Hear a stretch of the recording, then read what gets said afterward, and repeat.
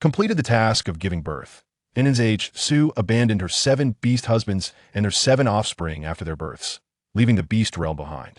5 years later, the grievances of the forsaken 7 beast husbands and their children converged, rising to a tumultuous crescendo, shaking the very foundations of the beast realm. It became imperative to return Nn's Su to the beast realm, to quell the anger of the beast husbands and their young, and to save the world. Alas, who will come to my rescue? The delicate and easily toppled male fox was sold into slavery by her, using 3 beast skins. Just upon reaching adulthood, he found himself in a contractual relationship with the beloved merfolk prince, who was furious and wished to sever their bond. When gravely injured, he was pursued by a fierce avian beastman, intent on taking her life. The cold-blooded snake beastman, leader of a band of outcast beastmen, took pleasure in imprisoning her within a cave. Then there were the silver wolf brothers, wrongfully imprisoned as beast convicts, and a seemingly obedient, yet cunningly malevolent 9-colored deer.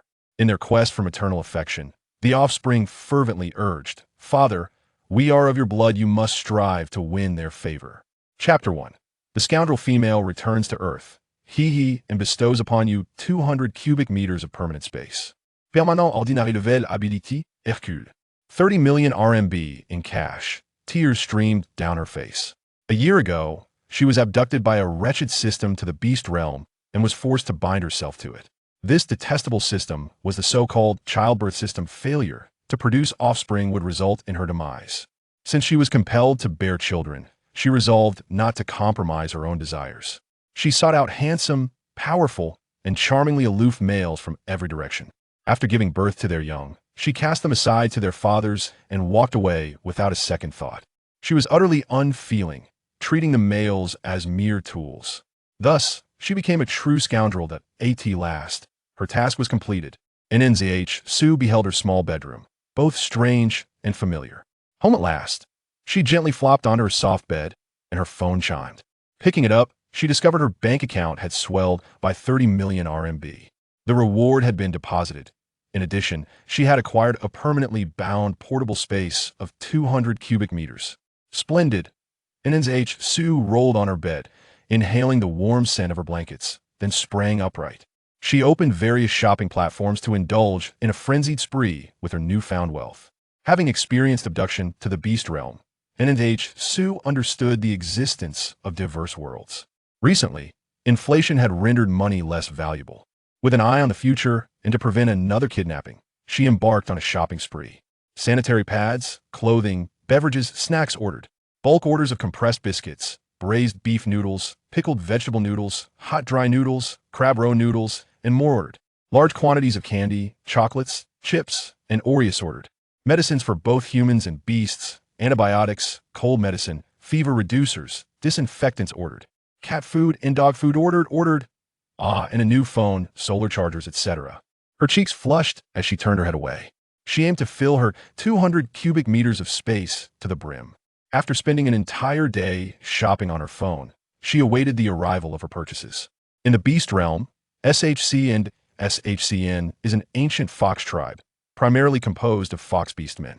This continent suffers from ecological imbalance, with a scarcity of females and an abundance of males. SHCN is no exception, with a notable surplus of males and a clear shortage of females. Male beastmen are responsible for hunting, sustaining the female beastmen and their offspring. Meanwhile, female beastmen possess numerous husbands, tasked solely with bearing and entertaining their young. One day, an unwelcome visitor arrived at the ancient fox tribe. A small aquamarine serpent was pursued by a group of young fox beastmen. The small serpent pressed itself against the stone wall, finding no escape, gazing pleadingly at the beastmen before it. The cold-blooded snake beastman is here to steal. Kill him, quickly. Put an end to this thief. The little serpent flicked its tongue nervously. Hiss, hiss, it's not me. I haven't stolen anything. Still denying it. Tell me, was it your thieving hands that took our meat? Not a single cold-blooded snake beastman is good. Why are we still talking to him? Drive him out of SHCN. The aquamarine serpent curled up, sustaining injuries before seizing an opportunity to escape. He fled to the creek, his small, frail body already injured, trembling beneath a large leaf. Since his birth, he had been unwelcome. He had grown accustomed to nursing his wounds alone. Suddenly, someone lifted the leaf, and the little serpent warily raised its head, hissing menacingly.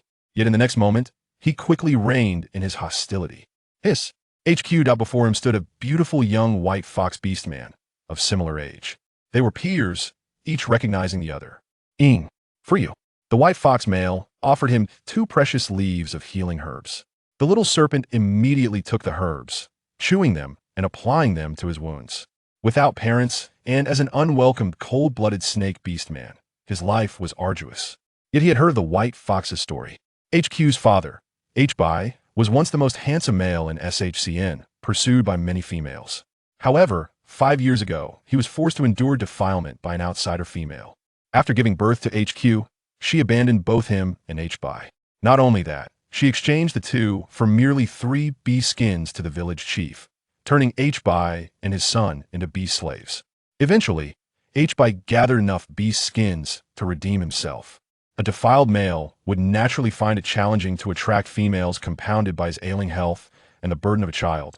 H-Bai was gradually marginalized within the tribe. HQ, abandoned by his mother, faced ridicule and bullying from the children of SHCN. Both father and son had been forsaken by the females. Equally pitiful. HQ placed a small piece of beast meat before him, saying, "Ing, this is for you. Please eat." The little serpent peered up. Hiss, hiss, hiss. "If I eat this, what will you eat? I have plans. You need not worry about us." HQ glanced toward his cave, concerned for his ailing father. The little serpent raised its body, watching as the white fox male departed, its aquamarine eyes blinking. The white fox had shown him kindness, yet he could not draw near. For he was a despised, cold-blooded snake beast man, and anyone who associated with him would only bring misfortune. The little serpent incautiously consumed the meat left by the white fox, cherishing every morsel. Though the white fox and his father were also hungry, they had shared their food with him. Once he regained his strength, he would hunt. He was determined to repay the kindness. In the beast realm, the beasts were particularly large and ferocious. Young beastmen were typically supported by the tribe and unable to hunt. The little snake beastman Ing, only 5 years old and yet unable to transform into human form, was a disabled beastman. A young disabled beastman venturing out to hunt was akin to a lamb entering the den of wolves. Finally, the little snake's body grew slightly stronger, and the blue serpent swiftly darted through the forest. He was too small, he dared not hunt larger prey, and could only cautiously seek out young hares while avoiding the dangerous predators lurking in the forest. The small serpent, Beastman, dared not be negligent in the slightest. He navigated his surroundings with utmost caution. Suddenly, he spotted a solitary juvenile long-air beast. Fortune smiled upon him. The small serpent Beastman composed himself, surveyed the area to ensure safety, and then opened his mouth wide, lunging towards the juvenile long-air beast. However, at that very moment, several small fox beastmen appeared nearby. The little fox cubs swiftly captured both the small serpent beastman and the juvenile long-air beast. The small serpent beastman struggled valiantly. Yet, how formidable were the cubs' strength? "Serpent beastman whelp, at last we have found you," one of them exclaimed. "Tie him up so he cannot move." Quickly, the fox cubs bound the serpent with several knots and ensnared him with vines. The serpent, named Shiyong, thrashed desperately, attempting to free himself from the bindings. "Hisses, what are you doing? You escaped last time. This time, let's see where you run," one of the cubs remarked. "Damn cold-blooded serpent beastman, you shouldn't exist in this world." Another added, "You should blame yourself for lingering in SH Xing, annoying everyone." Xiang struggled and hissed, "Hisses, hisses, I have committed no wrongdoing. I am not a villainous beastman." The fox cubs glared at him with fierce eyes. "Wandering cold-blooded serpent beastmen are all scoundrels," one declared. "Stop wasting words with him. Look above. Those 2 eagles are ready to hunt. The eagles despise serpents. Let us present them a grand gift." With that, the fox cubs hoisted the writhing blue serpent and ascended the tallest tree, hanging him upon its branches. Hisses, hisses, the water blue serpent struggled upon the limb. He gazed despairingly at the sky. When he hatched, he had glimpsed his father, who merely cast a cold glance before departing. He subsisted on insects and anything edible, barely managing to survive. Yet, day after day, he finally came to the bitter realization that he had been abandoned by his father. He was a forsaken serpent beastman, unwanted and homeless. On his path of growth, he had encountered countless malice. It seemed he was not meant to survive in this world. 2 immense eagles had already set their sights upon him. Would he become their prey? Hisses, hisses, Father, mother, who will rescue me? Chapter 2. The wretched female again kidnapped to the beast realm, not amused. Nan Zhisui felt herself enveloped in a radiant glow, surrounded by 6 directions, each occupied by 7 masculine figures. Each male seemed to emanate a hint of dark energy, their silhouettes obscured, yet she could sense their gazes upon her. The sensation was quite unnerving. Where am I? Nan Zhisui inquired. Point one figure, furiously indignant, retorted, Nan Zhisui, how could you abandon your husband and child? Another voice interjected, indeed, sister, you have abandoned your husband and child, bringing chaos to our lives. Where am I? Nan Zhisui panicked. It appeared she was being subjected to public execution by these 7 individuals. A different figure suddenly bent down, addressing her. Little female, while abandoning a child may be inconsequential, why would you forsake your husband? A palpable warning in the air sent shivers down Nan Zhisui's spine. What on earth? Who are you? One direction held 2 figures, with one stating enough. You two are well enough, my brother and I are still at the construction site, hauling bricks. In another direction, a soft voice chimed, female master, do you truly wish to abandon us? Nan Zhisui was bewildered. Who are you all? The final figure chuckled lightly. Everyone seems eager who wishes to become the rightful male. This individual appeared to be the instigator. Nan Zhisui felt her neck stiffen. Rightful male? What does that even mean? Is this a dream? Wake up! Wake up! Whether rightful or not is irrelevant, but Nan Zhisui, you must pay the price for your actions. Fool, one figure scoffed. Several others fell silent, seemingly contemplating the notion of rightful male. Becoming a rightful male doesn't sound too bad. I feel like I contend for it. How do we contest? A fight? Someone suggested eagerly. Finally, the figure who called someone a fool scanned the room before coldly and brutally declaring, kill them all. No need to contest. Nan Zhisui panicked. No, please calm down. Is this a dream? Oh heavens, how terrifying. Wake up, wake up. In the end, all 7 males turned their attention towards Nan Zhisui. She abruptly sat up in bed, rubbing her temples. How strange, she distinctly recalled having a terrifying dream. Yet upon awakening, she could not remember it at all. No matter how hard she tried, she could not recall it. Her beast husband's totem mark itched slightly, and she unconsciously scratched it.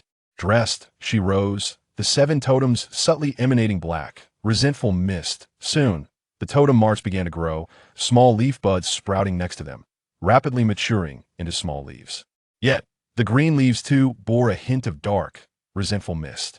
Among the 7 totems, the originally pristine white fox totem had darkened considerably, almost shattering.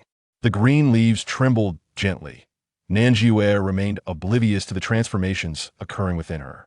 She absent-mindedly scratched at the fox totem. Am I experiencing an allergic reaction? Why is it so itchy? The delivery had arrived, and soon she overlooked the itching sensation. With an abundance of packages, Nan Zhisui's hands grew weary from receiving them. She arranged the parcels neatly within her space. Gazing at the abundance of supplies, she felt an inexplicable sense of security. How comforting! She set up a small hot pot at home, preparing a spicy broth, delightfully cooking lamb slices. It occurred to her that she had spent nearly 2 years in the beast realm. She had assumed that a year had passed in reality, and her parents must be frantic over her sudden disappearance. Nan Zhisui was a young veterinarian at a small pet clinic, and due to the brief duration of her absence, no one had even noticed she had been missing for over a day. Clearly, the passage of time differed between the 2 worlds. She had been fervently shopping online, placing orders and receiving deliveries for 5 days.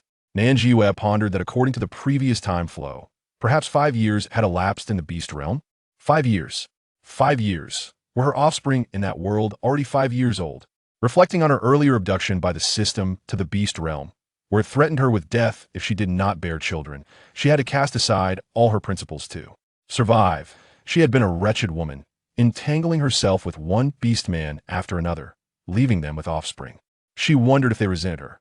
Nan Zhisui stuffed a large piece of lamb into her mouth. There was no point in overthinking. Dwelling on it would only breed guilt. Having decided to be a heartless woman, she would continue in that vein, discarding everything from the past. Stop thinking. Regardless, I have already left that world. Just as this thought crossed her mind, all her totems began to glow. She suddenly sensed familiar spatial fluctuations. Hisses, hisses. Someone save me, anyone. Father, mother. Little yonder does not wish to be devoured. The blue serpent beastman's eyes brimmed with frightened tears as he beheld the 2 circling eagles above, his despair deepening. Though he was a cold-blooded serpent beastman, he had committed no sins. Was he destined to perish? He did not wish to die. He truly did not wish to die. Save me. Someone save me. At that moment, a sudden fluctuation in space occurred before the blue little snake beastman.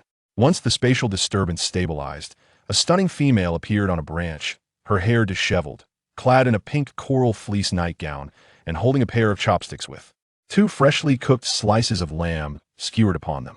Her hair was a cascade of silky black, and her eyes sparkled like black pearls. Never had he encountered such attire or this particular beauty. Uncertain of her identity as a beastman female, the little snake beastman's eyes widened in astonishment. SSS? A beautiful sister. After traversing the beast realm for many years, it was the first time he had laid eyes on such a breathtaking female. Nan Zhisui turned her head upon hearing the commotion, only to find a blue little snake, its entire body tied into a knot and suspended by vines in midair. The little snake wore a human-like expression, staring at her in disbelief. Meanwhile, she sat precariously on the swaying branch high above. Nan Zhisui exclaimed inwardly, aghast at the height. She had a fear of heights. The branch appeared so slender, she felt she could plummet at any moment. The veterinarian Nan Zhisui hastily gripped the branch tightly, quickly maneuvering herself towards the trunk of the tree, drawing closer to the blue little snake. Ying was bewildered by the sudden presence of a female and was at a loss regarding the situation. He even forgot to be afraid, fixated on this enchanting female. Once she positioned herself before him, Ying began to scream frantically towards the direction of the fox cub. Though Nan Zhisui could not comprehend his words, she turned to look at him. Snake beast man? Ying abruptly ceased his cries, his large eyes gazing at her in confusion. Nan Zhisui was taken aback, rendered speechless.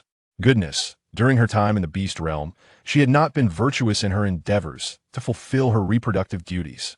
In pursuit of those handsome males, she had resorted to various cunning schemes. After ensnaring them, she callously discarded each one. It was evident that those males must harbor deep resentment towards her. What a predicament! System. Nan Zhisui called out twice. No system. Surely not. Ying suddenly realized something and began to writhe in a frenzy. SSS. An eagle is coming. Beautiful sister, run. Nan Zhisui furrowed her brow. What are you saying? I don't understand. SSS. Finally, Nan Zhisui began to grasp the body language of the knotted little snake beastman. She looked up to see two fierce hawks descending. Nan Zhisui shrieked. Ying opened his mouth, flicking his tongue in fright. SSS. Nan Zhisui swiftly drew a small knife from her space, deftly severing the vine that bound Ying, cradling the little snake beastman in her arms as she clung to the tree trunk, and descended. The rough bark scraped her palms as she descended rapidly, causing her hands to bleed. It hurt terribly. Upon reaching the ground, Ying felt dizzy, while Nan Zhisui ran with him in her arms, using the small knife to free him from the vines.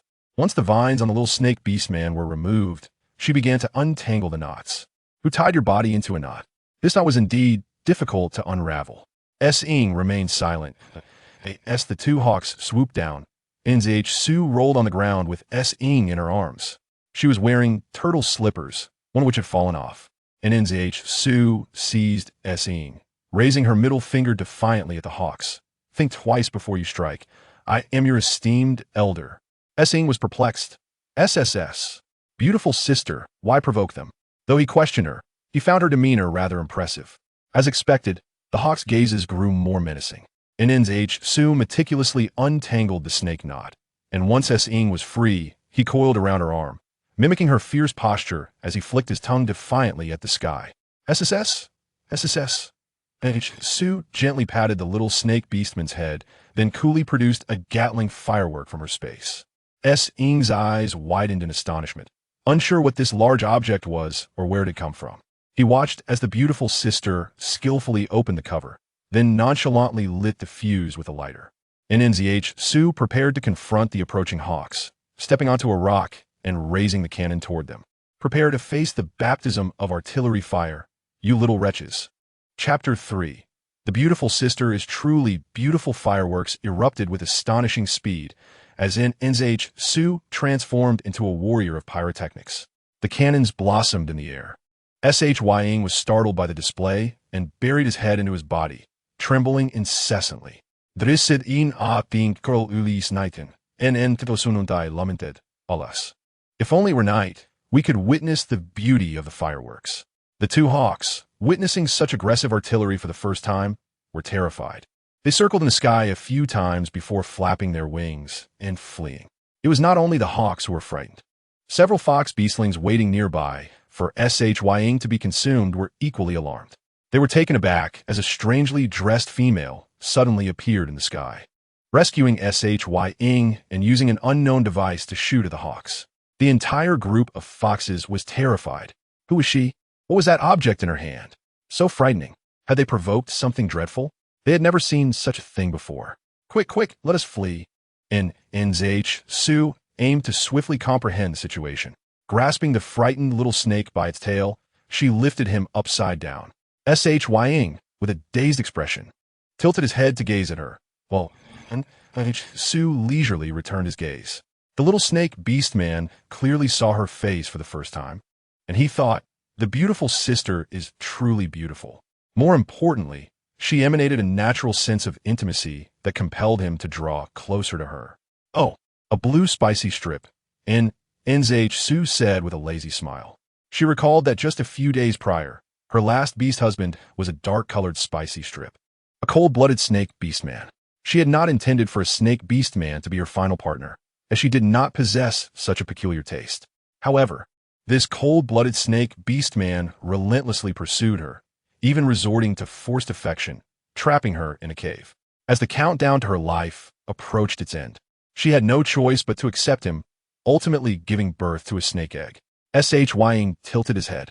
What is a spicy strip? His beautiful sister. Thank you for saving me. The little one, thinking she could not understand him, was surprised when Nan Zhisui replied, You are quite adorable. Over the years, she had encountered many snakes, but the blue scales adorning him were truly unique, more beautiful than the blue sky. Shying's face flushed even deeper, and he coiled around her wrist. And Nan Zhisui inquired, Little one, can you transform into human form? Shying suddenly drooped his head, shaking it dismally. Having spent a year in the beast world, Nan Zhisui had a basic understanding. At your age, you still cannot transform? Are you a disabled beastman? Shying became even more despondent. Indeed, he was merely a beastman unable to assume human form. Do not be disheartened. And Nan Zhisui realized she might have inadvertently hurt the little one with her words and felt a pang of compassion. Who has bullied you, leaving you to be a meal for the hawks? Tell your sister, and I will help you seek vengeance. Shying shook his head vigorously, unwilling to accept her offer for revenge. This was the first time he had encountered a female who was not disdainful of snake beastmen. A beautiful sister with both grace and kindness. The fragrance emanating from her was delightful and comforting. He did not wish for her to know that he was disliked by other beastmen. With his face suddenly aglow after being held by Nan Zhisui, the little snake beastman twisted and turned for a while before looking at her with a flushed face. Is it true? And Nan Zhisui, rare in her understanding of his meaning, nodded affirmatively. Indeed, instantly, the little snake beastman perked up, resolving to eat well henceforth, so he could transform into human form and no longer be a little disabled creature. Shying detected a faint scent of blood. Ah, beautiful sister, your hand is injured. He turned around, clinging to her wrist, while his small forked tongue carefully tended to her wound, licking gently. It tickles. And Nan Zhisui shook her hand, causing Shying to feel dizzy. Having not eaten for a long time, he succumbed to low blood sugar and collapsed to the ground. Believing she had fainted him, and Nan Zhisui called out, Hey, wake up. Are you all right? Little spicy strip, wake up. In SHCN, a low-lying area with a damp cave, a 5-year-old white fox beastman named HQ was tending to his father, HBI, providing him with water. I was the most handsome male in SHCN, blessed with perfect looks but cursed with poor health. HQ had once heard his aunt say that male beasts were naturally frail, but he had never been this weak before, and he originally had the opportunity to go to WNSH-UCH-ing. If he had entered WNSH-UCH-ing and found a good female, he could have received effective treatment from a skilled shaman. However, in his prime, He had been abducted and forced by a malicious female. In the beast world, females are scarce and protected by the beast god. Once a pair is formed, the male becomes entirely subservient to the female, and defiance leads to punishment by the partner's mark. After coercing HBI, that female bore a child and then abandoned him, leaving him to fend for himself. His female parent was both malicious and unworthy. HBI, deprived of his support and burdened with poor health, had to hunt and care for HQ. Since the last reign, HBI had caught a cold while hunting and had been coughing ever since. Now, he had endured a high fever for 5 days. Chapter 4. Father appears to be dying with insufficient food and the shaman's medicine being particularly expensive. HQ feared his father might be nearing the end. Cough, cough. HBI could not suppress his incessant coughing. Father, what is wrong? HQ, do not worry, I am fine. I'm just a bit tired. HBI replied weakly, drifting into a faint sleep. HQ's eyes welled with tears and biting his lip. He quickly ran to the shaman with the last piece of beast hide they possessed. In the beast world, shamans are extremely rare, available only in large tribes. SHCN, as an ancient tribe, had its own shaman, an elder fox beastman named HYU. When HQ arrived, HYU was busy drying herbs. The little white fox cub, filled with urgency, exclaimed, "Shaman, my father's condition has worsened. His head is burning up, and it seems he is about to die. Please help him. I cannot be without my father. We still have one piece of beast hide." HQ presented the last complete piece of beast hide they owned. Thick and soft, the final remnant of their resources. "I beg you, please save my father." HYU glanced down at him, speaking earnestly. HQ, I visited your father yesterday. He has had a high fever for 5 days. I fear he may not be saved. Moreover, even if I wish to help, I do not possess enough medicinal herbs. The herbs in HYU's possession were gathered painstakingly from the mountains, and the tribe's consumption had depleted their supply. No medicine? We cannot be without medicine. HQ pleaded anxiously, "Please, do not abandon my father. I truly cannot lose him." The old shaman sighed. "It is not that I do not wish to save him, but it is genuinely beyond my capacity." Tears streamed down HQ's face as he steeled himself. "Then please tell me what kind of herbs are needed. I will go into the mountains and gather them." HYU looked at him in astonishment. "Little cub, do you understand what it means for a young beast man to enter the forest?" At merely 5 years old, entering the forest meant becoming prey for the wild beasts within. HQ bit his lip, his eyes glistening. "I understand, but my father is my only family. I cannot let him die." Touched by the earnestness of the little one's heart, HYU relented. "Very well, I will tell you what herbs are needed. But you must understand, your father's constitution has always been poor, and now, with 5 days of high fever, if you do not find the herbs by tonight, your father may have to meet the beast god." HQ knelt on the ground, bowing his head, exclaiming, "No, it cannot be. I will surely find the medicinal herbs." HYU gazed in the direction the little fox had departed, unable to refrain from commenting, "How pitiable. A fine HBI, reduced to this plight by a malicious female. The little one must toil for him. How tragic." Meanwhile, NZH, Sue continued to feed the small snake beast with slices of ham. The azure-hued serpent poked its slick head out. Eagerly consuming the morsels of ham, she offered. "Wow, this is delicious," it exclaimed, munching away quickly. And Sue observed its blushing little face, exclaiming, "How adorable. Feeding this little darling brings me such joy." After offering another piece of ham, she remarked, "Little snake, nightfall approaches, and the forest becomes perilous after dark. We must devise a plan to find shelter in a tribe." The snake nodded, hissing, "SSS, SSSS, beautiful sister. I know of a HZ tribe nearby, but it is somewhat distant." And NZH, Sue inquired, "You mean there is a tribe nearby?" The blue snake nodded again. She pressed on, "Can we reach it tonight?" The blue snake shook its head. "Then we shall find a way to spend the night in the forest." NZH, Sue decided. Having previously gained ample experience in the wild with the system, she was adapting remarkably well. Together with the small blue snake, she began to gather firewood. Although the little snake was not entirely sure of her intentions, it complied with her every command.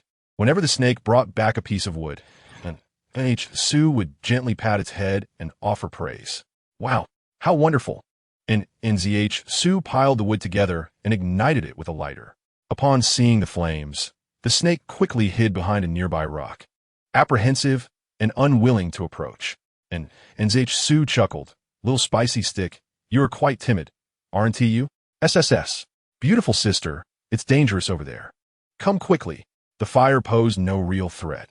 Yet the little snake remained fearful, sneaking glances at the flickering flames from behind Nan Zhisui. She set a pot over the fire and retrieved some seasonings from her space, along with a frozen chicken, to prepare chicken soup. Although she loved to eat, her previous life in the beast realm had left her destitute, lacking even basic seasonings, with salt being a rare commodity. Now, with 200 cubic units of supplies at her disposal, she could indulge in whatever she desired. As darkness enveloped the sky, a small white fox beastman clutched several medicinal herbs, running in a panic, having finally located them after a long search. However, he had unwittingly attracted the attention of a pack of wolves. He had no choice but to transform into a small fox and flee for his life. A pack of famished wolves, having gone days without food, pursued him relentlessly. Help! Help! The little fox cried out, stumbling and injuring his knee, yet he clung desperately to the herbs, limping onward. Nan Zhisui's chicken soup was nearly ready, and just as she was about to serve herself, she heard the distant howls of wolves. The snake raised its head, listening intently to the sounds, and detected HQ's voice among the cacophony. By scent, it confirmed it is HQ, but ISN he from SHCN? How did he end up in the forest without any adult beastmen around? The snake, feeling urgent, flicked its tongue at Nan Zhisui, hissing in distress. What should we do? Beautiful sister is just a little female, and I'm merely a small one too. HQ is just a cub. What can we do? The snake tugged at the hem of Nan Zhisui's skirt, urging her towards the trees. Beautiful sister, wolves cannot climb trees. You should hide up there. HQ is my friend. I must save him. Unexpectedly, Nan Zhisui scooped up the little snake and climbed into the branches of a tree, looking down from their elevated position. The moonlight illuminated the scene, and she saw a group of wolves relentlessly pursuing a small white fox, whose injured legs seemed unable to carry him much longer. In a state of panic, the snake insisted on going to save the little fox. Your friend? And then the snake nodded fervently. After contemplating for a moment, she reassured, do not worry, little snake, we will act.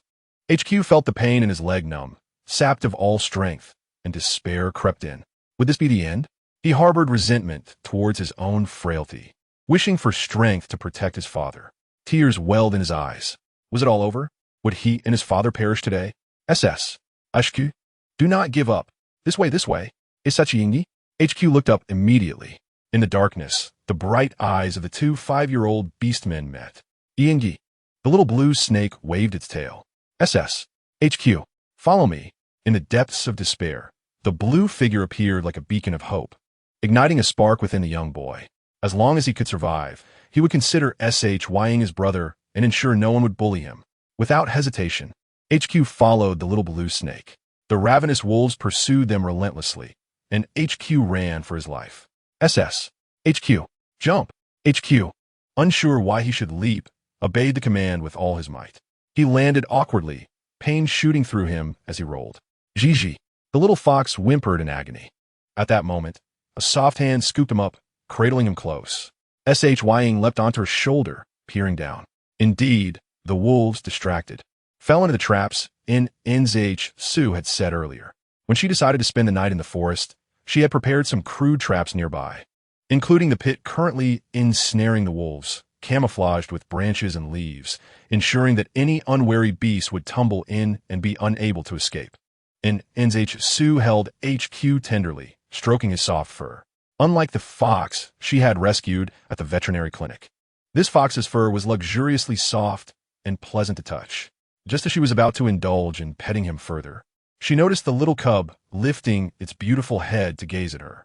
What a lovely little fox, Nan Zhisui thought, her mind drifting to the image of a white fox male, a self-proclaimed apprentice of a shaman, adorned with painted tribal markings, obscuring his true visage. Dressed in a pristine shaman's robe, he exuded a unique blend of fragility and beauty, his long, silken hair cascading down to his waist, framing eyes that captivated with their stunning allure. As he danced the shamanic ritual of the Fox clan, a playful smile graced his lips, drawing her in with a beguiling charm. MZH. Little one, frightened? The little white fox gazed up at her in surprise. HQ. It was beautiful sister who saved you. Ying declared. HQ echoed. Beautiful sister? And Nzhsu smiled. Ah, I quite like that title. However, we cannot let our guard down just yet. Though a few wolves had fallen into the trap, the others recognized the danger and chose to circumvent it. And Nzhsu, clutching both little beast cubs, climbed swiftly up a nearby tall tree, standing on a branch to survey the scene. The differences between felines and canines were striking. In her hospital, no matter how high a cat might leap, they could always land gracefully, while canines would be confounded by a mere low fence. Ow! The chilling gaze of the beast's eyes was particularly frightening at night. Just as the two young cubs began to relax, they felt the great tree sway and witnessed a pack of wolves crashing their heads against it. Ying, feeling anxious. Hist, sister, they're gonna ram this tree. HQ was equally flustered, his tiny paws scrambling at Nzhsu's pink coral fleece nightgown. Sister, the tree will fall, and we will tumble down. Being stepped on by the little fox's delicate paws filled Nzhsu with an inexplicable joy, though she managed to appear remarkably calm. Do not panic, I am here. Nzhsu rummaged through her space, producing a large bag of green packaged dog food. She tore it open and poured the contents liberally downwards. The enticing aroma of the dog food rained upon the famished wolves, and the scent quickly caught their attention. So fragrant. Even HQ sniffed the air, intrigued. The wolves lowered their heads, cautiously tasting the food, and soon discovered its exquisite flavor. Consequently, the wolves began to feast heartily, especially the wolf king, who shoved aside two smaller gray wolves to devour the dog food with great vigor. Nzhsu rested her chin on her hands, waiting until the wolves were preoccupied with their meal before she gracefully descended from the tree with the two cubs and leisurely began sipping chicken soup. The fire beneath the soup deterred the wolves from approaching, and with the delectable dog food available, an unusually strange yet miraculous balance was established. HQ remained vigilant against the wolves while also wary of the fire, his nerves taut. Nzhsu scooped a spoonful of chicken soup into a paper bowl, saying, "You will enjoy this." After receiving the warm soup, HQ suddenly felt the fatigue and chill of his body. He fell silent and transformed into human form. It was not Nzhsu's first time witnessing a beastman transform, yet each occasion felt fresh and captivating. She examined the form of the little one before her, a charming child of about 5, resembling a celestial being. With long white hair, white eyes, and translucent skin, he was undoubtedly a beauty. It was hard to imagine how many females he would captivate as he grew. Who was so fortunate as to bear such a lovely offspring. Chapter 6, Good Dog. The chicken soup was hot. She advised blow on it before drinking. Heeding her words, HQ imitated Nzhsu, blowing on the soup before slowly sipping it. The little celestial's eyes sparkled with delight. And Nzhsu smiled. What fox does not love chicken? Ying slithered onto HQ, who, after blowing on the soup, fed a couple of spoonfuls to Ying. And Nzhsu exclaimed, "These two seem quite fond of each other." The elegant little white fox sipped the chicken soup with an air of grace. After finishing the bowl of soup, HQ felt rejuvenated. He inquired, "Sister, the wolf pack is still wild beasts. Even if you feed them, can we be sure they won't attack the beastmen? Should we escape now?" And Nzhsu continued searching through her space, saying, "No need to rush." Finally, she found what she sought and casually remarked, "Do you know how Ying tamed the Black Panther? You and T know, as you don't watch certain videos." Suddenly, her eyes brightened as she produced a gigantic iron shovel. The beasts of the beast world were generally larger than those on Earth, but that was of no concern. Her shovel was also a custom, oversized version. Nzhsu stretched her limbs, cracked her neck, and pointed at the wolf pack, declaring, "Having eaten my dog food, you ought to be able to converse properly now." A resounding howl erupted as she declared, "The entire bag, a full 20 pounds of dog food, has finally satiated this pack of hungry wolves." The well-fed wolves gazed at the human who had fed them with strange expressions. "Which of you is the wolf king? Step forward," she commanded. The strongest wolf strode forth, growling twice. Nzhsu brandished her shovel, asserting, "I challenge you." The wolf king lowered its head and howled. HQ and Ying were taken aback. Sister is actually challenging the wolf king to a duel. The other wolves retreated as the challenge was issued. The two little cubs were anxious, urging Sister, "Be careful. Do not worry." And Nan Zhisui reassured them, and indeed, she took on the Wolf King with the shovel in hand. Nan Zhisui tested the strength in her grip. After completing her task of childbirth, she had received a reward from the system that granted her the ability of a strongman. Previously, she had accidentally cracked a table with a mere touch. Now, facing the beasts of the beast world, it was time to assess the depth of her newfound power. Xing squirmed anxiously while HQ gasped several times, concerned for her safety. While they were eating, we could have escaped. YISNT sister running. Just as HQ was in turmoil, a tremendous crash reverberated through the air, and Nan Zhisui's shovel came crashing down onto the Wolf King's head, stunning it. With only 30% of her strength, she had knocked the Wolf King unconscious. Her ability proved quite effective. The entire pack of gray wolves recoiled in shock, stepping back, and Nan Zhisui took a moment to stretch and then moved back toward the two cubs. HQ and Xing stared in wide-eyed astonishment. Sister possesses such great strength? Terrifying. Xing idolized the powerful sister, wrapping around her arm as soon as she approached.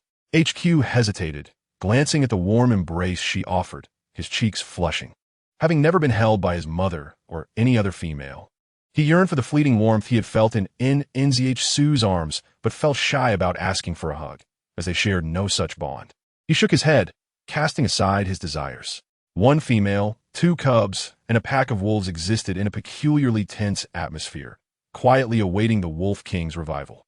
It was not long before the Wolf King shook its head and regained consciousness. After a moment of dazed confusion, it bowed before Nan Zhisui in submission, and the other gray wolves followed suit. HQ and Xing exchanged bewildered glances. "Why is this happening?" Nan Zhisui affectionately patted the Wolf King on the head, saying, "Little brother, from now on, you shall be my wolf brother. Though I have triumphed over you, I do not seek your position as the Wolf King. Your pack remains under your command." Nan Zhisui retrieved 5 unopened bags of a popular dog food brand from her space. "This is my favorite brand, favored by the dog in my yard. It tastes quite good, does it not? Consider it a gift from me to you. But do not rush to eat. This is not the same as the meat you hunt. Dog food is storable and lasts a long time. Find a place to hide it, and only open it when hunger strikes. This is reserved food, understand?" The Wolf King seemed to comprehend, nodding in a surprisingly human-like manner. Wood howled, signaling the completion of the transaction. And Nan Zhisui whistled. "This will be the call I use to summon you in the future. Do you understand?" "Awoo." The Wolf King howled in response. "Awoo," echoed the pack.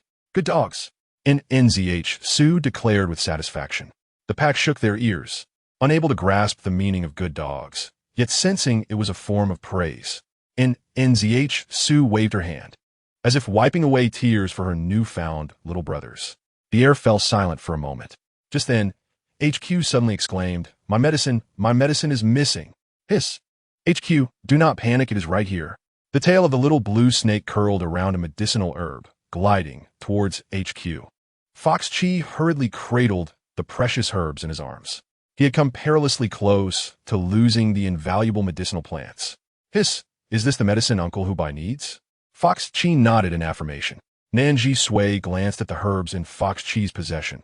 They were the common Banlon General, given the versatility of Banlon Gen. Nan Zhisui was momentarily uncertain about what ailment the little fox intended to remedy. Perhaps it was a cold. As she listened to the dialogue between the two young creatures, her lack of understanding of their serpentine language left her perplexed. "Little one," Nan Zhisui inquired, "how is it that your family permits such a young cub to venture into the forest at this hour? Where are your father and mother? What are the other members of your family?" Fox Chi felt a twinge of embarrassment. A complete beastman family is typically centered around the female, who often possesses multiple males. Not all males have the right to bear offspring. Only the fortunate ones are blessed with their own young. Thus, the number of males within a family serves as a measure of its strength. In contrast, his family consisted solely of a sickly father and himself, making them one of the weakest and most vulnerable beastman families. "Wait." Nan Zhisui ruffled her hair, feeling its texture was unsatisfactory, then gently tousled Fox Chi's small head. "You, a mere cub, traversing the forest at this hour? Are you reckless? You should wait until dawn before setting out." Fox Chi's eyes glistened with unshed tears. Chapter 7. The little cub feels reluctance. He was uncertain of the psychology that prevented him from disclosing uncle who buys illness. Perhaps it stemmed from the time when his father was sold into slavery by the matriarch to the village, leading to his father being looked down upon. Consequently, when he mentioned his father's illness, he was met with the mocking gazes of other beastmen in the stone village. Speaking of it would yield no benefit. He could hardly expect assistance from a chance encounter with a female. Seeing the adorable little celestial being with his reddened eyes, Nan Zhisui's heart softened. During her time as a veterinarian, she could never bear to witness the tearful expressions of small pets. Her nurse, Xiao Yi, often chided her for her excessive kindness, claiming she always spent her own money to treat animals. In truth, it was not kindness. She merely sought peace of mind. She squatted down and lifted the little creature into her arms. Fox Chi's heart raced. The softness of a female's embrace was a stark contrast to the rigid chest of his father. He had never known the warmth of a female's hug.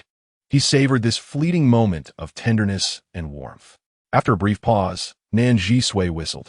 A commotion arose from the thicket, and the Wolf King returned with 2 young wolves in tow. The distrustful Fox Chi and Shi Yang immediately became alert. Nan Zhisui gently patted the heads of the 2 cubs and addressed the Wolf King. "Good boy. You've arrived so obedient." The Wolf King lay down, and Nan Zhisui mounted the wolf's back with the 2 cubs. Fox Chi and Shi Yang felt a bit dizzy. Were they really riding on the back of the wild wolf that had just threatened them? It felt like a dream. Fox Chi pointed the way while clinging to Nan Zhisui with affection. He was uncertain of what a mother was like. Was this the feeling? Gentle and warm. When he observed other cubs in the stone village snuggling in their mother's arms, he yearned for a mother of his own. He would pester his father with questions about what mothers were like. Yet his father would merely ruffle his head and sigh. Fox Chi thought to himself that his mother, who had abandoned them, must be a very cruel beast man. He did not need her. Yes, he did not need her.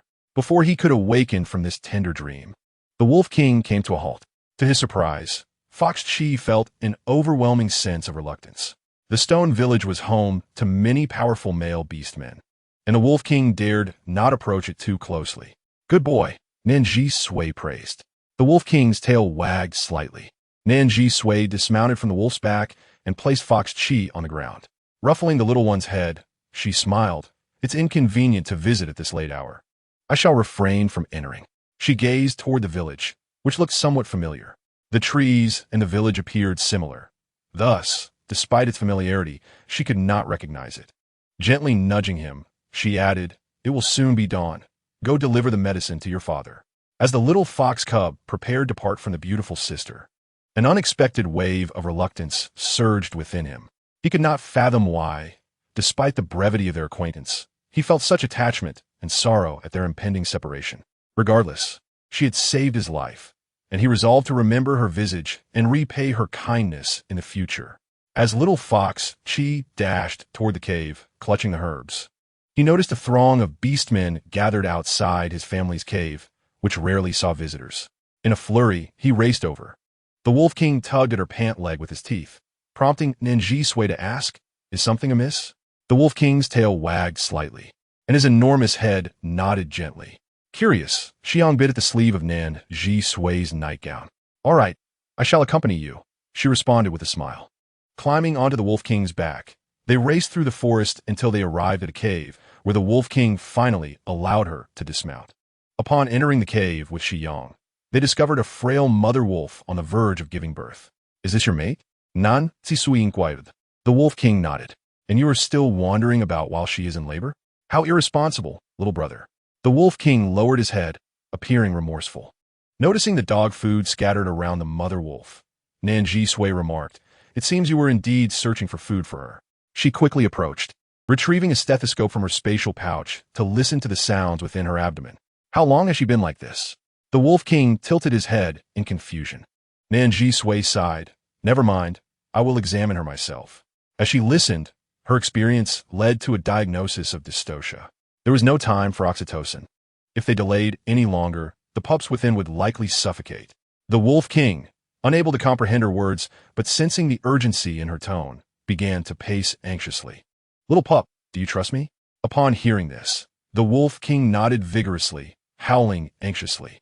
Nan Zhisui addressed him firmly. I am going to perform a cesarean section on your mate. Rest assured, I have conducted this procedure countless times, and I can guarantee her safety. However, I need you to remain calm, even if you see her belly being cut open and blood flowing. Do you understand? With a determined howl, the Wolf King affirmed his understanding. Xiang, wait for me over there. The little snake understood and nestled in a corner, keeping his distance from the Wolf King. The beautiful sister was incredibly brave. Could she truly save this mother wolf? The admiration in Shi Yang's eyes for her grew ever more profound. Nan Zhisui retrieved her tools from her spatial pouch, donned a mask and gloves, and arranged the disposable pads, instruments, disinfectants, and suturing materials. She then administered an anesthetic to the mother wolf and began the cesarean section. A multitude of beastmen had gathered around Hu Bai's cave. At the forefront stood two females. One was Hu Yu, Fox Chi's half-sister and thus his aunt, while the other was Hu Zi, the daughter of the current village chief. Hu Xin, fox beastmen are naturally alluring, and both Hu Yu and Hu Zi were among the most beautiful females in the region. Hu Bai had once been the most handsome male in Hu village, naturally attracting the attention of the enchanting Hu Zi. Due to Hu Bai's frail health, Hu Yu had urged her brother to seek treatment in Wanshou City, which temporarily deterred Hu Zi from pursuing him.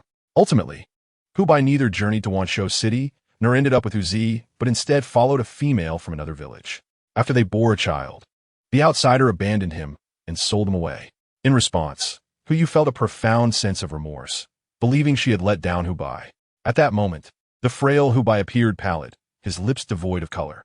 He struggled to sit up, emitting faint sounds of distress. What brings you to my home at such an hour? Perhaps it is due to his striking beauty. Despite his evident weakness, every gesture exuded a morbid allure that remained breathtaking.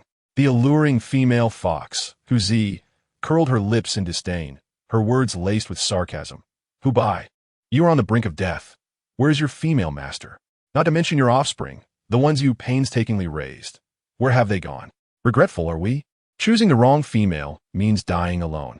Had you chosen me, your life would not have descended into such despair. Chapter 8. I am unwilling to sever our bond. The male's face was ashen as he leaned weakly against the stone wall, his voice barely audible. I pursued her. She looked down on me. He is unworthy, both in health and appearance. It is only natural that she would not regard him. Hu Zi faltered, her anger flaring. Have you lost your mind? You still think of that wild female? She has forsaken you. What could possibly be admirable about her? Hu Bai's eyelids drooped as he spoke slowly yet earnestly. I love her. I have never encountered a female like her. I know not where she came from or where she is headed. All I remember is my affection for her. I have never regretted loving her, nor have I ever regretted being with her. Hu Zi, sister, you may leave. I cannot terminate my bond with her. Coughing violently, Hu Yu felt pain for her brother's condition and urged, Hu Bai, why must you endure this? If you agree to Hu Zi, she will find a way to procure medicine for your ailment. Once you recover, her mother will help sever your bond, allowing you to join Hu Zi's family. A male beastman without a family struggles to survive. Hu Bai coughed weakly, seemingly devoid of strength to speak further. No need. Little Hu Chi dashed through the crowd and leapt into Hu Bai's embrace. Father. He smiled at Hu Yu, saying, Sister, I cannot sever my bond with her. It is my last hope. As for Hu Chi, after I am gone, let him join your family. In light of our sibling bond, will you raise him? Hu Yu fell silent. Hu Zi trembled with rage. Hu Bai, even now you refuse to abandon her? Hu Zi, you can let go. Why do you refuse? 5 years ago you hesitated. In these 5 years, has she ever sought you out or visited you? What do you remember of her? How is she superior to me? As she thought of this, Hu Zi grew increasingly infuriated. You must accept whether you wish to or not. As she appeared on the verge of losing control, her males called out to her, Mistress. Hu Bai suddenly erupted in a fit of coughing. No, do not save me. Hu Zi looked at Hu Yu, who ultimately could not bear the thought of her brother dying, and nodded. Hu Zi commanded, Take him to my mother. Father. Hu Chi cried out. What to do? What to do? I do not want father to die. I do not want to lose my father. Yet, father seemed unwilling, his sorrow palpable. Hu Bai abruptly ceased his struggle, laboriously gazing at Hu Chi. Cough. Ah Chi, have you gone to gather herbs? Hu Chi nodded through tears. The shaman taught me how to gather medicine. Father, you will be saved, you will be saved. The once struggling Hu Bai felt his mind go blank. He clutched his chest, coughing, and a trickle of blood escaped his lips. He felt powerless, forcing his 5-year-old child to venture into the mountains for herbs at such a late hour. If Achi encounters danger, what would he do if Achi were lost? Foolish child, father will be fine. I will not die. Hubai gently caressed Hu Chi's cheek. Do not engage in such perilous endeavors again. Little Hu Chi wept inconsolably. You are lying. You just told Aunt you were dying. I do not want to go with Aunt. I want to stay with you. Little Hu Chi fiercely commanded the fox beastmen in the cave. Leave. All of you leave. We do not need you. Hu Zi, feeling frustrated, said, Hubai, this is your last opportunity. Think carefully. Do not regret it. Hubai's gaze towards Hu Chi was filled with remorse as he rejected Hu Zi, feeling guilty towards everyone but Hu Chi. What would happen to little Achi if he were to perish? Gritting his teeth, he said, Go, all of you, go. Hu Zi, I will not regret it. The beast god watches over us. Hu Zi, vexed, retorted, Why bring up the beast god now? It has been ages since the beast god appeared. Who knows if the beast god is alive or dead? Hu Zi's large male companion hastily covered her mouth. Mistress, such words should not be spoken. Let us depart. Although the priest of the Fox clan had indeed mentioned that they had been unable to communicate with the beast god for centuries. If the priest learned of Hu Zi's disrespect, even though she was a precious female, she could not escape punishment. With that, Hu Zi shot a glance and departed the cave with her males. Hu Yu cast a remorseful glance at her brother Hu Bai before turning to leave. The cave was left with only Hu Chi and Hu Bai, who, amidst tears, managed a faint smile as he handed Hu Bai the Ban Lan General Father. We need not fear. We have medicine. Hu Bai smiled gently, lifting his head to stroke Hu Chi's hair, chewing the unprocessed Ban Lan Gen before swallowing it. Is it effective? Hu Chi asked eagerly. It is effective. Thank you, Achi. As Nan Zhisui made the incision on the belly of the she-wolf. The wolf king grew impatient, unable to restrain his growls, yet his body remained tense and watchful. As he observed, his front paws scraped the ground before he finally lay down, softly whimpering. Nan Zhisui carefully extracted the wolf cubs one by one, handing them to the male wolf while hastily suturing the mother wolf. Faced with the tiny wolf cubs, the male wolf was at a loss. Nan Zhisui could not help but scold. Do you not know how to be a father? Lick away the amniotic fluid. Clean the cub's mouth and nose so they can breathe. Leave the placenta and umbilical cord to me. The male wolf hurriedly got to work, all the while being scolded and criticized by Nan Zhisui, yet he dared not get angry. For the lives of his wife and children rested in this female human's hands. After suturing the mother wolf, Nan Zhisui returned to rescue the wolf cubs. 5 of them were fine, and after disposing of the placenta and umbilical cord, she sent them back to their mother to nurse. However, the 6th cub was entirely bruised and on the verge of death. The wolf king, seeing that the little one was unwell, chose to abandon it. The mother wolf, still somewhat conscious, also opted to give up on the little one. In the wild, it is common for beasts to abandon weaker offspring when they have multiple cubs. However, Nan Zhisui was unwilling to concede. She wiped the cub's mouth and nose clean with a clean cloth, then used a device to extract the amniotic fluid from its airways, supporting its spine and head as she swung it gently in the air. After approximately 10 minutes of resuscitation, the little one began to show signs of life. Nan Zhisui quickly attended to its final needs and warmed it before placing it beside its mother. The wolf king and mother wolf were astonished. Hadn't the little one already perished? It was alive. The mother wolf's maternal instincts surged, and despite her pain, she bent down to examine the cub. Discovering it was indeed nursing, she gently nudged Nan Zhisui's palm, as if to express her gratitude. You are remarkable, Nan Zhisui said, stroking the mother wolf's head. Although the incision was small, it was still a cesarean section, and her abdomen would be somewhat painful post-surgery. Do not move around too much, nor lick it. You will heal in about 7 days.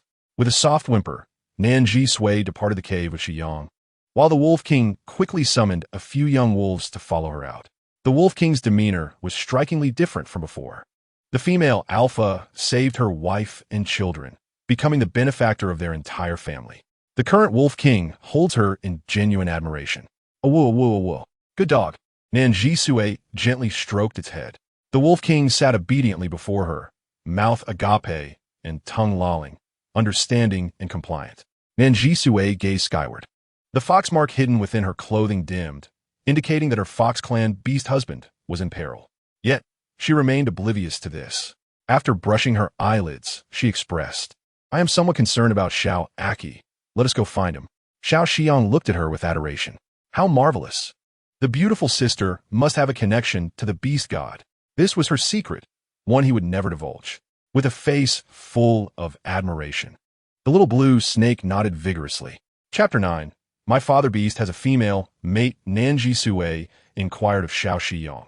Do you know where Huqi's family resides? Xiao Shiyong sniffled and nodded. Lead the way, commanded Nan Zhisui. The little snake eagerly nodded, its blue body extending like a compass to indicate the direction. Upon arriving at Huqi's cave, Nan Zhisui could not help but frown. Huqi lives here? This cave was low-lying, dark, and damp, devoid of sunlight. Such an environment was detrimental to health. How could such a beautiful and obedient little being reside in such poor conditions? How did his father beast and mother raise him? As Nan Zhisui approached, she felt the cave's owner was rather particular. The interior was bare, poorer than most beastmen she had encountered, yet was impeccably clean.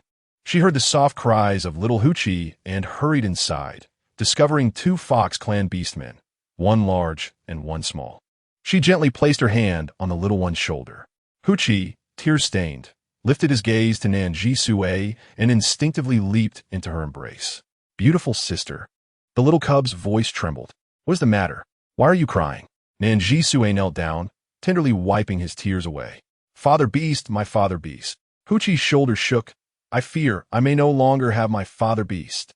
With that, the lovely little cub broke down in uncontrollable sobs. Nan Zhisui glanced at the stone bed and saw a snow-white male fox beast lying quietly upon the hard surface. His slender frame appeared somewhat gaunt, likely due to prolonged hunger, yet his features were exquisitely beautiful, stunningly so. What a remarkably handsome male! His skin was pale and translucent, breathtakingly beautiful. He was ill. Nan Zhisui swiftly retrieved a stethoscope from her space and placed one end against his chest. The serious-looking young woman carefully opened the beast skin skirt covering the male's chest, listening intently to the magnificent sounds emanating from his chest cavity. Pneumonia. Severe pneumonia. He requires intravenous fluids, Nan Zhisui declared. Aki, fetch a sturdy, long branch to use as a stand. Huqi stared blankly for a moment. Nan Zhisui reiterated, do not dawdle. I need a drip stand. He nodded heavily before turning to seek out a branch. Previously, Huqi had foraged for herbs, such as Banlan General, to be frank. Banlan Jin is a remarkable herb, effective in clearing heat and detoxifying, capable of treating various ailments. Although treating pneumonia was challenging, it was thanks to Banlan Jin that this white fox beast had endured thus far. Nan Zhisui's right eye twitched. She rubbed it and searched her space for medicine, finally finding it. Although it was veterinary antibiotics, the majority of components in veterinary and human medications are similar, with veterinary medications often containing higher concentrations. Furthermore, the male before her was indeed a beast man, so veterinary antibiotics should be applicable. She procured antibiotics, glucose, and medical supplies for the foredrip. When Huqi returned with the large branch, Nan Zhisui positioned it appropriately before disinfecting her hands, and then the back of Hubai's hand, preparing to set up the four. Little Huqi and Xiao Shiyong had never witnessed such a scene. They watched as Nan Zhisui bent down to gently pat Hubai's head and checked his temperature at his temples, neck, and body.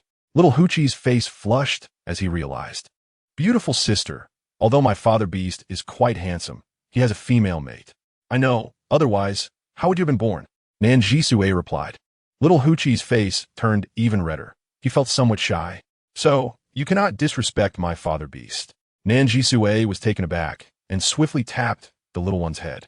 What are you thinking at such a young age? I am a doctor, tending to his illness. Do you understand? But the four contains antipyretics. We must reduce his fever. If it does not subside, even if your father beast wakes, he may become a fool. Little Huqi covered his head and looked up at Nan Zhisui. Though the little one was beautiful, throughout his upbringing, aside from his father's selfless kindness, the goodwill from other beastmen had been minimal.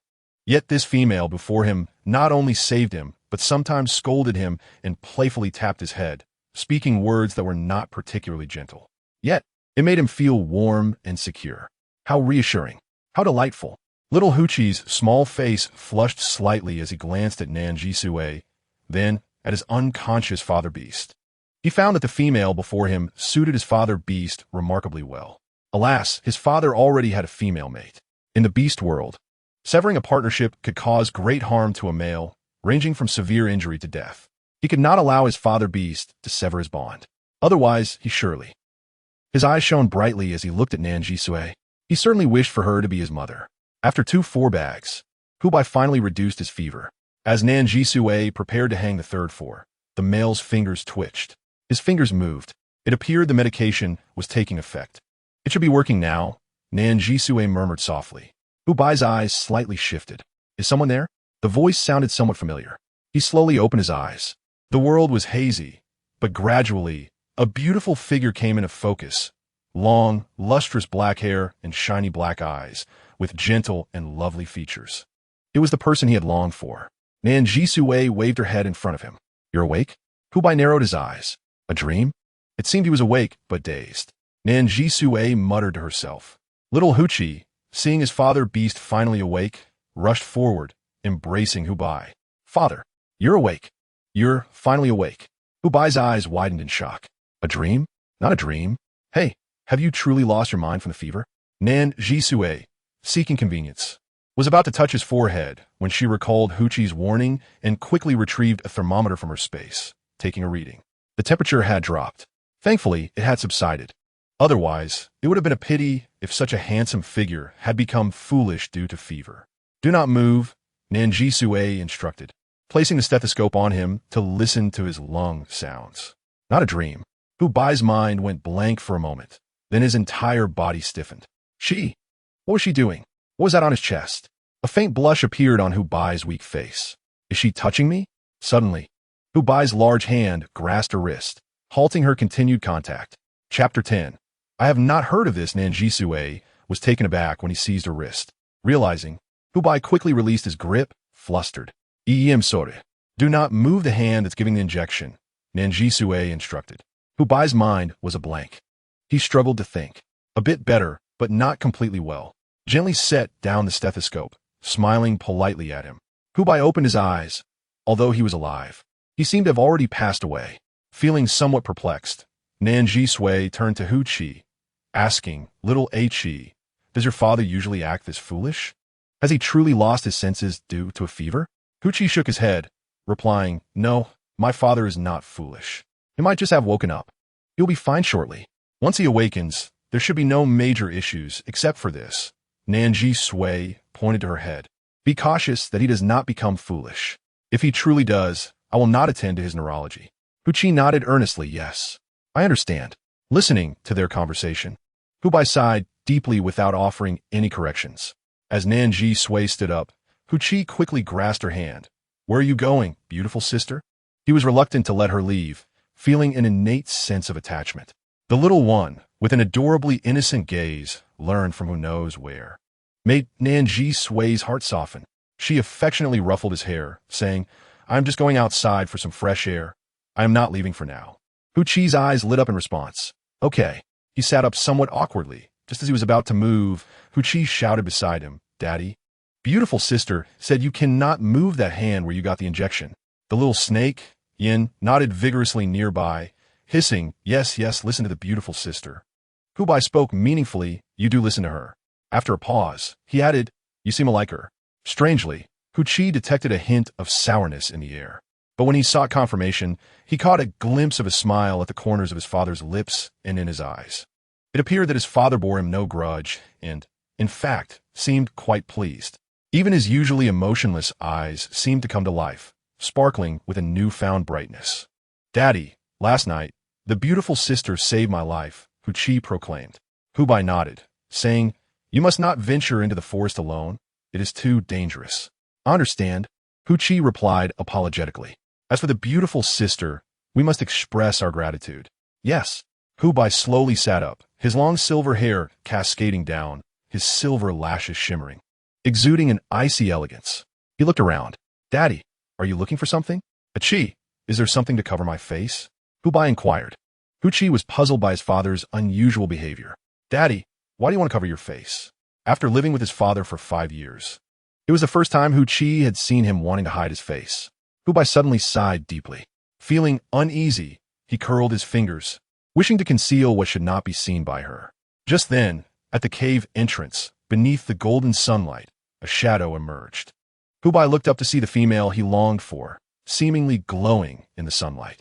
The injection is almost finished, Nan Zhisui announced as she stepped inside. Although her pace was not slow, it appeared to the male as if time had slowed.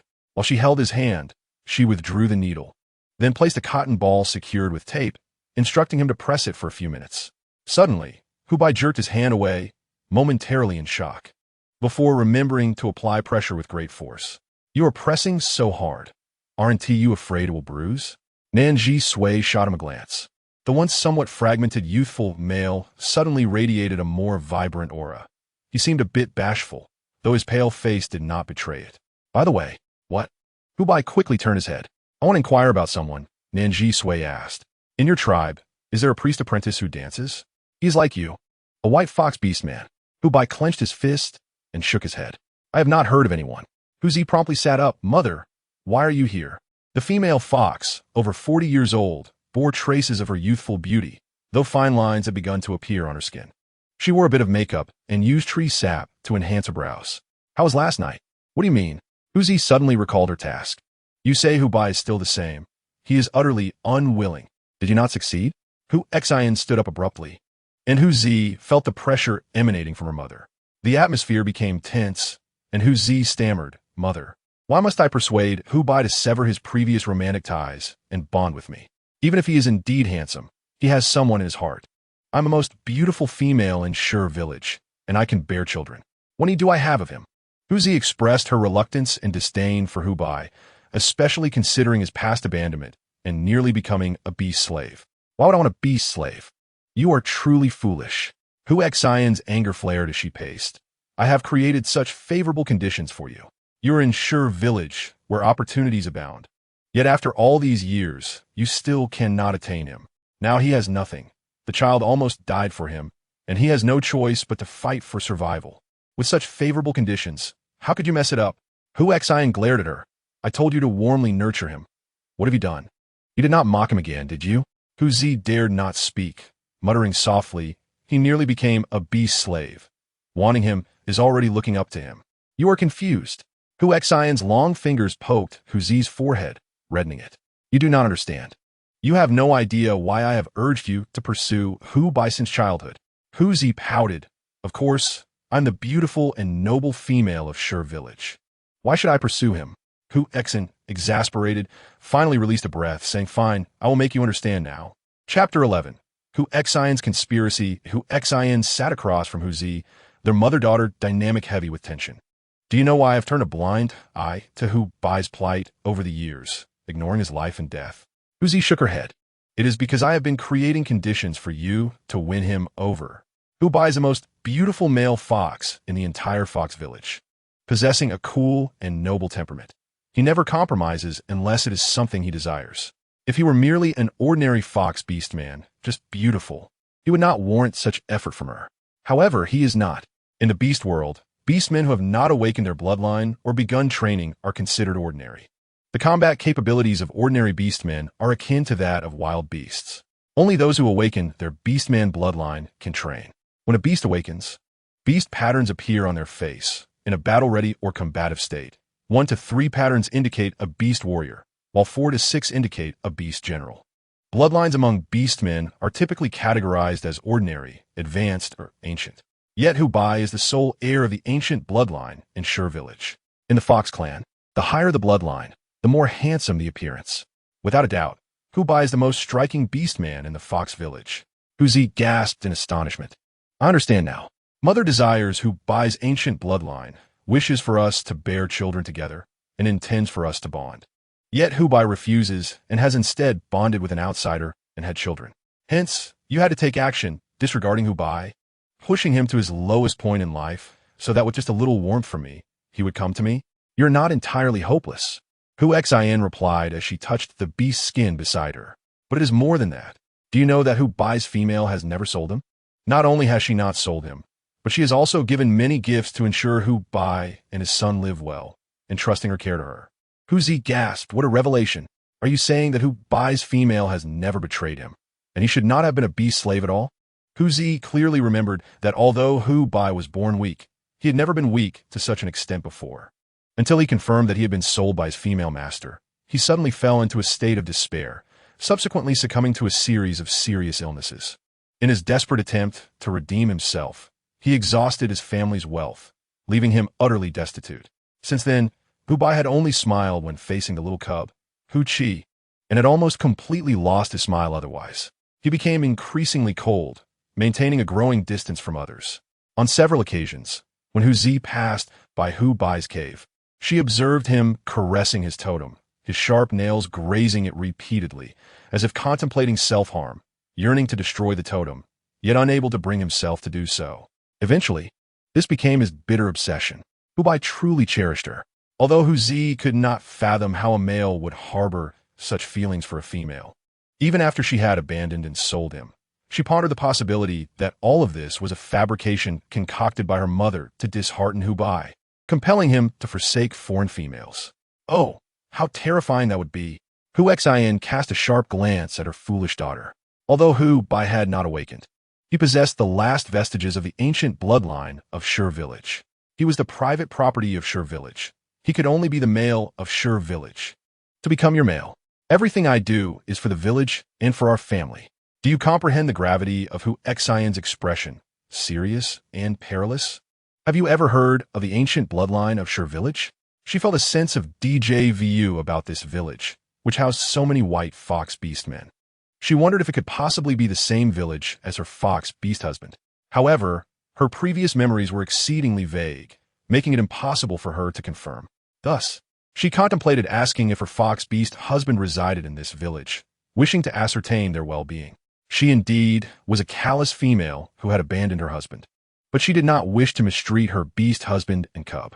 Alas, it was unfortunate that this village did not harbor her handsome white fox beast husband. Hu Bai absorbed all her expressions into his gaze, his eyes shifting. What was she contemplating? Was she trying to confirm whether he had been sold? Hu Bai could not help but give a self-deprecating smile. He had pursued her willingly, although their time together was a mere few fleeting days. It constituted the most vibrant period of his life. As an apprentice priest, he had yet to receive his title, remaining nameless. Yet, when he awoke, she had already departed, selling him away. Merely 3 animal hides. He had been sold far too cheaply. If that were the case, why should he reveal his identity to her? Hu Bai could not suppress another self-mocking smile. Watching her retreating figure, his heart tightened slightly. Was she leaving again? Abandoning them once more? Hu Bai lowered his head, reverting to his previous emotionless demeanor. Chapter 12. Stunningly beautiful at the entrance of the cave, Nan Zhisui was preparing to leave with Shiyong. Hu Qi, somewhat anxious, explained to his father beast, "Pretty sister, my father beast is just like this. He is particularly indifferent to all females. It is not aimed at you. Please do not misunderstand. He just told me to repay a favor." Based on her sixth sense, Nan Zhisui felt that Hu Qi's father beast was indeed somewhat targeting her. However, it was understandable. Although the males in the beast world frequently shapeshift, exposing their bodies, most of them were quite loyal. Although her sole intention was to heal, the beast men did not understand. As a male with a female master, being misinterpreted as a lecher by other females was quite normal.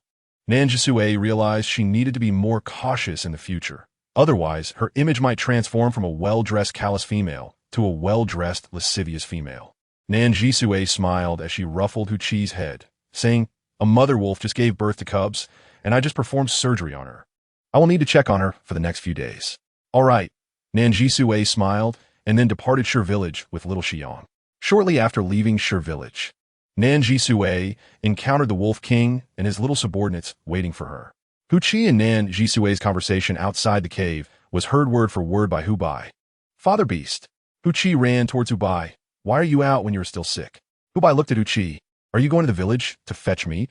Since Hu Bai had nearly become a beast slave, Shi village had been particularly harsh on him and his son. However, Hu Qi had never lacked food. She preferred cooked food. Hu Bai glanced in the direction Nan Zhisui had left. Suddenly, Hu Qi slapped his forehead, "Right? How did I forget? The pretty sister likes cooked food, but I can't use fire. I'm afraid of it. What should I do?" Hu Bai turned, draping his tattered animal hide cloak over himself, and silently headed into the nearby forest to gather wood. On the way to fetch meat, Hu Chi suddenly recalled. Does Father Beast know the pretty sister? How does he know she likes cooked food?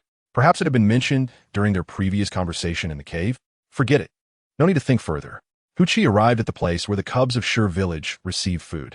A few male foxes disdainfully glanced at Hu Chi before tossing him the leftovers of wild animal bones, heads, and entrails that the entire tribe discarded. Upon receiving these scraps, Hu Chi's good mood plummeted, and he cautiously asked, "Uncle, is this a mistake? I usually receive good meat." The male foxes, uninterested in him, sneered, "Hu Zi, go coax your father beast. If he doesn't appreciate it, then so be it. I'm just being kind by giving you something. What are you complaining about? There are so many single males in our village, and they flatter Hu Zi, yet she doesn't accept them. Your father beast is fortunate. His female master doesn't want him, selling him as a beast slave. What face does he have left? Is your father beast dead? If he were, you could receive good meat." Hu Chi's face flushed with anger. "My father beast is not dead. Whether my father beast refuses to sever ties is his business. What does it have to do with you? What nonsense is this little cub saying? Looking for a beating?" The male fox's face turned red, revealing 2 beast patterns on his forehead. He was a 2-patterned beast warrior. He swung his fist towards Hu Chi. If that punch landed on Hu Chi, he would be severely injured. Hu Chi's eyes widened as he took a step back. However, at that moment, a large hand caught the male fox's fist. The male fox turned to see a frail white fox male, draped in a tattered snow fox fur cloak, disheveled white hair peeking out beneath.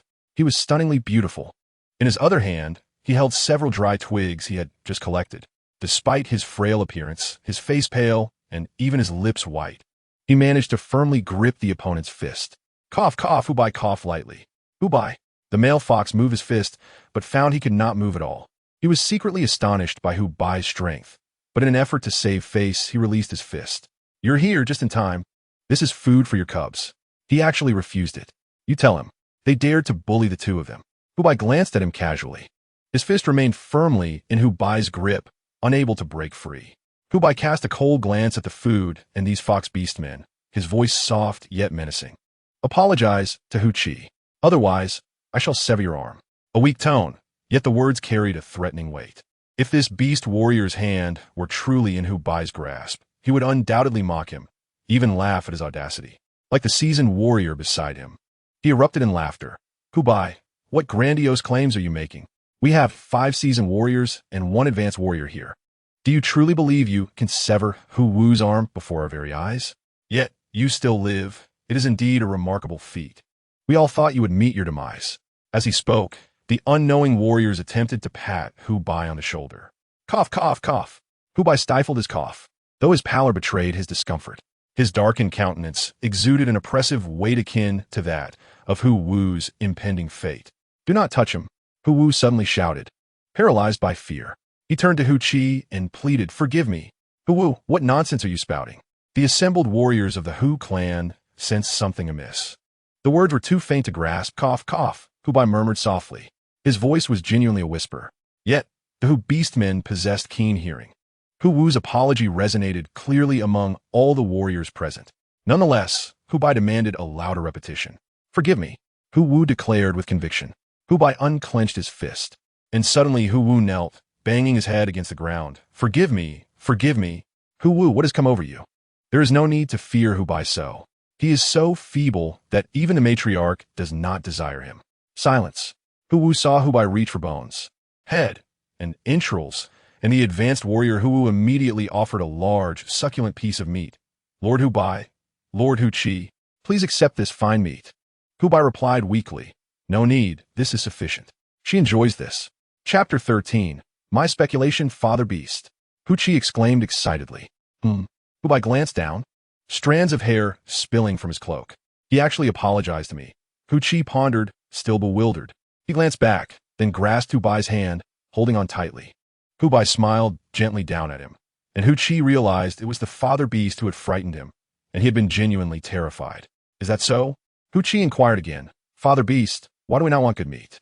Hu Bai smiled tenderly. "Because your beautiful sister truly enjoys these." "Ah, the beautiful sister really likes these? I thought you were making it up." "Father beast, how do you know what the beautiful sister likes?" "I do not even know. I surmised."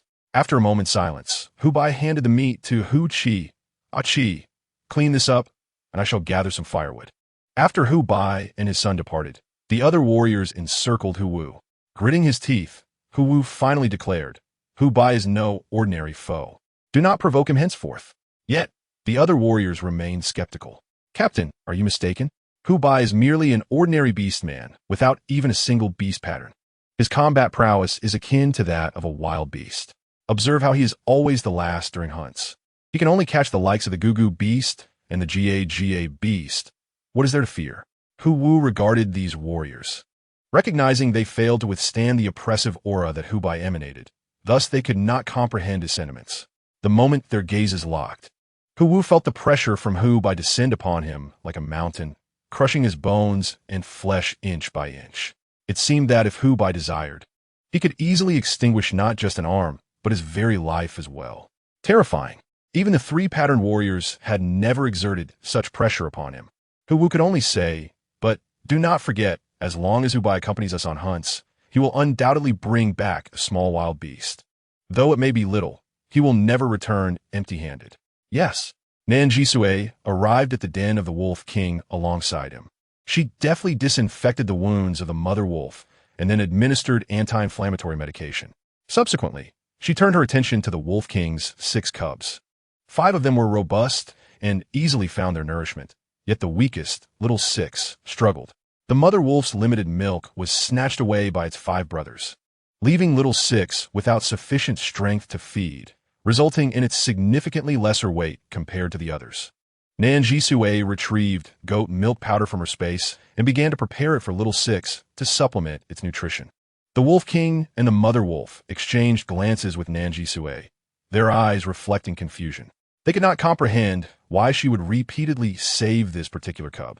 In the eyes of the Wolf King couple, this frail little 6 was destined to grow into a weak wolf, incapable of hunting, thus becoming a burden to the pack, easily predated upon by more formidable beasts. Therefore, why nourish it? Why save it? With limited resources, it was more logical to ensure the survival of the strong cubs. The law of nature dictated the survival of the fittest.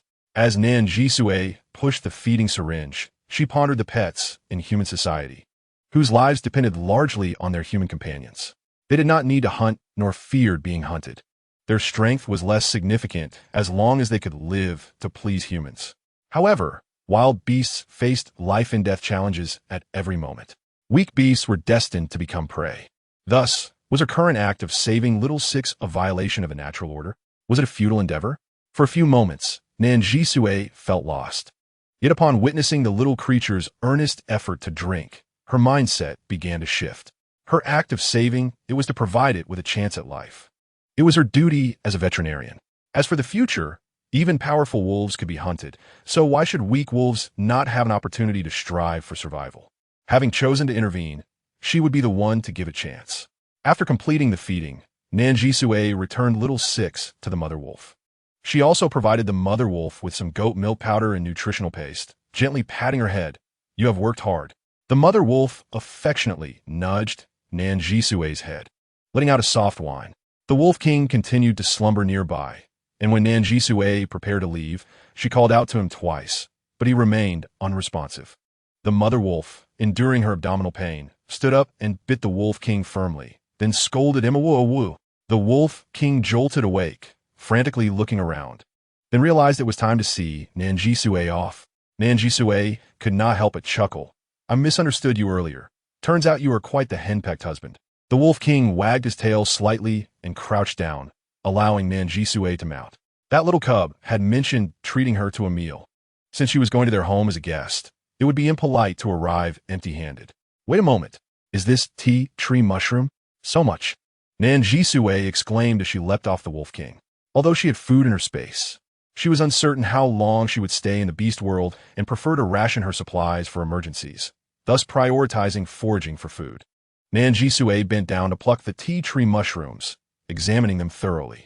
She could confirm they were indeed tea tree mushrooms. She retrieved a disposable bag from her space to collect them. The little snake, confused, hissed, hiss, hiss, hiss. Beautiful sister, are you gathering these to eat? But I've seen beastmen die after consuming such things. They are inedible. Though Nan Zhisui could not understand, she recognized the little snake's skeptical gaze. After speaking, she discovered a bird's nest. Swiftly climbing the tree, she found several fresh bird eggs. Oh, a few bird eggs. These could be a nice treat for the little snake. Hu Chi and the sickly one. Chapter 14. Your father beast is remarkably skilled. A stone covered a pot, not tightly, allowing air to escape. Inside, a rich and fragrant bone broth simmered over a low flame. Nan Zhisui approached with surprise, carefully lifting the pot lid to inhale the aroma. How delightful! Hu Chi, did you prepare this? How impressive! I rarely encounter beastmen in the beast world who cook over a fire. Hu Chi explained. My father bee said that males indeed do not consume food cooked over fire, but the bodies of females are delicate. If they do not cook their food, they are prone to illness. After speaking, Hu Chi pondered in his heart. However, I did not see other females in Shur-Si-Yuan preparing food this way. Perhaps other villages do use fire. Nan Zhisui, without suspicion, replied, Your father beast is truly remarkable. Your mother must be very fortunate. Hu Chi fell silent for a moment, hesitating whether to share the matter of his mother with the beautiful elder sister. Nan Zhisui, taking out the tea tree mushrooms and bird eggs that she had prepared earlier, said, Once this soup is done simmering, I will stir-fry a bird egg with these tea tree mushrooms for you. That sounds wonderful, Hu Chi exclaimed joyfully. Using a spoon crafted from Hubai, Nan Zhisui sampled the broth, discovering that it had already been seasoned with salt. Hu Chi then smiled and explained, Father Bee said that females need to consume salt. Hu Chi felt that since the beautiful elder sister had saved his life, his father beast must be grateful to her, which is why he meticulously prepared food that he would not ordinarily make, something even he had never tasted. The morning's perceived coldness from his father beast was indeed a mere illusion. Nan Zhisui's eyes, akin to black pearls, narrowed slightly. The authentic beast world bone broth, merely enhanced with a touch of salt, was already exceptionally delicious, causing her to feel utterly relaxed after a long day of toil.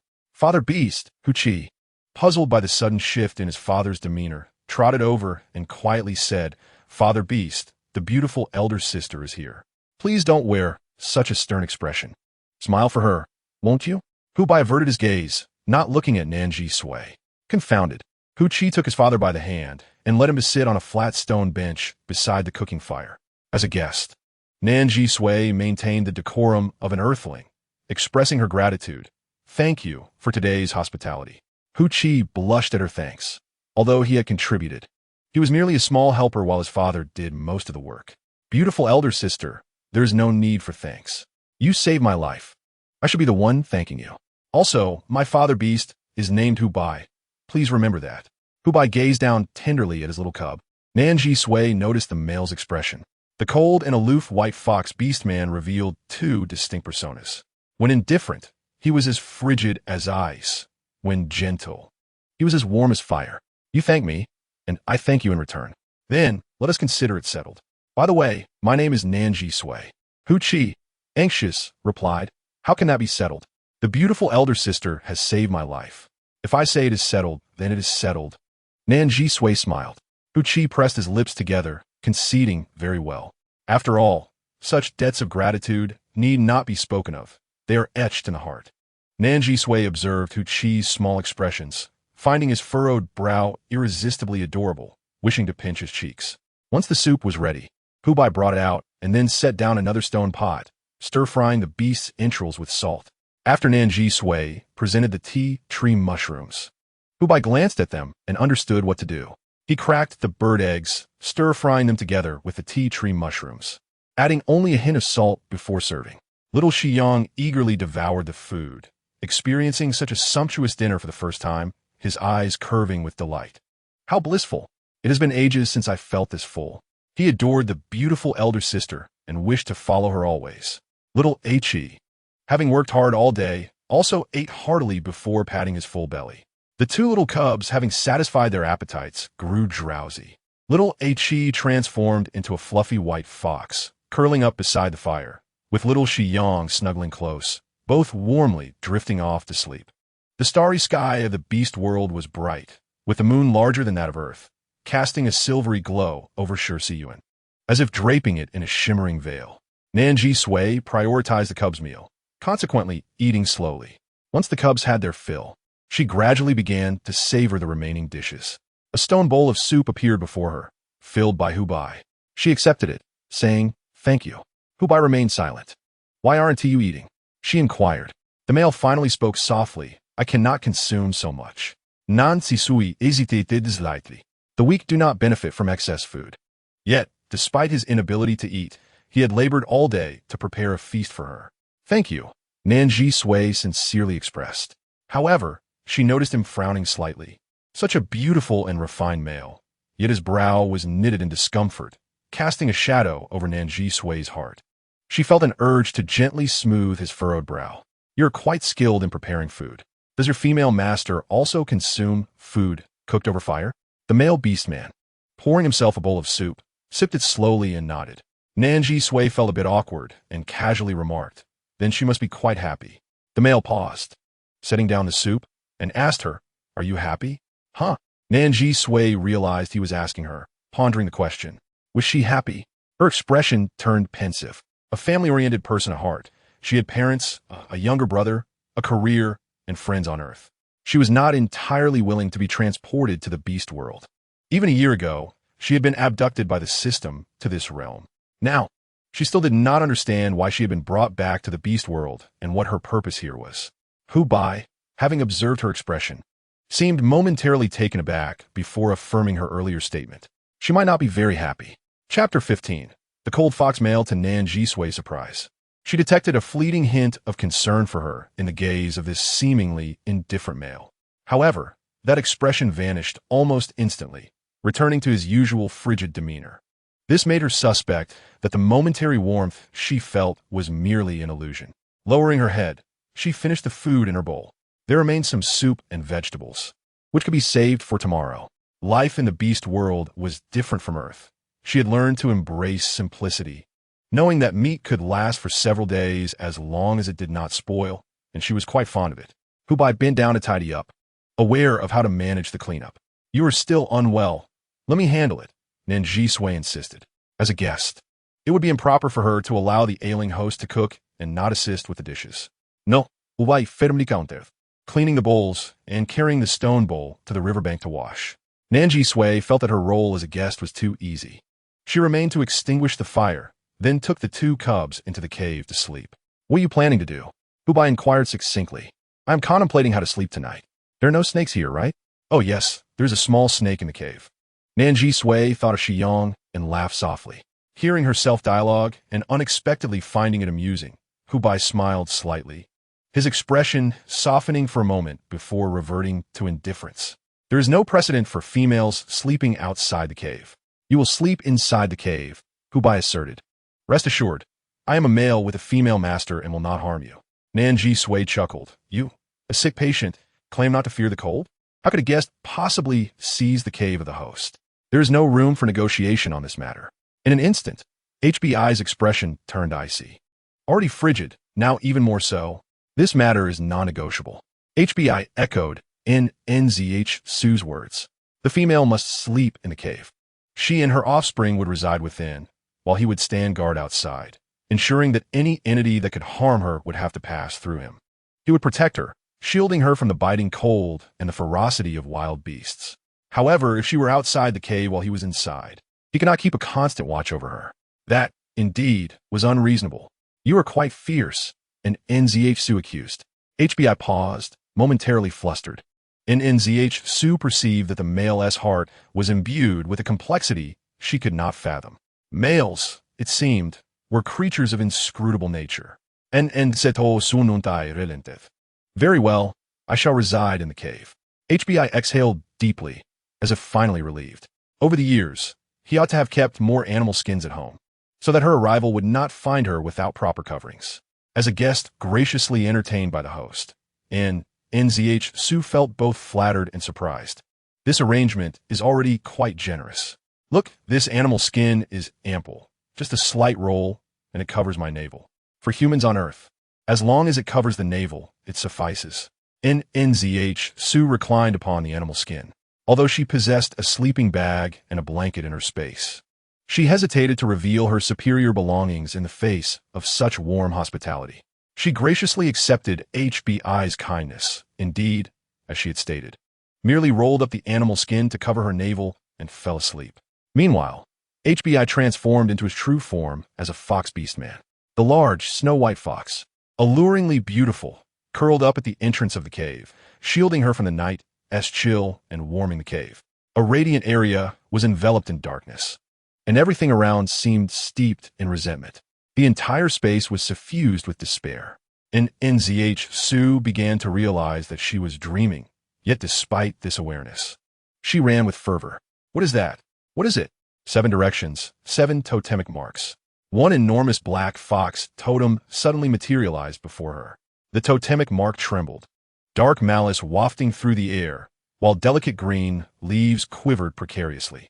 And Nan Zhisui stepped back in terror. Upon witnessing her retreat, the totemic mark shrank considerably, appearing pitiful. Please, don't abandon us, female master. The following morning, Nan Zhisui awoke, stretching luxuriously. To her astonishment, the hard stone and a layer of animal skin proved surprisingly comfortable for sleep. It seemed she had dreamt of running endlessly. Upon waking, she recalled the dream. Yet for reasons unknown, the memory faded as she turned her head.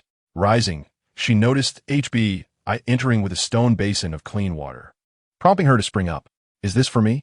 And Nan Zhisui asked, somewhat astonished. Typically, the females of the beast world were not so particular, especially not regarding morning routines. Yet, it seemed HBI could discern her habits. Not only cooking food over fire, but also precisely bringing her a basin of water for her morning ablutions. Perhaps his female master was also someone who valued such details. Much like herself, I truly appreciate your hospitality during my stay, Nan Zhisui expressed. HBI's countenance darkened slightly once more. He set down the basin and turned to exit the cave. Are you angry again? And Nan Zhisui was utterly perplexed as to how she had once more incited desire. Why could he not be a pufferfish beastman instead of a fox beastman? It appeared that being a guest was not as simple as it seemed. After completing her morning rituals, Nan Zhisui poured out the remaining water from the basin. As a guest, she felt overly pampered, yet as a veterinarian, she could not afford such indulgence. Having learned from the previous day's lesson, Nan Zhisui had tempered her approach. Gently, she aimed a thermometer at his forehead. The temperature was slightly elevated, indicating a mild fever. How could he persist in sleeping outside the cave while feeling unwell? Clearly, the antipyretics would need to continue. As she prepared to administer an intravenous drip, HBI inquired, will you not place that object on my chest today? What object? And Nan Zhisui asked, only to realize belatedly that he meant the stethoscope.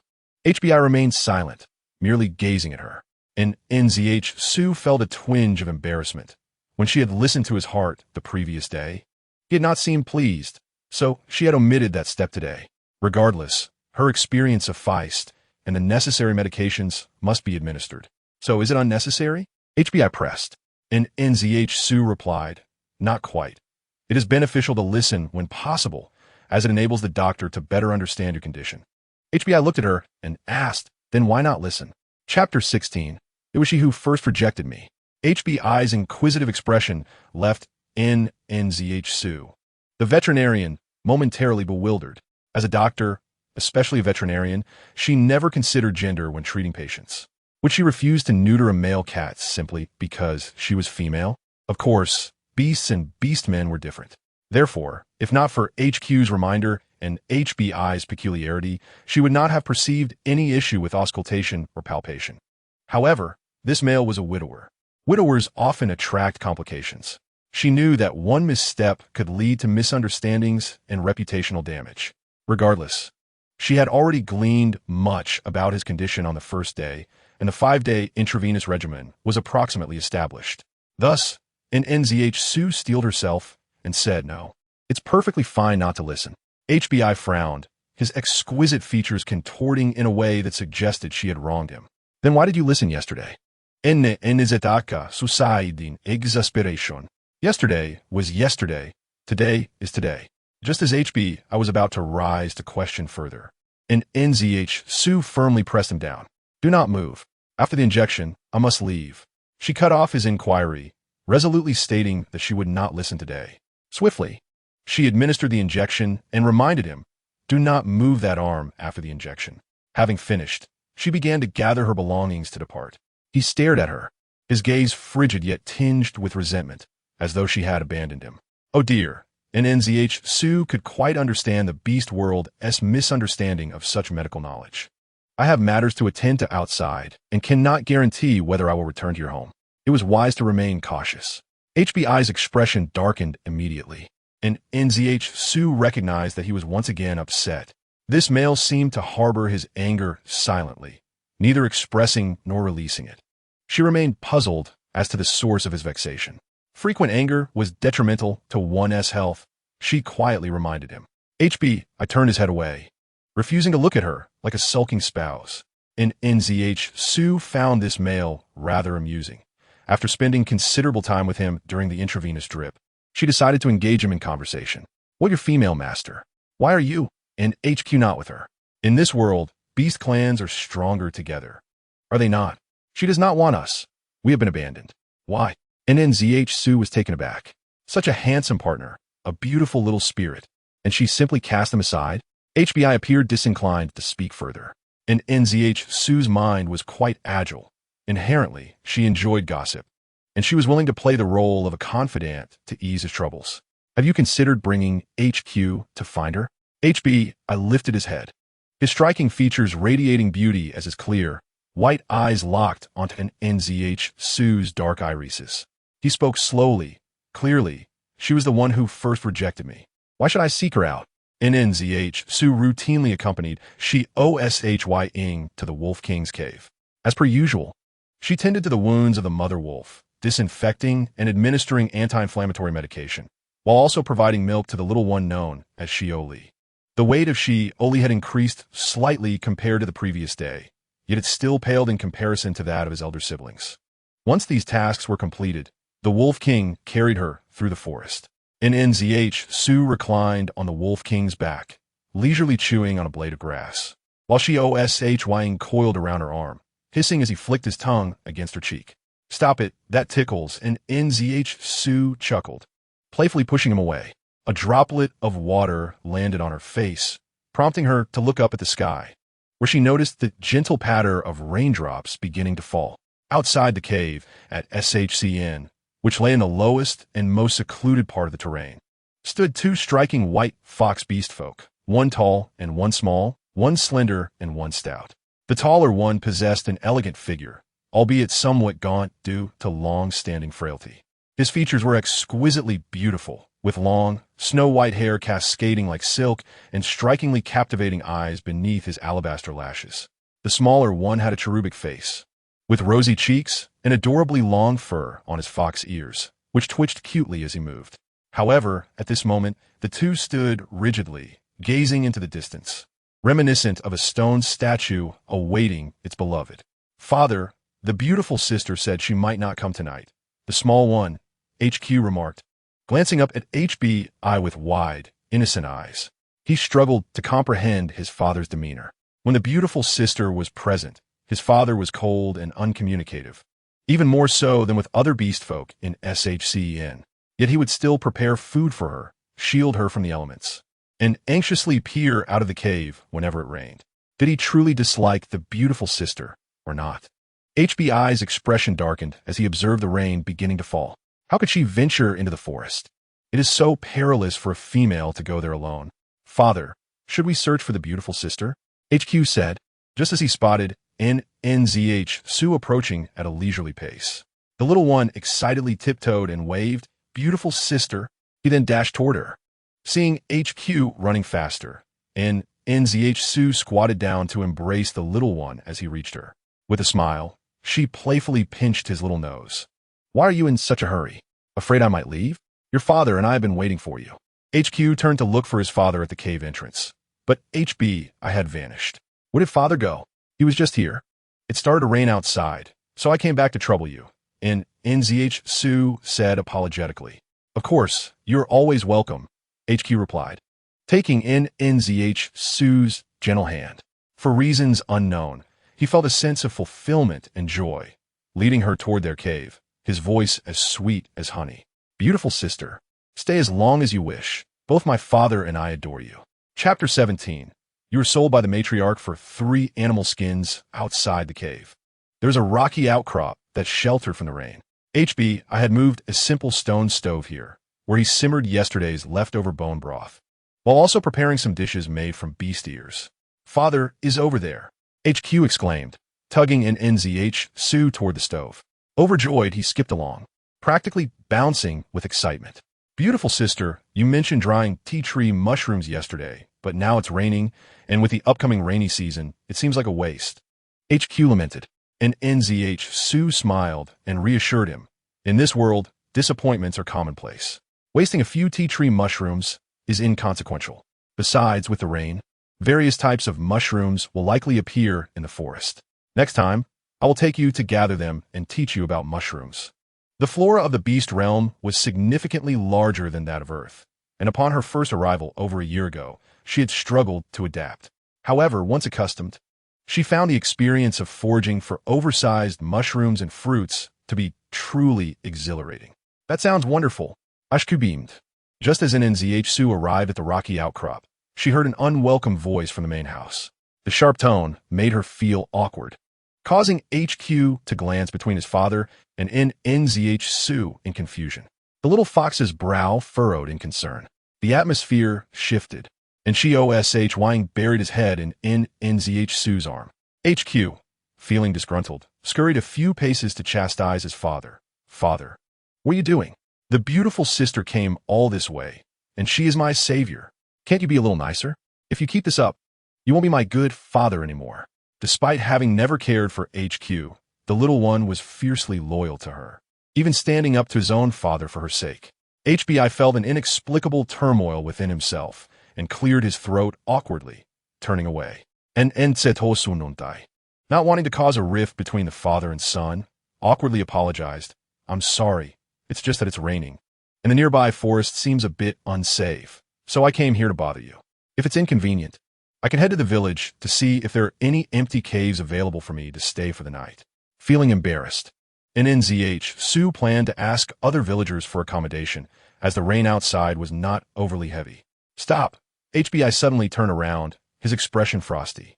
If you leave now, HQ will undoubtedly cry. What does this mean? Is he forbidding her to leave? And Nan Zhisui awkwardly halted, caught in a dilemma. HBI, wishing to evade her gaze, stepped away from the simple stove and retreated into the rain, entering the cave. Once HBI left, HQ felt a wave of relief wash over him. He swiftly pulled Nan Zhisui to sit by the stove. Beautiful sister, everything is warm, please eat. And Nan Zhisui divided a small bowl of food for Shoshying, who eagerly devoured it, while she pondered, did I somehow offend your father? Logically, after saving his offspring and treating him, he should not be so cold toward her. Where did his animosity stem from? Surely, he treated her with hostility for the sake of HQ, but if he continued to remain aloof, she would not feel inclined to pursue his favor. HQ shook his head. Beautiful sister, you are kind-hearted and lovely. How could you have offended my father? Please don't overthink it. My father is cold to all females. It's not personal. The little fox cub certainly had a sweet tongue. Did he harbor a disdain for females? It seems so. He must harbor a general aversion to all females, a deep-seated malady she could not remedy. While Nan Zhisui was eating, she noticed some commotion near the cave entrance. Since she and HQ were situated beneath the rocky outcrop, shielded by nearby foliage, they went unnoticed. Nan Zhisui tugged on HQ, pulling him behind the brush to observe. As the fine rain fell, a young fox beastman stood at their cave entrance, offering a feigned smile to HBI. HBI, with the rainy season upon us, my matriarch is in need of a piece of animal skin for a mattress. Might you lend us one of yours? After all, you have no females in your household. HQ's face went pale.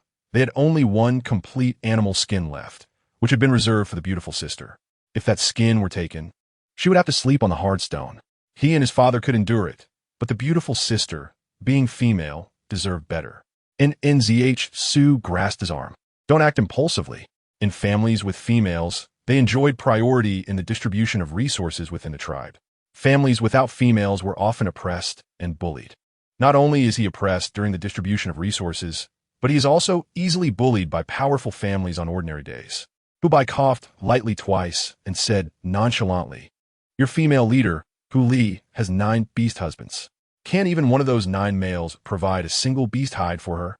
His tone was flat, yet the subtle disdain was unmistakable. With 9 beast husbands, including several beast warriors, how could they fail to hunt even a single beast and provide hides? The young fox beast man, suppressing his anger, replied with a smile, "We did gather some, but it still isn't enough.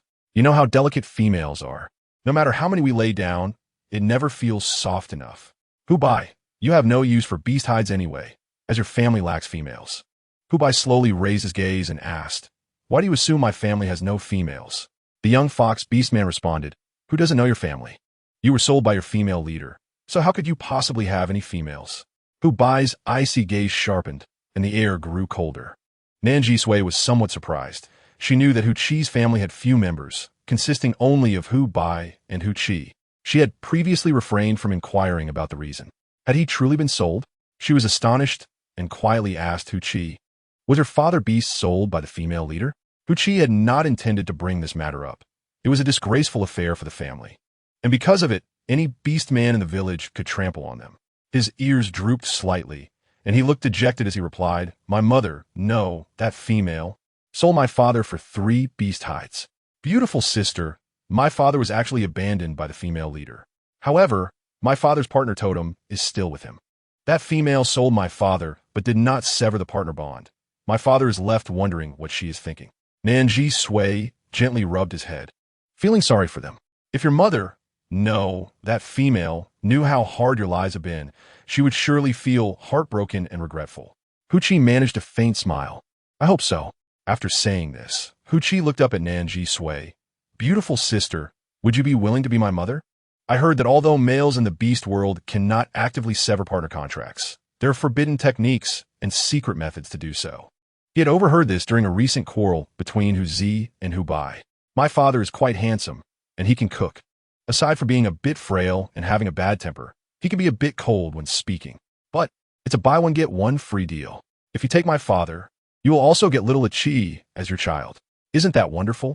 As Hu Qi earnestly promoted his father and himself, Nan Zhisui couldn't help but chuckle, ruffling Hu Qi's hair. "Thank you, little Qi. I like you very much. However, matters concerning adults are not so simple."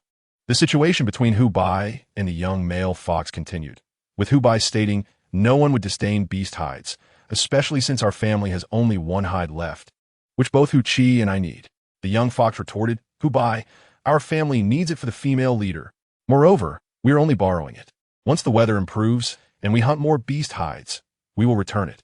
Although they claimed to return it, who could guarantee they would? And who knew if it would be the same hide? Hu Bai replied, "Then go hunt. Bring back good beast hides for your female leader." The young fox, realizing Hu Bai was unyielding, finally grew angry, his face contorting. "Hu Bai, you are merely a male who was sold as a beast slave for 3 hides by your female leader. Your life is worthless. What can you do?" Chapter 18. Is her word really so significant? This remark not only displeased Hu Bai and Hu Qi, but even Nan Zhisui found it harsh. She muttered softly, "The beastmen in your village really aren't impressive." Hu Qi, both furious and anxious, broke free from Nan Zhisui and rushed out to confront the young male. "Who allows you to bully my father beast here? You think you could trample us just because our family lacks a female leader? I will make you regret it when I grow up." Nan Zhisui watched as the little one earnestly defended his father. It was rather adorable. She smiled gently. Hu Bai was peculiar in character, yet he had raised such a wonderful child. Such a small cub dares to be fierce with me. The young male fox's beast patterns flared, revealing he was a 2-pattern fox beast man. He glared menacingly. "Are you not afraid of death? Do you dare to strike me? I am a child of Sure Village, and if you dare to hit me, the village rules will punish you." Hu Qi shouted defiantly. The male fox found it amusing. "Oh, so you're going to use village rules to intimidate me? Hu Bai, is this how you teach your child?" "Achi." Hu Bai pulled Hu Qi behind him, lowering his gaze, his eyes turning cold. "There is no way I will give you the beast hides. Leave now." "Hu Bai, you're truly stingy. Your family lacks females. Why do you need so many things? Let me see what valuable items your family possesses." As he spoke, the young male fox attempted to forcefully enter Hu Bai's home. This was madness. "Do not think you can steal from us." Seeing the male about to barge in, Hu Qi bared his teeth and bit his arm. You wicked beast man. The young male fox winced in pain, losing his patience. He shook his arm violently, his fist poised to strike down. Little cub, you brought this upon yourself. Hu Bai's expression tightened, a faint aura of menace permeating the air. However, Nan Zhisui remained oblivious to the brewing tension. She saw the strong adult fox preparing to assault Hu Qi. They were clearly bullying the weak, an adult beast man against a frail child and a sickly figure.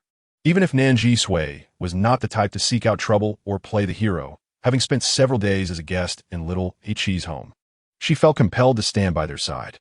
Alone in a strange village, she didn't wish to be overtly confrontational, but discreetly employing some hidden tactics seemed manageable. Thus, she quickly retrieved a slingshot from her space, picked up a stone from the ground, and readied her shot. With considerable strength, she launched the stones with precision, targeting the male beast man directly. This is for bullying Hu Qi and his father. Nan Zhisui was rather cunning. She understood that beast men possessed far greater combat abilities and defenses than ordinary humans, so she aimed specifically for his eyes. Her aim was impeccable, as each stone struck true, hitting him squarely in the eyes. Ouch, ouch. Who did that? The young beast man covered his eyes, his vision blurred, and in the midst of the unexpected assault, he began to retreat. Hu Bai, you allowed your cub to bite me and let someone attack my eyes. I will remember this. Just wait. After hurling his threats, the young male beast man stumbled away, clutching his eyes. When Nan Zhisui emerged, little Hu Qi dashed a few steps and leaped in her arms. Beautiful sister. Hu Bai's mouth twitched. The boisterous young cub, despite being well-fed and cared for, could not compare to her single act of assistance. Thank you, beautiful sister. You helped me once again. Hu Qi looked up, his big watery eyes gazing at Nan Zhisui. Wow, so adorable. Unable to resist, Nan Zhisui bent down to pick up little Hu Qi, cradling him in her arms and playfully rubbing his face. You're still so small. You should consider your own strength and not try to play the hero at such a young age. If I were your female parent, I would punish you. Hu Bai's gaze fell upon her, then shifted to Hu Qi in her embrace. Perhaps a punishment is indeed warranted. Hu Bai coughed lightly, looking at Nan Zhisui. Nan Zhisui felt a shiver under his gaze. What are you looking at? What does it mean? Do you want me to suggest how to punish Hu Qi? Hu Qi's big, watery eyes looked up at Nan Zhisui with a pitiful expression, as if pleading, beautiful sister, will Qi be punished? It is quite perplexing that she is merely a guest, yet both father and son are deliberating on how to discipline the little one. Moreover, the little fox, Hu Qi, is quite adorable. Nan Zhisui, feeling somewhat helpless, stammered, I believe that although Hu Qi acted impulsively, his intentions were noble, aiming to protect his father. Such courage is commendable.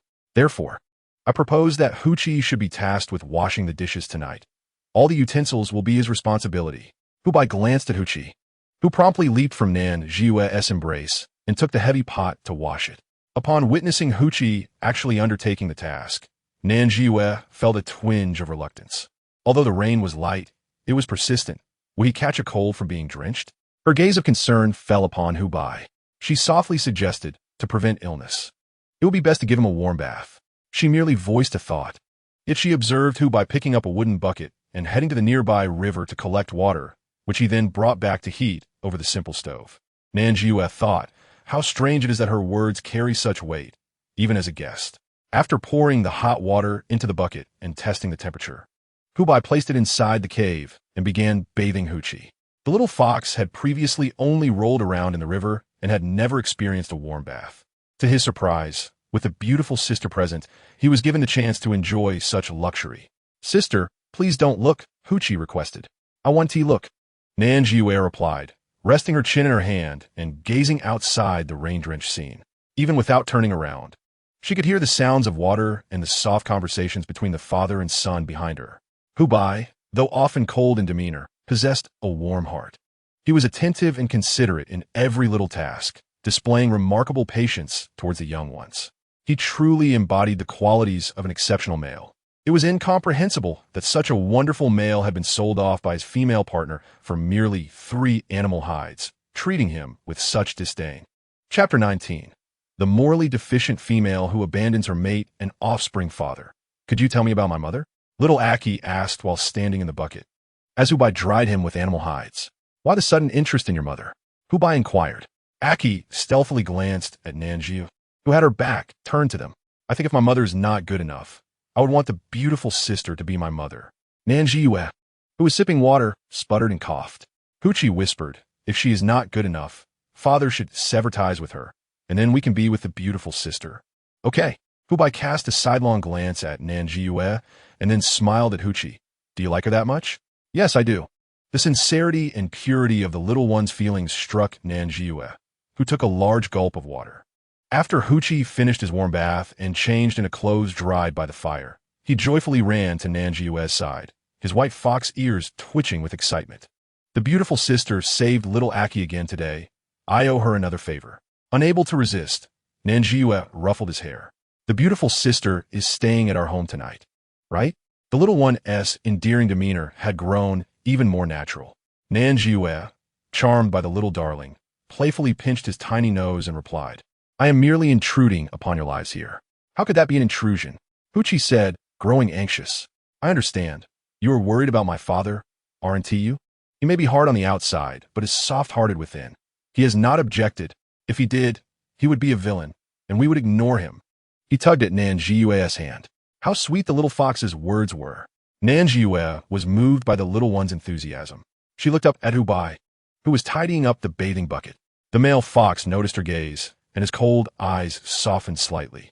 With the rain pouring outside, where else could you possibly go?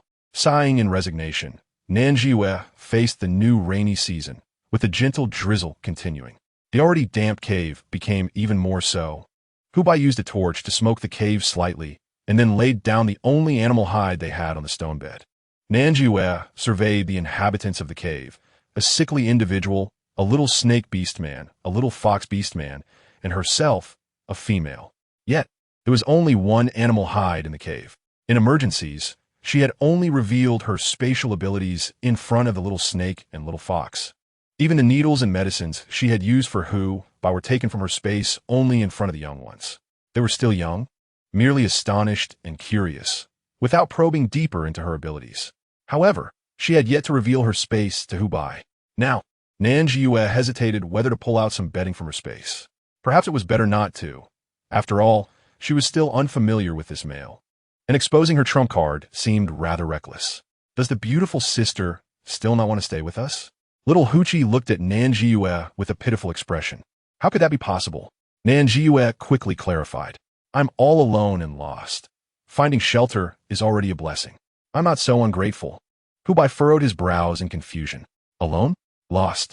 A female like her, devoid of morals and abandoning her mate and offspring, should not be wandering alone. There must be plenty of males vying for her attention. How could she be alone? How could she be lost? Huchi asked, then why are you troubled?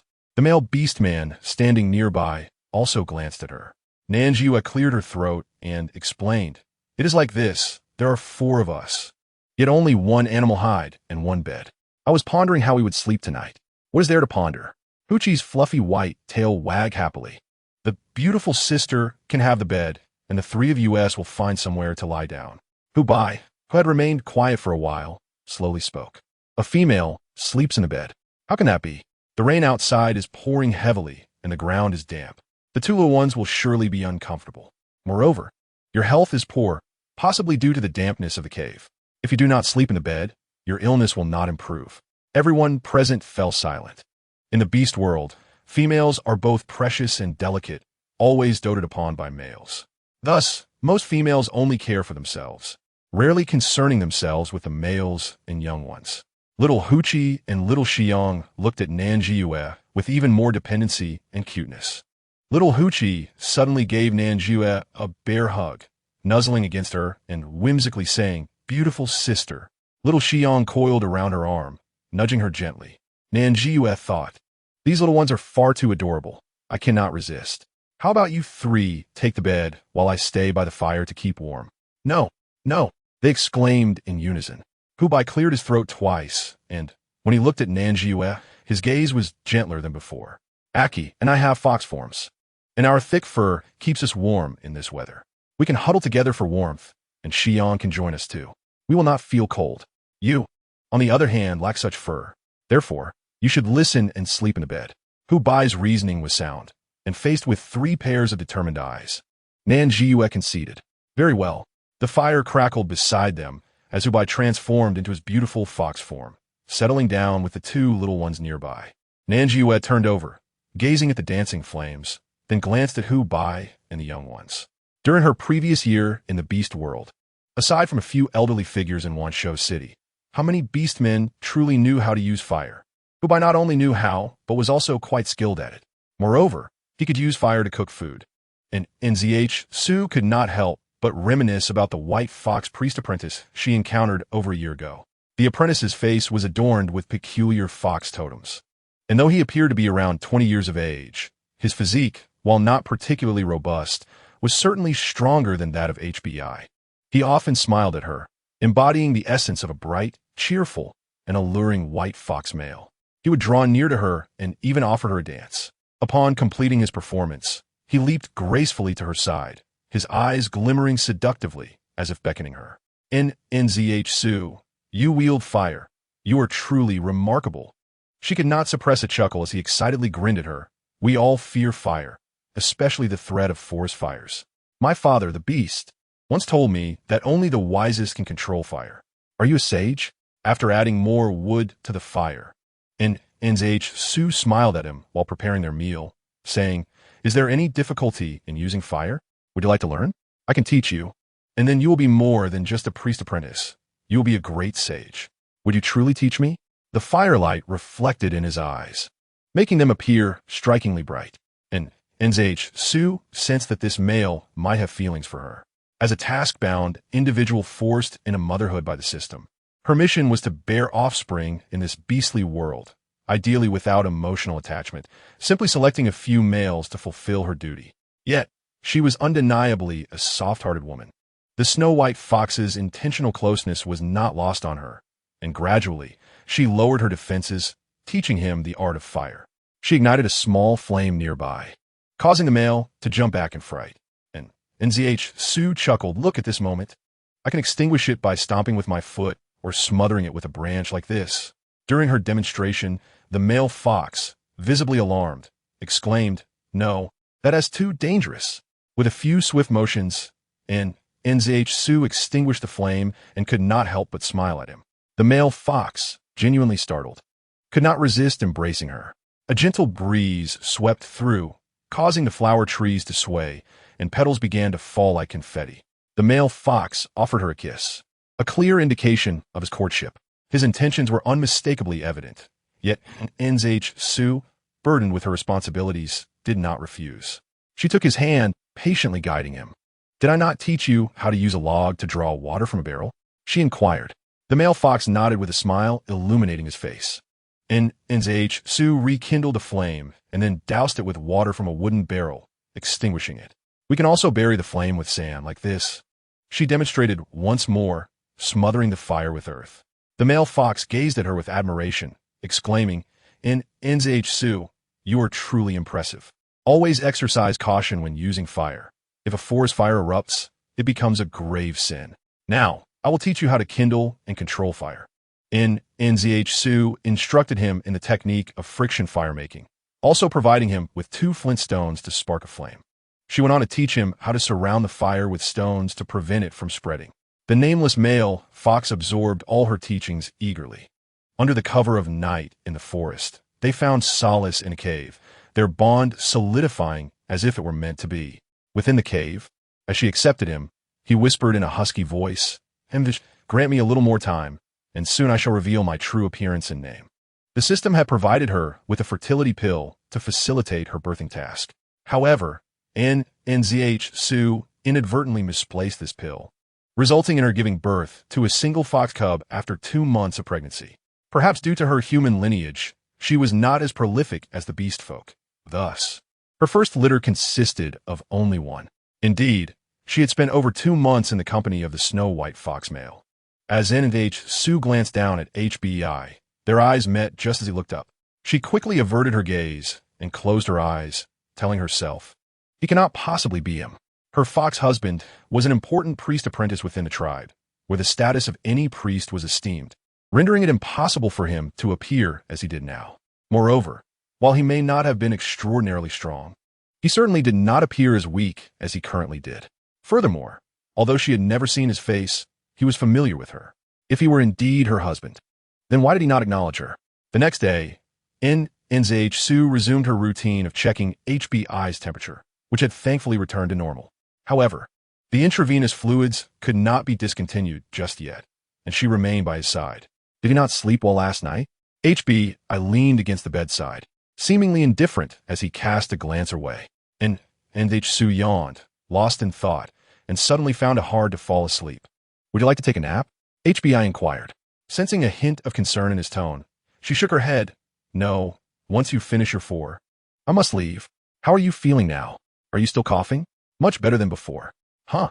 And Zhisui glanced up at HBI once more. Despite his cold demeanor, he indeed exuded a sense of familiarity. Good, he replied with a calm tone, though his expression had lost the earlier volatility. Once HBI's 4 was completed, Zhisui withdrew the needle, organized the remaining medications, and turned to leave the cave. After her departure, HBI leaned against the entrance, his snow-white hair cascading down and his pale eyelashes fluttering gently. He watched her silhouette until she was no longer visible. Inside the wolf cave, the mother wolf's post-operative wounds were healing well. Zhisui disinfected her once more and administered an anti-inflammatory medication. She then proceeded to check on the 6 cubs. The first 5 were as healthy as usual, yet the 6th cub seemed unable to secure enough milk, appearing noticeably smaller. Zhisui continued to supplement its feeding. After feeding, she intended to return the little one to its mother. However, an unexpected occurrence unfolded. The mother wolf kicked her hind legs, refusing to nurse the 6th cub. Zhisui was taken aback, her heart tightening. You are abandoning it? It is your child. She glanced at the wolf king, who turned away, flicking his tail dismissively. Oh, woo. The mother wolf attempted to explain. Though Zhisui could not comprehend her words, she could surmise the meaning. Resources were scarce, and the mother wolf aimed to allocate her limited resources to the stronger cubs. This little one was struggling to survive. She had to let it go. Are you truly giving up on it? And then having also been a discarded cub himself, the wolf king could easily empathize with the plight of the little wolf. Yet, he was not an adult. He could barely sustain himself, let alone a wolf. And Zhisui looked down at the little wolf cub she had painstakingly saved. It should have perished due to insufficient milk, but her repeated efforts to nourish it had allowed it to survive. Now, witnessing this struggling life on the brink of death was unbearable for her. Chapter 21. The father and son search for her in the rain ultimately, and Zhisui chose to follow her heart and adopt the forsaken wolf cub. She patted the wolf king beside her, saying, Little brother, let us find a cave nearby to shelter from the rain. Oh, woo. The wolf king led Zhisui to a cave, sniffing carefully to ensure it was unoccupied and safe before accompanying her to escape the downpour. The little wolf cub in her arms nuzzled around as if hungry, prompting Zhisui to retrieve powdered goat's milk from her space and prepare it for feeding. As the rain poured heavily, they found themselves trapped in the cave, accompanied only by the wolf king, a small serpent beast folk child, and a newborn wild wolf cub. For some reason, Zhisui suddenly recalled her experiences in the veterinary hospital back on Earth, where it was primarily just her and her little nurse. Why? At that time, she was also like this, nurturing the abandoned kittens, while Xiao Yi beside her grumbled, Are you rescuing another stray kitten? There are so many people who abandon them. You can't save them all. We are a pet hospital, not a rescue shelter. Goodness, I must find homes for them again. How many messages have I posted? I've shared so many videos on a certain platform claiming free adoptions, yet people accuse me of being a fraud. It's infuriating. At that moment, Nan Zhisui could only smile apologetically, acknowledging her hard work. We do our best and leave the rest to fate. Besides, I'm not the only one doing this. There are countless animal rescuers who bring sick kittens and puppies to us every day. Nurse Xiao Yi continued to complain while working, but Nan Zhisui understood that she merely voiced her frustrations. In reality, she never neglected her rescue duties. Nan Zhisui waited from dawn until dusk, yet the thunderstorm showed no signs of abating. She retrieved 2 bags of instant noodles and 3 sausages from her space, found some twigs in the cave, and lit a fire to cook them. She offered 1 bag of noodles and a sausage to the wolf king. Fed little Younger a sausage, and consumed a bag of noodles with a sausage herself. The fire quickly extinguished due to the scarcity of dry wood. Leaning against the Wolf King's back in the cave amidst the rain, a profound sense of loneliness washed over her. There were no parents, no familiar colleagues, no home. A sudden emptiness enveloped her. Gazing at the rain curtain, she hugged her knees. Unsure of how much time had passed, she seemed to hear a voice through the rain. Nan Zhisui! Nan Zhisui! Cough, Nan Zhisui! Startled, Nan Zhisui sprang to her feet. Was it an auditory hallucination? She pondered. The Wolf King suddenly stood alert, baring his teeth. Beautiful sister! Nan Zhisui! Nan Zhisui! Little snake poked its head out, hissing excitedly. Beautiful sister, it's Hu Bai and Hu Qi. Trapped by the heavy rain in the cave, she was astonished to hear someone calling for her. Unsure how to express her feelings at that moment, she dashed out of the cave, shouting, Hu Bai and Qi, I'm here. Suddenly, a rustling sound approached, and a slender, snow-white fox appeared, carrying a small fox on its back. The little fox had its head wrapped in a large leaf, its fur still damp. The larger fox, drenched, appeared frantic until he spotted her, after which his expression calmed. Hu Bai cast a cold glance at the Wolf King beside Nan Zhisui, who seemed to sense a threatening aura, tucking his tail and retreating a couple of steps while emitting a pitiful whimper. Nan Zhisui quickly shielded the Wolf King, assuring Hu Bai, this is my little brother, a tamed wild wolf. A tamed wild wolf? Hu Bai leaped next to Nan Zhisui, while Hu Qi jumped down from him, both shaking off the water. Nan Zhisui quickly stepped back to avoid the splashes. Then, Hu Bai and Hu Qi transformed into human forms before her. Nan Zhisui's face flushed crimson. She covered her face with her hands and swiftly turned away. Hurry, get dressed. Beautiful sister. Once Hu Qi donned his fur skirt, he rushed over to embrace Nan Zhisui. Finally found you. My father and I have been searching for you for so long. Nan Zhisui lifted Hu Qi into her arms, feeling an inexplicable warmth fill her previously lonely heart. What brought you here? She inquired of Hu Bai. Why did you come looking for me? Hu Bai sniffed beside her, asking, what do you have in your arms? Oh, this. In a fluster, Nan Zhisui revealed a tiny wolf cub from her embrace. Hu Bai's expression suddenly shifted. His face contorted in a peculiar way that Nan Zhisui could not comprehend. Finally, Hu Bai sighed. Wild beasts are meant to be consumed. Are you planning to raise it only to eat it later? The Wolf King gasped, horrified. This terrifying beast man intends to eat the wolf. How dreadful. Nan Zhisui froze. No, I don't want to eat it. I'm saving it. Hu Bai's expression grew even more bewildered as he queried. So, why save a wild beast? Nan Zhisui replied. Growing frustrated, she explained, I intend to raise it until it can fend for itself, and then set it free. Is rescuing a small animal so difficult to understand? You simply want to raise a wild beast? Hu Bai inquired, bewildered. A creature meant for consumption? Insane. Ha ha. Hu Bai was momentarily taken aback, then finally responded, oh. Nan Zhisui inexplicably felt she had gained the upper hand in a strange sense. Chapter 22. Your totem mark. Nan Zhisui took out a piece of animal hide to dry off little Qi, who obediently allowed her to do so. Upon noticing the snow-white fox totem mark on Nan Zhisui's collarbone, Hu Qi exclaimed, Beautiful sister, you have a fox totem mark. You mean this?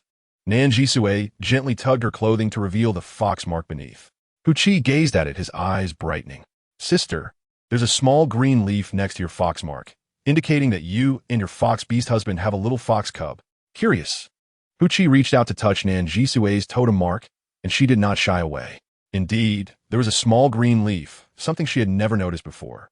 The tiny leaf was delicate, suggesting that her cub was still quite young. How wonderful. As the little fox spoke, a hint of sadness crept into his voice. I wonder if my mother has a mark like this. Nan Zhisui gently patted the little cub's head. She certainly does. After tending to Hu Qi, Nan Zhisui noticed Hu Bai had been watching her intently, though she could not tell when he had begun. She handed the animal hide to Hu Bai, who paused momentarily before also drying off. Were you all worried about me? Nan Zhisui glanced at Hu Bai, not far away. I believe you are concerned, but what about your father? Hu Qi quickly interjected, it's true. Father is even more worried than I am. He kept asking where you went and what you were doing. When he heard you enter the wolf den, he nearly lost his mind. Hu Bai coldly explained. Who wouldn't be anxious upon hearing that a weak female entered a wolf den? Nan Zhisui raised her head to clarify to Hu Bai. Other wolf dens may be dangerous, but this pack is safe. They have already been tamed by me.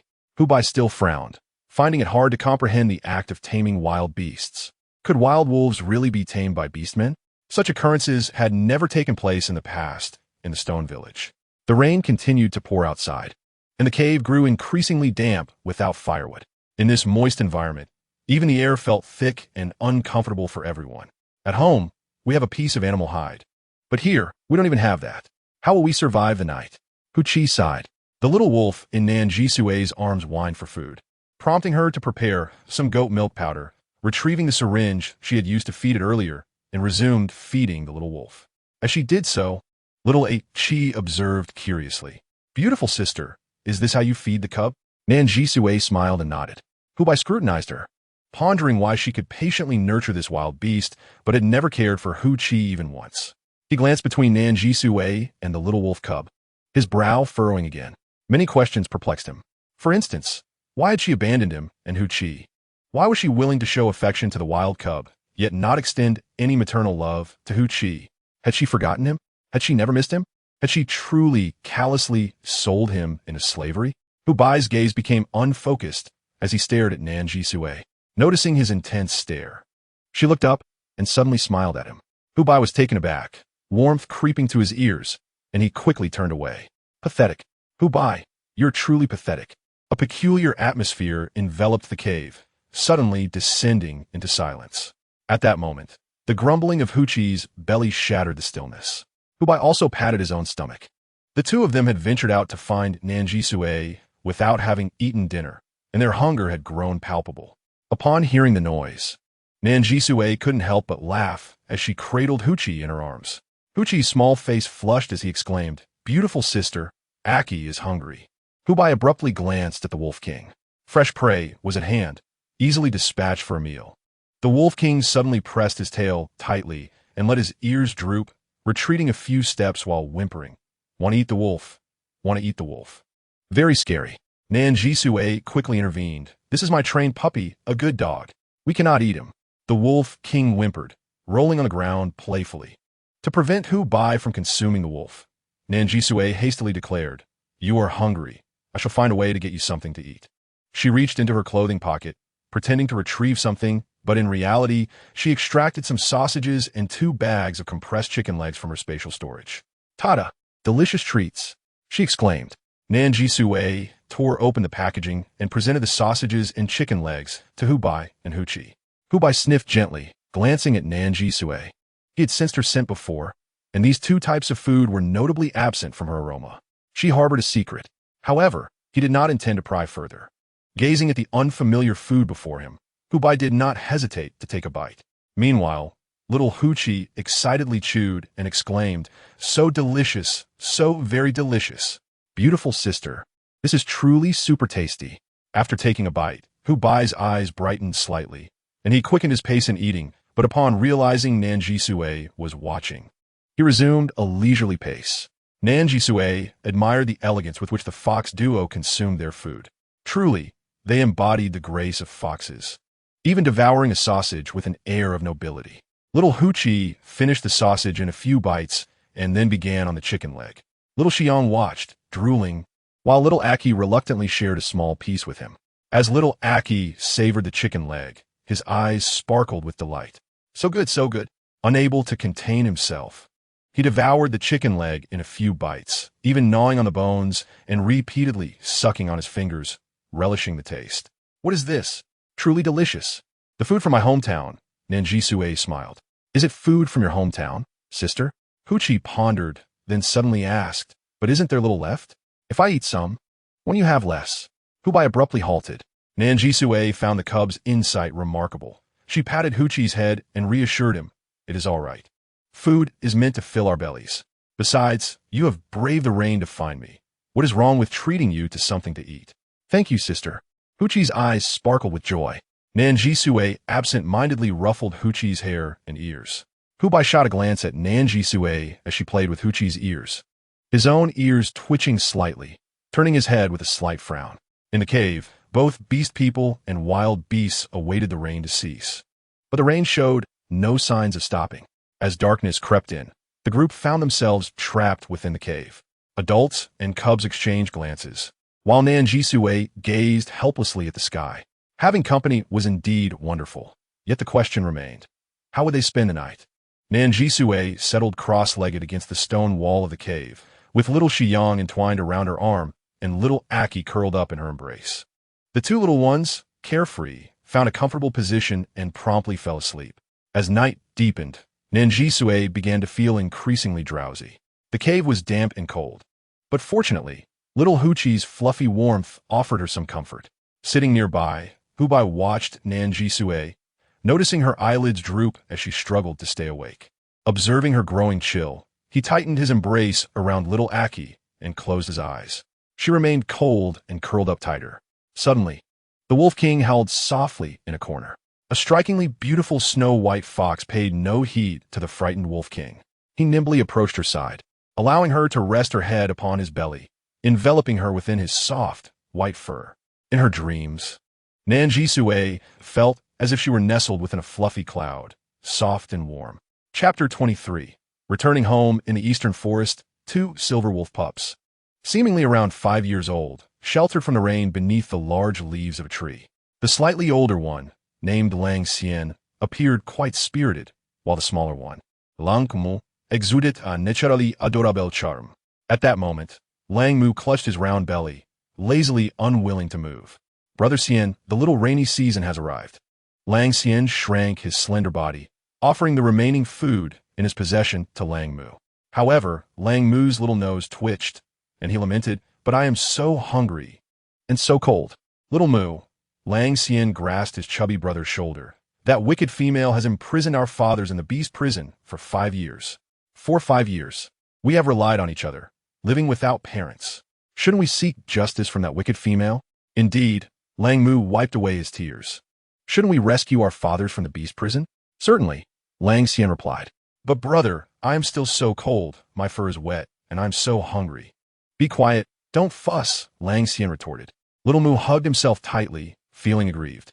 The next day, upon waking, Nan Zhisui felt remarkably comfortable.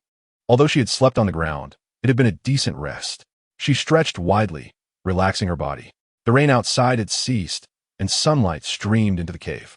Nan Zhisui, stretching lazily, stepped outside and inhaled deeply the fresh air of the forest. So refreshing. "Beautiful sister." Huchi waved at Nan Zhisui. "I found mushrooms, big mushrooms. Such beautiful, big mushrooms." Nan Zhisui hurried over and exclaimed, "That is Jian Shouqing. It is poisonous." Huchi, startled, tossed the mushroom aside. "Huh?" He quickly wiped his hands on his body.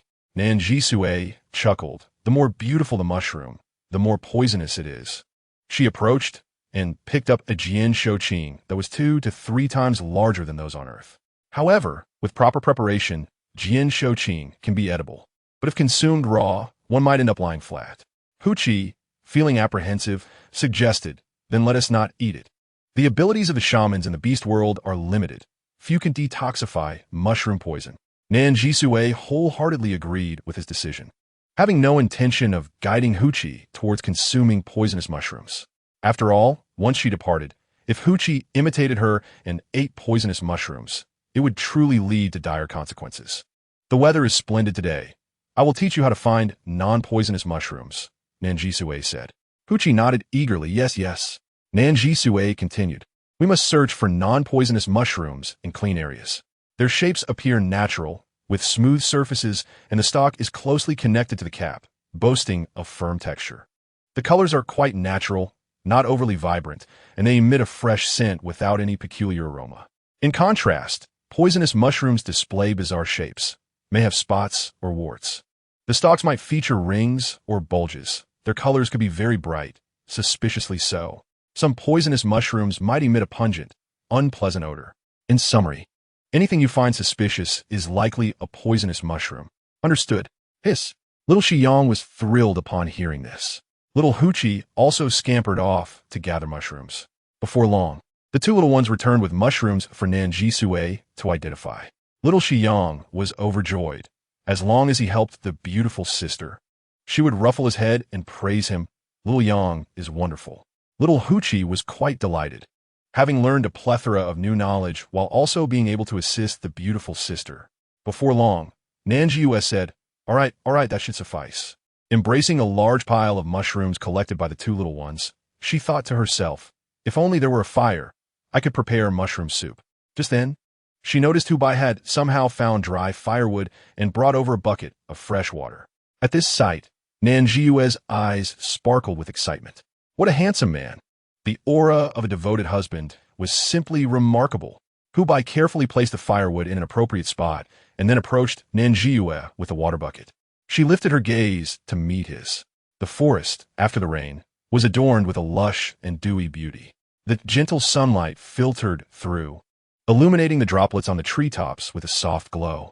The dappled light of the morning forest enveloped the striking male fox, who was tall and slender, with exquisite features.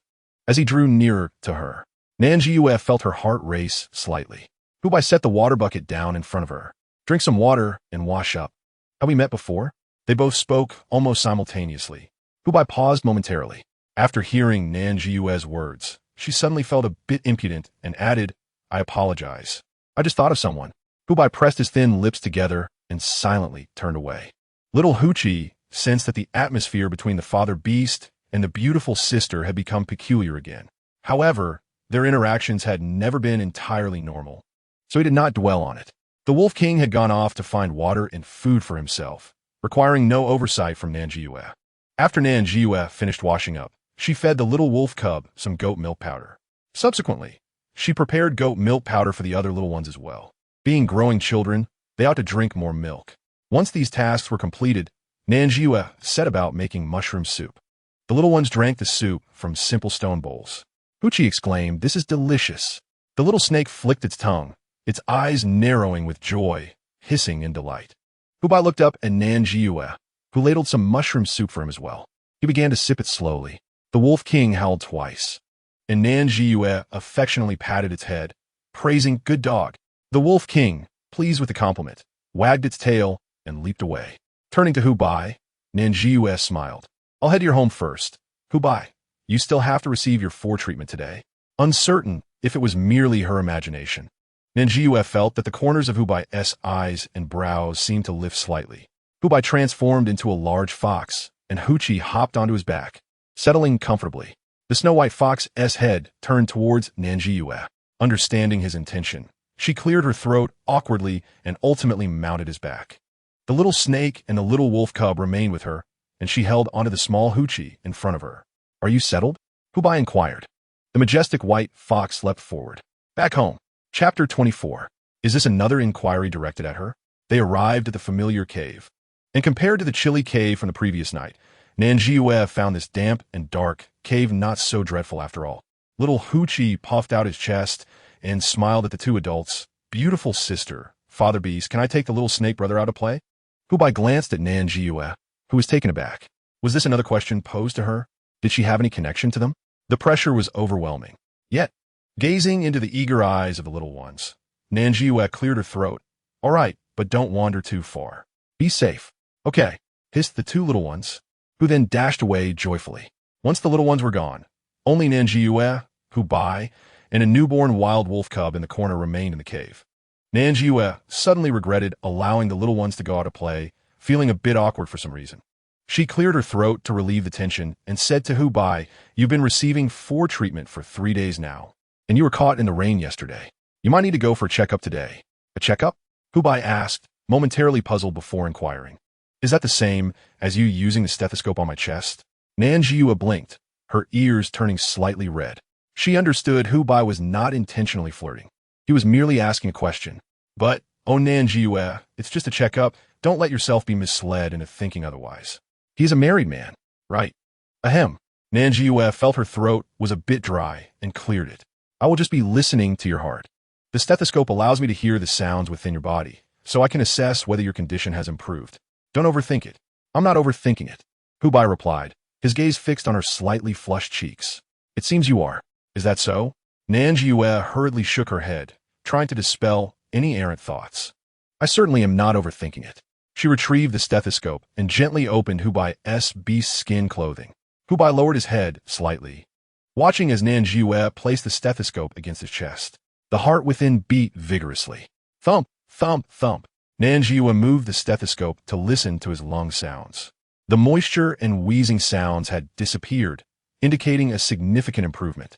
The once gaunt male had surprising strength, and she found it difficult to withdraw her hand for a moment. Hubai. Nan Zhisui pulled again. Hubai suddenly released his grip. Nan Zhisui promptly put away the stethoscope. Hubai adjusted his bee-skin skirt. As she tidied up the stethoscope, Nan Zhisui pondered why he had grasped her hand, but theoretically, he had been impolite to her earlier and should apologize now. However, after waiting for a while, she received no apology from Hubai. Feeling a bit awkward, she said, "Your fever has completely subsided and your health has improved significantly, but recovery takes time and you will still need to continue with the four treatment for the next 2 days." Hubai nodded slightly, offering her the back of his clean, pale hand, which bore numerous needle marks. Nan Zhisui switched hands for the four, disinfected, and set it up before sitting beside him. However, just as the four was halfway through, a young male suddenly burst into Hubai's cave. The male appeared to be around 16 years of age, still very much a teenager in Nan Zhisui's eyes. The young fox named Huan sauntered to the entrance of Hubai's cave, casually calling out, "Hubai, your cub and the other cubs from the village are fighting. Are you still alive? If so, shouldn't you do something about it?" His tone was exceedingly dismissive, as if he were reveling in their predicament. At this, Nan Zhisui abruptly stood up, glancing at Hubai, who was still receiving the four. Hubai pulled out the needle and rose to his feet. Hubai hesitated for a moment, casting a glance at Nan Zhisui. After all, if he went out with her, she would be exposed to the eyes of the villagers. Would she be willing? "Let us go," Nan Zhisui declared without hesitation. Hubai followed closely behind her as they exited the cave. Outside, the previously indifferent young fox beast, Huan suddenly perked up, his gaze fixated on Nan Zhisui. When did the stone village have such a stunning female? The male fox beast cast cold glances at Huan. In the stone village, near a small stream, numerous fox beasts had gathered. Among them, Huchi cradled the little snake beast in his arms, covered in wounds. For little fox beasts were assaulting the little white fox Huchi. "All stray beasts should die," one of the fox beast cubs roared. "Huchi, you truly live up to being a child abandoned by your mother. Has no one taught you the folly of consorting with the stray she beast?" The adult beastmen, observing, bore expressions of indifference. "Strike down the stray she beast. Huchi is harboring a rogue. He is no better. Kill him." In the beast realm, those forsaken by females, rejected by their tribes, and without a home, are collectively known as stray beastmen. Stray beastmen drift like rootless weeds, devoid of belonging. Over time, they become irritable and violent, resorting to robbery and pillage. Their reputation is dire, and they stand in stark opposition to the tribe's beastmen. The tolerance of village inhabitants for stray beastmen has always been minimal, especially for the unwelcome stray she-beast. As for Xiang, abandoned by both her father and mother since birth, she is a pitiable stray she-beast without a tribe or home. No beastman would believe that a stray she-beast could possess any virtue. All stray beastmen deserve to perish. A fox female shouted in anger. "How many stray beastmen have invaded our tribes to seize females, seeking to have them bear their offspring?" Little Xiang watched as her brother Huchi was struck. Her heart heavy with sorrow, she struggled and cried, "SSS, SSS, SSS, SSS. Please forgive me. I was wrong. I will leave Shur village at once. Just don't harm Brother Chi." Those days spent with the beautiful sister, Brother Chi, and Uncle Hubai felt like a beautiful dream. I had enough to eat, could laugh freely, and was even praised for my work. It was truly delightful. Yet, I am an ill-fated being. My presence brings calamity to others, no matter who I am with. I do not wish for Brother Huchi to be beaten in my defense. Perhaps it is best for me to depart. Tears of reluctance welled in little Xiang's eyes. Huchi held little Xiang close, exclaiming, "It is not so. Xiang saved my life. He is not a wicked beast man. He is my savior. My father taught me that one must repay the life-saving grace with profound gratitude. A fox beast man cannot be ungrateful." "He saved you? You claim that a cold-hearted stray she-beast saved you. Huh? Can a stray beast man truly save anyone? Do you believe that? We do not. Indeed, he is a stray she-beast. His motives for saving you may be suspect. Perhaps he wishes to infiltrate the village to commit nefarious deeds." No, little Yang did not. Huchi bit his lip. "You cannot be so prejudiced. He is merely 5 years old and has committed no wrongdoing." "And what do you say to Huchi? He is in league with this stray she-beast." "Beat him." As they spoke, Several young foxes surrounded Hu Qi and little Xiyang, launching their assault. Stop it! When Nan Zhisui and Hu Bai arrived, little Xiyang had already been twisted into a pretzel, her beautiful blue scales scattered. Young Hu Qi clung to Xiyang, fiercely protecting her, his own body marred with injuries. Hu Qi's eyes were red-rimmed, his expression fierce. Yet upon seeing Nan Zhisui and Hu Bai, he resembled a child caught in wrongdoing, instantly behaving submissively. Hearing the commotion caused by Nan Zhisui and her companion, the crowd turned to look. In that moment, silence enveloped the scene. The most handsome male beastman in Sher village, Hu Bai, had grown weary of the ruckus. They beheld a female clad in modern, loose-fitting attire. Her lips red and teeth white, her eyes bright, her nose delicate, and her skin as radiant as snow. The eyes of the male fox beastmen sparkled with admiration. What a beautiful young female. Where did she come from? Chapter 25, she has already declined you. Step aside. Witnessing the two younglings in distress, Nan Zhisui's expression darkened. Even if she and Hu Bai could accept little Xiyang, it was evident that Sher village did not welcome her. Young Hu Qi was a loyal and affectionate child. Asking him to abandon little Xiyang was not in their consideration. The single male beastmen of Sher village had already begun their discussions. What a lovely young female. Surely, she is not one of our Sher village females.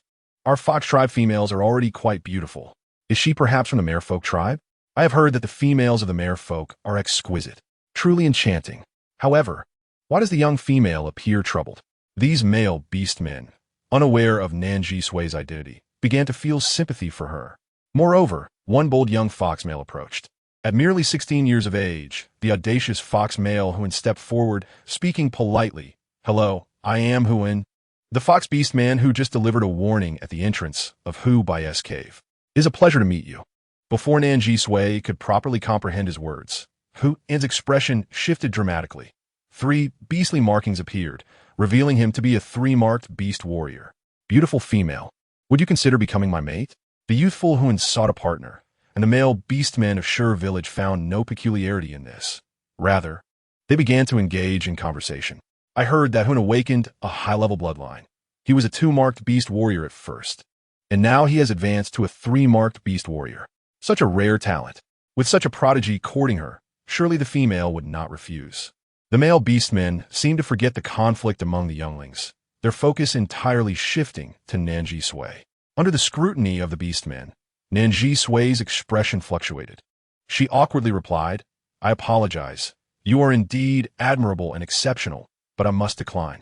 Having lived in the beast realm for a year, Nan Zhisui understood that beastmen's thoughts were rather simplistic. A gentle refusal might be misconstrued as playful banter. To truly refuse, one must be direct. The male beastmen were taken aback. A 16-year-old 3-marked beast warrior has been turned down? Huan was handsome, with immense potential and a bright future. How could she refuse such a beastman? What sort of formidable mates must she have? Hu Bai's gaze shifted to Nan Zhisui, curiosity evident in his expression. Huan's ears drooped in disappointment. Is it because I am too young? I will grow quickly. With that, Huan, feeling indignant, reached out to tug at Nan Zhisui. Hu Bai circumvented her, positioning himself protectively in front of her, swatting Huan's hand away. His tone turned frigid. She has already declined you. Step aside. Huan, already displeased by the rejection, grew even more irate at being obstructed by Hu Bai. Hu Bai, you are a male with a female mate. You refuse Uzi's advances, yet you protect another female here. What does that mean? In Sher village, fickle males are punished severely. Hu Bai's expression grew colder still, resolutely standing his ground before Nan Zhisui. Do you wish to fight? Once this matter with Hu Qi is resolved, I will gladly engage you. Nan Zhisui chose to disregard the unfolding conflict. She pushed through the brawling younglings, rescuing Hu Qi and little Xiyang. With a female intervening, the young foxes hesitated to continue their brawl. They stood to the side, accusing Hu Qi. Female, why do you protect them? He harbors a stray she-beast. He deserves to be punished. Indeed, Hu Qi has no mother to guide him. How can he associate with a stray she-beast? Hu Qi's father, a slave, is near death. Soon he will be without mother or father. He has had no maternal guidance nor paternal teachings. He is simply a bad child. The words of the younglings struck deeply, clearly instilled with malice. Who taught you to speak in such a manner? Nan Zhisui's expression darkened, her demeanor icy. The young fox beastmen faltered at the sight of her anger. After all, their upbringing taught them that while one might offend males, it was imperative never to offend females, especially those deemed beautiful. For the more beautiful a female, the more formidable the males pursuing her would be. She would undoubtedly have a cadre of powerful males safeguarding her.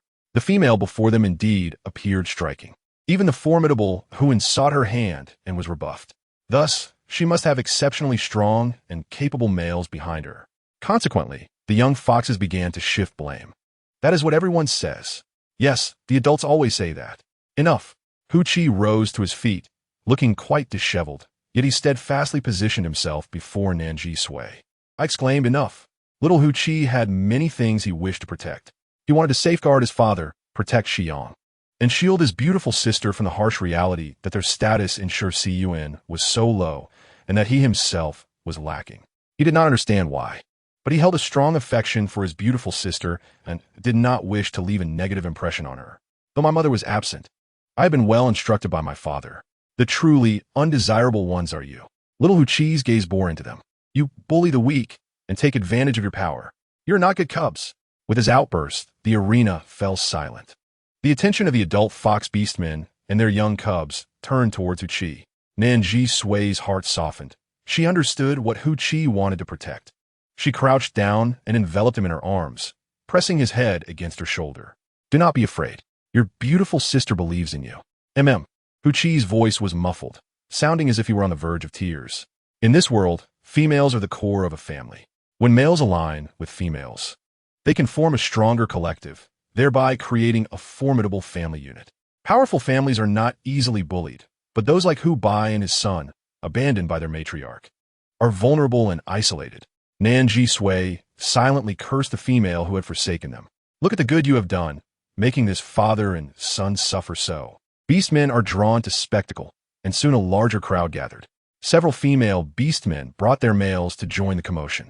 A captivating female, flanked by a throng of male fox beastmen, announced her presence before even arriving. Hu Bai, I heard that your Hu Qi has caused trouble again. Honestly, what kind of upbringing is this? Always causing chaos. Look at yourself. Your health is poor, and yet you have been sold as a beast slave by the matriarch. And I have not judged you for it. I have not judged you for having a troublesome cub. Where can you find such a gentle and magnanimous female like me? Join my family, and I will help you raise your cub. I assure you, I will be as strict as a biological mother should be, ensuring Hu Qi does not always stir up trouble. Chapter 26. Is this the end? Hu Zi emerged among the throng of males. Her words were harsh, and the Hu Qi in her arms trembled. She tightened her embrace around him. Do not be afraid. Your father is not foolish enough to find you such a stepmother. One can only hope that Hu Bai would be wise. His former matriarch was a wretched female. Severing ties with her would be of no consequence. However, if he truly ended his partnership and followed this fox female, Hu Qi would never know peace again. Hu Qi's tense body gradually relaxed. After Hu Zi's gaze slowly fell on Hu Bai, it suddenly shifted to Nan Zhisui. Nan Zhisui, still holding little Hu Qi, met her gaze. Most females in the beast world are not conventionally beautiful. Even those who are robust and stout are considered attractive. Since females are rare, they are regarded as treasures, and the males have very low standards for them. Therefore, in the beast world, any female is cherished by males. Even those deemed short or plump are considered perfect if they can bear cubs. Nan Zhisui had seldom encountered a beautiful female. Hu Zi could be considered one. This fox female seemed to possess a unique understanding of aesthetics, being alluring in a somewhat enchanting manner, adorned with tree sap and floral essences. As Nan Zhisui appraised Hu Zi scrutinized her in return. This unfamiliar female had remarkably fair skin, almost translucent. How had she achieved such a complexion?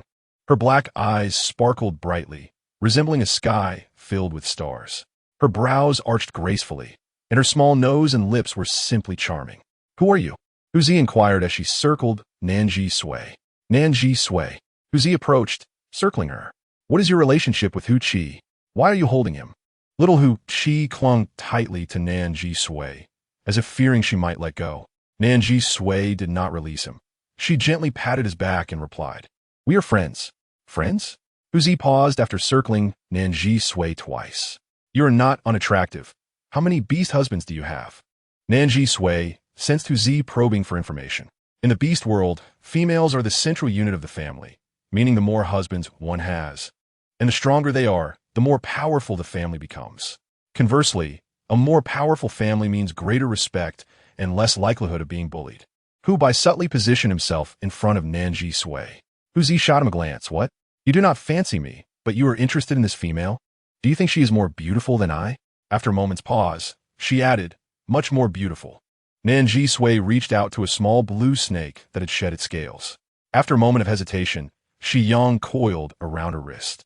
Although reason warned him that he would bring misfortune to the one he cherished, rejecting the beautiful sister was too difficult and cruel. With both cubs now near her, Nan Zhisui calmly addressed Hu Zi. Do I need to inform you of how many beast husbands I have?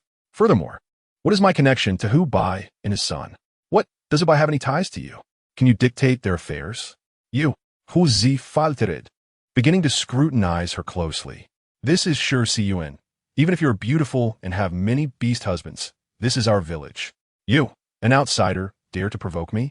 Is that not foolish? Is it? Nan Zhisui pondered, but I do not seem to be afraid. You are not afraid? Hu Zi appraised her. This striking female must have many suitors. Furthermore, her audacity in another village suggested she had some support. Perhaps her husbands were formidable. Could there be a three-striped beast warrior? Surely, she could not have a beast general. One should not provoke her lightly. Caution is warranted. Hu Zi stood firm, addressing her. What brings you to Shi Yuan? Do you seek Hu Bai for yourself? Hu Bai's handsome eyes flicked toward her. However, the woman from Earth merely stated, put away your haughty demeanor. Furthermore, it is none of your business. You, in Shi Yuan, males often resort to violence to contest power and status, as well as for females. Yet, the sharp exchanges between females are equally captivating. The fox beast men of Shi Yuan rarely witnessed such a beautiful exchange of words between two females. They were thoroughly entertained.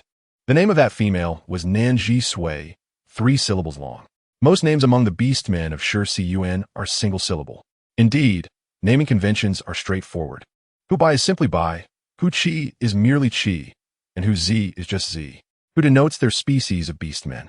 Thus, upon hearing a name with 3 syllables for the first time, they were quite intrigued. Nan Zhisui. What might Nan or Ji signify in terms of species? I have never heard of it.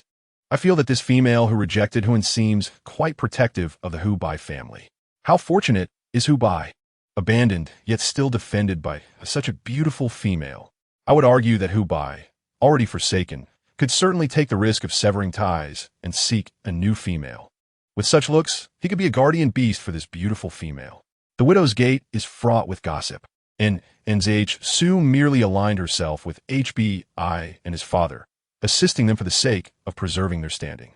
Consequently, these individuals have intertwined the reputations of Hbi and her, casting both into a shadow of guilt. The notion of guardian beasts has been broached. Such a magnificent male, would it not be a pity to relegate him to that role? And this male appeared disinclined to clarify matters, allowing rumors to flourish unchecked. HZ glared at him with fury. We are from the same village.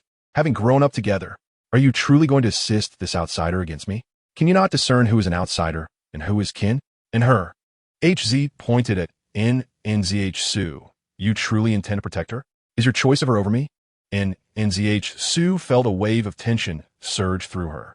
How perilous. She should never have stepped forward, risking her own involvement. She looked at Hbi, who cast his gaze downward at her, and she shook her head in terror. Please, do not escalate this. You are a male with a female partner. I never intended to sever your bond, nor did I ever contemplate becoming your mate. Why must there be a choice? Let us circumvent this topic swiftly. However, Hbi seemed oblivious to her words, his expression peculiarly inscrutable upon witnessing her shake her head. He cleared his throat lightly and addressed HZ and the gathered beastmen. I certainly know who is kin and who is an outsider. If I must choose between Nan Zhisui and HZ, the term choose is rather inaccurate. There is no need for a choice, nor is there truly one to be made. My only option has always been Nan Zhisui. And Nan Zhisui what? This is intolerable. Why does this concern you? Might you reconsider your stance? Nan Zhisui urged in a hushed tone. The young serpent and the little HQ curiously craned their necks. Or the father beast and the beautiful lady discussing. Did the father beast truly harbor feelings for the beautiful lady? How delightful! And Nan Zhisui pressed. How can you choose me? You have a female partner. Did you not hear HN? A male who chooses another female risks severe consequences. Are you worried about me? HBI inquired, lowering his gaze. I'm not. Nan Zhisui asserted. I am a female. My reputation does not concern me. Your reputation, however, is of utmost importance. HBI, I beseech you, reconsider your words. HBI's expression darkened. He cast a cold glance at HZ and the others, seemingly losing interest in remaining there. He seized the young ones who had harmed HQ, apologized to HQ.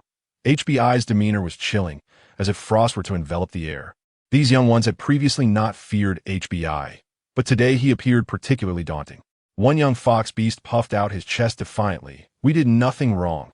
If it were not for HQ shielding that vagrant serpent beast, we would not have attacked him. The other young fox beasts echoed, yes, yes, we did nothing wrong. HZ interjected, HBI, these young ones are offspring of HL, whose temperament is far worse than mine. If you provoke her, she will surely retaliate. In my view, these young ones have committed no wrong. Is an apology truly necessary? Conflicts among children are best left to resolve themselves. Hence HB, I merely demanded an apology, planning to let HQ sort out the aftermath. Yet, this did not justify the other party's distortion of the truth. HBI's stunningly beautiful gaze swept over HZ, and even she, accustomed to handsome males, could not help but be taken aback by his allure. Those who lack family, lack a tribe, and are forsaken by females are the true vagrant beastmen. A juvenile beastman, if raised by a family, is not a vagrant.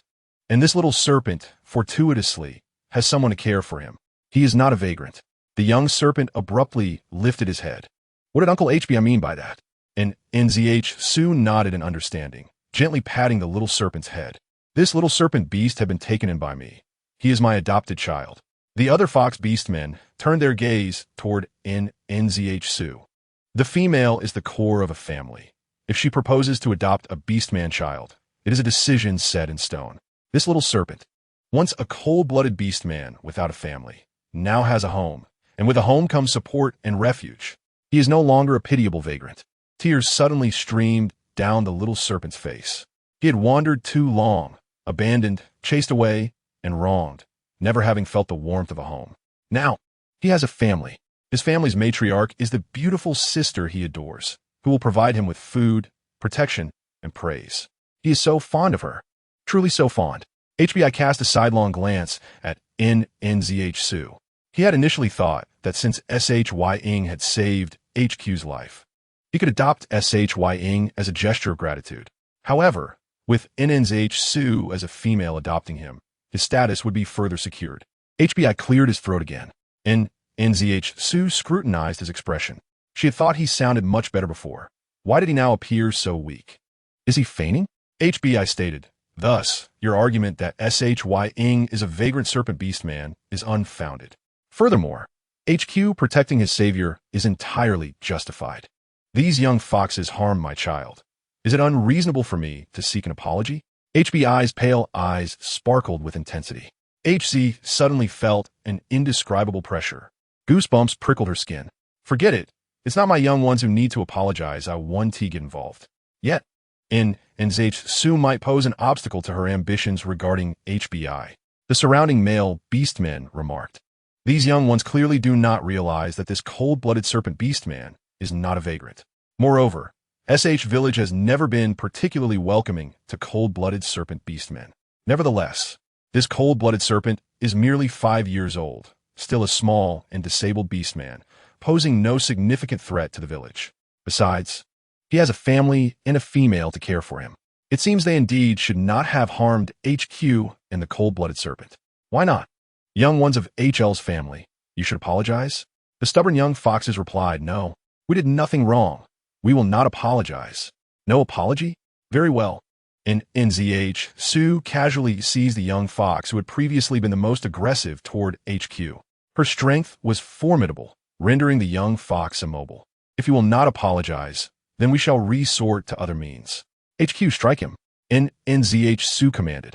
The young foxes, pained and intimidated by Su, dared not provoke her further, hastily exclaiming, "No, please don't hit me. I apologize." "HQ, I'm sorry." The others, frightened, echoed, I'm sorry. HQ, I'm so sorry." The scene was rather disheartening. After Su allowed HQ to deliver a few more slaps, she released her grip, coldly rubbing her wrist.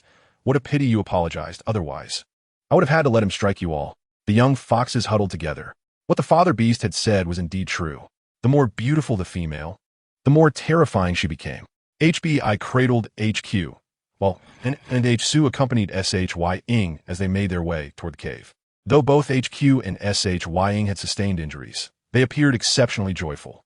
Despite not being together, they exchanged playful glances through the adults. Su hurriedly caught up with HBI, looking up to ask, "What did you mean by saying I was your only choice?" HBI, "I will not remain here indefinitely. After your infusion treatment tomorrow, I shall depart from SH Village." HBI abruptly halted, his snow-white eyes fixed intently upon her. "You wish to leave? And then what? What of HQ and me?" Su anxiously tugged at her ears and scratched her head. "No, you are my patient, while HQ is my friend. But ultimately, you both belong to SHCN. I must leave." Su paused, then added, "What does it have to do with you?" Unbeknownst to her, her words inflicted deep harm. HBI's demeanor suddenly turned cold, enveloped in a palpable sense of abandonment and solitude. HZ, contemplating HBI's situation, found it increasingly difficult to navigate, prompting her to rush to her mother. Ashiksnes Abud. HXN was relishing the attention of 3 beastly suitors who were diligently massaging her. "Mother," HZ called out as she entered. "Something significant has happened." "What is it in such a flurry? Can you not remain calm?" HXN sat up. "Mother, I have a rival." HZ approached, explaining. "A somewhat attractive female has appeared beside HBI, and he is quite protective of her. Mother, if this continues, I will never win HBI's affection." Despite her words, HZ's interest in pursuing HBI was not as fervent as she claimed. HBI was indeed handsome and remarkable. In her youth, HZ had felt a spark for him. However, that spark had morphed into a sense of resistance upon being assigned the task by her mother. No matter how exceptional HBI was, it was not her own desire to have him. "By the way, Mother, that female's name is rather unique. It consists of 3 characters. She said her name is Su." Chapter 28. "That is a husband. This is unethical. What did you say?" "That female is named Su." HXN abruptly stood, her expression drastically shifting, startling HZ. "What of Su? Is she from an ancient beastman clan?" HZ inquired weakly. Su is an outsider. If she takes HBI away, the ancient bloodline of our SHCN will be irreversibly severed. HZ gasped in shock. "What? You mean Su is HBI's mate? But didn't they previously act quite differently?" Although HBI is protective of Su, he never referred to her as his mate. If he merely acknowledged Su as his mate, the disputes would dissipate. Why did HBI remain silent? HXN, regaining her composure, inquired into the matter in detail before concluding. HBI is very sensitive about this. Sensitive about what? HZ was intrigued. Naturally, he is concerned about Su abandoning her husband and child, reducing him to a beastly slave. HXN explained, contemplating the situation from HBI's perspective. He had adorned himself with the attire of a priest's apprentice, and Su knew neither his appearance nor his name. Having cast them aside, perhaps even sold them. If HBI revealed their identities to Su, and she chose to keep them, it would be acceptable. However, if she were to abandon him once more, as she did 5 years prior, and sell him again, HBI would be utterly devastated. He could not bear it. HBI was a male with considerable pride, to maintain his dignity before the female he cherished. He would never voluntarily reveal that he was her fox husband. HZ murmured, but that is not the reality. Didn't Su ask Mother to take care of HBI and his son when she left? And she has never sold him. HXN pondered for a moment, then chuckled softly. HZ, we still have chance. You must strive to give HBI a child. ensuring our ancient bloodline remains within our family. Nan Zhisui felt an unusual chill within the cave that day. After administering an 4 to HBI, he turned his head away, sulking silently, refusing to meet her gaze. She had never before encountered a patient who treated her with such disdain. What was this? Was she expected to placate him? Yet, she had not spoken falsely. Though he was indeed remarkable, had he not been mated, she might have been swayed. However, she had her principles. He was a husband, someone else's spouse. As a woman of morality and integrity from earth, how could she lay claim to another's husband? It was unethical and impolite. With an awkward shrug, Nan Zhisui left the cave to attend to the day's provisions. At that moment, HBI gazed towards the cave entrance, his snow-white eyes glistening with unshed tears, on the verge of being overwhelmed with frustration. Oblivious to HBI's plight, Nan Zhisui checked on the two little ones, confirming their minor injuries before taking the carefree children into the forest to forage for wild vegetables.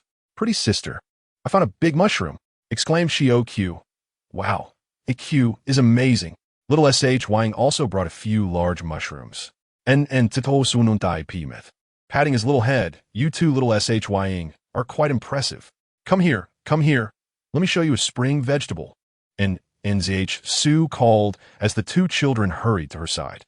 She pointed to a patch of greenery, saying, "This is shepherd's purse. It has a delightful fragrance." "I know it. SSS." The children exclaimed excitedly. "Wang, let's gather more wild vegetables." "What? Our little ones were bullied by HBI and his son? I should suddenly stood up. How dare HBI not only refuse to lend us bee skins, but also harm my husband and bully my children? This is a blatant disregard for the HL family." She declared, "Come with me. We shall confront HBI." The dark-skinned female red fox, accompanied by her 9 robust suitors, prepared to leave. HZ, arriving leisurely at HL's cave, intercepted her. "Little L, where are you off to?" "Haz, I have heard all about today's events. You have indeed helped my child. I shall remember this favor. However, HBI's audacity to confront my family with a pair of unclaimed males is an affront. I will teach him a lesson." HZ replied with a grin. "If you go, you'll merely give them a beating. What purpose does that serve? Isn't that enough?" HL questioned, confused. "It will suffice to teach them a lesson and make them aware of our formidable family." Hatzet leant in closer. HBI and his son have established dominance over your child today. If you confront them now, my mother, as village chief, will have to mediate. And if your family instigates conflict without cause, my mother will penalize your salt supply. Wouldn't that be unwise? The mention of salt caused HL to momentarily regain her composure. In the beast world, adult male beastmen could supplement their salt intake through beast blood, while females and children relied solely on salt. Salt was a precious commodity, requiring the accumulation of resources before the tribe's hunting team would venture to the sea to trade with the merfolk for it. The merfolk, haughty and disdainful of land resources, often exchanged only a few bags of salt for abundant beast skins.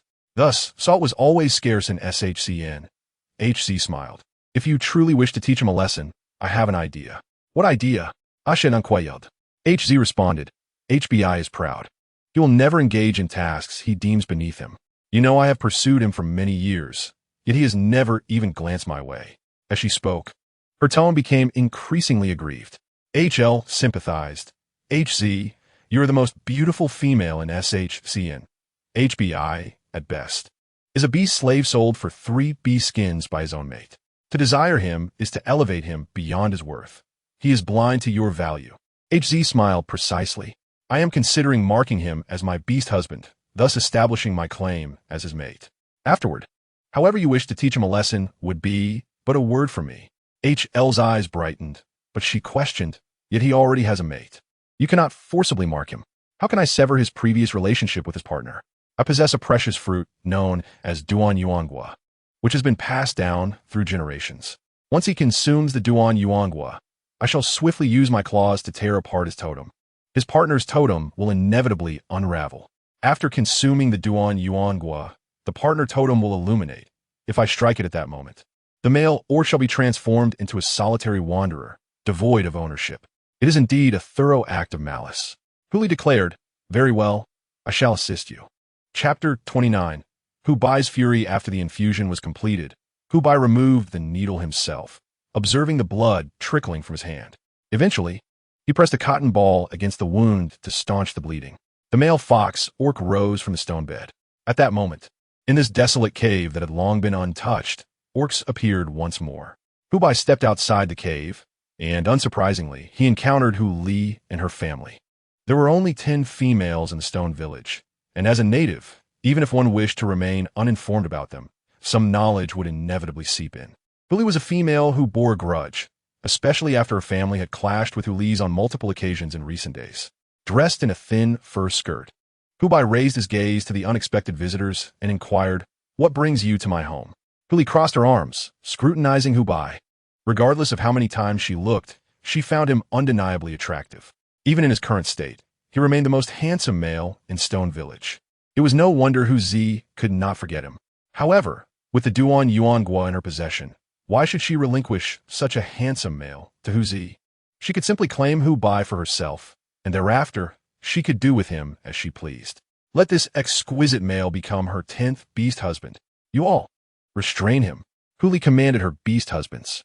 Hu Li had 9 beast husbands, 4 of whom charged forward, several being beast warriors adorned with markings. What do you intend to do? Hu Bai exclaimed as they forcefully restrained his limbs, pinning him against the stone wall. He struggled in vain. Ungria y aproka, weighing the dried Duan Yuangua in her hand. Hu Bai, you, a fox orc who has never awakened and is not even a beast warrior, should cease your struggles. One male pressed Hu Bai's head down as Hu Bai glared at Hu Li. What do you want? Let me go. What do I want? To feed you something beneficial. Hu Li shoved the Duan Yuangua toward Hu Bai's mouth, but his instincts as a fox orc warned him against consuming it. Hu Bai, your female master has abandoned you. This is the Duan Yuangua. Eat it, and we shall help you sever your partner relationship. Hu Bai's pupils constricted. Get away. I do not wish to sever my partner relationship. Leave me alone. He began to struggle, and the 4 male orcs could barely contain him. Hu Li stepped back. Haven't you eaten? You can't even control an unawakened male. Go, all of you. The 9 males surged forward to subdue Hu Bai. Hu Li felt a twinge of anxiety at the scene unfolding before her. It cannot be. He is merely a sickly waste. With 9 beast husbands, several of whom are beast warriors, there is no way they cannot control Hu Bai. Hu Li edged closer, but at that moment, Hu Bai seemed to have gone mad. He broke free from the 9 male orcs, sending them flying, and even knocked Hu Li down in the process. Hu Li found herself on the ground, rubbing her waist, only to see Hu Bai snatch the Duan Yuangua from beside her. Hu Li was filled with astonishment and fear. How could her 9 beast husbands not contain him? How could Hu Bai be so strong? What do you intend to do? The cold gaze of the male fell upon Hu Li, who nervously exclaimed, What are you all doing? Protect me quickly. Hu Bai's figure remained emaciated, his fur skirt hanging loosely, yet it could not conceal his astonishing beauty. Having been raised by Stone Village, I have learned to endure over the years. He advanced step by step toward Hu Li, questioning, But why do you all force me? Just as several male orcs lunged at him, he seized Hu Li. Hu Li shrieked, Wait. Hu Bai, what are you doing? I am a female. Do you intend to harm me? Are you not afraid of punishment from the village? What do I have to fear? Hu Bai's eyes were icy. What fear remains for me? Just as you said, my female has abandoned me. She has forsaken me once, and now she would do so again. Yet, even so, I cannot bring myself to sever the partner relationship. What fear remains for me? The 9 beast husbands of Hu Li dared not act, intimidated by the capture of their female master. Hu Bai's cold gaze swept over the 9 males, a mocking glint in his eyes. Hu Bai, spare me. Hu Li had no idea how formidable he was. She was utterly immobilized in his grasp. I was wrong. I will never provoke you again. Please let me go. Today's incident cannot be blamed on me. It was you. It was your offspring who first bullied my child. Hu Bai's expression grew colder. Are you truly unable to distinguish right from wrong? Hu Li, now panicking further, quickly added, Moreover, that fruit is not mine. It was given to me by Hu Zi. There was no genuine bond between Hu Li and Hu Zi. If there was, it was merely a fragile semblance of friendship.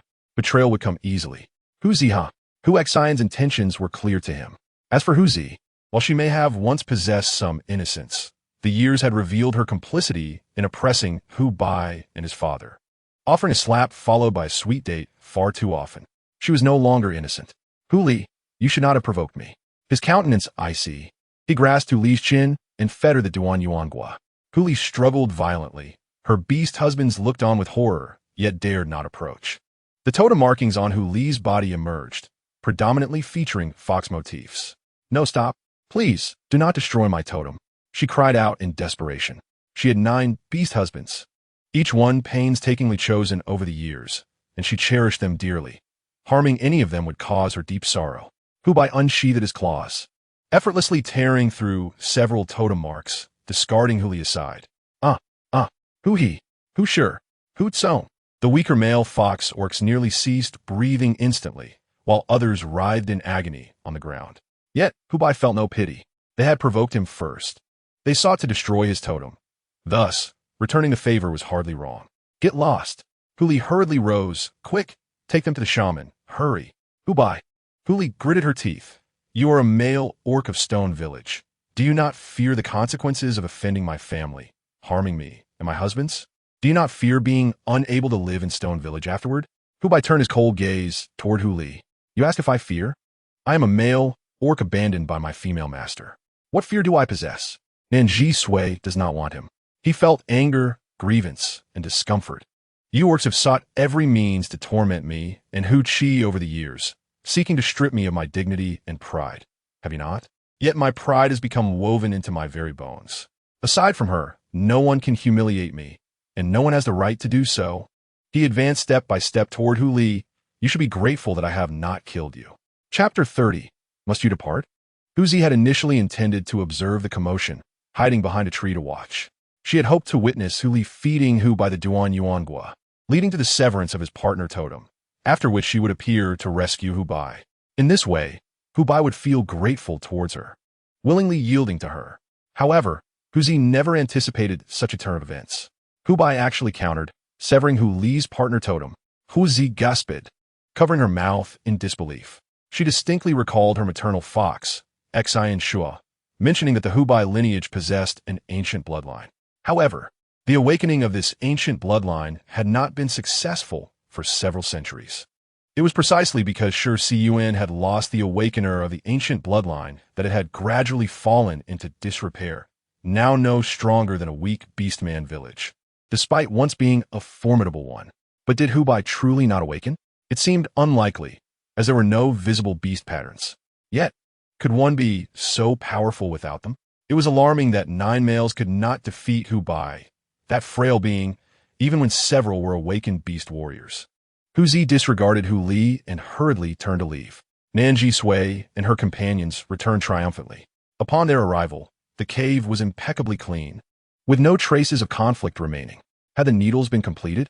Nan Zhisui placed the gathered wild vegetables on the ground and proceeded to tidy up the medical waste within the cave.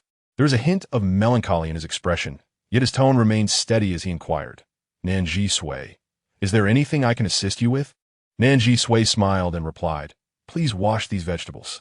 I plan to start a fire and salt them shortly." Understood. He followed her instructions and set to work. While starting the fire, Nan Zhisui taught the 2 young ones, Hu Qi and Xiyang, how to manage it. They ended up covered in soot, prompting hearty laughter from Nan Zhisui. After Hu Bai cooked the vegetables, Nan Zhisui divided the meal, and everyone ate heartily. "Delicious. Father Beast as cooking over fire is truly delightful," exclaimed the little Hu Qi. "Pretty sister, once you leave, Father Beast surely won't cook for me again." The little Hu Qi looked up at Hu Bai. Father Beast clearly favors the pretty sister, yet he remains cold towards her. It is perplexing. Nan Zhisui affectionately ruffled the little one's hair. The atmosphere was harmonious. That night, Nan Zhisui held Hu Qi and Xiyang as they gazed at the stars from the cave entrance. "The stars seem sparse tonight. I wonder if it will rain tomorrow," mused the little Hu Qi. Nan Zhisui nodded.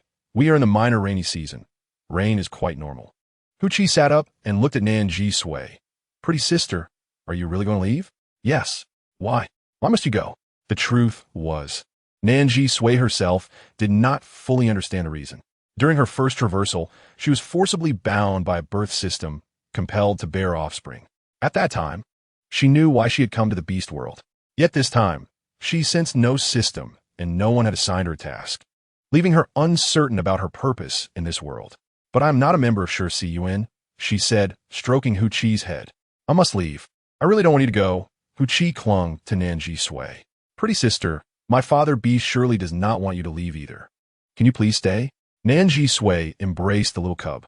For reasons unknown, this human, who typically felt indifferent towards children, found herself quite fond of Hu Qi and Xiyang, feeling a deep reluctance to part from the little Hu Qi.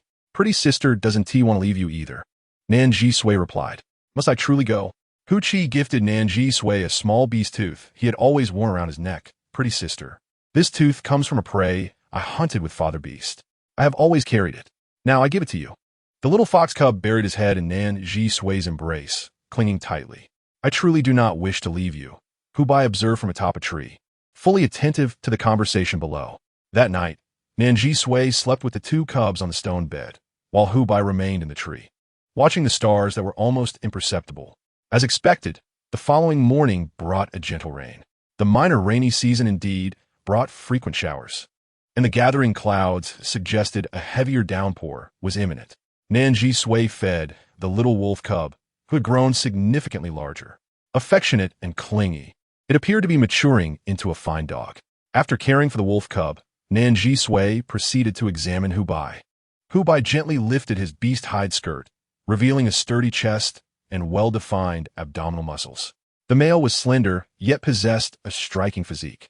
Nan Zhisui felt a momentary daze as a rush of color flooded her thoughts, her pulse quickening to the point where she nearly blushed. Nan Zhisui, you are a veterinarian. This is your patient. What does a patient represent to you? Merely a piece of meat. Yes, that is precisely it. With trembling hands, Nan Zhisui used the stethoscope to listen. Thump thump, gurgle gurgle. Finally, she detected lung sounds. MHM, your lungs are in good condition. Your pneumonia has cleared up, she declared, putting away the stethoscope. However, you still need to receive the final 4 drip. Hu Bai extended his hand towards her, his snow-white eyes gazing softly. After this 4, will you truly leave? He asked. Nan Zhisui replied, you have learned to extract the needle. Therefore, once I administer it, I'll be free to go. Hu Bai's expression faltered as he looked at her with urgency. Are you really going? Must you leave? Won't you consider staying? Nan Zhisui smiled at Hu Bai and shook her head. She realized she had inadvertently misjudged the needle once again, quickly withdrawing it, offering him a wry smile. Hu Bai, please remain still. With great caution, Nan Zhisui inserted the needle and tidied up a bit, glancing outside at the sky.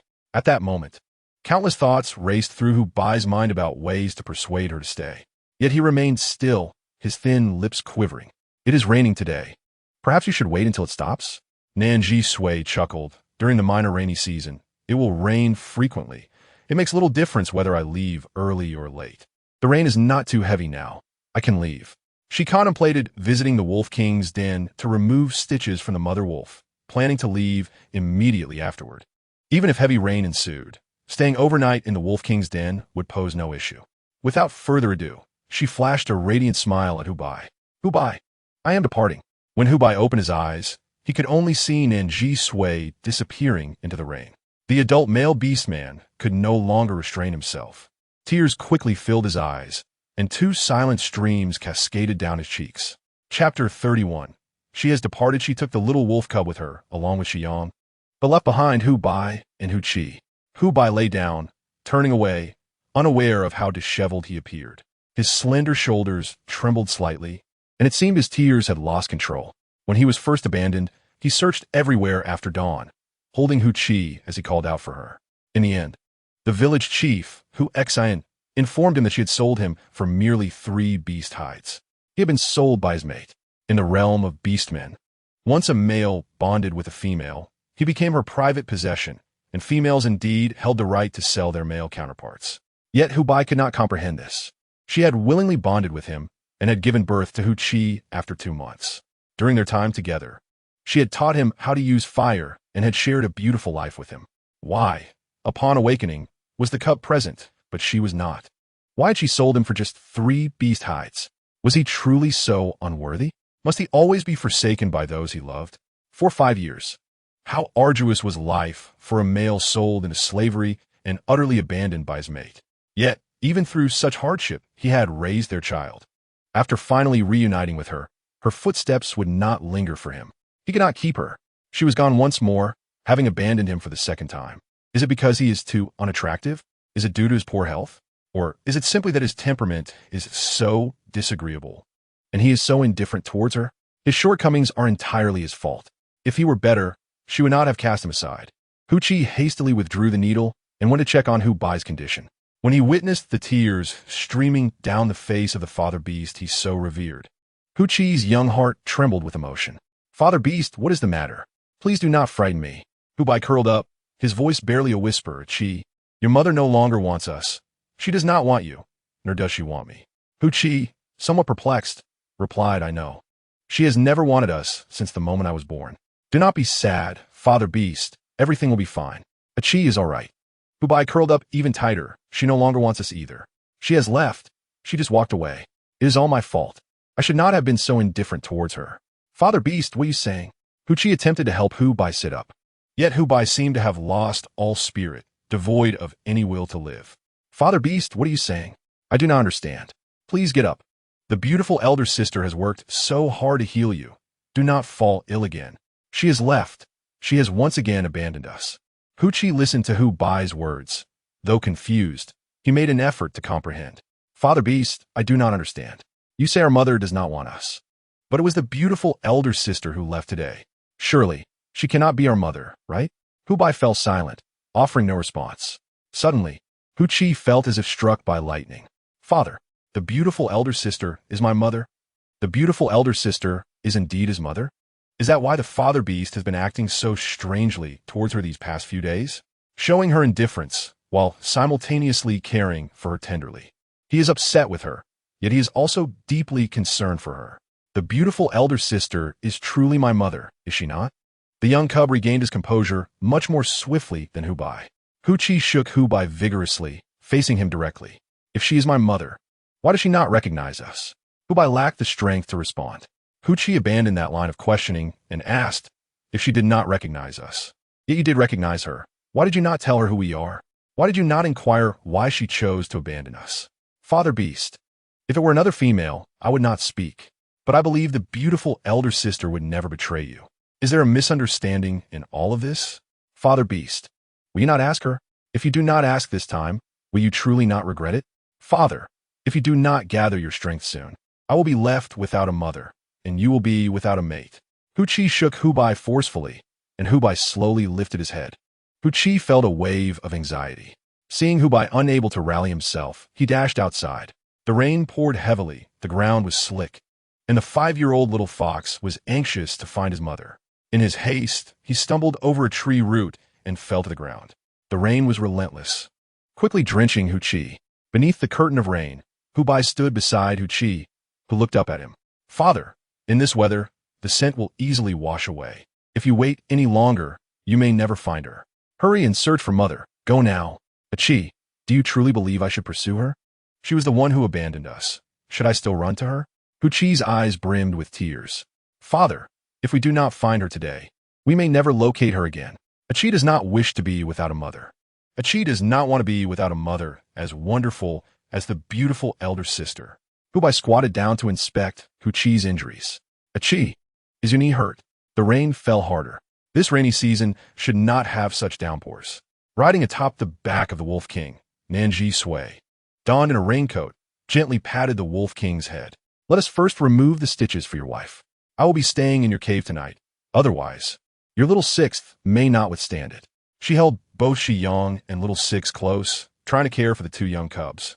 In such heavy rain, to be honest, Nan Zhisui should not have ventured out. However, the longer she stayed in Sure Village, the more reluctant she became to part with Hu Qi and Hu Bai. A strange feeling crept upon her, unexpectedly stirring emotions for Hu Bai. Yet being human, she was bound by moral constraints. Even though she felt some affection for Hu Bai, she would suppress these feelings due to her principles. "I should leave soon, lest I become increasingly reluctant to depart." By this time, a few hours had passed. Hu Bai's four should have long since finished. Once this four is done, his pneumonia should improve. As long as he refrains from reckless behavior, he should be fine. And little Hu Qi, the clever and adorable cub, though he has suffered much in his youth, surely he will have a bright future ahead. Nan Zhisui pressed her hand to her heart, revealing a bittersweet smile. After traveling such a distance, she still thought of the father and son. Indeed, it was hard to let go. They lingered in her thoughts. Tears welled in her eyes. Yet, in the progression of emotions, Xing Ma still wished to express the emotional aspects, hoping to convey the contradictions, struggles, and touches of sentiment. After experiencing all this, emotions would deepen, becoming more resolute, and the foundation of affection would solidify, rather than resembling fragile, rootless weeds. Chapter 32. He used his abilities on his mate. Let us go. Nan Zhisui steeled her resolve, prompting the Wolf King to continue forward. The heavy rain made traversing the forest quite challenging. The Wolf King leaped onto a rock, yet suddenly it halted. Nan Zhisui lowered her head, gently patting the Wolf King's head as she softly inquired, "Why have we stopped?" The Wolf King whined twice, raising its head, its ears twitching slightly. Nan Zhisui, Nan Zhisui. Amid the rain, behind a large tree, a figure emerged. As it drew closer, a tall, exquisitely handsome male appeared, remarkably striking in appearance. Soaked by the rain, his long white hair clung to his face, rendering him a rather disheveled sight. Leaning against a tree, he lifted his face to look at her. Nan Zhisui gasped in surprise. "Ubai, why are you out in such heavy rain? What nonsense are you spouting? Ubai, it is impossible between us." "It is possible." Ubai shouted back. "I ask you, do you have even the slightest bit of affection for me? Just a tiny bit. Ubai, do not say such things." Ubai's heart felt constricted. "You do not love me, not even a little, do you?" He could reveal that he was the fox beast man from 5 years ago, one of her beast husbands. But what good would that do? She would cast him aside once more. Even if she chose to remain out of sense of obligation, what significance would that hold? She did not love him. He was unattractive, weak, ill-tempered, and lacked gentleness, was he not? Was he truly so unlovable in her eyes? Not even a smidge? He refused to accept it. He would not relent. Suddenly, clear beast patterns appeared on the male fox beastman's face, 7 distinct lines. When Nan Zhisui beheld the 7 lines on Hubai's face, her mind momentarily froze as she thought, in the beast realm. 1 to 3 lines signify a beast warrior, 4 to 6 lines a beast general, and 7 to 8 lines indicate a beast king. My heavens! Hubai is actually a beast king. However, this fleeting thought passed in an instant, and the next moment, Nan Zhisui's gaze became entranced as she looked at him. A peculiar transformation occurred within her heart. She felt an overwhelming love for Hubai, an intense yearning, as if she would die for him. She stepped towards Hubai, her body and mind no longer under her control.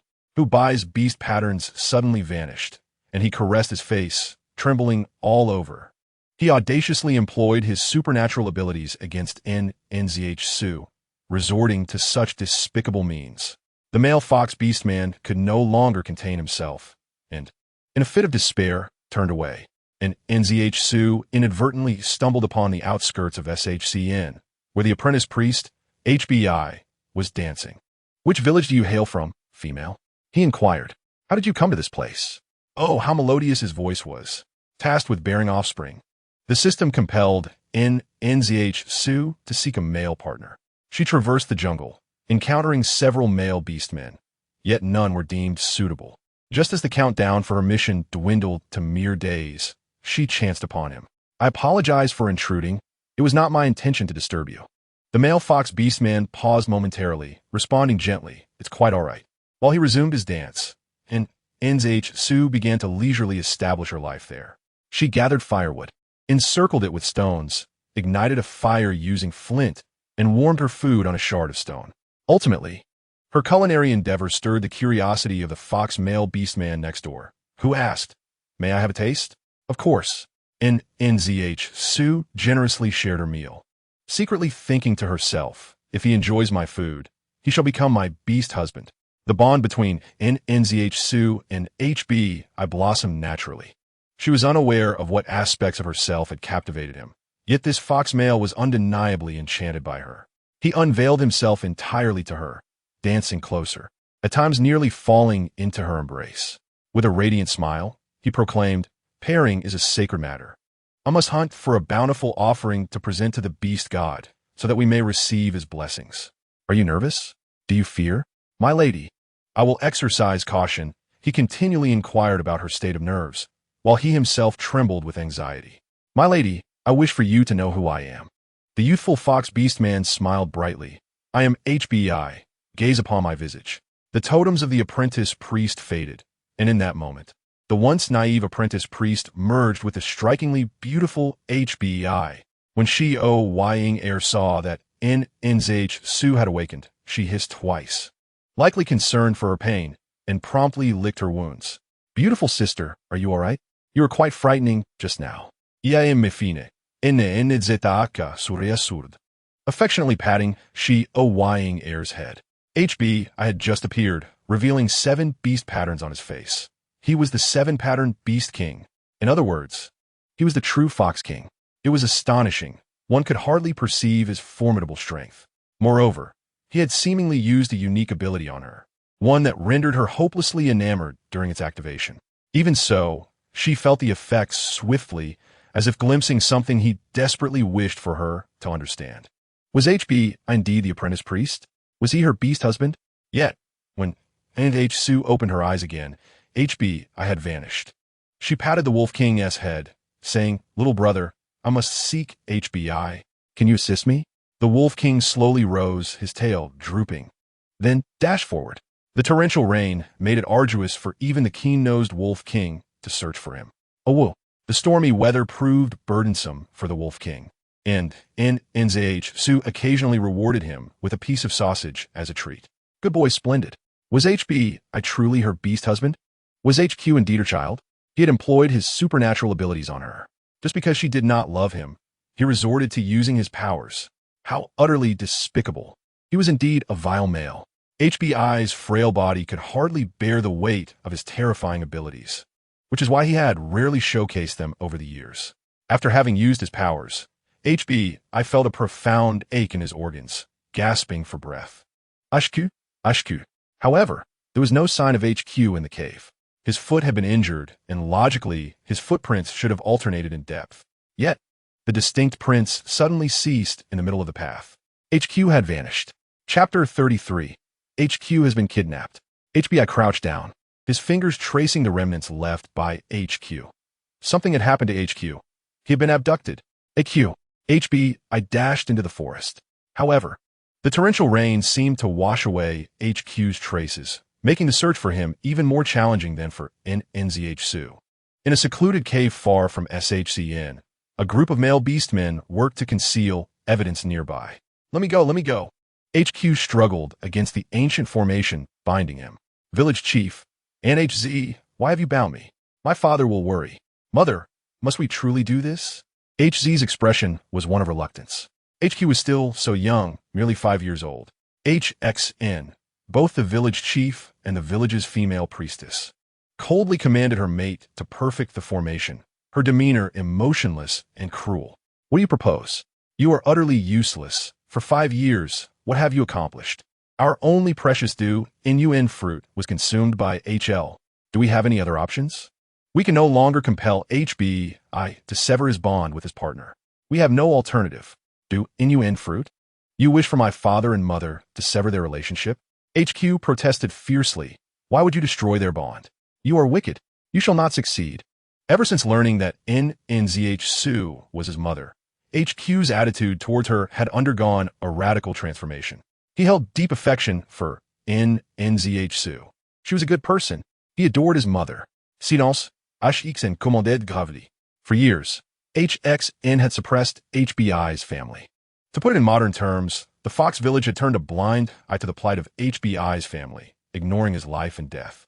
Yet, they regarded HBI as the property of SHCN, never considering his release.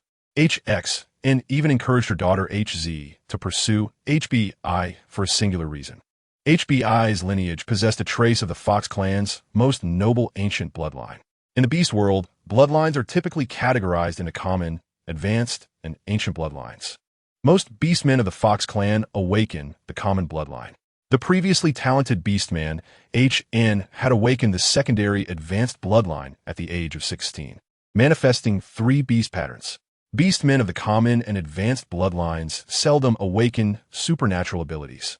However, those with the ancient bloodline of the Fox clan could achieve the rank of Beast General upon awakening, and with diligent training, they could ascend to the rank of Beast King. The Beast King represents the hope for a village's prosperity. Moreover, the ancient bloodline of the Fox clan harbors a terrifying supernatural ability known as Q-Shh-Ln. This ability allows one to easily dominate another's affections, compelling them, regardless of race, gender, age, to fall deeply in love at a mere glance, even to the extent of sacrificing their lives for him. In the ancient records of SHCN, HXN was acutely aware of the terrifying nature of this ability.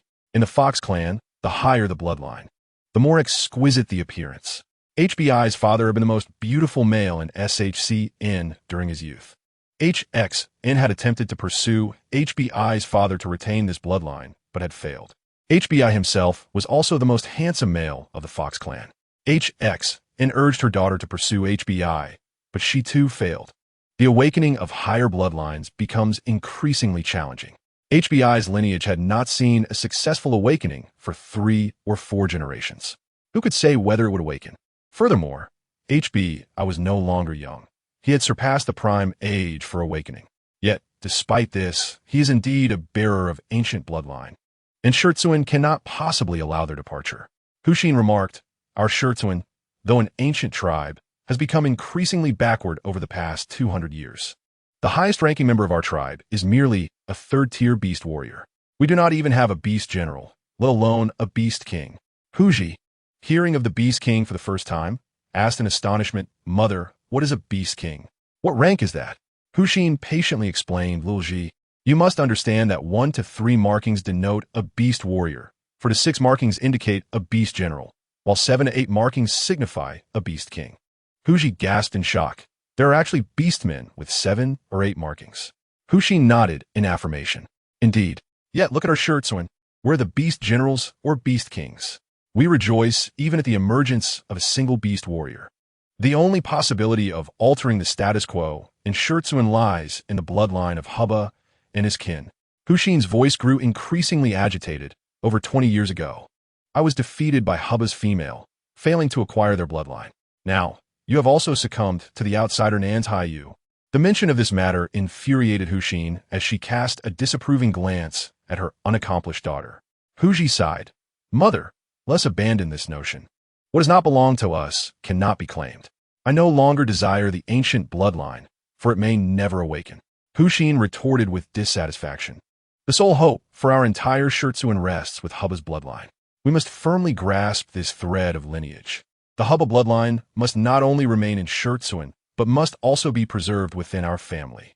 As long as we retain the ancient bloodline, there is always a possibility of awakening in the future. We cannot gamble on other uncertain prospects. The ancient bloodline must remain in our Schertsuin."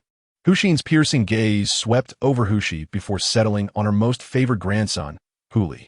Huli, the male cub born to Huji, was now 10 years old, had awakened a high-level bloodline, and was already a third-tier beast warrior, a prodigy surpassing Huan. He was also one of the cornerstones for Hushin's position as village leader. Huli obediently knelt before Huji and Hushin, grandmother-mother. In a world dominated by beasts, where females were revered, the female was the core of the family. The father beast and mother beast were referred to as grandparents, while the paternal grandparents were termed external grandfathers and grandmothers. Hushin gently stroked her grandson, "Liar, you are inherently exceptional, and you must continue to excel. Everything I do from here on is for you and the future of our family." For their family to secure the ancient bloodline, it must be obtained. As for Hushi, she once hesitated, thinking of him as a young fox of Schertsuin, unable to bear the thought. Her previous kindness was a flaw. Now, for the future of Schertsuin and her family, there could be no reservations.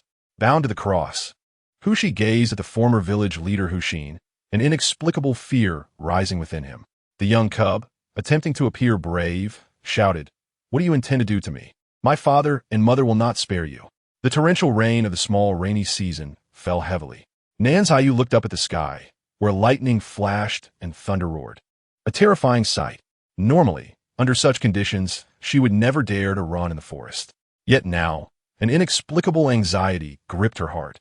It felt as though something significant was unfolding, something perilous.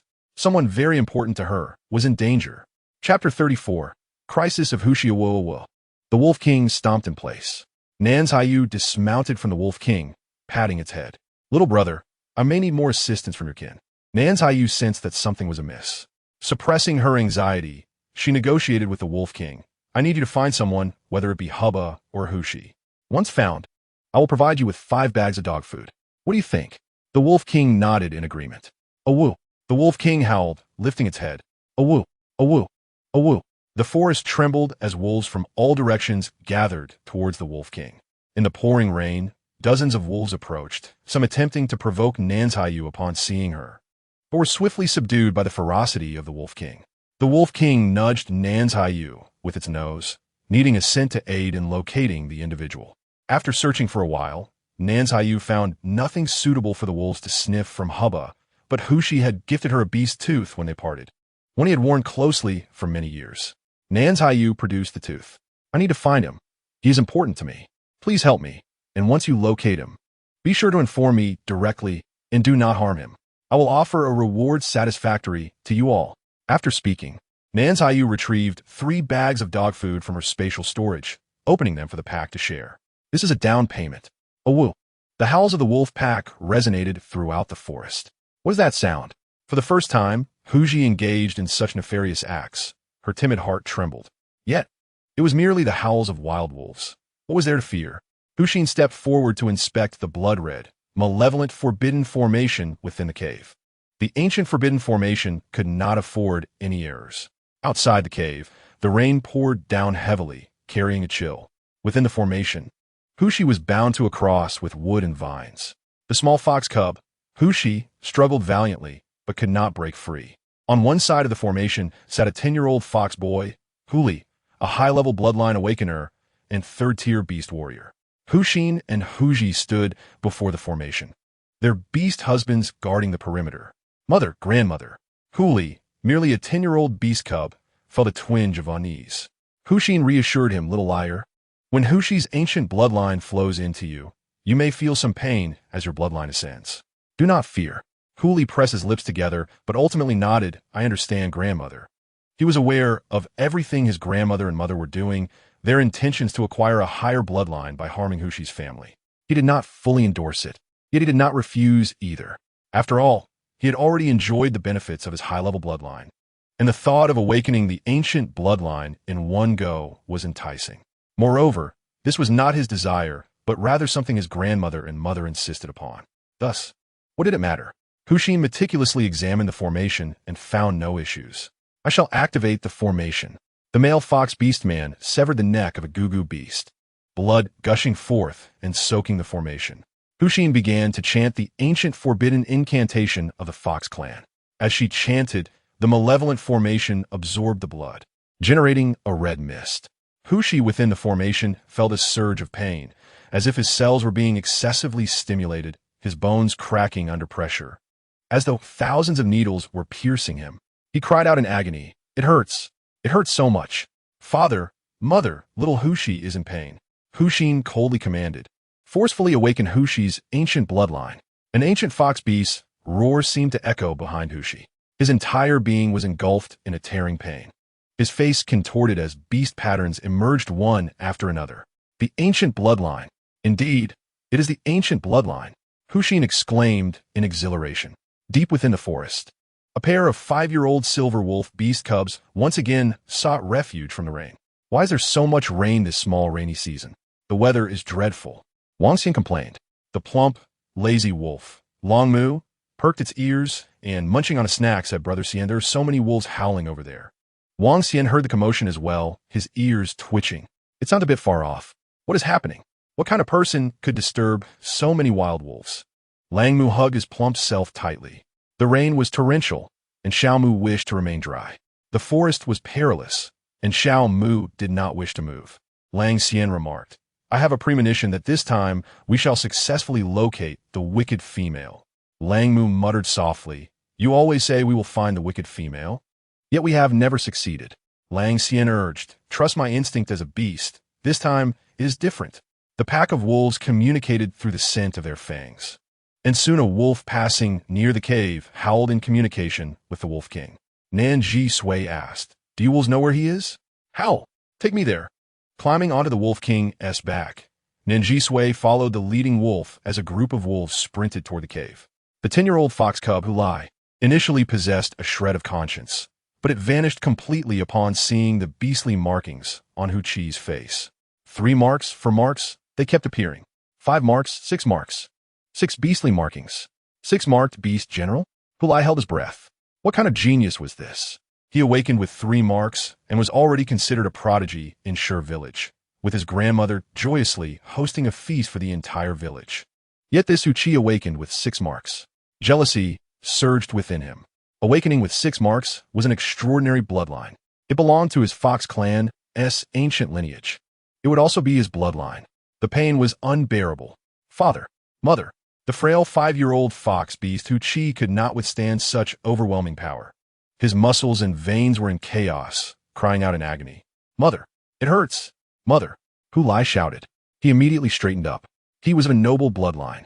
Awakening at 9 years old and achieving 3 marks was already a remarkable feat for a beast warrior. He had thought himself a genius, only to discover that this frail 5-year-old fox was the true prodigy. Awakening with 6 marks was beyond imagination, unheard of. It was a pity that if he had grown normally and awakened, he would have undoubtedly been Sher village's most exceptional talent in centuries. However, he was forcefully awakened, and today, his bloodline was being forcibly stripped away. Hu Chi would be ruined today, and Hulai would inherit his talents, becoming the new bearer of the Fox clan's ancient bloodline. A terrifying smile spread across Hu Xian's face as her chanting began to change. Now, let us transfer Hu Chi's bloodline. Hu Chi felt his entire body's bones and muscles being drained, a trickle of essence flowing from him. He was losing something of utmost importance: health, life, and bloodline. The intense pain, akin to being flayed and drawn, rendered him nearly breathless. This essence flowed towards Hulai. No, no. The beastly markings on Hu Chi's face diminished with the loss of his bloodline. The 6 marks slowly faded to 5, then 4, 3. He trembled in pain. Almost there, Hulai, Hu Zi, our family will soon possess the ancient bloodline. Hu Xin Lao Et A Lao. After plotting for so long, she had failed to obtain the father beast of Hubai. She had also failed to have her daughter acquire Hubai. Now, she had no choice but to resort to the young child. It was somewhat despicable, but what of it? She was doing it for the village, for her family. She could not allow Sher village's ancient bloodline to flow away. This was Sher village's hope, the hope for the village's resurgence. The rain fell harder, as if to extinguish all these sins.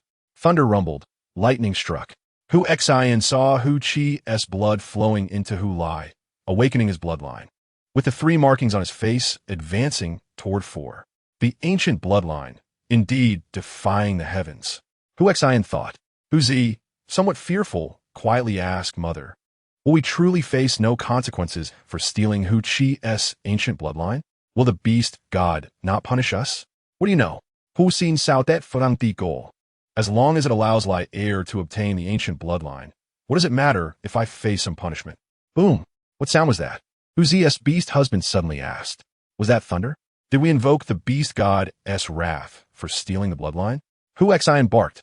What are you panicking about? We are on the verge of success. Steady yourselves. The male beastmen lowered their heads anxiously, but before they could act, another tremor shook the ground. Something is wrong. My lady, this is no ordinary disturbance. The beast god is punishing us. The ancient bloodline cannot be taken so lightly. The males grew anxious. Useless. Hu Xian turned to her and Hu Zi's beast husbands. Are you content to remain ordinary for the rest of your lives? Are you willing to let Sher village continue to be oppressed and looked down upon by others? For the sake of our descendants, for the family, was it to fight once more? If the beast god truly wishes to punish me, to take my life, let it be after I succeed and allow Hulai to become the bearer of the ancient bloodline. How? How? There are wolves outside. A pack of wolves. The male shouted. Hu Xian frowned and said, Hu Zi, take a few males to drive away the wolves. The rest must protect the formation. Hu Chi writhed in pain, but seemed to sense something. He raised his head to look toward the cave entrance. Is someone coming? Is it father or mother? Upon realizing the situation inside the cave, Nan Zhisui's eyes brimmed with tears. She had sought the wolves' assistance to find someone, but her intent was merely to uncover the truth, to determine whether Hu Bai was indeed her mate, and whether Hu Qi was her child. After all these years, what had transpired to make everyone believe she had sold her mate into slavery, causing her mate and child to endure such hardship? Yet, upon witnessing everything within the cave and seeing Hu Exin, her heart ached as if cut by a knife. She recognized Hu Exin. She knew her well. It was she who entrusted Hu Bai and his son to Hu Exin, providing her with supplies and asking this village chief to care for them. However, everything aligned, and without needing to inquire further, Nan Zhisui was certain. Hu Bai was indeed her mate, and Hu Qi was indeed her child. The very beast responsible for her mate and child's suffering was the female village chief, Hu Exin, standing before her. Nan Zhisui retrieved a signal flare from her space, biting the tip to ignite it. The crimson flare erupted in the sky. Hu Bai, our child is being persecuted. Hurry, come quickly. Nan Zhisui threw several thunderous bombs, startling the beasts inside the cave. Without waiting for Hu Bai, she bravely entered the cave alone. Despite the immense risk, perhaps due to their blood connection, at the moment Nan Zhisui stepped inside, the little white fox beast raised his head awkwardly. Blood blurred his vision, and although his sight was not clear, he still caught a glimpse of Nan Zhisui amidst the crimson haze. Mother. This was the first time Nan Zhisui truly felt the pang of heartbreak. This was her child, her beloved child. The first time she heard her child call her mother was under such dire circumstances. Her eyes turned red, with a face as calm as ice. She stared at him for several seconds before lighting the fuse and throwing a bundle of thunderous bombs toward Hu Exin. Boom! She had stockpiled an abundance of supplies while on Earth, including knives and fruit cutters. In the peaceful land of Huagua, firearms were unattainable. Thus, she procured numerous chunlei and Gatling fireworks, which lay stacked in her space. Hu Exin was knocked to the ground by the explosion, and her beastmen quickly assisted her. Ah, my foot, my foot. The orcs, unfamiliar with chunlei, lacked the necessary precautions, resulting in Hu Exin's foot being grievously injured, flesh and blood scattered. Amidst the crimson array, the exchange of bloodlines continued unabated. No, my bloodline, my family bloodline. Hu Exin glared furiously at Nan Zhisui. It's you again, thwarting my plans. 5 years ago, Nan Zhisui's sudden appearance had disrupted her arrangements, leading Hu Bai to mate with a foreign female, Nan Zhisui, and bear offspring. Now, 5 years later, Nan Zhisui reappeared, once again disturbing her plans. However, it mattered not. As long as she resumed her incantation, she could. A group of males surrounded her, and at that moment, Nan Zhisui's gaze was solely fixated on Hu Qi, drenched in blood, his eyes reflecting a mix of dependence and affection as he looked at her. Hu Qi. Tears fell from the little fox cub's eyes, filled with longing for his mother. Ah Qi, it hurts so much. Unable to suppress her emotions upon witnessing Hu Qi's tears, Nan Zhisui glanced at the damaged formation caused by the chunlei. Ignoring everything else, she stepped into the array. Chapter 36. Nan Zhisui awakens human abilities. Akui. Nan Zhisui tore the vines from his body and held the bloodied Hu Qi in her arms. Uncertain of his condition, she felt a surge of panic, losing the calm demeanor expected of a physician while examining his heart and internal organs. Hu Exin laughed heartily beside them. Nan Zhisui, you are too late. Hu Qi is ruined. Ancient bloodlines, what of it? He forcibly awakened, yet his body could not keep up with his bloodline. He is incapacitated. What good is a restored bloodline? He is utterly wasted. I may not have one, but neither have you. Ha ha ha. Hu Qi transformed into a small white fox, his tiny paws weakly grasping at Nan Zhisui. With tender care, she gently touched Ah Qi's body, utilizing her medical knowledge to assess his heart and vital organs. He was weak, yet his heart remained strong. His condition was better than it appeared. Ah Qi, do not fear. Everything will be all right. Though she had given birth, she had never been a mother. Holding little Hu Qi, her heart swelled with affection, concern, and unfamiliarity, coupled with a sense of helplessness. She was unsure how to embrace motherhood. Yet before reminiscing, she must clear away all obstacles before her. You wretched creature. Her eyes turned a fierce shade of red. Just as she prepared to charge at Hu Exin, the array beneath her feet glowed once more. Being cautious by nature, Nan Zhisui had confirmed the array was breached by her chunlei before stepping in. She believed the formation was rendered ineffective. Thus, she entered. Yet, could a damaged formation still function? In truth, there were two arrays concerning Hu Qi. one for awakening and another for bloodline transfer. The outer bloodline transfer array was indeed damaged, but the inner array for forcibly awakening the bloodline remained operational. The array triggered passively, and suddenly, Nan Zhisui felt an unsettling sensation coursing through her body, pain akin to having her skin peeled and bone shattered. Her delicate neck extended, intricate red lines appearing upon it. Mother! Mother! Unconcerned for himself, Hu Qi cried out in despair, anxiety gripping him. What is happening to you? Mother! Hu Xin, supported by her male, stood up, bewilderedly staring at Nan Zhisui before bursting into laughter. Nan Zhisui, you actually possess a bloodline? Nan Zhisui was taken aback. In the beast realm, females with bloodlines were scarce. You possess one too. Very well. I shall assist you in forcibly awakening it. Once your bloodline is rendered useless, I shall have my revenge. Nan Zhisui curled up in pain. Village chief, please, I beg you, spare my mother. You may do anything to me, but do not harm her. I implore you.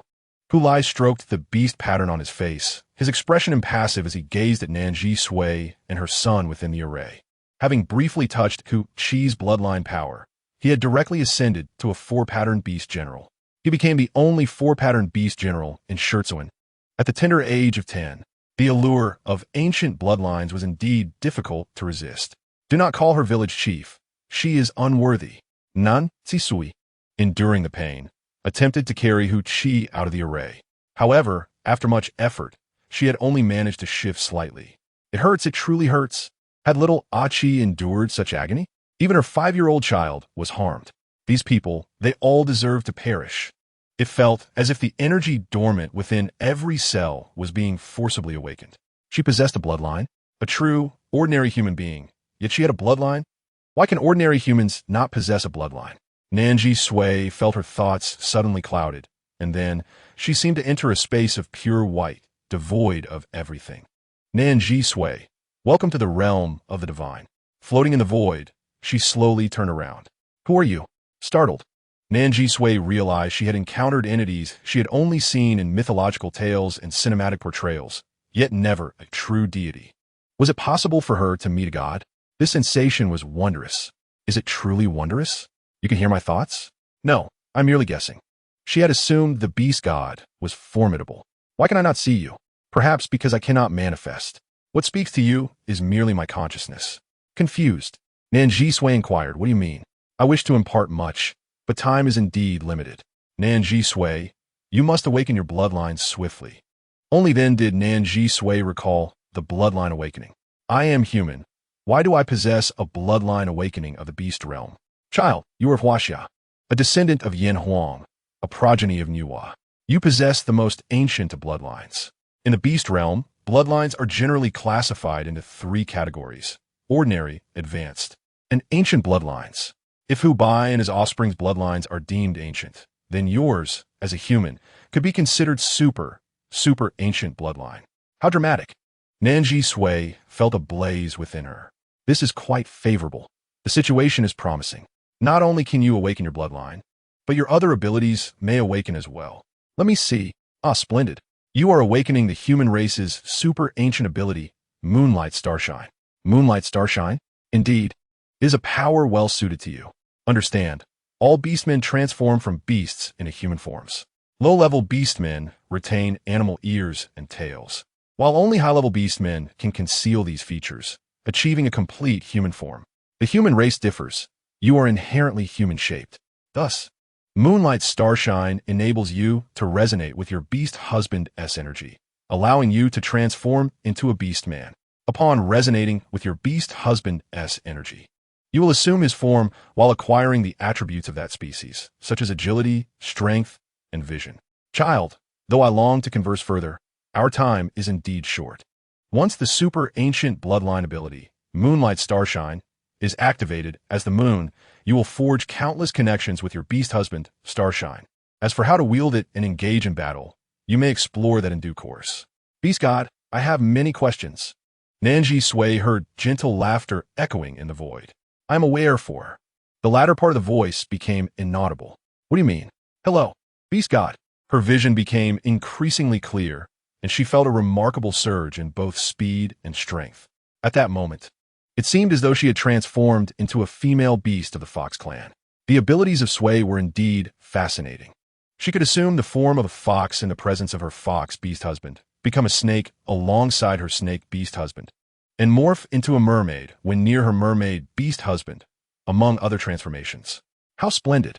In Chapter 37, Lord Fox King, Achi cried even more fiercely. It was all my fault. I have harmed my mother. Strength, speed, agility, all felt entirely different from before. I am fine. Nan Zhisui gently stroked his fur, offering a reassuring smile. Mother is awakening through the array of this wicked female. Do not be afraid, Achi. Ha ha ha. Nan Zhisui. Foxheart laughed maniacally. I want her offspring dead. I want you dead. Boom. Another thunderous roar echoed. Suddenly, a flash of lightning illuminated the cave entrance, revealing a gaunt yet tall male figure. Nan Zhisui's signal flare had ultimately captured his attention, drawing him closer. His fur seemed to grow longer, and his ears, once fluffy, appeared elongated and sharper. Nan Zhisui looked up, her expression momentarily peculiar. With ears like that, they were no longer as delightful to touch as before. 5 years after bonding, she had particularly enjoyed caressing the ears of the young male fox, who had been embarrassingly shy and reluctant to resist her at that time. Achi raised his head and reached out with great difficulty. Father, no. Please. Upon seeing the bloodied Nan Zhisui cradling the equally bloodied Achi, the male erupted with rage. In a flash, the handsome male's face contorted with fury, his forehead adorned with 3 beastly markings, and 2 additional markings graced either side of his face. A 7-pattern beast king. Witnessing this scene again, Nan Zhisui's heart raced.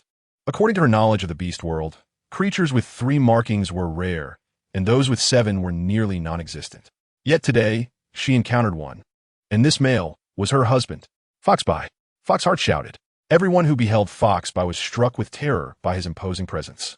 Foxheart, Foxy, their husbands, and even the rejected Foxly formed a tight circle, as if unity could amplify their strength and security. Father. No. Achi cried in fear. You harm my female lord. A white light surged forth as Foxby slammed Foxheart against the cave wall. The combined strength of all her husbands was but a mere decoration before Foxby. His expression was fierce and terrifying. Harm my offspring. Foxheart, you shall perish. Ha ha ha. Foxby, you are a 7-pattern beast king, and yet you awakened your ancient bloodline so early. Foxheart gasped, his breath ragged. Indeed, the ancient bloodline of our Fox clan is tremendously powerful. Foxheart's expression shifted as he seethed. If you have awakened, why do you hide it? Oh, I understand. You are inherently weak and cannot bear such power, so you dare not use it. Foxheart was utterly convinced. What will happen now that you have used it? Will you die? A glimmer of pity flickered in Foxheart's eyes. Originally, Stone Village was meant to have a Fox King, a 7-pattern Fox King. With such a king, neighboring villages would dare not bully them. They could dominate the nearby forests and perhaps evolve from a village into a town. They might even establish dominion over the eastern forest, with Foxby positioned as a local lord. Had she known Foxby was the Fox King, she would never have entertained such thoughts. She would have revered him. But now, it was too late. Everything was irretrievably lost. Ha! Nan Zhisui Foxby. One of you is forcibly awakened, while the other, despite being unable to harness your power, has used it. Even if the heavens favor you, what of it? You shall die. Today, your entire family shall accompany us to the grave. Achi's hoarse wails broke into sobs. Father, father. Achi, do not cry. Nan Zhisui tightened her embrace around Achi. Your father and mother are here. Perhaps it was the warmth of her embrace that eased Achi's worries. Do you still hurt? Achi shook his head, sniffling. No, no pain, mother. Achi truly feels no pain. It only hurt during the blood exchange. When you arrived, the array ceased, and it hurt less afterward. But I feel so sorry for mother. She was forced to awaken her bloodline because of me. Now, he felt even more sympathy for his father.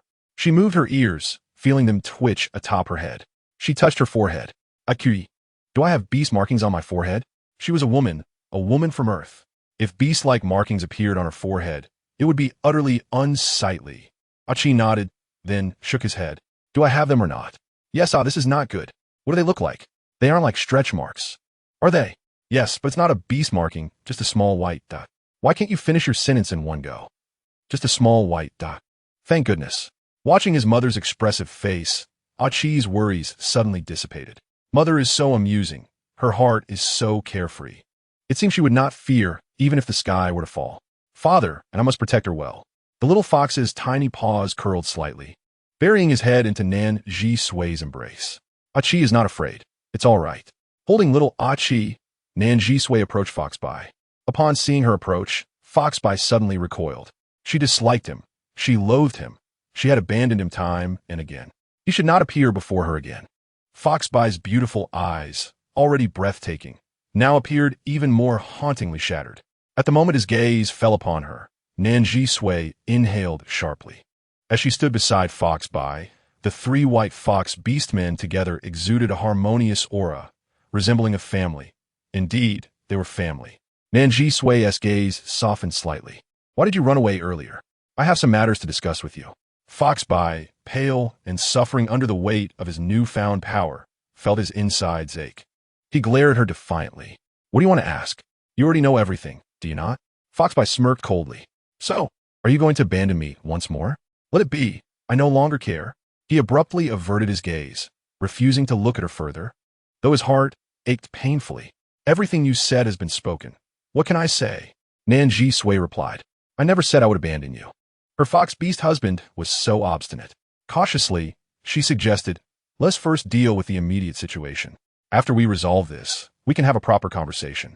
As a woman, one must be a bit magnanimous, accommodating the whims of her little husband. Nan Zhisui turned her cold gaze toward Foxheart and Foxy. Foxby, I find them rather repugnant. If I wish to kill them, would you object? Foxheart and Foxy, united with their husbands and offspring, had employed such a sinister array to harm her family. From Nan Zhisui's perspective, such beastmen were unforgivable. Yet, considering Foxby's position as the village chief, she hesitated. Fearing her decision might affect him, he bore the pain in his body and replied, as you wish. The awakened Fox King, with his snow-white hair cascading to the ground, remained unsullied by dust. Standing there, he emanated an aura that felt sacred and untouchable. The chilling aura emanating from the male white fox orc was profoundly intimidating, as if every other orc, save for his female master and offspring, were but mere ants awaiting slaughter. He cast a disdainful glance at the group of Fox clan orcs beside him. Their attention was utterly captivated by his snow-white eyes. Lord Fox King. Foxheart abruptly shut her eyes and exclaimed, Do not gaze into his eyes. The ancient power of the Fox clan is called Qing Shi Chunlin. If you look into his eyes, you will uncontrollably fall in love with him and become subject to his will. Nan Zhisui sensed an enigmatic power spreading around her. The Fox clan's ancient bloodline ability. Charm had a melodious name, Qing Shi Chunlin. Orcs of lower rank than him will be bewitched by his gaze, irresistibly falling in love and willing to do anything for him, even sacrifice their lives.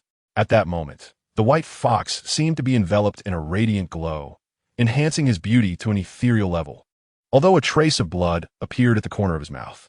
It was then that Nan Zhisui, a veterinarian, finally noticed something amiss with his body.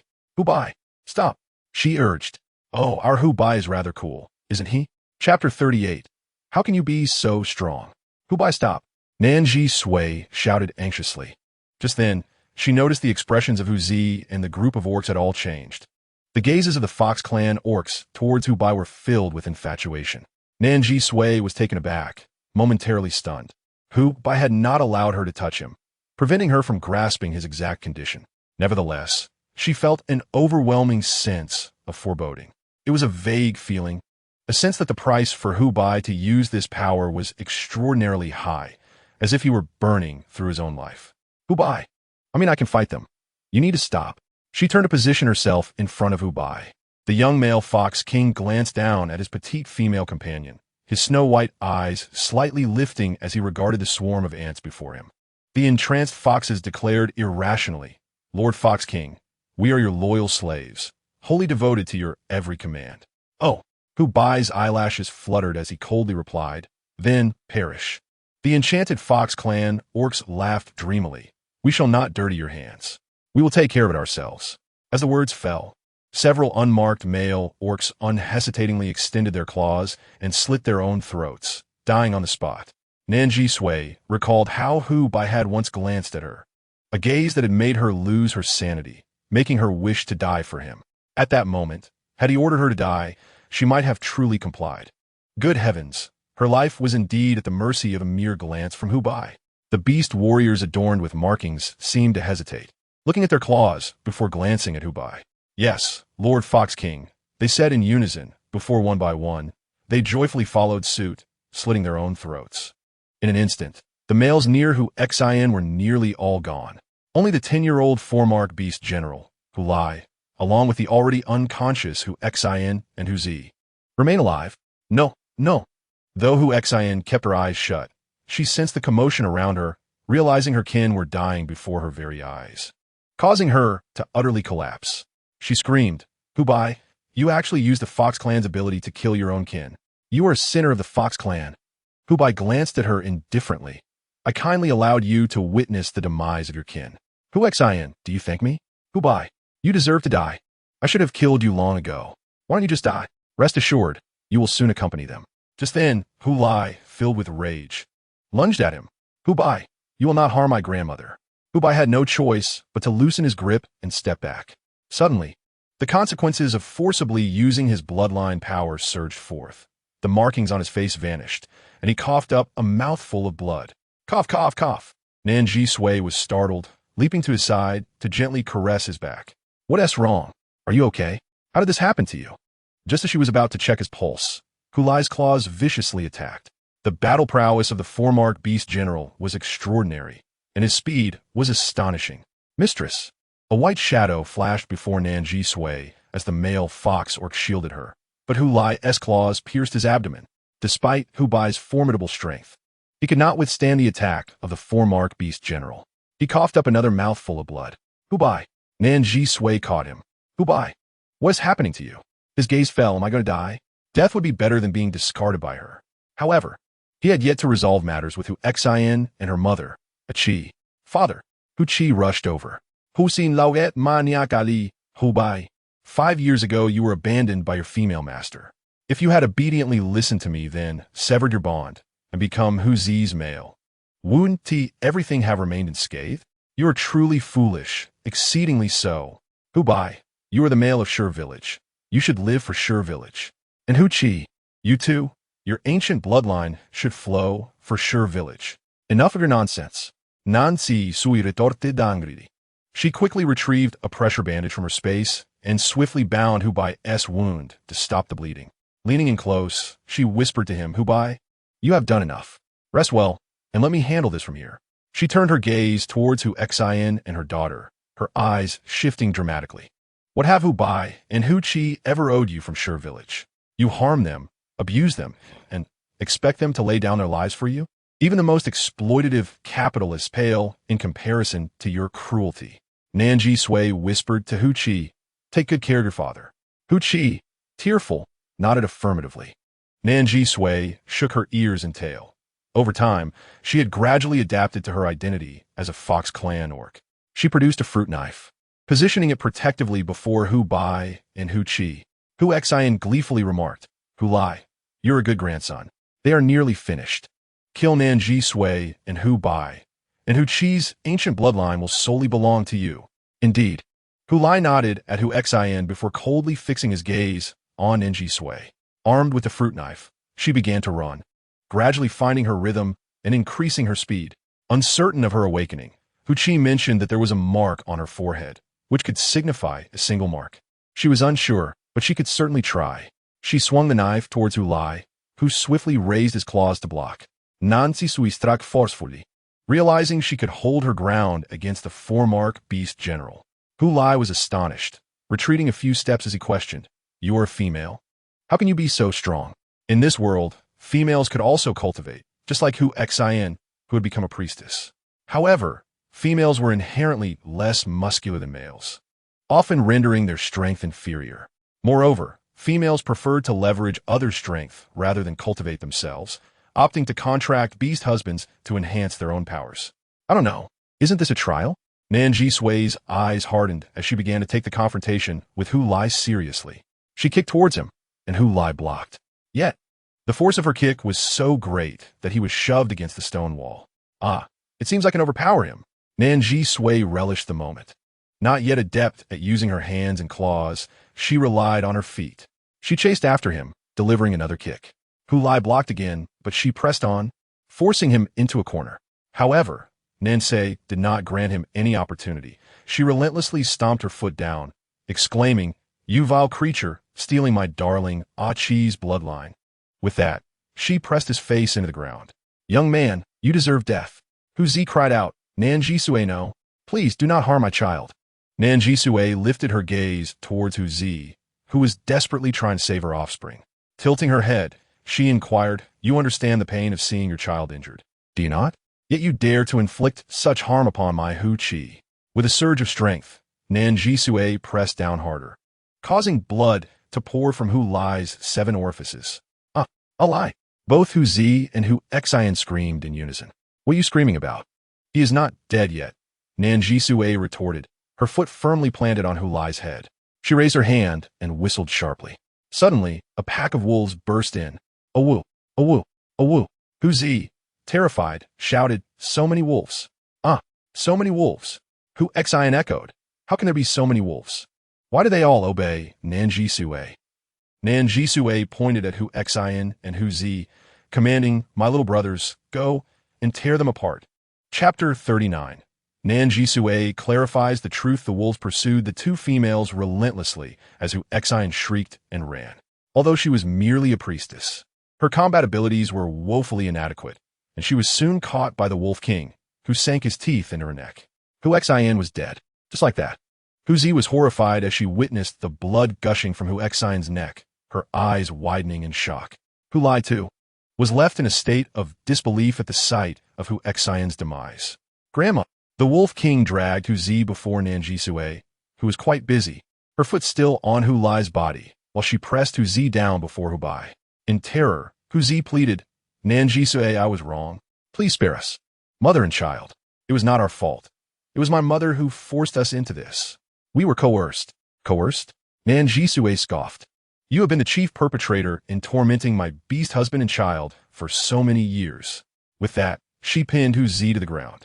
Hu Zi, freaked in it, raised her hands, stammering, I was wrong. I truly understand my mistakes. Please forgive me." Nan Zhisui proposed, "How about this? I will grant you the opportunity to die with your body intact." Please do not kill me," Hu Zi cried, her terror palpable as she sobbed. "I will tell you everything. I will tell you everything." As she wept, she continued, I have confessed. Please spare me." Hu Bai, weak and leaning against Hu Qi, looked up at Nan Zhisui. So that was it. She had left temporarily? She had not abandoned them or sold them. How could this be? Little Hu Qi's eyes sparkled with realization. He had been right. His mother was too kind to betray their beast father. Nan Zhisui was struck with astonishment. The Hu family had sunk to such depths of moral depravity. "Spare you? Your mother and beast husband are dead. Should you not accompany them?" Nan Zhisui exerted more force. Hu Zi wept uncontrollably. No, they are them, and I am me. They can perish. But I am a female, a precious female. I cannot die. Nan Zhisui, I did not wish for this. It was all my mother's doing, not me. Not me. Nan Zhisui found the situation rather uninteresting. "I must admit, I have some admiration for your mother, Hu Xian. Yet you, a creature like yourself, are truly pathetic. Your mother dared to shoulder all the blame and retribution, while you, having committed so many wrongs, lack the courage to take responsibility. You are both inept and useless. Speaking with you feels like a waste of time. And you," Nan Zhisui directed her gaze at the 10-year-old who lay beneath her foot. "You do not believe you are also bearing the burden of the ancient bloodline against your will, and thus consider yourself innocent?" Hu Lai gritted his teeth. Nan Zhisui laughed, realizing how unfortunate Hu Xian was to have expended so much effort in raising such individuals. "However, you two are not only accomplices but also executioners, privy to many secrets that should remain hidden. Hence, there is no other choice." With a swift motion, Nan Zhisui applied pressure, snapping Hu Zi's neck before discarding her lifeless body. Hu Lai struggled in a desperate attempt to retaliate, but Nan Zhisui reacted instantly, using all her strength. And Hu Lai met his demise on the spot. A double kill. Hu Bai, clutching his wound, slowly rose with great difficulty. Nan Zhisui, having cleansed her hands with alcohol, approached Hu Bai with her hands raised. Hu Bai, do not move. I need to stop the bleeding and stitch your wound. Hu Bai coughed weakly and replied, It is futile. It cannot be futile. This is merely an external injury. I can heal you. Hu Bai managed a faint smile in response. Female lord. Hu Bai, conserve your strength and refrain from speaking. Promise me, do not abandon me. Hu Bai, I will never abandon you. I will take you wherever I go. The male fox beast's hand fell limp, his eyes closing. Father. Nan Zhisui performed stitches on Hu Bai's wound. It will be all right. Hu Bai, hold on. I can save you. I have saved so many beasts. There is no way I will fail to save my own husband. Hu Bai, hold on. You must hold on. Tears streamed down Nan Zhisui's face. She made no attempt to wipe them away, as Hu Qi trembled and offered to dry her tears. With shaking hands, she controlled her trembling as she continued to stitch. After an arduous effort, she finally completed the stitching and immediately checked Hu Bai's breath. Deep down, she understood that the injury that threatened Hu Bai's life was not inflicted by Hu Lai's claw, but rather the consequence of Hu Bai using his bloodline power twice in succession. Indeed, the cost of Hu Bai's power was tremendous. Little Hu Qi was aware of his father's abilities and understood the immense price paid for utilizing such powers. That was why he had been weeping. Father, Daddy. Hu Qi knelt on the ground, tears cascading down his face. Mother, Daddy is not going to make it. He is not going to make it. He possessed the ancient bloodline of the Fox clan, awakening as a six-pattern beast general at the age of 10, simultaneously unlocking the extraordinary ability of overwhelming power. Yet, his body could not withstand the burden of his abilities, so he had refrained from revealing them. Even without using his powers, the activated ancient bloodline continued to cultivate itself. Thus, by the age of 18, he had advanced to a 7-pattern beast king. His physical form could not endure the weight of his ancient bloodline. He had always feared using his abilities, terrified of his body collapsing. But today, he had used them consecutively, leading to the collapse of his body and the erosion of his life. Father, Daddy, Hu Bai. Nan Zhisui quickly checked his carotid artery and grasped his wrist to feel for a pulse. The situation was dire. Nan Zhisui immediately began compressing his heart, attempting to perform CPR. Father, Father, Hu Qi cried. Is it over? Just like this? Is it truly over? It cannot be. She was unwilling to accept defeat, refusing to yield. It seemed she had overlooked something crucial. What was it? Of course, Hu Xin. Hu Xin was meticulous and had orchestrated such an elaborate scheme. She must have had a backup plan, a follow-up prepared. Suddenly, an idea struck Nan Zhisui. She called out to Hu Qi, Qi, go and feel Hu Xion's corpse. See if there is anything. As soon as she spoke, Nan Zhisui thought it inappropriate to allow a 5-year-old child to touch a corpse. Just as she was about to go herself, she saw Hu Qi rushing to Hu Xion's body. Mother, what do you want me to find? Nan Zhisui was momentarily taken aback. Her 5-year-old child was already so mature, overcoming psychological barriers for the sake of his father and mother to touch a corpse. It was her first time bringing her child along, and she truly lacked experience. She had neglected the importance of the child's psychological state, feeling deep remorse. When Nan Zhisui looked up at Hu Qi, she found him gazing back at her with unwavering determination, like a young man. Nan Zhisui was taken aback by the expression of abandonment from HBI. How is it possible for someone to nurture a 5-year-old cub to such resilience? Since the cub stood firm, she could not intervene in its choices and growth at this moment. And Nan Zhisui marveled at her extraordinary cub while continuing. Search for something. See if she has anything on her, perhaps a book or something similar. Chapter 40. Is she a talented priestess? HX knew far too much, whether it concerned ancient bloodlines or the forbidden formations of this realm. And Nan Zhisui was convinced that there must be something related to inheritance within her. It was possible that the circumstances surrounding HBI's ancient bloodline could be salvaged by what HXN carried. And Nan Zhisui approached this endeavor with cautious hope, yet HQ truly extracted several wooden boards from HXN's embrace. He picked up the boards and, with a hint of anxiety, said to Nan Zhisui, Mother, there are a few boards here, and they seem to have writing on them. Bring them here. HQ complied, and indeed, the boards were filled with hieroglyphs that Nan Zhisui could not comprehend. A year prior, she had encountered the script of this world. But at that time, she had the system to translate. Now, she was utterly lost. HQ, do you recognize any characters? HQ hurried over to inspect and nodded. Mother, I understand most of them. Splendid. Zhisui exclaimed. Please help me decipher what it says. HQ pointed at several recognizable characters, reading them aloud, while Zhisui deduced the utility of these formations based on his pronunciations. Mother, it's a formation. The first formation was one designed to forcibly awaken bloodlines, a particularly malevolent scheme that could inadvertently cripple the talented beastmen within its confines. The second formation was a bloodline transfer formation, even more nefarious, capable of transferring a higher-tier bloodline to one of lower standing. This meant that an ancient bloodline could be transferred to a high-level bloodline, and a high-level bloodline could be passed to an ordinary bloodline, but an ancient bloodline could not be transferred to an ordinary bloodline. And Zhisui cast a glance at the small beastman cub, Li. So, this little beastman cub possesses a high-level bloodline? High-level bloodlines were exceedingly rare in the beast realm, usually ensuring a smooth ascent to the rank of beast general.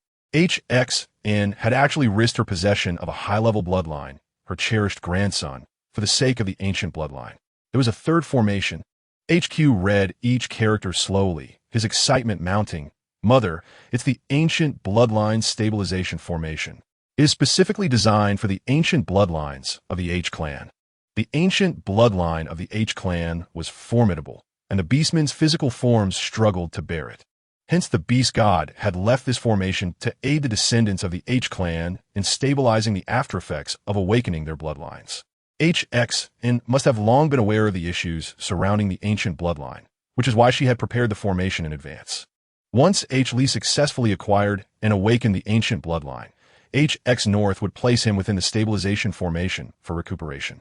Zhisui's face finally lit up with excitement. Unexpectedly, while HXN had not utilized the formation, it was now in their hands.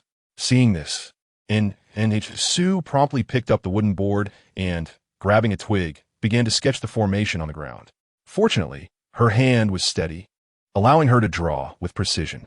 As she illustrated the formation, it flowed effortlessly, completed in a single stroke. HQ, let's place HBI within. Okay. HQ had ceased his tears, and Zhisui embraced HBI from behind while HQ held onto HBI's legs. Together, they positioned HBI within the formation. Why is there no response? And Zhisui asked anxiously. HQ replied, Mother, it requires a chant. Sean? I don't know how to chant.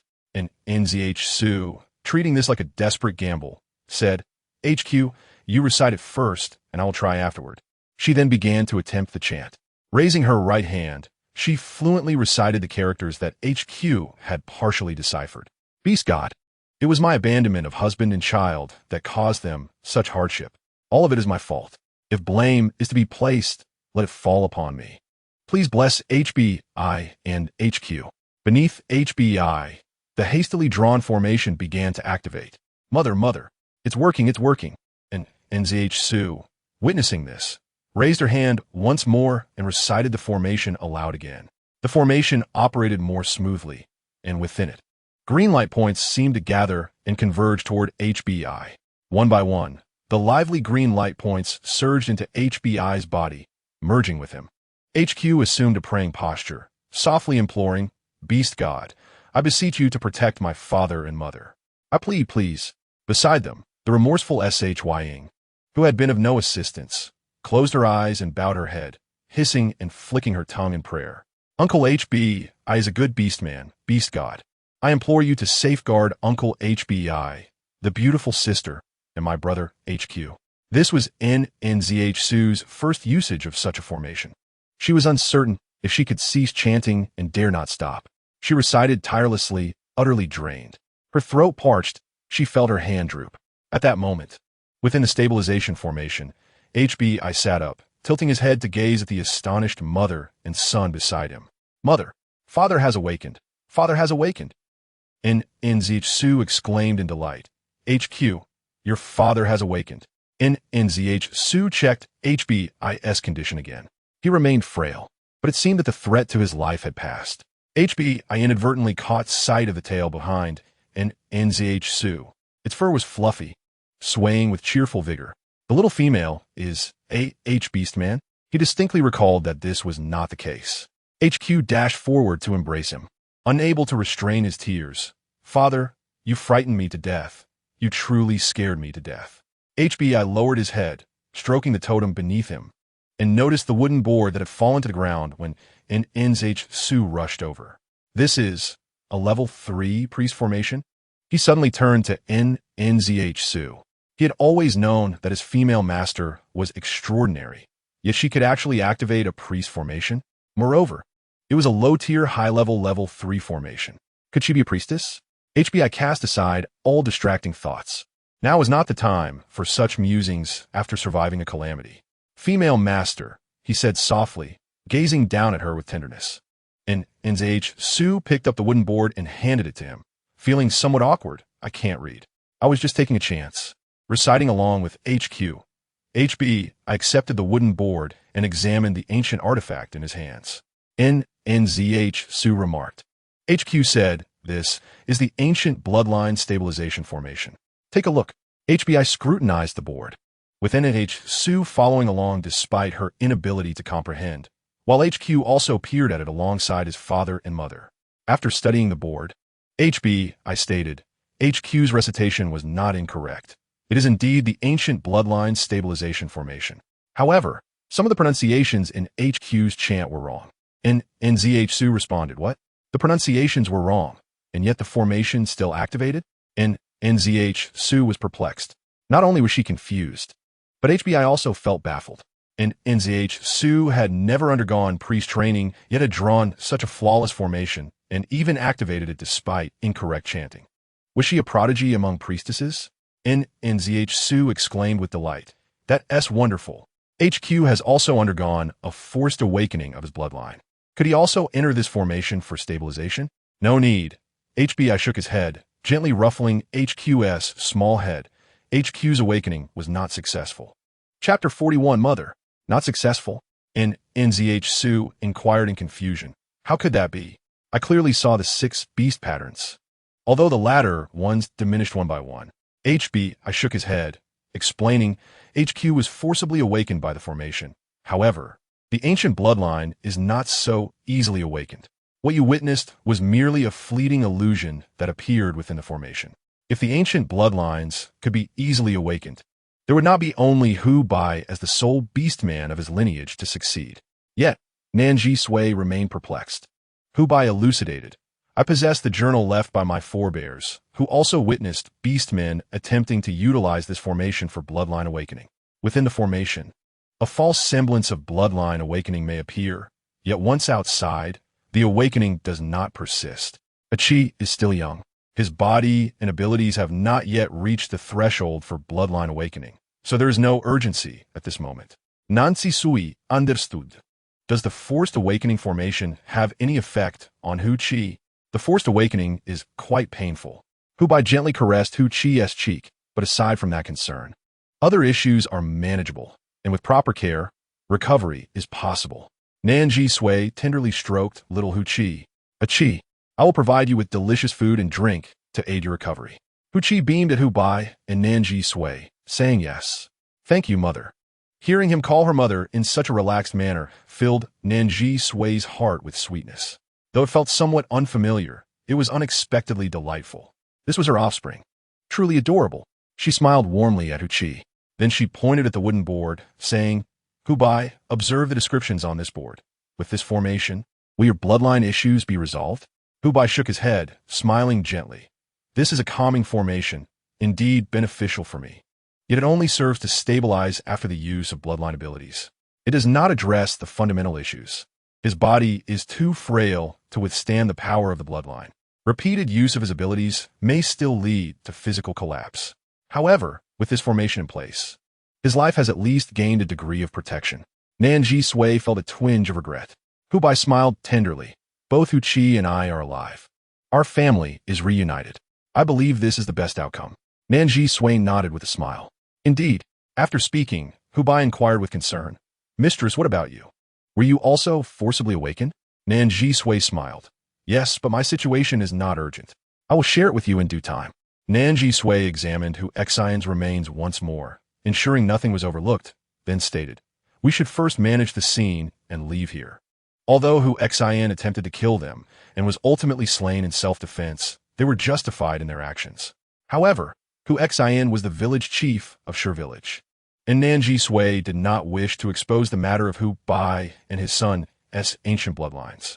Thus, she did not intend for the events here to reach Shi village. This meant that everything here must be buried. Initially, Hu Xian sought the most remote cave to conceal her crimes, planning to utilize the heavy rain to mask her heinous acts. This inadvertently provided Nan Zhisui with the means to bury the incident. Hu Bai and Hu Qi supported each other as Nan Zhisui retrieved a substantial amount of chun lei from her storage. The accumulation of chun lei formed a considerable explosive.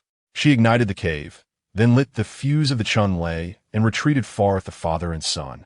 Lying flat on the ground, the explosion occurred, causing the cave to collapse, completely burying the deceased families of Hu Xian and Hu Zi. The rain poured heavily. Not far from the cave's perimeter, the Wolf King and his subordinates eagerly awaited. Nan Zhisui patted the Wolf King's head and produced 10 bags of dog food from her storage. "Thank you all so much today. Without you, we would not have found a chi."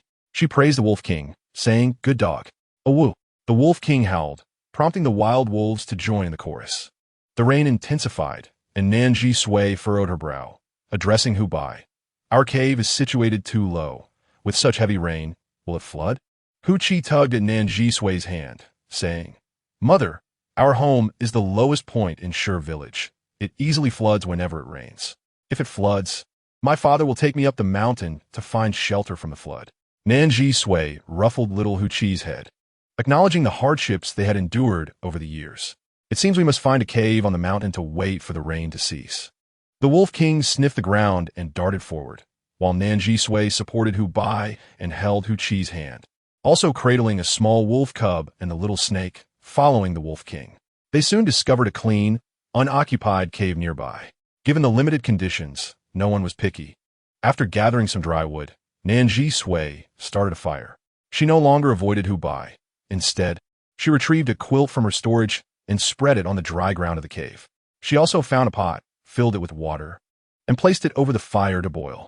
Hu Bai's gaze remained fixed on Nan Zhisui. After giving Hu Qi a bath, she allowed him to snuggle into the quilt. Feeling uncomfortably sticky with a mixture of blood and rainwater, Nan Zhisui erected a modest portable tent inside the cave and washed herself. Emerging fresh and warm, she approached Hu Bai, clad in a soft coral fleece nightgown. The sight of her, freshly bathed and adorned in a tender garment, radiated a gentle aura. Hu Bai felt his heart race slightly, a faint blush dusting his pale cheeks. She is so beautiful, so gentle. She truly brings him joy. Merely gazing at her filled him with warmth and contentment. "Mistress, I apologize. These tasks should have been mine to perform." Nan Zhisui chuckled softly. Hu Bai did not understand why his words elicited laughter from her. She smiled, asking Bai, "You have an injury on your abdomen. Can you wash yourself? Or do you need assistance?" Hu Bai paused, his ears tinged with crimson, his heart racing. He struggled to compose himself, his words slightly stammering. "It's just a minor injury. I can surely manage." While Hu Bai bathed, Nan Zhisui fed the little wolf cub and offered convenient food to the little snake and Hu Qi. Little Hu Qi, unaware that Nan Zhisui was his mother, had already felt displeased with the wolf cub. Now that he realized she was his mother, his irritation grew upon seeing the wolf cub occupying the most coveted spot in her embrace. As soon as Nan Zhisui finished feeding the little wolf cub, little Hu Qi promptly placed the cub aside and transformed into a small white fox, claiming the coziest position in Nan Zhisui's arms. His tiny paws gently tugged at his mother's soft nightgown. Lifting his head, he nuzzled against her, his fluffy tail swaying lightly. Mother wow! The little creature was utterly adorable and soft, filling her with happiness. Little Hu Qi nestled in Nan Zhisui's embrace, feeling the tenderness of his mother. So different from his father, her embrace was incredibly comforting, and he reveled in the moment, feeling profoundly happy. How wonderful that little Qi has a mother now. The best mother in the world. When Hu Bai emerged wrapped in a fur skirt, Nan Zhisui handed him a bowl of instant noodles she had prepared. She smiled, saying, "It's ready to eat." Hu Bai nodded. After everyone had eaten, she rested her chin on her hand, gazing at her beast husband, explaining, "Bye. I possess a spatial storage that allows me to keep items. Thus, you often see me conjuring things. They're simply retrieved from my space. The space is not vast. It cannot endlessly provide resources. So, I only store emergency supplies.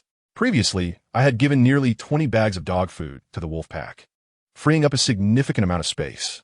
However, the dog food was quite valuable, and Nan Zhisui felt no regret. Hubai suddenly looked at Nan Zhisui. She was sharing her personal matters with him. Does this signify her trust in him? Hubai lowered his gaze. Although he and Nan Zhisui had resolved their misunderstandings, 5 years had elapsed, and a lingering sense of unfamiliarity remained between them, making their interactions feel somewhat awkward.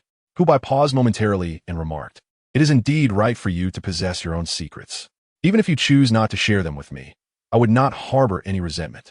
However, knowing them brings me joy." Having learned from his previous silence, Hubai now understood the importance of expressing his thoughts and emotions during his conversations with the female master. At this moment, he genuinely felt content. Hubai and Hu Qi nestled together under the covers, while Xiao Shiyang and Xiao Langzai curled up in the corner of the bedding. Meanwhile, Nan Zhisui had taken out a sleeping bag and lay on the opposite side of the fire. Hubai, covered by the blankets, lay on the ground, gazing leisurely in the direction of Nan Zhisui. "Have you fallen asleep, my lady?" he inquired softly. Nan Zhisui turned over in her sleeping bag and looked at him. "Are the little ones asleep?" "Yes," Hubai replied quietly. "I apologize for my previous misunderstandings." He continued, "During your days in Shur village, my demeanor has not been commendable." "It is all right. I too have made mistakes," Nan Zhisui replied. In the darkness, her eyes sparkled, especially now that she could activate her ability, Moonlight Starshine, at any moment. Her beast ears had sprouted, her tail emerged, and her eyes gained night vision. She could clearly see Hubai, and he could see her as well. Feeling somewhat nervous, Hubai mustered the courage to ask again, "Do you, by any chance, harbor even the slightest affection for me?" However, he was met with the rhythmic sound of her breathing. She had fallen asleep. Once more, Nan Zhisui found herself dreaming. The space around her was marked by 7 totems, 6 of which emanated dark energy, while the fox totem gradually brightened. "Is anyone there? Is anyone there?" she called out. Traversing the dark expanse, a sense of inexplicable fear washing over her. The snow-white fox totem gently appeared beside her, illuminating a small path beneath her feet. Reaching out, Nan Zhisui touched the fox totem, which interacted softly with the green leaves adorning it. "Thank you," she smiled softly. However, just as her words fell, a mermaid totem emerged before her, cloaked in darkness and marked by a tender young leaf. The ominous mermaid totem exuded anger, shrouded in black smoke. In a panic, Nan Zhisui turned to flee, but the dark mermaid totem pursued her relentlessly. The snow-white fox totem attempted to shield her, but as the ground beneath her transformed into an ocean, it could only anxiously remain on the shore. Desperately, she swam, fighting against the waves. Suddenly, the dark mermaid totem appeared before her, dragging her into the depths of the sea. Upon awakening the next day, Nan Zhisui retained slight memories of her dream. It seemed she had dreamt of foxes, mermaids, and the ocean. It likely wasn't significant. The floodwaters receded, leaving the village in disarray as everyone began counting their numbers. "Have you heard? A fox cub from a neighboring house was swept away by the flood. Why did it rain so heavily during the rainy season? Why did it cause a flood? Who can say for certain?" Then someone shouted, "Has anyone seen the members of the Hu Zi family or the village head Hu Xian's family? Has anyone seen them?" "No, I haven't seen anyone from Hu Zi or Hu Xian's family," came the replies, filled with confusion. Hubai coughed lightly while questioning the villagers, seeking more information. "Is there anything I can assist with?" Nan Zhisui whispered to Hubai, "They haven't discovered anything. We should see if the fox cub from Hu Zi's family knows anything."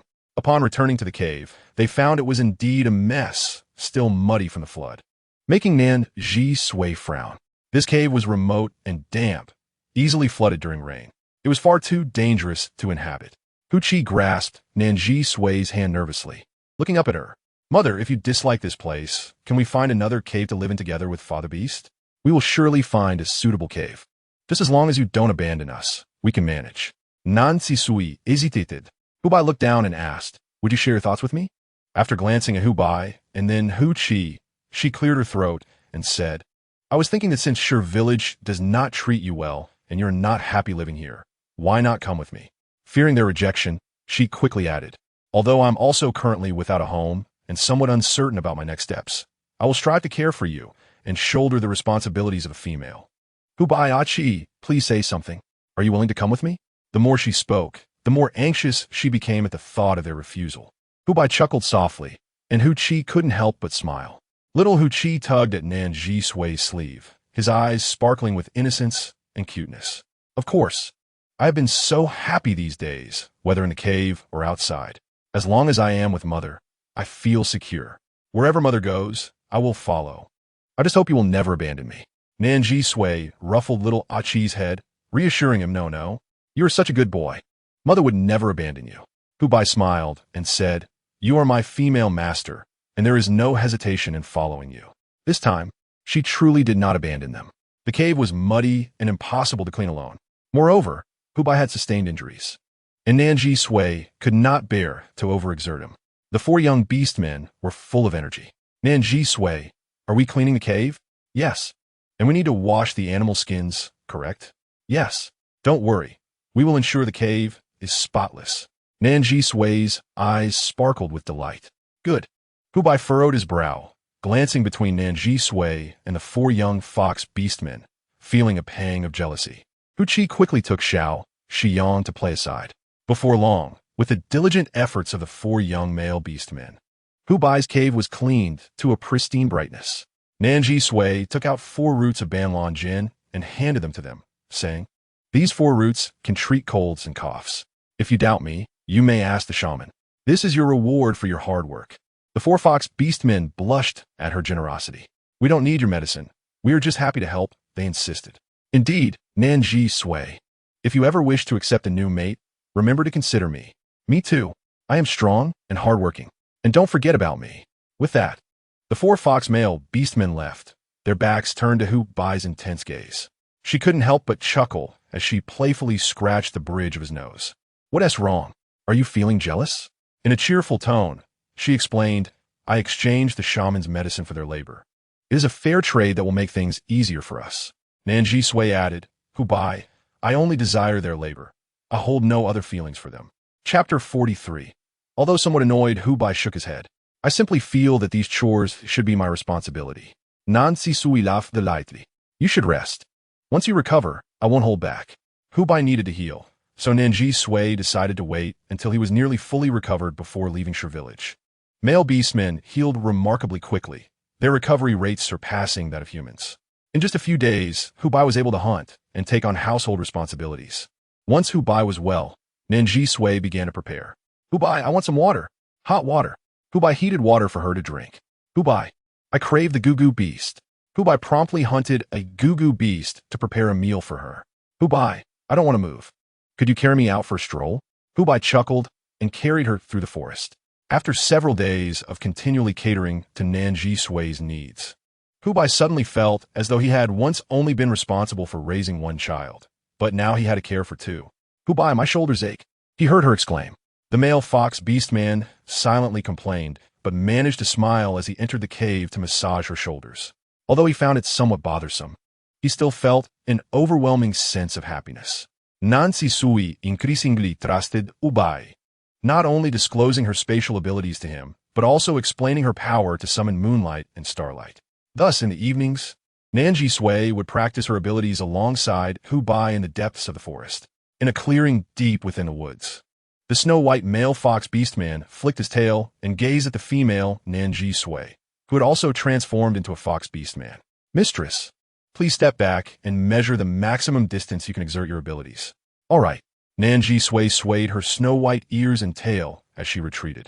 And when she reached approximately 50 meters, she suddenly felt a sense of stagnation. It seems this is the limit, Hubai noted. Nan Zhisui nodded yes. Approximately 50 meters. Hubai committed this distance to memory, understanding the boundaries of Nan Zhisui's abilities. In an instant, the male fox beastman appeared before her. And upon his imposing approach, Nan Zhisui hesitated before quickly retreating. Hubai's expression turned serious and solemn, starkly contrasting the light-heartedness of the day. Your vigilance is lacking, and your reaction speed is slow. When an enemy approaches, they can easily strike. Nan Zhisui retorted, but I defeated the four-striped beast warrior, Hulai. Hubai raised an eyebrow and replied, Hulai ascended to 4 stripes through dubious means. Not to mention, he is merely 10 years old and has been doted upon by both Hu Xian and Hu Zi, limiting his opportunities for practical combat. His reaction time is not impressive, and yours is even slower. Nan Zhisui pouted, shaking her large tail. I'm a doctor. I don't usually engage in fighting. Then it is time to adapt to combat. How do I adapt? Nan Zhisui asked in surprise. Are you suggesting we spar? Hubai nodded. Yes. This is the only way to train. But how could I possibly defeat you? Even if you are physically weak, you are still a legitimate fox king. Hubai tilted his head in confusion. I don't usually fight either. My body is weak and cannot support much strength, so I rarely exert myself. This means my combat experience is also lacking. Why was she afraid of him? Hubai sighed and took a step back. I will allow you to use both hands. Nan Zhisui agreed enthusiastically. All right, if Hubai were to use only his legs, then perhaps she had a chance to try her skills. The thought of triumphing over Hubai excited her. She could imagine the thrill of victory over her husband. However, when it came to actual practice, she could hardly keep up with Hubai's speed, unable to even touch the fur on his back. Nan Zhisui's confidence was thoroughly shattered. Exhausted from the struggle, she collapsed into Hubai's embrace and fell asleep. Inside the cave, the 2 animal skins were utilized, one as a mat for her, and the other as a blanket. He lay beside her with their little ones. In the meantime, chaos erupted in the stone village. Quick! Gather some beastmen to search the mountains. The village only had 10 females, and with 2 suddenly missing, the remaining beastmen were understandably anxious. Nan Zhisui observed the frantic activity around her, fully aware that they would not be found. She turned to Hubai and asked, Hubai, are we leaving the stone village? Do you have anyone you wish to bid farewell to? Nan Zhisui stood up. We should go say our goodbyes. I will accompany you. At that moment, she had no idea that accompanying Hubai to meet this elder would alter the course of her life forever. In a remote cave in the stone village resided a solitary male beastman. Is he living alone? As she prepared to meet Hubai's elder, Nan Zhisui handed him 2 bundles of meat. In the beast world, due to the scarcity of females, it was not uncommon for single males to exist. So Nan Zhisui did not dwell on it. She couldn't help but feel a twinge of pity. He already has offspring, but he has no mistress? Hubai replied, he once did, but she is no longer with him. Upon reaching Uncle Xiang's cave, Nan Zhisui saw an elderly male beastman lost in thought, seated upon a stone bench. Uncle, Hubai placed the meat beside Uncle Xiang. I have come to visit. Uncle Xiang lifted his head, and as his unfocused gaze fell upon Hubai, it gradually sharpened. Hubai, you have come. Yes, it is I, Uncle. The male fox beastman sat up, but when he turned to see Nan Zhisui, his expression subtly shifted. After a moment, he asked, you brought a female with you. Who is she? She is my mistress, Nan Zhisui, Uncle. Uncle Xiang did not express much enthusiasm, merely gazing at Nan Zhisui for a lengthy period before standing and inviting them to sit. On the stone bench at the cave entrance, Uncle Xiang, Hubai, and Nan Zhisui sat together. Uncle Xiang's gaze toward her was odd, prompting Nan Zhisui to scrutinize him closely. Uncle, we are about to depart. Hubai said, Depart? Where are you going? You are leaving with your mistress? Hubai nodded. Uncle Xiang regarded Nan Zhisui once more and then turned to Hubai. Congratulations. I would like to speak with your mistress privately. Would that be acceptable? Hubai appeared puzzled, his brow furrowing slightly, but Nan Zhisui interjected, Hubai, I would like to speak with him as well. After hesitating for a moment, Hubai stepped aside to allow Uncle Xiang and Nan Zhisui some space. Nan Zhisui sat up straight and turned her gaze toward him. However, Uncle Xiang leaned slightly forward, and his first words caused Nan Zhisui's pupils to constrict. Nan Zhisui, you are not a beastman of this world. You are a traveler from another realm, correct? Chapter 44. The struggles of a human girl. Nan Zhisui's pupils dilated. Countless speculations erupted in her mind. How could this male know about her crossing over? Could he also be involved in such matters? Was he a traveler too? No, he is a fox beastman. He belongs to this realm. He cannot possibly be a human from Earth. Uncle Xiang observed her reaction and realized he had hit the mark. You possess a system. The childbirth system, do you not? Is it 006? Yin air system is 006. You should not be too far behind. Is it 007 or 008? Nan Zhisui felt goosebumps rise on her skin, her fists clenched tightly as she asked, "How do you know about the childbirth system? Who is Yunair?" Indeed, it was just as he thought. Uncle Xiang murmured to himself. He appeared to vacillate between laughter and confusion. Why? Why do you appear before Hubai? And still be able to leave with him? Why? Uncle Xiang looked up at the sky as if trying to process his emotions, and after a long pause, he finally spoke. My mistress, named Li Yun, is a human woman who carries the childbirth system 006. She bore me a child, and after completing her task, she moved on to the next. Nan Zhisui exclaimed, "The childbirth system 006? Am I not the first human female to be brought to the beast world for tasks by the system?" Uncle Xiang gazed at the sky, his expression blank. She said she did not want to undertake tasks, nor did she wish to bear children. But if she did not give birth, she would die. So she could only continue to bear and bear. She said she could never love me because she could not love a mere tool. Nan Zhisui, your mistress is a human woman with a system? Xiang Shu murmured on, as if speaking to himself, yet also to Nan Zhisui. Do you know? She told me she absolutely does not wish to undertake this task. However, the system stated that if she does not comply, not only will she lose her life, but she will also be unable to save her father, who is afflicted with cancer. Yet, Xiang Er is disabled and has some intellectual challenges. Thus, I can only toil to support Xiang Er. After much inquiry, I learned that she gave birth but perished. Subsequently, my Xiang Er also met her demise. Xiang Shu's words were calm, having been bottled up within him for far too long, with no one ever believing him. Now, as he spoke, it felt as if a weight had been lifted. Nan Zhisui felt an icy chill envelop her entire being, standing there in a daze. Was her system 006? Xiang Shu looked up at the sky, remaining silent. Hubai noticed something was amiss with Nan Zhisui from afar, and hurried over to catch her as she began to sway precariously. Leaning against Hubai's embrace, Nan Zhisui closed her eyes. Her mind flooded with Xiang Shu's words. If she doesn't bear children, she will die. She died. She perished. Birth System 006. More than a year ago, Nan Zhisui had been ensnared by the system and brought into the beast realm. Her cheeks flushed as she clutched the trunk of a tree. A bitter voice escaped from her rosy lips. Dog system, you actually drugged me to make me complete the task. I have no choice. Why are you unwilling to undertake the task? If you refuse, you will die. Complete a task? Nan Zhisui gasped, cursing the damned birthing task. I am a girl raised in the modern world of Earth, possessing an independent personality. My values dictate that I must not be reduced to a mere breeding tool. If you refuse to complete the task, you will die. Nan Zhisui felt her sanity slowly unraveling. Nan Zhisui, this is your first task, which is why you find it hard to accept. However, once you begin the first task, you will no longer feel the pain. Damn it. It was the first time in her life she had cursed so much and so crudely. You have only 1 hour. If you do not bear a child within that time, you will die. Nan Zhisui attempted to maintain her composure and retorted, if I die, your task will also fail. Correct? What will happen if your task fails? Seeing how anxious you are, the cost must be considerable. A low laugh escaped her lips. Then let us die together. Nan Zhisui. The voice of System 007 was frantic and furious. It had never anticipated that a human girl could be so obstinate. After a moment of fury, the system gradually calmed down, trying to persuade her. The males in this world are absolutely loyal to the females, each possessing their unique merits. Why not give it a try? No, I no longer wish to live. Nan Zhisui resolutely sat down, her eyes glimmering with a crimson hue from the emotional drug. Yet they remained clear. She gazed up at the sky. The system gritted its teeth. Humans have a saying, life is precious, but love is even more valuable.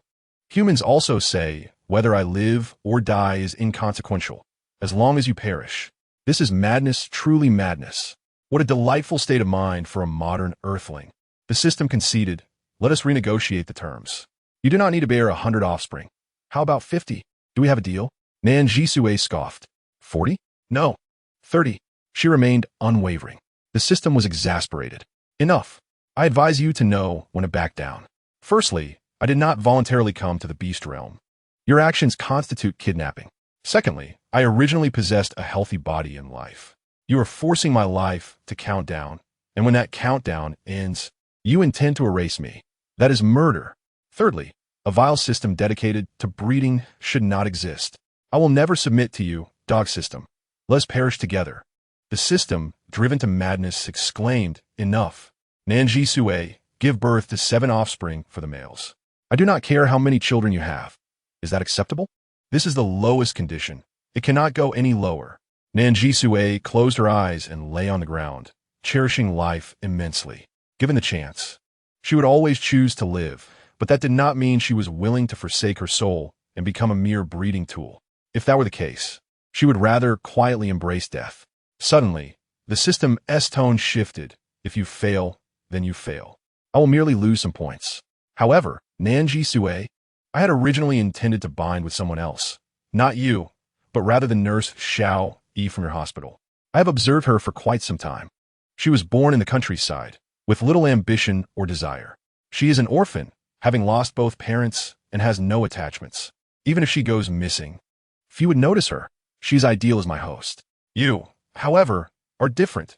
You have attachments, you are stubborn, you possess strong opinions, and you are overly emotional. You are the least suitable human for the birthing task. But when I was about to bind with Xiao Yi, she bent down to tie her shoelaces, and you happened to stand up to grab medicine. That is how I accidentally bound with you. Nan Zhisui suddenly opened her eyes wide. Nurse Xiao Yi was the nurse she had recruited. An orphan, Xiao Yi had always worked well alongside Nan Zhisui, and it would not be an exaggeration to call them close friends. So, the birthing system initially intended to abduct Xiao. You have 1 hour to make a choice. Will you begrudgingly assist me in completing this task, allowing me to lose fewer points?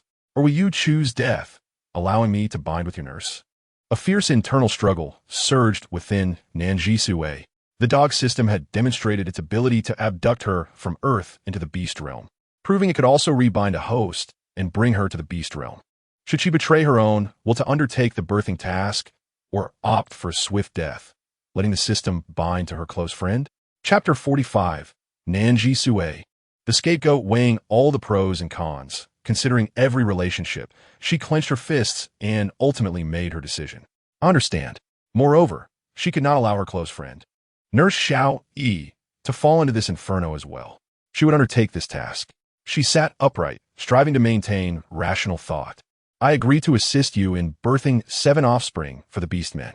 However, upon completion of the task, I require you to refrain from causing trouble for Xiao Yi and not to contract her. Agreed. The system gritted its teeth. You truly are demanding. Are these terms too difficult for you? To sign a contract. I will agree to your terms. A contract is unnecessary. Sign a contract. Nan Zhisui insisted. If not, then let us die together.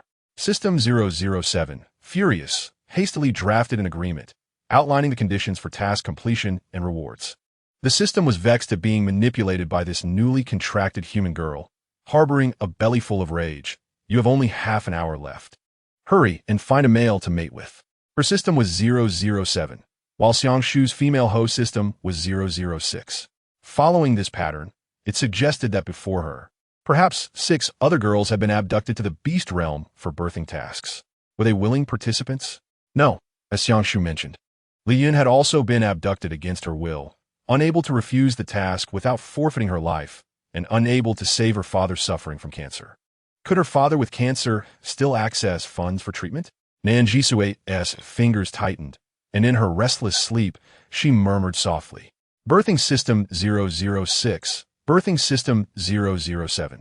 And soon there will be Birthing System 008 and Birthing System 009, correct? Hubai regretted bringing Nan Zhisui to meet Xiangshu. After her encounter with Xiangshu, she had been in a daze, soon falling asleep, her dreams restless. He felt immense pity for her and gently stroked her head, though it proved of little comfort. He transformed into a magnificent white fox, enveloping Nan Zhisui, his warm tongue gently caressing her cheek. With the soothing warmth of the fox's fur, Nan Zhisui appeared to regain some comfort. The following day, upon awakening, she found herself nestled within a fluffy, white cocoon, surrounded by a uniquely pleasant fragrance that was almost overwhelmingly comforting. She instinctively pushed against the soft texture with her delicate hands. Unbeknownst to her, her gesture elicited a soft, enchanting moan. Startled, Zhisui halted and looked up to see the elegant an alluring large fox gazing down at her, who then gently nudged her hand away with its slender white paw. "My heavens, what have I done?" Nzhsu exclaimed, her cheeks flushed with embarrassment. If there were a crevice in the ground, she would have wished to disappear into it. "I did not intend to touch there." The male fox, a beast man, nodded slightly, his voice husky with a hint of desire. "Do not move about recklessly." Oh. Quickly, Nzhsu scrambled off the fox and awkwardly adjusted her attire. She then clapped her hands together, declaring, "I need to wash up. I shall go wash immediately." The fox transformed into human form, turning away to don a skirt made of animal hide. Stealing glances at Nzhsu, he noted her restless slumber from the previous night, which had caused him much concern. He longed to inquire with Xiang Sh about what had transpired between them. Yet now, she seemed to have regained her former radiance. The male fox beastman felt relieved and offered her a gentle smile as he prepared water for her to wash. While brushing her teeth, Nzhsu inquired, "HBI, how is everything in the village?" "All is well," he replied, his handsome features softening as he smiled. Nzhsu felt at ease. Glancing at the sky outside, she remarked, "The light rainy season is nearly over. Today's weather appears favorable. Let's prepare to set out." "Very well," HBI replied with a smile. As the group prepared to depart SHCN, they noticed a gathering of fox beastmen at the village entrance, murmuring amongst themselves. Intrigued, Nzhsu said, "HBI, please go see what is happening. Is a merman baby? And then this curiosity. I wish to see as well." She squeezed into the crowd, but her petite stature rendered her unable to see over the larger beastmen. HBI chuckled at her predicament. "Would you like to be lifted higher? Lifted? Like a child?" And Nzhsu was momentarily taken aback, her cheeks flushing slightly as she nodded in consent. With ease, HBI, towering over 2 meters, hoisted Nzhsu onto his shoulder. "Wow, I can see so much," she exclaimed. Me too, the little fox boy cried out. Thus, HBI lifted the little fox boy, and Nzhsu caught him in her embrace. Perched upon HBI's shoulder, Nzhsu had a clear view of the scene before her. In the midst of the gathering, there was indeed a beautiful golden merman baby, appearing to be less than 2 years old. The plump little creature had 2 golden tufts atop its head and was utterly adorable. The surrounding fox beastmen were abuzz with discussion. The flood has washed away many fish, and it even brought forth a merman baby. How did a merman from the sea end up in our SHCN? Who knows? Our village is not far from the sea. Perhaps it swam from the ocean to the river, carried away by the flood. However, SHCN is not the sea. We lack salt water to sustain a merman. We must find a way to return her to the ocean. Otherwise, this little one will perish. As Nzhsu observed the merman baby with fascination, the little one looked up and, upon seeing her, beamed with delight. Raising her chubby arms toward Nzhsu, "Mother hug," the merman baby called out in a sweet, childlike voice. This single utterance caused all the fox beastmen to turn their gaze toward Nzhsu. "Wait, HBI is holding a female beastman? HBI, how can you hold a female? Aren't you bound to a female master? You shouldn't be getting too close to another female." And Nzhsu felt the weight of their scrutiny and quickly clarified, "It is true. I am HBI's female master. Yes, I am the one who abandoned my husband." How embarrassing it was to bear the blame publicly. Yet, she noticed HBI's shoulder tremble slightly with suppressed laughter. How could he find amusement in her predicament? "Ah, you're HBI's female?" The little merman inquired, her large eyes filled with curiosity. And Nzhsu sighed, looking skyward. "The HXN family is missing, and I do not wish to reveal my conflicts with HXN, so let us change the subject. It is a misunderstanding. Indeed, it is all a misunderstanding. How could I ever part with HBI? I have not sold him. You did not sell HBI into slavery?" Several beastmen regarded her with suspicion, and Nzhsu shielded her face in embarrassment. "Why would I sell my own husband? Furthermore, if I had sold HBI, there would surely be a contract or agreement. Where is it? Since HBI had redeemed himself, there was of course no contract. Then that settles it." Nzhsu wished to redirect the conversation away from herself. "Let us discuss the little merman instead." However, mentioning the little merman led Nzhsu into another predicament. Chapter 46, Little One. Do not stir the pot. Everyone turned their attention back to the little merman, who once again stretched out her arms toward Su, sweetly saying, "Mother, hug." Wow, how adorable. The little fox boy squealed, utterly enchanted. The little snake also squealed in delight. And Su, exasperated, thought, "I am not your mother. I is your master. You cannot just abandon him for this little merman." Indeed, as a female, one may indulge whims, but one must not shirk responsibility. I believe you should take responsibility for this little merman. Yes, indeed, this matter falls upon the little merman's mother. And Su protested, "No. She's not my child. She's truly not my child." It was absurd. She indeed had children, but those would be of a similar age to the little fox boy, around 5 years old. There was no way this one, not yet 2 years old, could be hers. I's female. How could you deny your own child? The little merman continued to reach out to Su, pleading, "Mother, mother. Hug." And Su gently tapped the little one's head. "Dear child, do not incite further chaos." I's shoulder shook more vigorously with suppressed laughter. And Su felt exasperated, wondering if her public humiliation was truly so amusing. Yet, recalling the unfair treatment I and his son had endured, she thought, "Let them laugh. Laughter is laughter." The little merman, having been tapped on the head, instantly welled up with tears, her big eyes brimming with sorrow as she looked up at Su. The sight of the chubby little merman, looking so pitiful and cute. "Oh no, please don't cry. I did not bully you." Despite having given birth to many children, and Su had no experience in comforting little ones and found herself flustered. Seeing her distress, I kindly offered, "Allow me to handle this." He gently lifted the little merman from the water bucket, and as soon as she was in his arms, she ceased her tears. Curiously, she gazed at her handsome uncle, exclaiming, "So pretty." And Su boldly speculated that I was praising her beauty. HQ found this little sister quite amusing and began to tease her, asking, "Little sister, do you prefer handsome beast men?" HQ then turned to Su, stating, "Mother, I have heard that mermaids are fond of handsome beast men. They do not favor those who are less attractive." Little Shying also scrutinized the little sister, his eyes curving with delight, hissing, "How adorable she is." The little mermaid tilted her head, glancing at HQ and then at Shying, her eyes sparkling as she danced with joy, exclaiming, "Pretty, pretty big brother." And Su remarked, "She is complimenting both of you." HQ and Shying smiled, their eyes gleaming. The little mermaid truly was charming. HQ asked Su, "Mother, where shall we go after leaving the village? If we have no particular destination, let us head to the seaside." HQ spoke softly. I gently lifted HQ from Su's embrace and handed the little mermaid to her.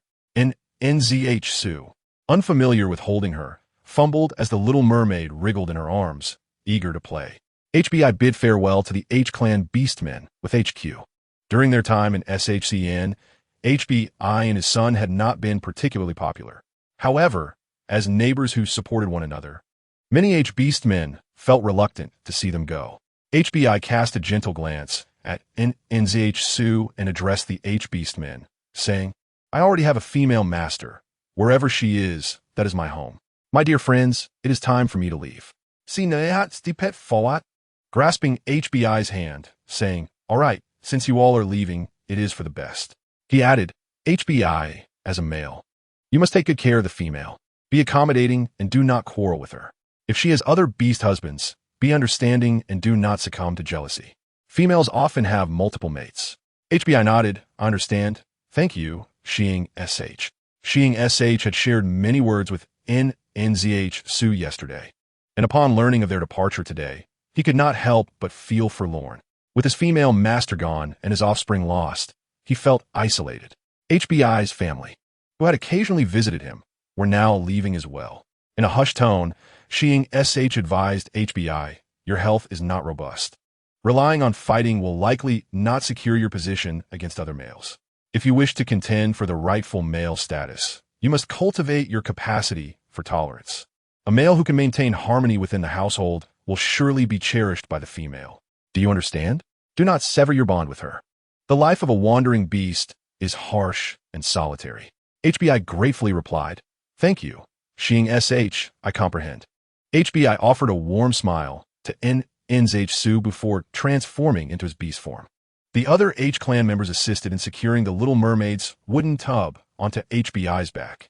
HBI looked expectantly at Nan Zhisui and the little ones. Nan Zhisui placed the Little Mermaid into the tub and, with HQ and SHYing in tow, along with a small wolf cub, climbed onto HBI's back. "Farewell." Nan Zhisui and the others waved to the beastmen of SHCN. Nan Zhisui informed HBI, "I promised the Wolf King to untangle a line for his wife. We shall first visit the forest." As they journeyed toward the woods, 2 5-year-old silver wolf cubs emerged from the trees. L-Ing-M nudged L-Ing-11 in, saying, "Shi-Ng, look over there, such a beautiful female." She is holding several little ones. A look of deep envy crossed L-Ing-M's face. He longed to be embraced like that. L-Ing-11 in also turned to look, a fleeting expression of envy crossing his face before he concealed it. "What are you staring at? We do not need a mother. Our mother is a wicked, wicked female." L-Ing-M nodded vigorously, declaring, "I know. Our female is the one who sent our fathers to beast prison." L-Ing-11 in added, "Yes, little M. We're nearing the village, close to the mountain where the wolf pack howls. Let's inquire there. Perhaps we will find that wicked female." The 2 silver wolf cubs dashed into SHCN, where the inhabitants were still discussing the departing HBI and the vanished HZ and HXN. L-Ing-11 in held L-Ing-M's chubby hand and stopped the passing beastman, asking, "Have you seen a filthy, smelly, ugly, wicked female?" The H-clan male chuckled, "Little wolf cub, are you searching for an ugly female in our village? We are all fox beastmen here. There are no ugly fox females." "Indeed, indeed. Our village is filled with beautiful females. There are no ugly ones." The villagers found the 2 out-of-town cubs seeking a wicked female, amusing, and teased them before returning to their tasks. L-Ing-M shook his brother's hand, saying, "Shi-Ng, it seems there are no wicked females here. Your intuition must be mistaken." L-Ing-11 gritted his teeth. "No way. Little M, rest assured. We will definitely find that wicked female." HL passed by with her beast husbands. Since the last time I fed her the dew in fruit and tore the mate totem visible on her beast skin skirt. More than half of HL's husbands had perished. 2 died, 3 were severely injured, and 4 survived because their totems remained hidden within their skirts, which I had no interest in tearing. I had been intimidated by HBI and had tempered her temper considerably over the past few days. However, upon hearing that HBI and his female master were leaving today, she boldly began to speak ill of them. That HBI is a disreputable male, flirting everywhere. Who knows if that Nan Zhisui is truly his female master? Moreover, that Nan Zhisui must also be a filthy and ugly female.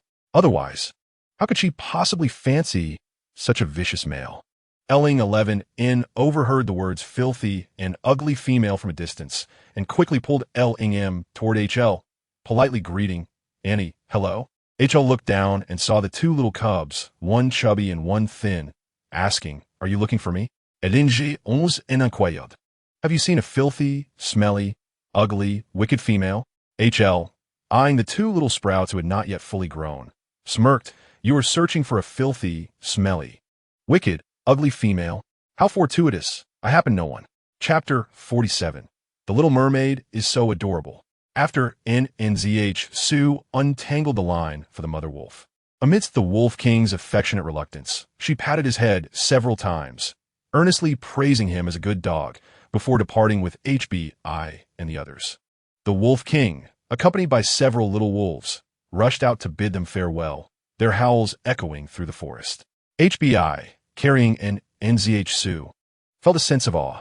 Although it was not the first time witnessing her interactions with the wolf pack, he was still amazed. His female master was indeed extraordinary, having tamed wild beasts that obeyed her. Even now, as she was leaving, so many wolves were reluctant to part with her.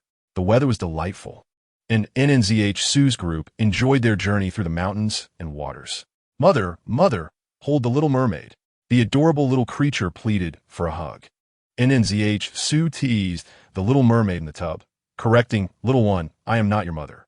Instantly, the little mermaid's eyes brimmed with tears, golden pearls threatening to fall. Nan Zhisui quickly reassured her, "Do not cry, do not cry. I truly am not your mother. You cannot call me that. It would trouble me greatly." The little mermaid pouted, turning away. The mermaid race is sensitive to blood ties, and she felt a profound connection. Mother is clearly my mother. Why does she say otherwise? Mother must not like me. Wicked mother, who does not love me. You can call me auntie or sister. And Nan Zhisui suggested with a smile. Humph, wicked mother. The little mermaid turned her back, refusing to engage. And Nan Zhisui curiously asked, "Little one, how old is your father?" The little mermaid extended her chubby finger, indicating 30 years old? And Nan Zhisui inquired in surprise. "No, not 30. The little mermaid shook her head and sweetly exclaimed, 300 years old. Nan Zhisui was taken aback. 300 years? How ancient? Which old creature gave birth to such an adorable little mermaid? The mermaid tilted her head. Mother said, 300 years is not old. The way the little creature tilted her head was simply too endearing. Nan Zhisui tenderly lifted the delicate little mermaid, cherishing her momentarily. Suddenly, the cute little mermaid opened her mouth wide and playfully bit down on Nan Zhisui's entire hand. Fortunately, the little one's mouth was quite soft, so Nan Zhisui did not feel any pain. She shook her hand up and down, causing the mermaid to sway along. Hu Qi anxiously protected Nan Zhisui, saying, little sister, you cannot bite my mother." The little treasure immediately changed her target and, with a playful snap, bit onto Hu Qi's head. Hu Qi turned, and the two little ones simultaneously gazed at Nan Zhisui. Ha ha ha! Nan Zhisui could no longer hold back and burst into laughter. After running for a while, she instructed Hu Bai to find a suitable spot to rest. Hu Bai transformed into his human form before Nan Zhisui's eyes. She stared in awe at the handsome and noble fox, who transformed into a strikingly attractive male right before her. No matter how many times she witnessed the transformation of a beast man into a human, it never ceased to amuse her. Due to the transformation, the tall and robust male was completely unclothed, leaving Nan Zhisui momentarily speechless. Hu Bai, feeling the heat of Nan Zhisui's intense gaze, blushed slightly and hurriedly turned to don his animal skin skirt. Wow, truly magnificent. Once adorned in the skirt, the male fox beast man appeared even more at ease. Hu Bai gathered firewood and prepared water. Nan Zhisui retrieved goat milk powder from her supplies, tested the water temperature, and mixed 4 portions of goat milk powder.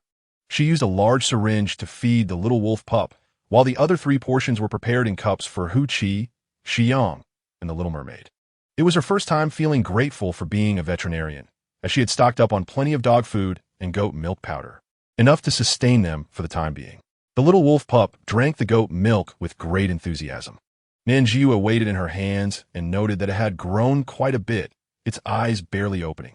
She murmured, "Little wolf, grow up quickly." The 3 adorable little ones cast slightly menacing glances at the wolf pup. The little mermaid held up her cup of goat milk powder and offered it to Nan Zhisui, saying, "Mother, mother, feed me." "I told you not to call me mother," sighed Nan Zhisui. The little mermaid looked dejected, golden pearls almost falling from her eyes. Upon seeing this, Nan Zhisui quickly set the wolf pup aside and coaxed the little mermaid, asking, "Do you want to be fed too?" The little mermaid nodded vigorously. "Feed me." With a smile, Nan Zhisui lifted the little mermaid and fed her the goat milk powder from the cup. The little mermaid drank eagerly. The little Hu Qi and Xiyang watched enviously, wishing they could be fed by their mother as well. However, they felt too grown up to ask for it now, letting out simultaneous sighs. Hu Bai approached with a smile, offering to help care for the little ones. As he took the little mermaid to feed her, she surprisingly did not fuss, her eyes sparkling as she focused on the handsome uncle. "Handsome uncle, pretty." The little mermaid giggled. "She likes you," Nan Zhisui stated seriously. Hu Bai replied with a grin. "She seems to like you quite a bit. What do you see that she likes me? Did you not see her bite me earlier?" "She was probably just hungry," Hu Bai remarked. Hu Qi asked, "Mother, father, will the little sister be full from the milk? Does she need to eat something else?" Hu Bai chuckled. "As far as I know, fish tend to prefer eating other fish." Nan Zhisui envisioned groups of red bread crabs. A mother crab snapping up her little ones with a satisfying crunch. She imagined the mother crab saying, "Don't eat me, mother. My brother is tastier." She quickly shook her head, banishing such disturbing thoughts. Curiously, she observed the little mermaid drinking milk, concluding that she should also eat meat.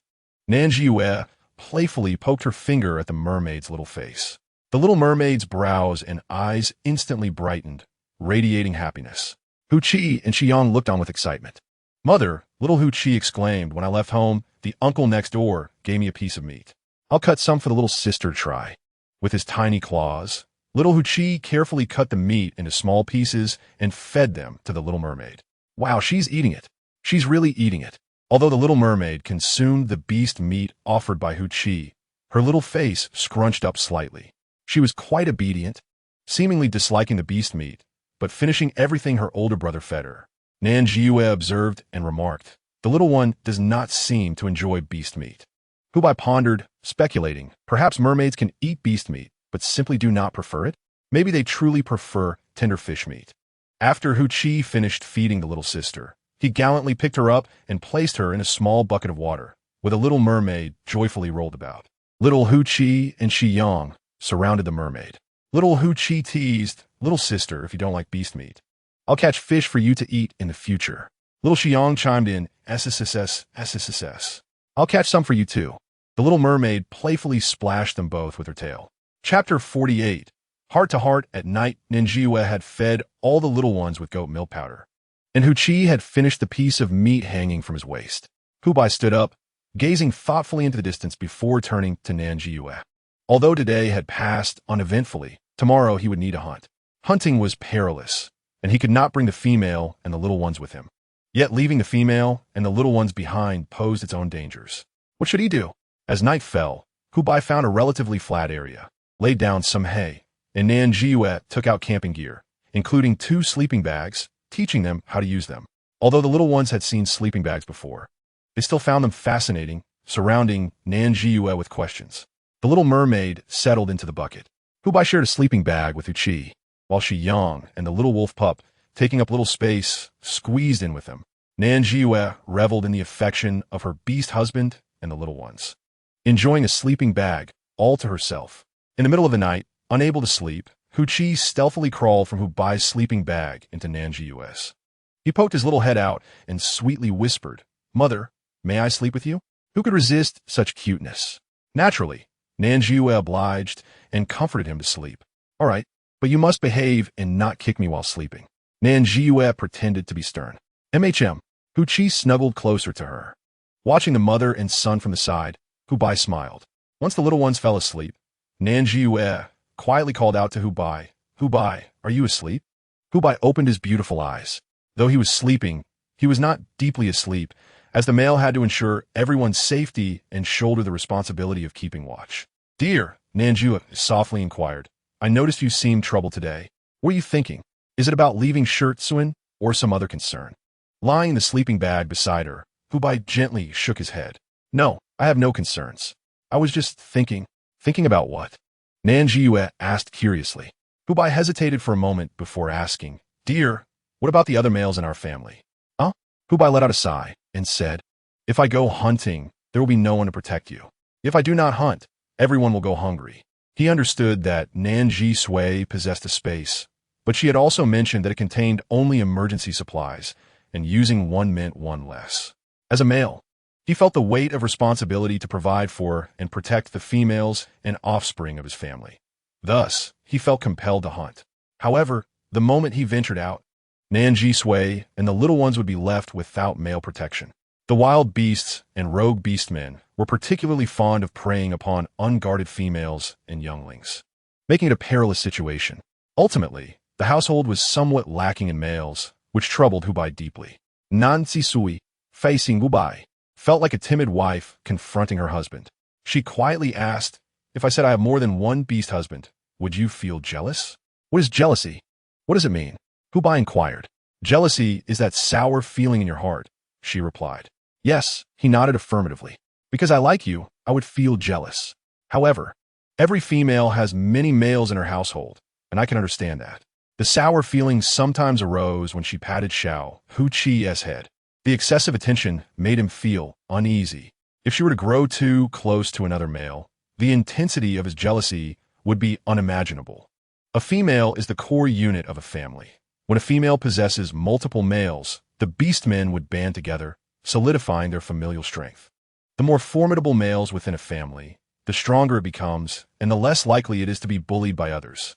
Furthermore, given the dangers of the beast world, females and younglings require protection, necessitating other males at home while one ventures out to hunt.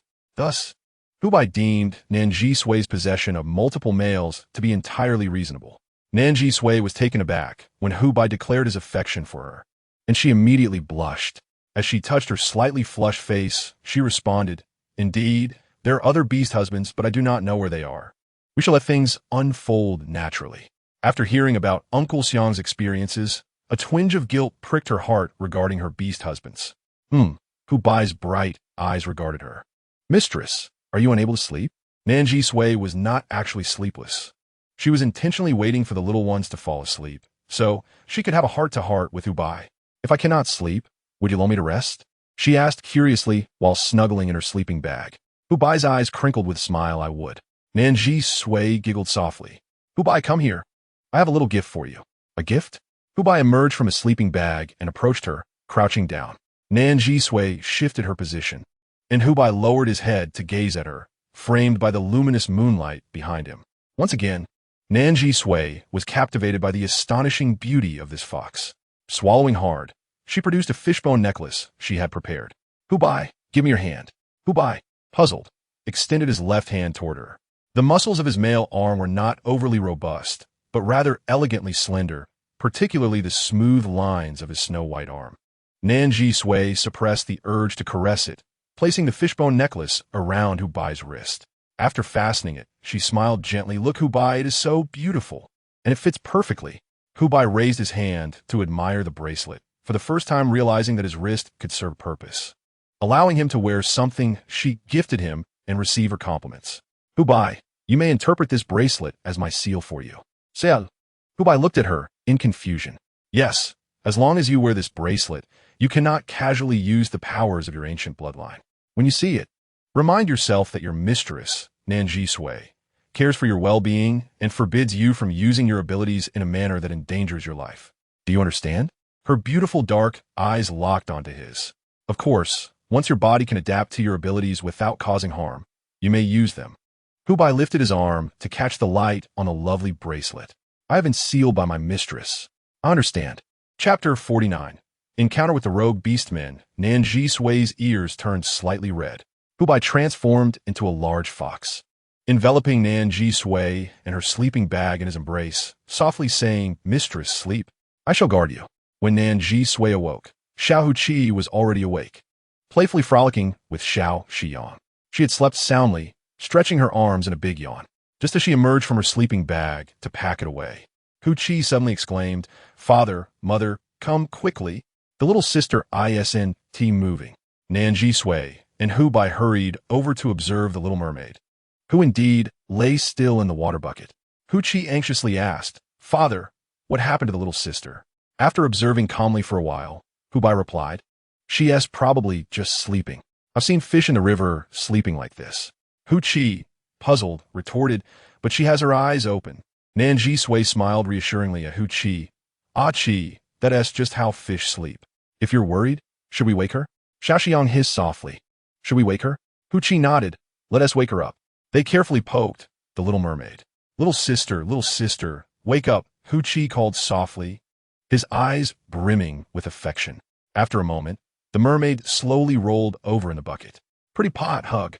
Little Chi looked up at his parents and instantly beamed. She was merely sleeping after all. The little mermaid tilted her head. "Fish can't drown." Once everyone relaxed, Hubai hesitated as he gazed into the distance. Nan Zhisui smiled. "Xiao Bai, go hunting." Hubai suddenly looked down at her.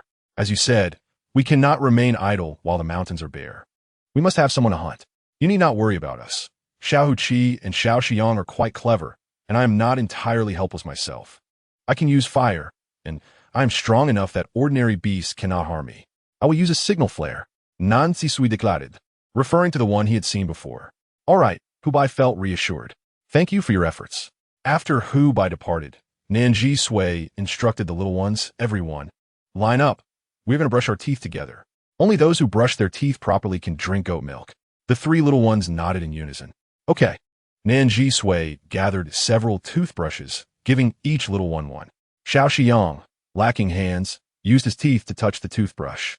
The little mermaid, confused as to why she needed to wash her teeth despite being in water all day, wore a big question mark on her tiny head, looking adorable. Only little Ah Chi was the most obedient, taking the toothbrush and mimicking Nan Zhisui's actions to brush his teeth. Nan Zhisui squeezed some toothpaste for them, and the three little ones brushed away, their mouths filled with foam, laughing and playing as they did so. After they finished brushing their teeth and washing their faces, Nan Zhisui played with the little ones to pass the time. Since Ubai had gone hunting, what should they do? Nan Zhisui suddenly remembered the powerful device in her space. I have an idea. With a flourish, she produced a mobile phone. Let me take your pictures. Pictures? Little Hu Chi curiously examined the object in Nan Zhisui's hand. Mother, what is taking a picture? She explained while holding the phone. Taking a picture is like this. Nan Zhisui activated the front camera and snapped a photo of herself with the three little ones. A beautiful human woman and three adorably bewildered little ones capture the essence of beauty. The group photo had just been taken when Xiao Xiang was the first to be startled by the images on the phone, hissing in alarm. Hiss, hiss, hiss. Who will save Xiao Yang? My soul has been captured by that little thing. Xiao Hu Chi, equally anxious, exclaimed, Mother, what is that? Are we trapped inside this phone? Meanwhile, Xiao Rinyu gazed wide-eyed at the photos on the phone, joyfully flailing her arms. Nan Zhisui chuckled heartily at the antics of the little ones, patiently explaining. This is a photograph, an image captured through photography. See, Nan Zhisui took a scenic picture, storing the image in this phone. It has not taken anyone's soul. Upon hearing this, Xiao Xiang sighed in relief, grateful that her spirit remained intact. Xiao Hu Chi, having discovered a new toy, eagerly asked, Mother, can I play with this phone? Of course, but be cautious as it can strain your eyes. Do not play for too long. Understood. The little ones gathered in a circle, examining the phone, playfully tapping and poking at it, thoroughly enjoying themselves. Just then, Nan Zhisui heard rustling sound from the nearby bushes. Someone is coming. Is it a beast man or a wild animal? Without showing any sign of fear, she whispered to the three little ones, Xiao Chi, give me the phone and stand behind me. Xiao Hu Chi pretended to be nonchalant while handing the phone to Nan Zhisui, yet he was visibly nervous. Mother, what should we do? Should we shoot a distress flare? Yes. With that, Nan Zhisui activated a flare, which shot up with a loud bang. At that moment, a shadow leaped out. Without a moment's hesitation, Nan Zhisui punched the shadow, sending it flying. The 5-year-old fox beast man bared his teeth, fiercely guarding his younger siblings. Nan Zhisui scooped the small wolf cub into her arms and stood protectively with the three little ones. Xiao Xiang quickly clung to Nan Zhisui, hissing defensively at their surroundings.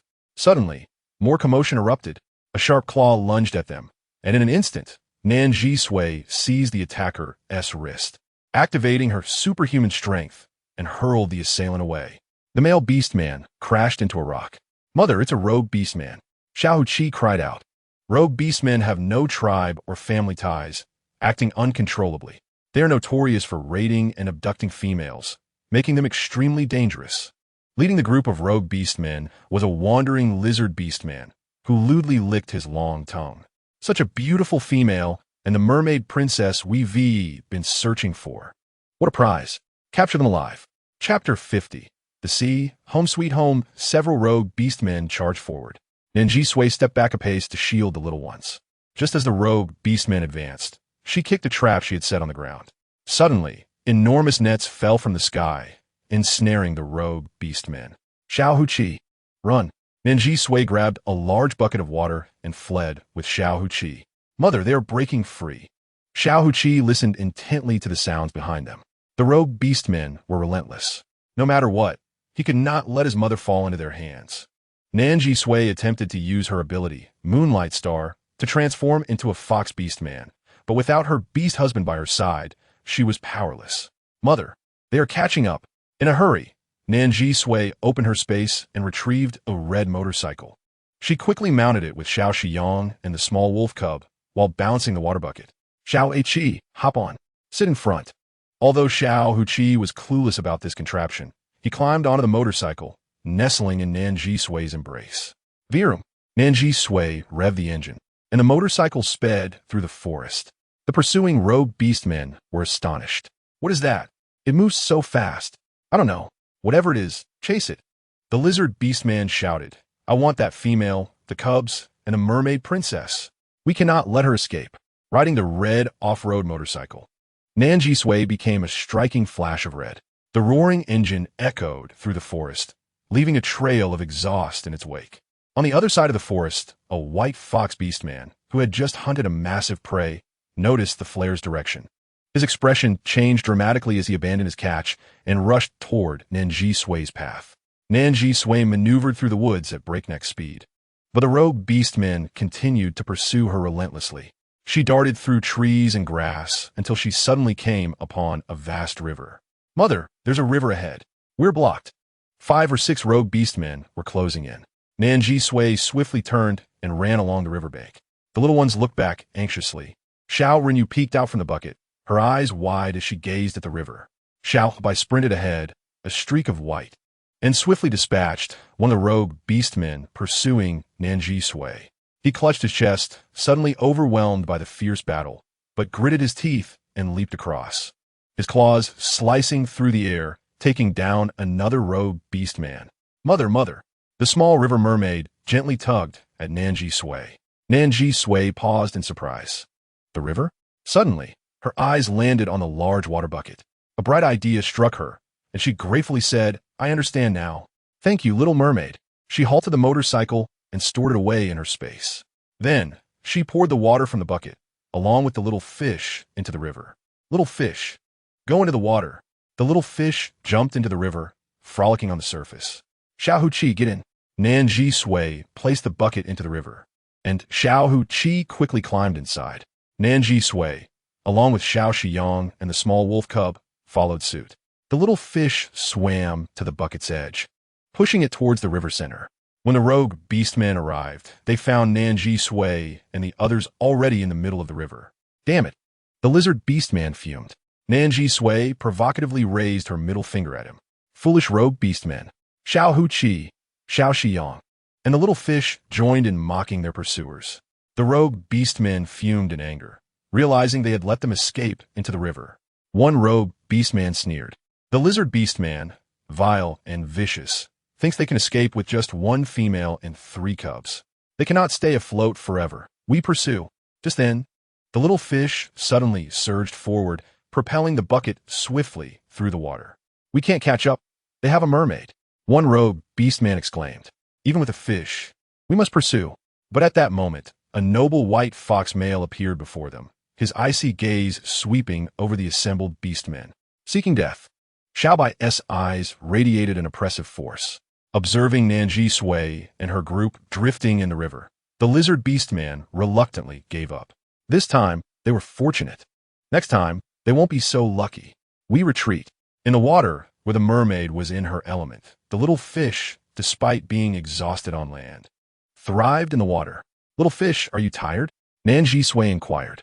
"Not at all," the little fish replied, flicking her tail and continuing to swim forward. Suddenly, the current grew swift, and Nan Zhisui peered ahead from her bucket. "Little fish, there's a waterfall ahead." Upon hearing this, the little fish hastened her pace. Nan Zhisui felt a surge of urgency. "Little fish, there's a waterfall." Hu-Chi yelled, "Little sister, ahead is a waterfall. If we fall, we shall surely perish." Xian, in a state of urgency, flicked her tongue anxiously. Just as the large wooden barrel reached the edge of the waterfall, Nan Zhisui and the others, gripped by fear, clutched the barrel tightly. Unexpectedly, the little mermaid surged forward, opened her mouth wide, and released a spray. Instantly, a massive column of water formed before her, taking on a parabolic shape that connected the waterfall above to the pool below, refracting a spectrum of colors. The little mermaid leaped, flicking her tail, causing the lid of the wooden barrel to close. She then propelled the barrel into the water column, gliding down from the precipice. As Hubai approached, he beheld an astonishing sight. Above the roaring waterfall, an unnatural parabolic water column linked the upper waterfall to the lower pond, shimmering with a rainbow of hues. The golden mermaid's pale scales glimmered under the sunlight as she gently navigated the barrel downward. With her descent, the water column began to gradually dissipate. Was this a manifestation of the merfolk's extraordinary powers? How could such a young creature awaken the abilities of her kind? Hubai felt a twinge of astonishment. He cast a glance at the cliff before opting for a different route down the mountain. Meanwhile, Nan Zhisui and the others within the barrel were filled with wonder. She held Hu Qi close, while Xian tightly coiled around her arm. The oblivious little wolf cub was still attempting to open its first eye when suddenly the barrel jolted. With a splash, the barrel surfaced in the pond below. Nan Zhisui and the others opened the lid, and Hu Qi and Shi Yin tumbled out. Wow, that was truly thrilling. Hu Qi exclaimed excitedly. Mother, little sister is amazing. I want to do it again. What could be done about her adventurous spirit? Nan Zhisui's expression became peculiar. Soon after, the little fish sprayed water at them, causing Nan Zhisui and the cubs to burst into laughter. Nan Zhisui looked up and asked, Where have we arrived? The little fish, catching a whiff of a familiar scent, suddenly leaped joyfully. Mother, mother, the sea. Hu Qi exclaimed happily to the little fish. Little sister, have we reached your home? The little mermaid eagerly swam towards the ocean. Nan Zhisui, cradling Hu Qi and Shi Yin, gazed towards the vast sea, which was indeed splendid and resplendent. The little mermaid's tears fell like pearls. Mother, don't leave me. Hu Qi and Shi Yin grew anxious in an instant. Little sister, why are you crying? Hissed Shi Yin. Yes, little sister, please don't cry, echoed Hu Bai. Nan Zhisui hurriedly pushed the barrel, the mermaid, and the cubs onto the shore, then, emulating Hu Bai, scooped up the little mermaid. Don't cry, don't cry. She comforted, flustered. The little mermaid's tears became golden pearls, each one dropping to the ground. Nan Zhisui quickly retrieved a glass bottle from her space to collect the precious beads. She wiped her tears and opened her arms. Mother, mother, hug me. Yet, she did not wish to part from her mother. Chapter 51. The cubs do not want to part. Have we not found the little princess yet? A blue-purple mermaid prince with a long tail suddenly turned. He possessed a strikingly handsome face, youthful and seemingly just on the brink of adulthood. His long blue-purple hair flowed like seaweed in the water, while his light purple eyes reflected deep concern. He cast a sharp gaze at the assembled merfolk, who all lowered their heads. Prince Lan Xing, the little princess is playful. She may be napping in some shell, one mermaid suggested. Another shook her head, cautioning. We cannot say that. Recently, a tribe of avian beasts has arrived along the eastern coastline, and many stray beastmen have gathered. The coastline is no longer safe. As long as the little princess remains in the sea, she is fine. But if she ventures out, she risks capture by the avian beasts and the strays. Upon hearing this, the innocent merfolk began to envision the little mermaid princess, Xiao Fu, being captured and harmed by the strays. They imagined her tail pierced by the claws of the avian beasts, and their hearts, tender as they were, could not help but shed tears. Pearls fell abundantly around them, prompting Prince Lan Xing to furrow his brow. She is only 5. She cannot wander far. With a wave of his hand, he commanded, All merfolk, search together. Yes, your highness. I'm sure. Nan Zhisui had finally calmed the little mermaid, who had stopped crying. Hu Qi took the little mermaid into his arms to play. Before long, Hu Bai emerged from the forest bordering the beach, clutching a freshly caught, long-eared beast. Father. Hu Qi's eyes brightened as he rushed toward him. Nan Zhisui, accompanied by the little wolf cub and Shi Yin, followed suit. She paused briefly, locking eyes with Hu Bai, before rushing into his embrace. Is everyone all right? Hu Bai inquired. We're fine, Hu Qi replied. Nan Zhisui nodded, affirming, We are all well. Excitedly recounting the earlier events, Hu Qi exclaimed, Father, the little fish was amazing. And it was truly exhilarating. I want to do it again. Hu Bai affectionately ruffled his hair. After ensuring everyone was unharmed, he remarked, I caught a large beast earlier, but regrettably I discarded it. This long-eared beast was an easy catch on the way down. Nan Zhisui and the little cubs gazed at the long-eared beast, which squeaked in fright at the sight of so many beastmen. Rabbits are delightful, Nan Zhisui declared. Moreover, I particularly enjoy rabbit legs. Hu Bai chuckled, all right, you can have the legs of the long-eared beast. Hu Bai took the long-eared beast aside to prepare it, carefully skinning it. The soft fur was favored by many females for garments, and he wished to make something for Nan Zhisui. Hu Qi and Shi Yin gathered firewood, and upon bringing dry sticks, Nan Zhisui would praise them with a smile, which delighted the 2 little cubs even more. They fetched water from the great river to drink. Afterward, Nan Zhisui skewered the long-eared beast, placing it over the fire to roast. While grilling, she sprinkled fragrant powder to enhance the aroma. Wow, it smells so good, exclaimed Hu Qi. Delicious, let us eat. Hubai placed marine fish into her water bucket, and the little mermaid quickly devoured it. The fish from the sea is indeed tastier. Once the rabbit meat was ready, Hubai, Huqi, Xian, and Nan Zhisui gathered around the fire to feast. The fragrant rabbit meat, however, bore a hint of bitterness. Huqi and Xian's spirits dampened. Huqi promptly voiced, "Father, Mother, I really like the little sister. Can we not keep her?" Xian, hissing softly, also displayed concern. Nan Zhisui shook her head, explaining, "She is a mermaid. She belongs to the sea. We, as land-dwelling beastmen, cannot live together indefinitely. Moreover, look at the little mermaid. She enjoys eating sea fish. Our terrestrial meats are unsuitable for her." Huqi pressed his lips together, on the verge of tears. "Do you not wish to part?" Hubai inquired gently. Huqi nodded slightly, his affection for the little sister evident. "She is impressive, clever, and adorable. Of course, I do not want to part with her." Wang also lowered its little snake head. "Must we separate from the little mermaid's sister?" The little snake was quite reluctant as well. HBI advised, "She is a mermaid, and we are land beastmen. There will inevitably come a day of parting." FSHU, I understand the reasoning. HQ glanced at the little mermaid with difficulty, but my heart feels rather heavy. HBI gently ruffled HQ's head. The drooping ears of HQ instantly perked up. SHYing excitedly raised its head. "All right, SS. For the little cubs, delaying separation by a day is a blessing. Not having to part today is indeed wonderful. The beach cannot be used for overnight stays. So in NZH and HB, I searched for a suitable place to rest in the nearby woods." HBI looked up and saw bird beastmen flying overhead, furrowing his brow. When he had previously accompanied the tribe's hunting team to the coast to exchange salt with the mermaids, there were not so many bird beastmen around.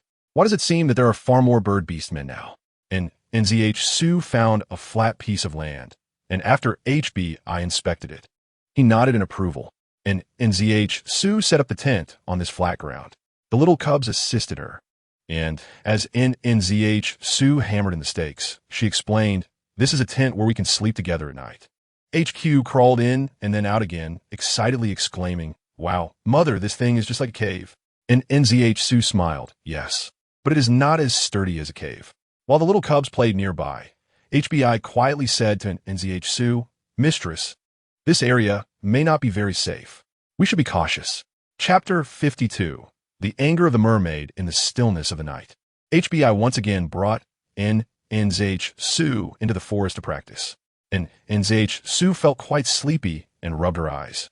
HBI, must we really practice? HBI patiently nodded, "Yes." And NZH pouted, "Can I not practice?" She understood that in any cultivation story or similar tales, very few female protagonists lack ambition. However, she had already endured years of studying through elementary, middle, high school, and university, taking exams and writing papers. The journey to becoming a veterinarian had been arduous. She had stumbled through her literary pursuits and really did not want to run and jump around practicing martial arts in the middle of the night, especially in the past few days, when she had chased after HBI all night without even touching a hair. It was quite frustrating. HBI also felt somewhat troubled. Although females in the beast world could cultivate, most chose not to. Such arduous practices were typically undertaken by males. Once a female bonded with a male, she essentially gained all his strength. So why should a female cultivate? Yet, HBI still believed that if she became stronger, she would be safer. HBI leaned down and gently coaxed. "Why do you not wish to practice? Was my previous guidance insufficient?" NZH retorted. "I can't even touch you." HBI chuckled lightly. "Shall I slow down this time?" NZH shook her head, pulling on his hand. "I truly do not want to practice. It is too exhausting." HBI, unable to resist NZH's coaxing, softened his stance. "All right, I will think of a solution." HBI indeed proved to be accommodating, allowing her to forego her studies. Finally, she could relax. HBI, feeling somewhat helpless, indulgently replied, "Very well."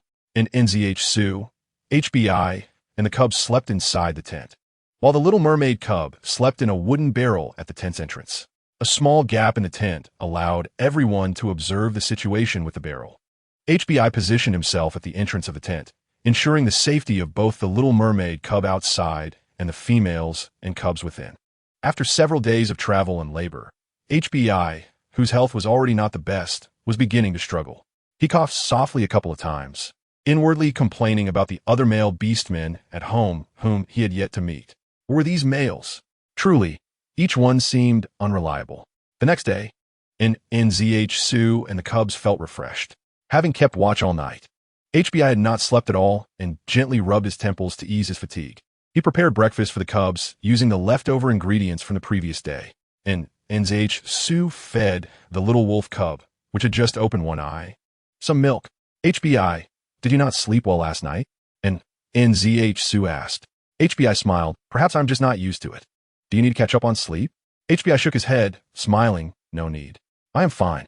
After the cubs finished breakfast, HBI tidied up nearby, and Nan Zhisui took HQ, Shying, and the little mermaid cub to play by the sea.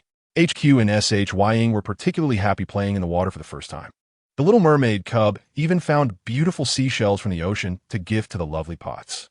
HBI looked up and, seeing the scenery by the seaside, felt a sense of warmth wash over him.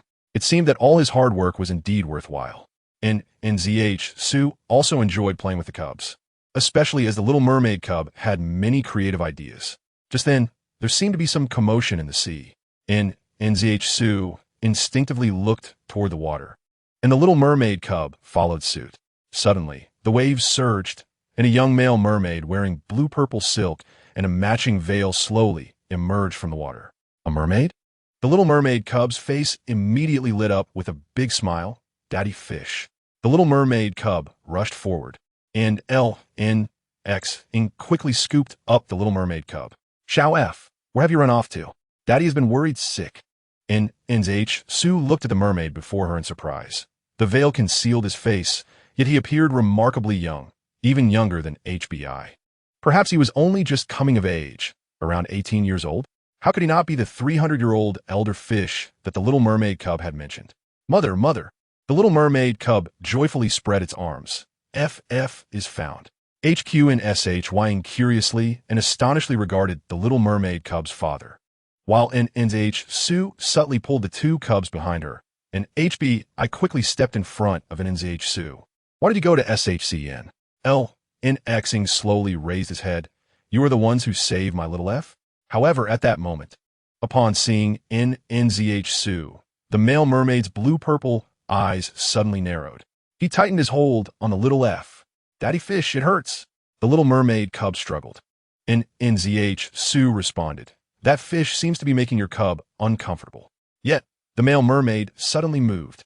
He held little F with one arm, and with a powerful flick of his tail, he charged directly at Nan Zhisui. And Nan Zhisui gaped in shock, while HBI reacted swiftly, confronting him head-on. At the edge of the beach, the two males clashed. Help me care for the cubs? Huh. LNX's tail whipped around, sending a torrent of water surging toward Nan Zhisui. Shouldn't she take care of them?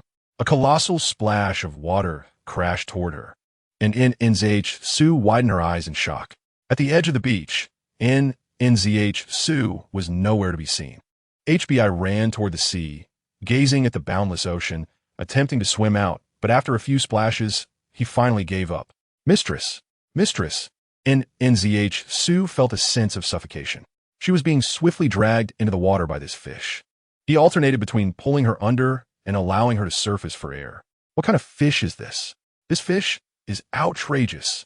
Did she know him? What grudge could there be? Nan Zhisui struck his arm with all her might, yet he refused to let go. The golden little mermaid cub, little F, closely followed LNX, filled with worry. What should she do? What should she do? Daddy Fish seems very angry. It appears he is upset with Mother. What should she do? What should she do?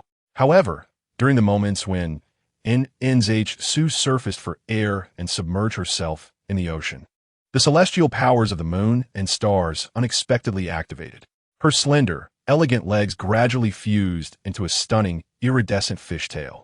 Beautiful, vibrant fins and gills sprouted from her neck.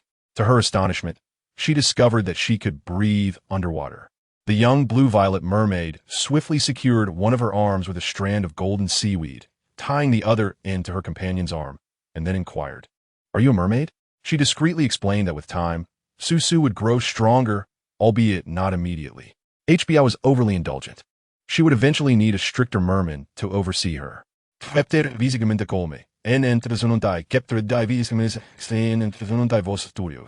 Anyone would be irate when constantly forced underwater.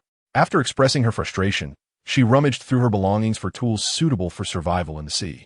Yet, before she could find anything, Xing tug at the golden seaweed binding their wrists. Since you're a mermaid, this makes things easier. What? Before Nan Zhisui could react, the male mermaid dragged her down toward the ocean floor. In that instant, water rushed into her mouth. Although becoming a mermaid made swallowing seawater somewhat bearable, and Nan Zhisui still mentally cycled through a plethora of expletives. Once she finished, it dawned on her, wait, did I just transform into a mermaid? How is that possible? I am human. How could I possibly become a fish? Suddenly, a realization struck her. Her eyes widened. If she had indeed become a mermaid, there could only be one explanation. Her merman husband must be within a 50-meter radius.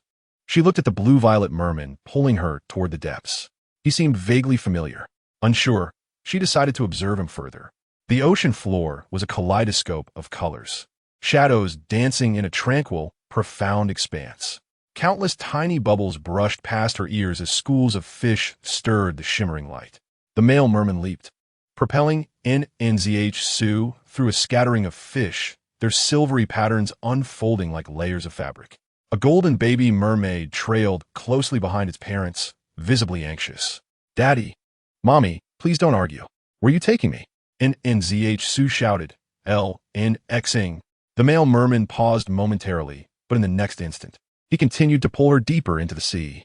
As a vibrant mermaid, Nan Zhisui found herself imprisoned in the exquisite coral prison.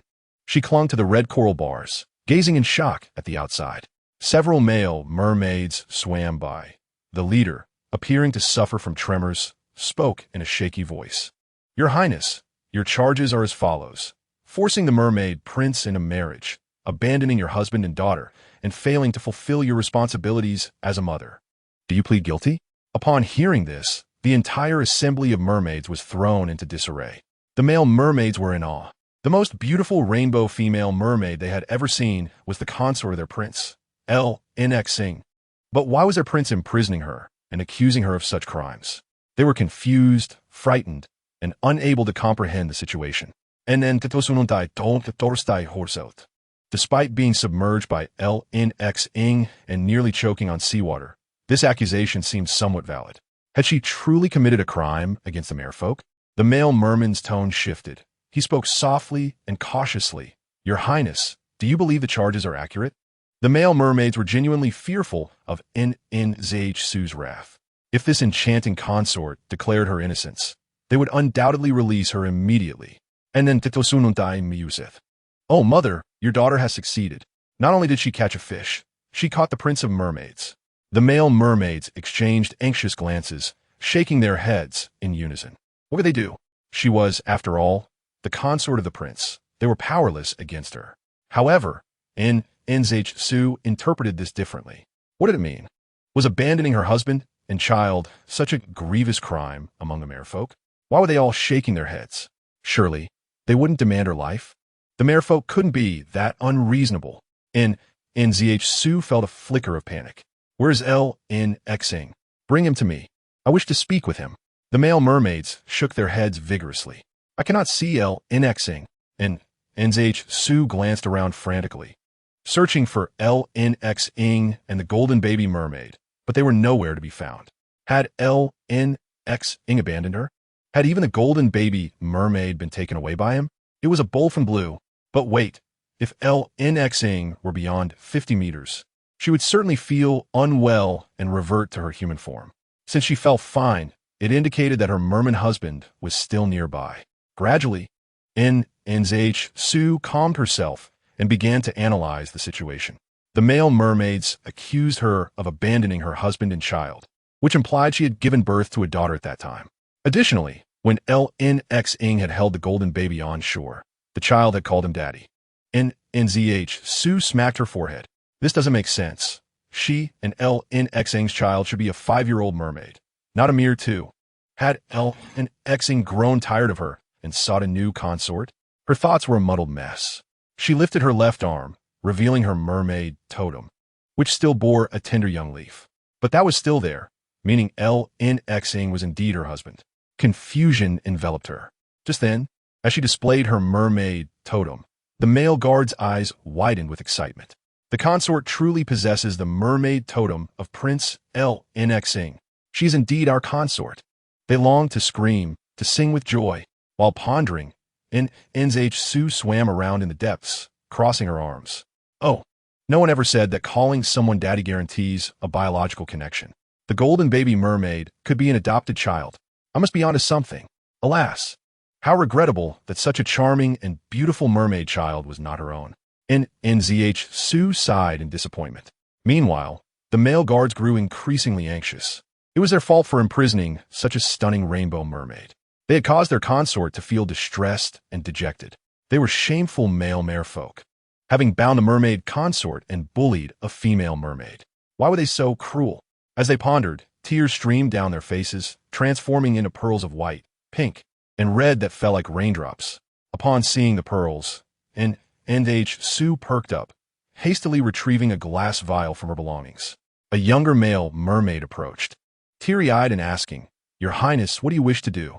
And Nan Zhisui eagerly pointed at their tears, exclaiming, "I desire your tears. I want pearls."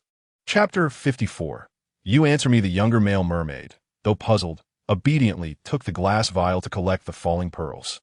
Soon, the bottom layer of Nan Zhisui's vial was filled to the brim with pearls. Wow, what exquisite pearls, their texture so fine. The collector's obsession of Nan Zhisui was instantly ignited as she beamed at the merman. The kind-hearted merman remained blissfully unaware that they had drawn the attention of a wicked female. As N.X. glided over with little f, she unexpectedly discovered a circle of merfolk swimming in front of the prison where Nan Zhisui was held captive. These merfolk were inexplicably weeping, their tears flowing freely. A young merman, clutching a glass vial unlike any she had seen before, wove through the crowd, gathering their tears. Upon seeing her mother, little F was on the verge of tears herself. She swam to the bars of the cage, clinging to them in an attempt to draw nearer to her mother. Stinky father, she thought, you won't let me see her, and have locked her away. She resolved never to love her father again. Yet, Nan Zhisui exhibited no sense of her status as a prisoner. Instead, she animatedly recounted a tale. The merman prince fell in love with a female princess from a land, trading his melodious voice for legs. However, each step he took on those legs felt like walking on blades, excruciatingly painful. To his dismay, the land princess mistook another prince for her savior. When the merman prince learned this cruel truth and witnessed the love between the princess and the other prince, his heart ached unbearably. He regretted trading his voice for legs. What was he to do? On the night of the princess's wedding, the merman prince was tormented by sorrow. How could he bear to take the life of his beloved? As dawn broke, he gazed at his sleeping love, unable to bring himself to kill her. Ultimately, he cast his dagger into the sea, renouncing the act of taking his beloved's life. While narrating, Nan Zhisui emotionally wiped her eyes. The mermen burst into tears, some even embracing one another. What a heart-wrenching story. Even a merman collecting pearls could not contain his tears as he filled his glass vial, soon switching to another one to gather the princess's tears. The merman prince was in such despair. I had said that land females should not be loved. Indeed, the merman prince who loves a land female is so pitiable. The pain of walking is unbearable. Wouldn't it be better to live as a fish in the sea? Yet there are hardly any female fish in the ocean. In fact, the male-to-female ratio on land is 1:1, whereas it is 1,100 in the sea, with males dominating the view. Where could one find a female fish to love? A merman quietly inquired, "Why is such a beautiful female mermaid imprisoned?" "I do not know," came the reply. "I heard it was the command of N.Xing." Approaching from afar, a stunning blue-violet merman glided gracefully, his magnificent tail captivating several smaller fish. Nan Zhisui joyfully called out to him, "N.Xing."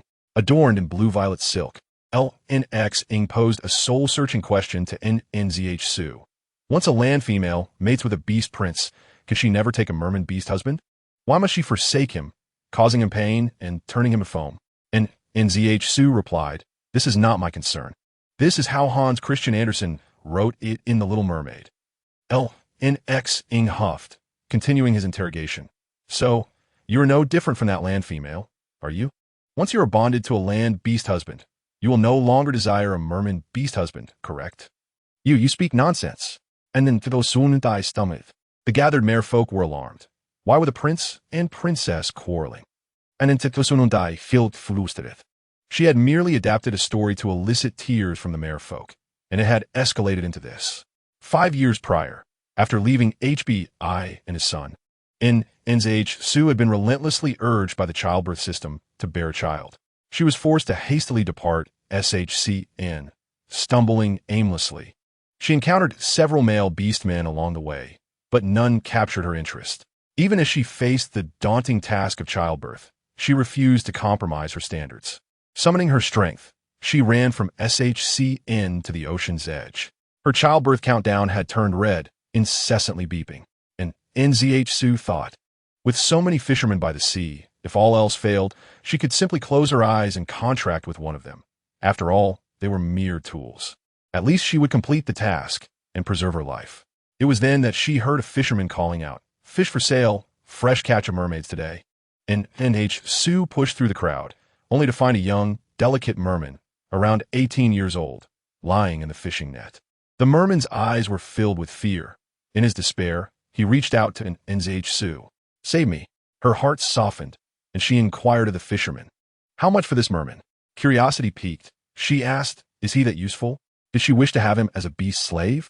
The merman's eyes dimmed slightly, and Nan Zhisui pressed, "What will you accept in exchange?"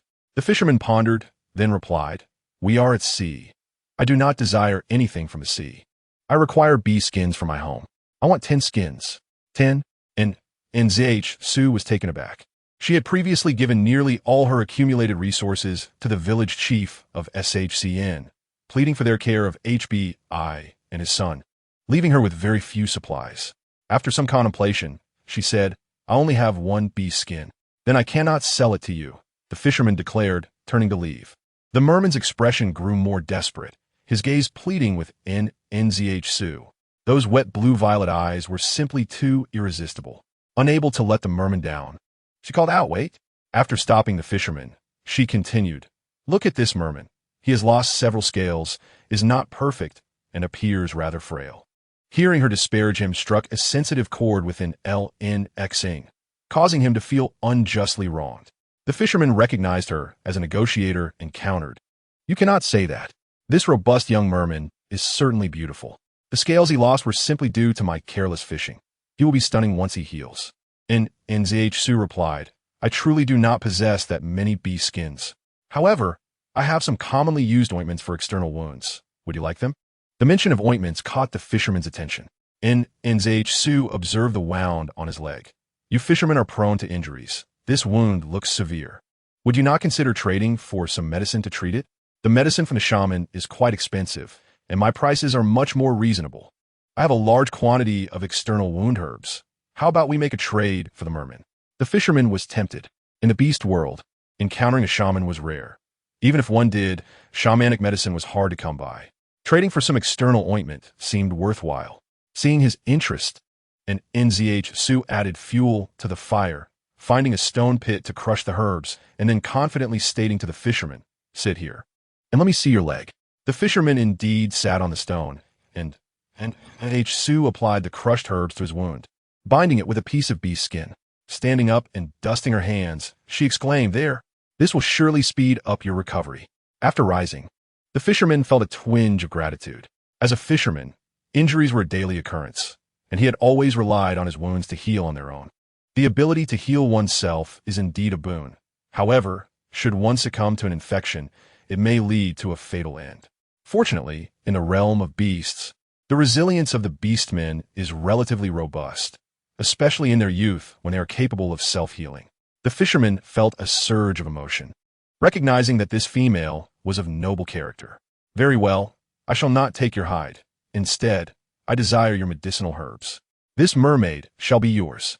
And then the azure-hued mermaid's hands were bound with seaweed, and Nan Zhisui guided her along. Yet at that moment, LNX Ing had yet to master the art of transforming her fishtail into legs, thus she struggled to follow. Fortunately, the cave where NNZH Su temporarily resided was not far, resulting in only a sparse scattering of fish scales as LNX Ing moved, rendering her a pitiful sight. Exhausted, she could no longer stand and lowered herself, propping her upper body with her hands. NNZH Su crouched down, studying her carefully. Having been away from the water for a while, LNX Ing showed signs of dehydration. Her eyes were striking, resembling shimmering peach blossoms, with natural blue-violet iridescence at the corners. Her nose was sharply defined, yet not harsh, and her delicate lips bore a soft coral pink hue. The translucent blue-violet fins fluttered gently with her breath, while strands of her hair brushed against her brow, each vein flowing with a subtle azure glow. The mermaid appeared somewhat forlorn out of the water. Her nose was slightly reddened, and her jawline formed a fragile arc, with tiny scales on her cheeks glimmering intermittently in the moonlight. "What is your name?" "Nn sununtai inkurit." LNX Ing pressed her lips together, the pink petals parting slightly. "Elenix Enji." NNZH Su smiled. "A fitting name for you." "Greetingus, iamne nizehashsu." This was the first moment the mermaid learned of her name. "Why do you gaze at me so?" NNZH Su asked. LNX Ing averted her gaze slightly, her body shrinking back. Suddenly, she raised her head, her beautiful eyes locking onto NNZH Su's. "Do you intend to mark me as a slave?" "Might I? Can I not be a slave?" In the realm of beasts, males surrounding a female are categorized into three types. The first is the well-known beast husband, who bonds with a partner, and both acquire each other's totem. They possess the right to accompany the female, mate with her, and potentially sire offspring. Within a female-centric family structure, the beast husband holds the highest status. The second type is the guardian beast, who enters into a unilateral protection contract with a female. They bear a white mark of the female master, while the female does not require a mark from the guardian. The female has control over the guardian, who bears the responsibility of protection. They could be regarded as alternative beast husbands, as a guardian can re-establish a partnership contract based on their performance. The third type is the slave beast, entirely distinct from the guardian and beast husband. They are considered lower-tier beast men, marked with a red slave symbol indicating their servitude. Notably, the totem marks of beast husbands and guardians cannot theoretically be transferred to other females, although some tribes may possess taboos that allow for the removal of such marks. Conversely, slave marks can be transferred at any time, rendering slave beasts subject to trade and sale. LNX Eng's voice was filled with urgency, aware that she was to be sold into slavery, yet she yearned to avoid such a fate. In NZH, Su had acquired this striking male with just a few herbs, which left her in high spirits, even as the system's countdown incessantly warned her. She teased her lovely mermaid brother. "You do not wish to be a slave? Then what do you desire? A guardian or a beast husband? Would you like to mate with me?" The young mermaid's face flushed crimson. Perhaps it was his first encounter with such a proposition. Speaking hesitantly, "I did not mean that." Wow, how innocent. And NZH, Su thought to herself, admiring the pure-hearted beauty. "I have spent so many herbs to acquire you. Surely, there must be a purpose." LNX Eng's face turned beet red, and soon, large blue-violet pearls began to spill forth. "Ah, my brother has been teased to tears. How pitiful he looks." And NZH Su mused, acknowledging her mischievous nature. When the reproduction system signaled a red light, and NZH Su's flirtatious tendencies surged. She lifted his chin and playfully declared, "I have a purpose in acquiring you. I shall request a child from you." "Ah." Before LNX Ing could fully comprehend, NZH Su pushed him gently onto the hay in the cave. It was hard to fathom that the young mermaid had wept throughout the night, leaving a trail of pearls in her wake. Thus, NZH Su and LNX Ing successfully bonded and established a partnership contract. The following morning, NZH Su found herself somewhat addicted to teasing him, while LNX Ing, unwilling to part, remained in the cave, enduring the dryness in her company. Eventually, NZH Su became pregnant. "Jijia." He leaned against her, caressing her delicate fingers. "Isn't pregnancy arduous? I shall treat you well, exceedingly well." He lifted his gaze, his beautiful eyes seemingly filled with radiant stars, resting his head affectionately against her chest. Before the mermaid prison, LNX Eng's expression turned icy. "NZH Su, I know you do not harbor feelings for me," he said, pursing his lips. As a mermaid prince, he would not relinquish his pride despite any disdain from a female. "Let us sever our partnership." "Wait, why?" And enceto sununtai kvesten. Chapter 56. The proud fish. The prince's declaration to sever their partnership stunned not only Nan Zhisui, but also the merfolk of the sea. The male mermaids were nearly driven to madness. "Your Highness, have you lost your mind? The male-to-female ratio among merfolk is 1:100. How could you bear to end your union with such a beautiful female? Moreover, she has borne you a lovely child, ff. Unlike land beastmen, where births are typically fewer, merfolk can lay dozens, if not hundreds, of eggs in a single spawning. Consequently, the familial bonds among merfolk are not as strong as those among terrestrial beastmen. However, merfolk offspring possess a unique emotional connection to their parents, allowing them to recognize their biological mother and father.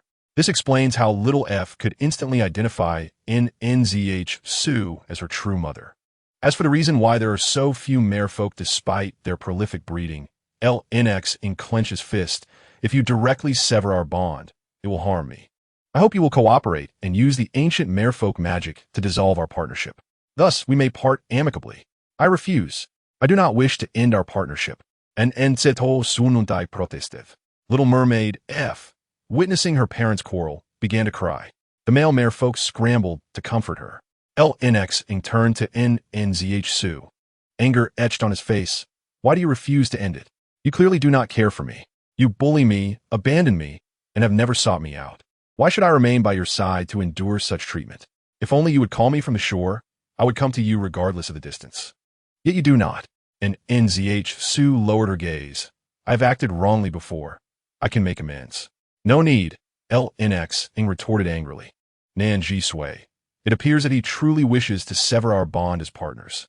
How unfortunate. For although Lan Xing was merely a tool for her to bear children at that time, she had grown quite fond of him. Have you truly given this matter ample consideration?" Nan Zhisui inquired softly. Accompanied by a hint of irritation in his voice, Lan Xing responded. "You see, there are only two ways to dissolve our partnership. One is for me to directly sever our bond, and the other is to employ the merfolk's magic to do so, which requires your cooperation. However, if I were to sever our bond directly, it would cause you considerable harm. Utilizing the merfolk's magic also necessitates my assistance. Regardless of the method, my involvement is indispensable, is it not?" Lan Xing gazed at her. Nan Zhisui proposed. "How about this? If you agree to a single condition of mine, I shall assist you in dissolving our partnership. You are willing to end our bond." Lan Xing abruptly raised his head, pain flickering in his eyes. Nan Zhisui clarified. "I have not consented. I merely stated that there are conditions." Lan Xing's expression returned to normal as he swam closer to her, scrutinizing her. "What condition?" Nan Zhisui explained. "I do not wish to be confined within a cage. Therefore, I request that you release me. Once I am free, you must remain by my side and fulfill your responsibilities as a mate for a month. After this month, I shall cooperate in dissolving our partnership. You have never shouldered the responsibilities of a female mate, yet you now expect me to bear the weight of a male's duties?" Nan Zhisui felt a twinge of embarrassment. A month is quite a long time. Lan Xing turned his head away stubbornly. Meanwhile, the male merfolk nearby were growing increasingly frantic. Why have His Highness and Her Highness begun to argue?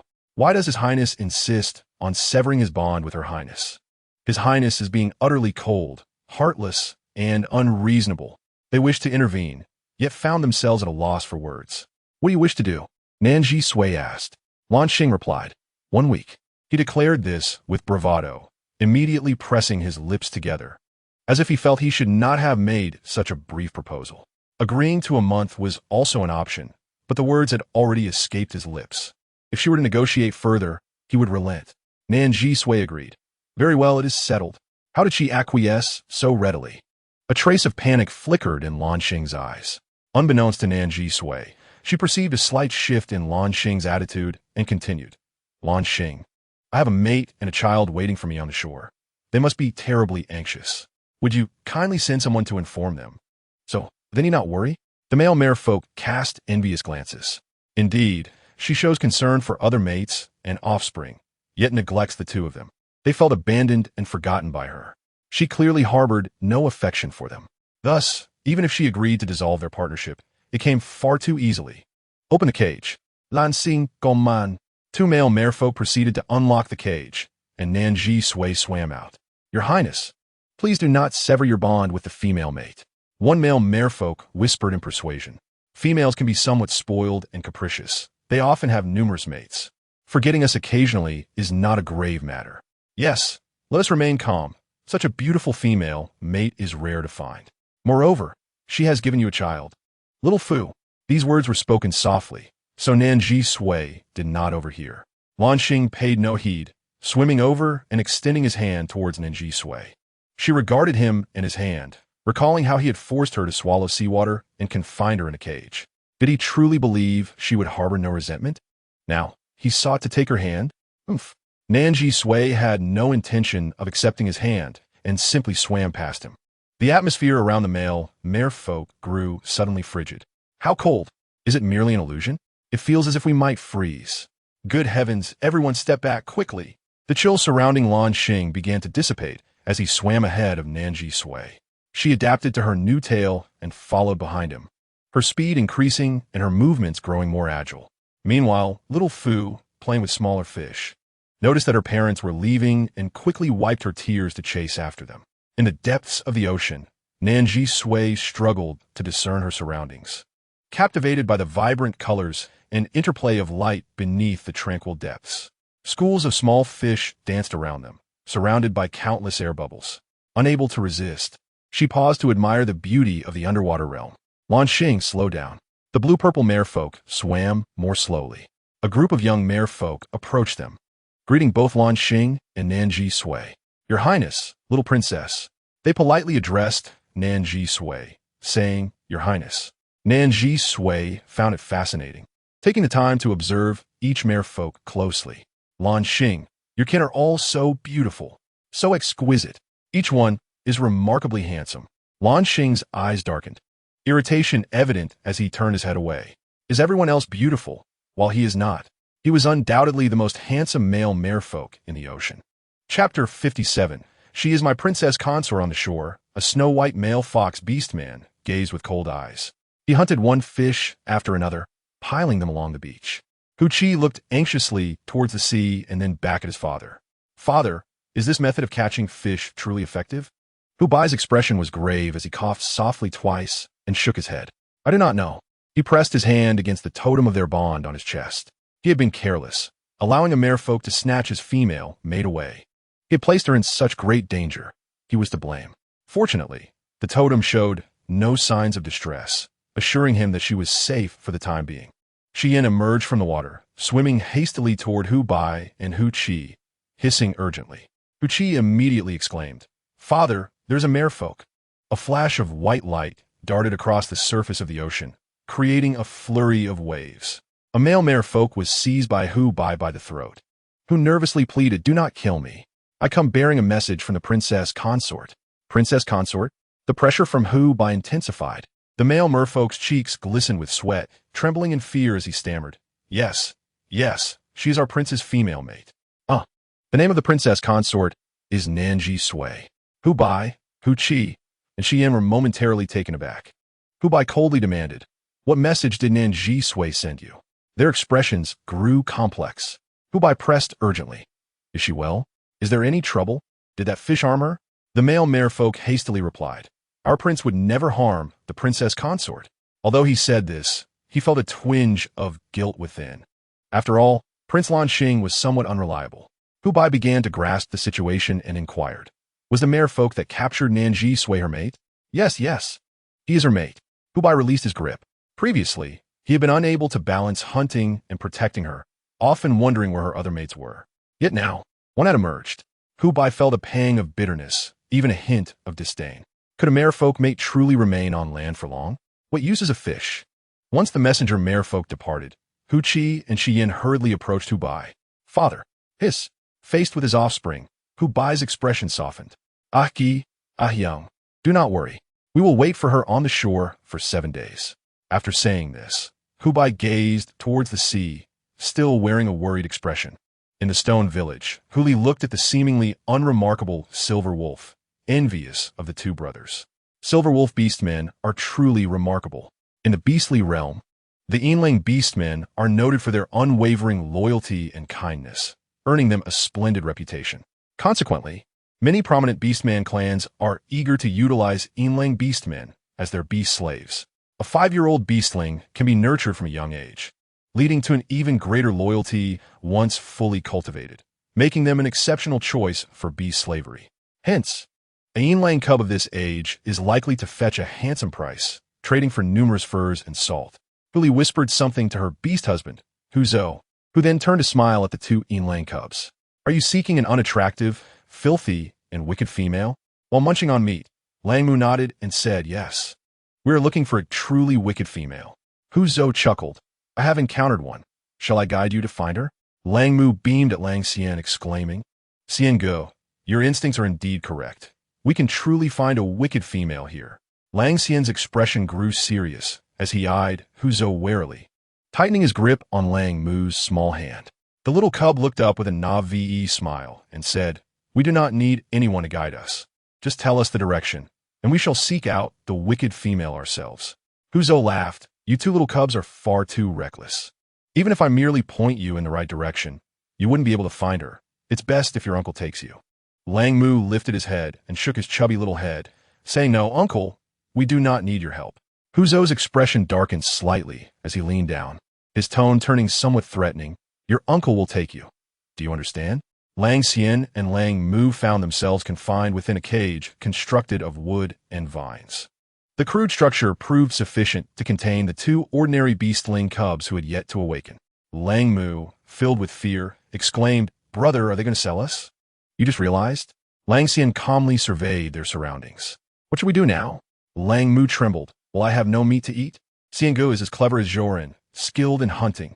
He has never gone hungry while following Xiangu. But if we are kidnapped, will I go hungry? Woo, Joran. I will starve. Lang Xian turned and gently embraced his chubby little brother. Do not fear. Brother will protect you. What are you mumbling about? Huzo emerged with a few simple belongings, transforming into his beast form and hoisting the wooden cage onto his back. Lang Xian inquired. Were you taking us to be sold? Are you trying to extract information from me? Huzo replied while running, It matters not if I tell you. The nearest trading post to Shurtsuan is by the seaside, where not only merfolk and fishermen reside, but also a number of avian beastmen. These avian beastmen have recently formed tribes along the shore and are currently collecting beast slaves. Taking you there should yield a good price. How you shall schmürgt. Your uncle is not deceiving you. There are plenty of wicked females at the beast slave trading post. Lang Mu, terrified, clutched Lang Xian tightly. Xiangu. We have yet to find a wicked female, and now we are to be sold. Will I always go hungry? Lang Xian comforted him by stroking his brother's head. At the entrance of the mermaid palace in Lanxing, Nan Zhisui was surrounded by merfolk before she could even enter. Beautiful sister mermaid, where do you hail from? You are so lovely. Do you require a merman? What do you think of me? Wow, your tail possesses 7 colors, as stunning as a rainbow. I have never seen a 7-colored mermaid, especially a 7-colored female. You surpass even our launching prince in beauty. Nan Zhisui felt both nervous and somewhat embarrassed, enveloped by their enthusiasm. Haha, actually, she is not a fish. She is a human. Can this be disclosed? The blue-purple merman, launching, pushed through the crowd, firmly grasping Nan Zhisui's wrist. Your Highness, the scattered greetings echoed. The blue-purple merman addressed the gathered merfolk. Cease your commotion. She is my prince consort. Without allowing anyone a moment to react, Launching quickly pulled Nan Zhisui's hand and swam into the palace. Chapter 58. You are leaving again? After Launching took Nan Zhisui away, bubbles of seawater remained, leaving the merfolk in a state of bewilderment. Is she truly our prince consort? She is His Highness's female master fish. Oh dear, did I just act rudely? You did not, but you were courting her. How could courting be considered rude? It is merely the pursuit of beauty. The prince consort is extraordinarily lovely. After a brief discussion, they noticed a small mermaid child left outside the palace. The merfolk warmly greeted her. Where have you been? You have no idea. His Highness has been searching for you frantically these past few days. Indeed, a 5-year-old mermaid baby is far too young to wander about. Back when His Highness was 5, he was still drinking milk. The golden-haired mermaid, Xiao Fu, waved her chubby arms. Father and mother are arguing. The crowd of merfolk responded. Little princess, what do you mean? We do not understand. Are the prince and the prince consort quarreling? How could that be? If the beautiful prince consort were to abandon his highness, how heartbroken would he be? You will stay in this room, Launching stated in a cold tone. Nan Zhisui adapted to her surroundings as she swam around the room. Within, dozens of luminous pearls were embedded in coral frameworks, their cold light filtering through the silky fabric. In the center lay a massive clam shell, which exhaled a pearl-like liquid, its translucent sheen winding through the water like a flowing galaxy. After exploring, Nan Zhisui swam before launching, curiously asking, "Launching, where's the restroom?" "Restroom?" Launching replied, puzzled. "What is that?" Nan Zhisui explained, "It is the place for excretion." Launching's expression became indescribable, and a hint of blush tinged his cheeks. "Nan Zhisui, are you truly a mermaid? Why would you ask where to relieve oneself?" Nan Zhisui swam closer, causing Launching to startle slightly, leaning back in mild apprehension. "I thought that upon becoming partners, you would realize I am a land beast man." Launching's cheeks flushed as he regarded her beautiful tail with curiosity. "Cough. I shall explain this matter to you later," Nan Zhisui declared, adjusting her posture. At present, he was still embroiled in a divorce. She had no intention of divulging everything. "Can we just relieve ourselves anywhere?" "Yes," Launching nodded. Nan Zhisui was taken aback, her imaginative mind spiraling into thoughts. Could it be that they relieve themselves in the water and then drink it? "If you must know," Launching hesitantly led her to a room. "You can relieve yourself here, and it will flow outside." "Oh, I understand now," Nan Zhisui replied. Launching continued to explain. "Many small creatures at the ocean floor enjoy your waste. When they grow, we consume them." Nan Zhisui thought it best not to delve deeper into this topic, as it was becoming uncomfortable. "Launching, I am hungry. I wish to eat." She gazed at him expectantly. Launching's lips pursed, his expression conveying unspoken sentiments. How could he, as her beast husband, deny her sustenance? Launching ventured out to hunt. Nan Zhisui swam to the large clam bed, curiously lying down, discovering it surprisingly soft. She rolled around on the clam bed, feeling comfortable, then lay back with her arms outstretched, gazing at the palace ceiling. In a moment of whimsical thought, she suddenly pondered her unique ability. Her power, moonlight starshine, was only effective when her beast husband was within a distance of 50 meters. If he swam farther away, would she transform into her human form? Oh dear, she had inadvertently sent Launching off to hunt. It is indeed incorrect. She was meant to eat, and urging LNXing to hunt was not a mistake. However, she should have followed him closely, without a moment's separation, for if she transformed into human form, it would spell her doom. Just as this thought crossed her mind, and Nan Zhisui felt a sudden heaviness in her chest. Anxious, she swiftly swam out. LNXing. LNXing. Yet, amid the vast ocean, she could not discern LNXing's figure. "This is it. This is the end. Calm down. And it's a sununtai. Stay calm." She recalled the beast god stating that the moonlight star's ability could sustain itself for a quarter of an hour, even if the male were to leave. A quarter of an hour should be sufficient for her to reach the surface. Nan Zhisui hurriedly swam upwards, her pace quickening. However, as she swam faster and faster, she began to struggle for breath, her gills feeling as though they were fading, and her tail becoming increasingly unstable. She was truly on the verge of transforming. "Hurry, faster!" Beneath the azure sky, Nan Zhisui finally broke through the surface of the sea, her large tail creating a beautiful arc above the water. She gasped for air, nearly succumbing to death. The depths of a sea are far more perilous than land. Losing her fish form is exceedingly dangerous. She must not be so careless in the future. Wherever LNXing is, she must be there too. She must stay close to him, without a moment's lapse. At that very moment, a flash of blue-purple light surged from the depths of the ocean, appearing before her like lightning. The golden edges of LNXing's tail sliced through the water's surface, sending waves crashing. And Nan Zhisui was captivated by his graceful mermaid form, following his movement with her gaze. In an instant, he swam to her side, clutching a large fish approximately 2 meters long, entirely blue, in his pristine hands. At that moment, the young merman's expression was one of distress, and he exclaimed, "Nan Zhisui, are you leaving again?" She truly found him intolerable.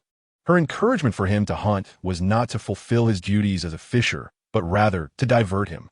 She did not want him. She wanted to leave. The thought tightened Ng's heart, as if gripped by a powerful hand. She seizes any opportunity to escape. If she wishes to leave, why not sever their bond? Why establish a 7-day agreement? Why deceive him? Must she truly demean him in such a manner? No, where are these thoughts leading you? Do not misunderstand. I did not intend to leave. You know well that I am, in fact, a land beast. I could scarcely breathe. I emerged for a breath of air. Just as Nan Zhisui was on the brink of losing her tail, she swam to his side. The moonlight star's ability stabilized, and her magnificent, colorful tail steadied. Ng cast a frustrated glance at her, distrustful, before turning back towards the depths of the sea. He discarded the fish in Nan Zhisui's chamber and then looked at her. Eat. Nan Zhisui was somewhat speechless. What do you mean? You can't possibly expect me to eat it like this? The 2-meter-long blue fish trembled in the mermaid palace, too frightened to move. You won't eat? This deep blue fish was renowned for its tender and delectable flesh. If she would not eat such a fish, what would she consume? And Nan Zhisui thought it terrifying. She had never eaten live fish. Ng, slice it for me. I want sashimi. Sashimi? Yes, cut its flesh into thin slices, properly prepared, without blood. Ng found her somewhat troublesome, yet he gazed at the blue fish. The fish, now terrified, awaited its fate. Before long, Ng had sliced the flesh of the blue fish into pieces using his own scales. I wanted sashimi, not fish chunks, and it must be boneless. How bothersome.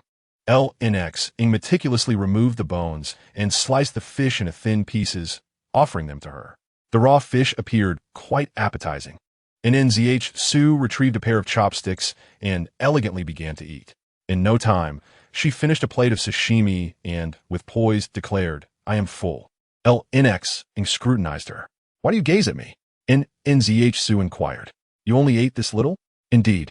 Ng glanced at the remaining blue fish had beside them, realizing that had he known she would consume so little, he need not have killed it. Such a meager amount of flesh could hardly be considered a light injury. And Nan Zhisui waved her hand, summoning 2 male merfolk to take the blue fish away, allowing others to share in the meal. Ng turned to leave. Suddenly, feeling her soft hand wrapped around his arm, the young merman stiffened. And Nan Zhisui tightened her grip on his arm and quickly stated, Ng, you promised to fulfill your duties as a beast husband for these 7 days. I will not relent. For these 7 days, wherever I go, you must follow. A distance of 50 meters must not be surpassed. You are unreasonable. The merman felt her gentle touch on his arm, his ears turning red as he stammered. What is it that you want? Ng could not comprehend. She rebuffed his outstretched hand, seizing any opportunity to flee, even going so far as to divert his attention. She had not visited him in 5 years, and now it seemed she had not come to the ocean for him. It was clear she did not cherish him. She had nearly forgotten him. Yet now, astonishingly, Ng cast a furtive glance at her hand clinging to his arm. How brazen. And Nan Zhisui noticed his ears reddening once more. In truth, whether in the past or present, she perceived this fish as a youth of 17 or 18 years, just on the cusp of adulthood. His youthful demeanor endeared him to her. A mere embrace of his arm could elicit such a response. What was her intent? And Nan Zhisui tilted her head to observe his reaction. If she strayed more than 50 meters from Ng for over 15 minutes, she would transform into a human. Could she possibly perish while transformed in the depths of the ocean? And Nan Zhisui refused to release his arm, stating, Do not concern yourself with my intentions. In any case, if you desire to sever our bond, you must heed my wishes. You are utterly unreasonable. Ng blushed and tugged his arm, only to find it unyielding. And Nan Zhisui found his predicament amusing and could not resist pulling out her phone from her space. She had specifically chosen a waterproof and durable model during her shopping forays, enabling her to take photos even in the water. The moment Ng saw his image captured on her phone, his face turned pale. What are you doing? Nan Zhisui, have you imprisoned my soul in this little object to control me? Nan Zhisui responded with a puzzled expression. As she turned to face him, her obsidian eyes met Ng's brilliant blue-purple gaze. Her eyes sparkled as her mind raced, and then she revealed a mischievous grin reminiscent of Ania Fujiya. Indeed, You have discovered my secret. And Nan Zhisui released him, adjusting her clothing and hair. I have ensnared your soul with this little object. Ang's expression became peculiar, as if he had been wronged, and he nearly burst into tears. Why? Why treat me this way? What have I done to deserve this? You must dislike me. Thus you enjoy tormenting me. You love to bully me. He remained as gullible and endearing as ever. Witnessing his tears fall, turning into drops of blue-purple, and Nan Zhisui collected them in a glass vial. After a lengthy pause, she finally felt a pang of conscience and approached to comfort him. Do not cry. It pains my heart. Such a callous remark only made Ng weep harder. You are bullying me. You have taken me for your own, disregarding me entirely, only to abandon me with a child. And you failed to take responsibility for us. Launching accused her, and they all knew I had a female master. But they were unaware that I was bought and discarded once used. Why? Why do you treat me this way? All right, don't cry. Nan Zhisui carefully wiped away his tears, acknowledging her past shortcomings and promising to improve. To her surprise, her gentle coaxing proved remarkably effective, and Launching gradually ceased his weeping. Can you return my soul to me? Launching inquired. Good boy, so easy to deceive. Nan Zhisui feigned a cough and replied earnestly, Not yet. I must ensure your obedience first. As Launching calmed down, constrained by his trapped soul, he reluctantly ceased his protests. How must I obey you? He asked. Nan Zhisui declared. During my time in the sea, you must not come within 50 meters of me. 50 meters? Launching frowned. Is that how you measure on land? Nan Zhisui instructed. Stand still. She retreated until she reached a point where her powers could no longer sense him, then declared, This is the distance you must maintain. Otherwise, I cannot guarantee the safety of your soul within this little trinket of mine. After observing the stipulated distance, Launching, feeling somewhat wronged, acquiesced. Fine, I understand. It seemed she had successfully persuaded him. Launching felt she had gained control over him, though a hint of defiance lingered. Don't think that just because you control my soul, you can control me, he asserted, pausing before adding, I still intend to sever our bond. After hearing Launching's harsh words multiple times, Nan Zhisui finally grew accustomed to them. She mused that regardless of how he wished to sever their bond, the initiative lay in her hands. As long as she remained steadfast, his proclamations would amount to nothing. It appeared that Nan Zhisui had rediscovered a way to interact with Launching, gazing at him with a serene expression. Before long, a merman approached to summon Launching, who stepped outside but remained mindful of the 50-meter distance Nan Zhisui had stipulated. Just as Launching exited, a swarm of male mermen rushed in after having waited outside for a considerable time. Nan Zhisui was startled and instinctively took a step back. The merman, laughing, said, Sister, we came to chat with you. Don't tell me you not only lack sympathy for Launching's plight, but are also laughing? Huh, you are all wicked. Chapter 60. Fufu is her child. 5 handsome, tall, and beautiful male mermen surrounded Nan Zhisui, eager to chat. Wow, what a celestial treatment. Nan Zhisui sat above on the steps, while the 5 striking mermen occupied the lower steps. One of them remarked, Your Highness, the prince's consort. The title consort signifies supreme status among our merman kind. Being the prince's consort means you hold authority over him. Nan Zhisui responded with surprise. Indeed, we need not fear the prince. We must obey you. Another merman added, In truth, the highest rank among our kind is that of the fish empress. The first merman continued, playfully tossing his long hair. Your Highness, if you wish to become the fish empress, it is entirely possible. What is the fish empress? Nan Zhisui inquired. The fish empress is the supreme leader of the merman clan, he explained.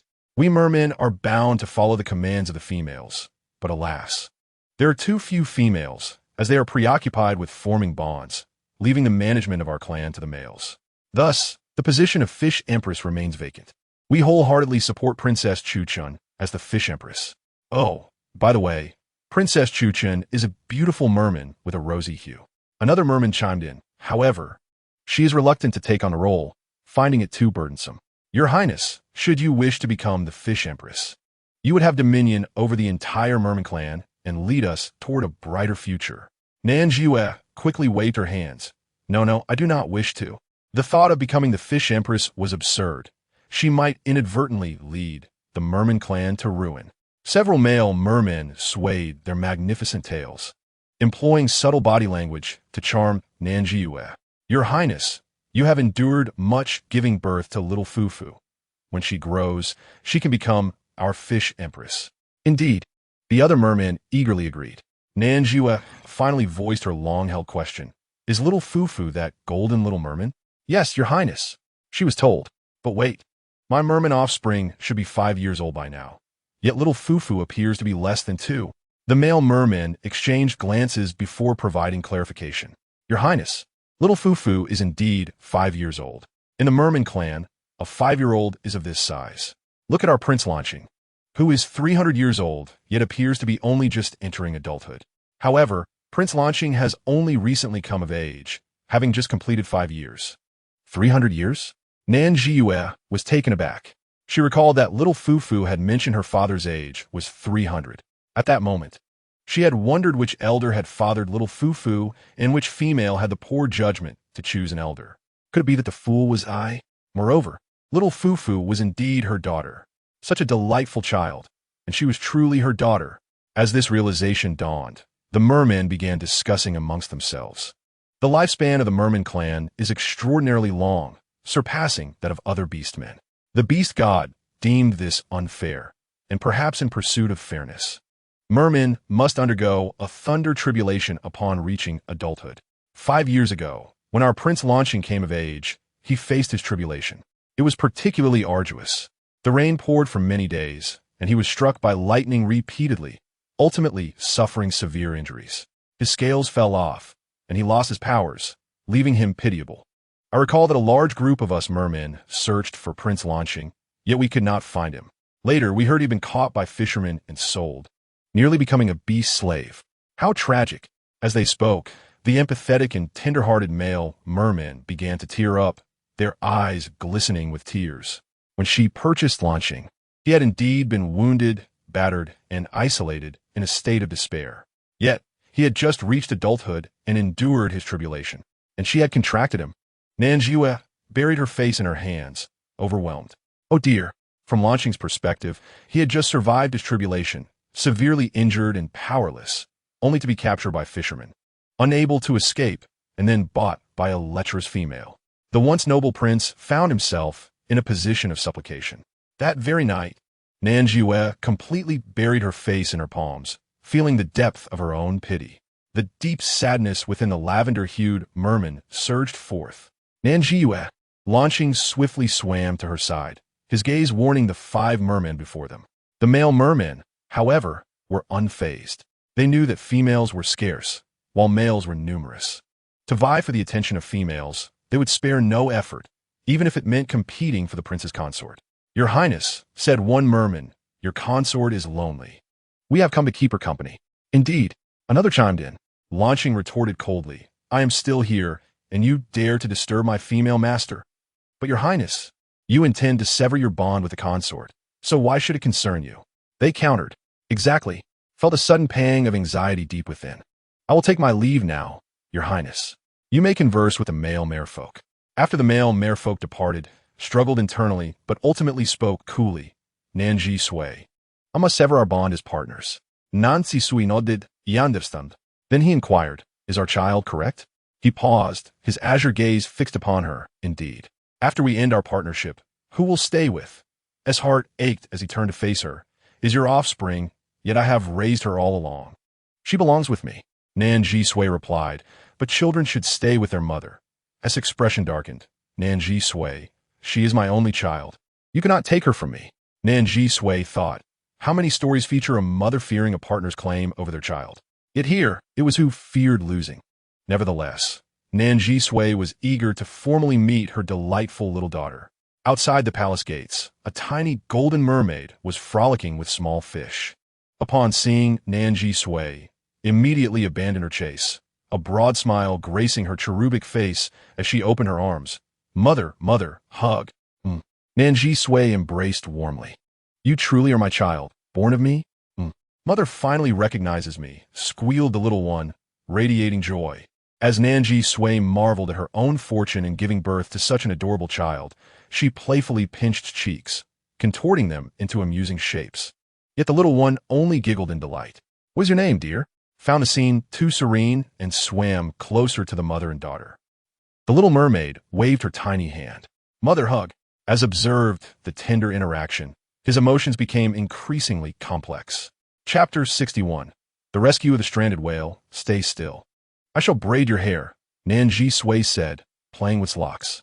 The little one complied obediently, and after the braiding was complete, she dove into Nan Zhisui's embrace. Mother, mother, I love it. Nan Zhisui chuckled, holding the adorable child close. Approached, extending his hand toward with a hint of sorrow. Come to your father. The child nestled deeper into Nan Zhisui's arms. Father is bad. Father is very bad. He wants to part from mother. Father is bad. Thought. After nurturing her for 5 years, how could he possibly lose to Nan Zhisui in just a couple of days? What kind of injustice was this? He could not allow Nan Zhisui to take away after their separation.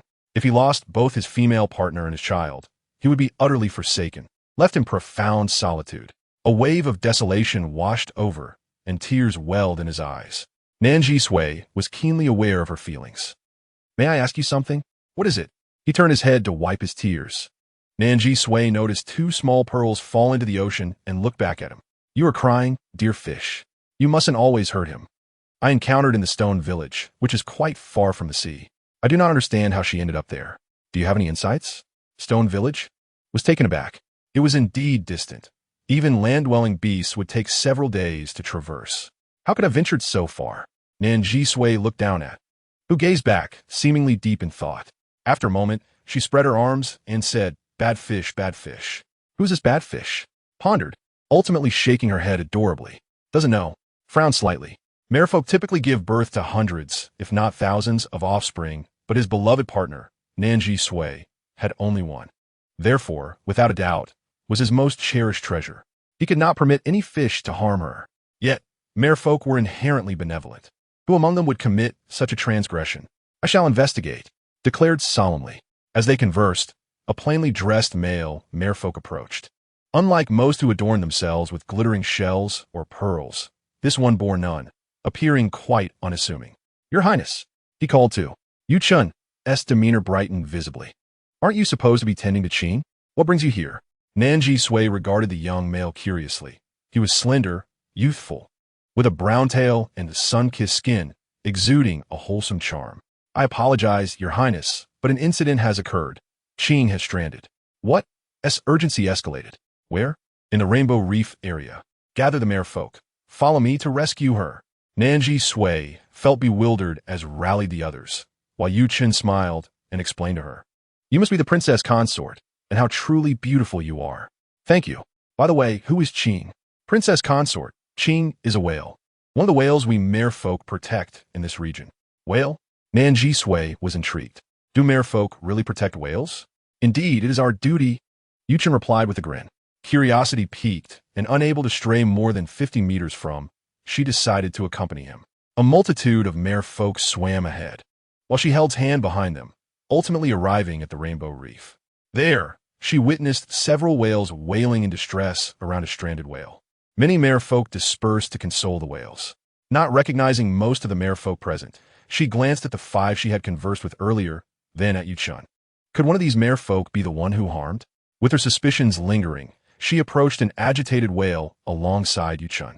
Princess consort, with your highness's assistance. We shall wait here. How will rescue such a large whale? She queried. Yu Chen smiled gently, just watch. A throng of merfolk gathered to cheer them on. Your highness, go for it. Waved his hand, causing whirlpools to form in the water, gently lifting the massive whale and gradually guiding her back to the sea. This ability mirrored control over the water when she created a parabolic arc to descend from a cliff. It was an impressive mastery of water manipulation. Yu Chen explained, this is our highness's unique ability. He possesses the ancient bloodline, and his awakened power is that of the ancient Sea King, controlling tides, truly remarkable. The great whale lay stranded in the shallows, dwarfed by the blue-purple merfolk. However, S presence calmed the whale, and they seemed to share a quiet exchange before he exerted his power, pulling her from the shallow waters. Several other male merfolk assisted by finding leverage points nearby. The sight before Nan Zhisui was nothing short of magnificent. This was the essence of merfolk work, the calling of. YCHN, filled with curiosity, inquired of Nan Zhisui, Your Highness, the princess of merfolk, a beauty like you must be quite renowned in the vast ocean. Why have I never heard of you before? May I ask which lineage your merfolk parents belong to? Are you inquiring about my origins? And Nan Zhisui replied solemnly, I have no father or mother. I am but a solitary fish. Solitary fish? YCH in expressed surprise, surveying her from head to toe. And then Titosununtai nodded affirmatively. Indeed, when Shof heard her mother claim to be a solitary fish, the little one felt a pang of sympathy and affectionately embraced Nan Zhisui. Such tenderness from a female child is truly heartwarming. And Nan Zhisui gently tousled Shof's hair, reassuring her mother is fine. From a distance, a school of fish approached, and YCH cheerfully remarked, Look, Your Highness, the Princess of CHCHN, Prince Lu Chuan, and Prince Mying have come to assist. A beautiful female mermaid with the hue of dawn, a vibrant red mermaid, and a striking yellow-green mermaid swam towards them. After greeting LNXing, they positioned themselves alongside the whale queuing. The whale pod collectively vocalized and spouted water, seemingly expressing gratitude. Subsequently, the four esteemed royal merfolk utilized their water-based abilities, invoking ancient powers simultaneously. Enormous waves successfully lifted the whale queuing from the shallows back into the ocean. The merfolk erupted in joyous celebration. Long live Princess CHCHN. Long live LNXing. Long live Prince Lu Chuan.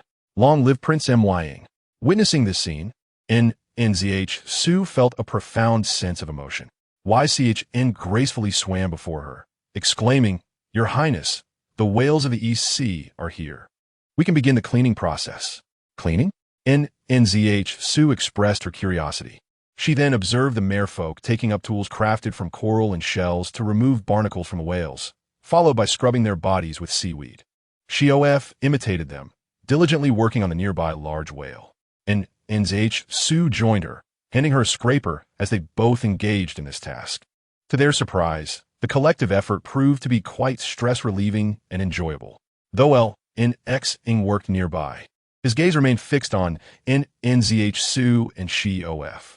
As Shof joyfully swished her pudgy golden tail, Nan Zhisui followed suit, flaunting her own magnificent, iridescent tail. Together, they erupted into laughter.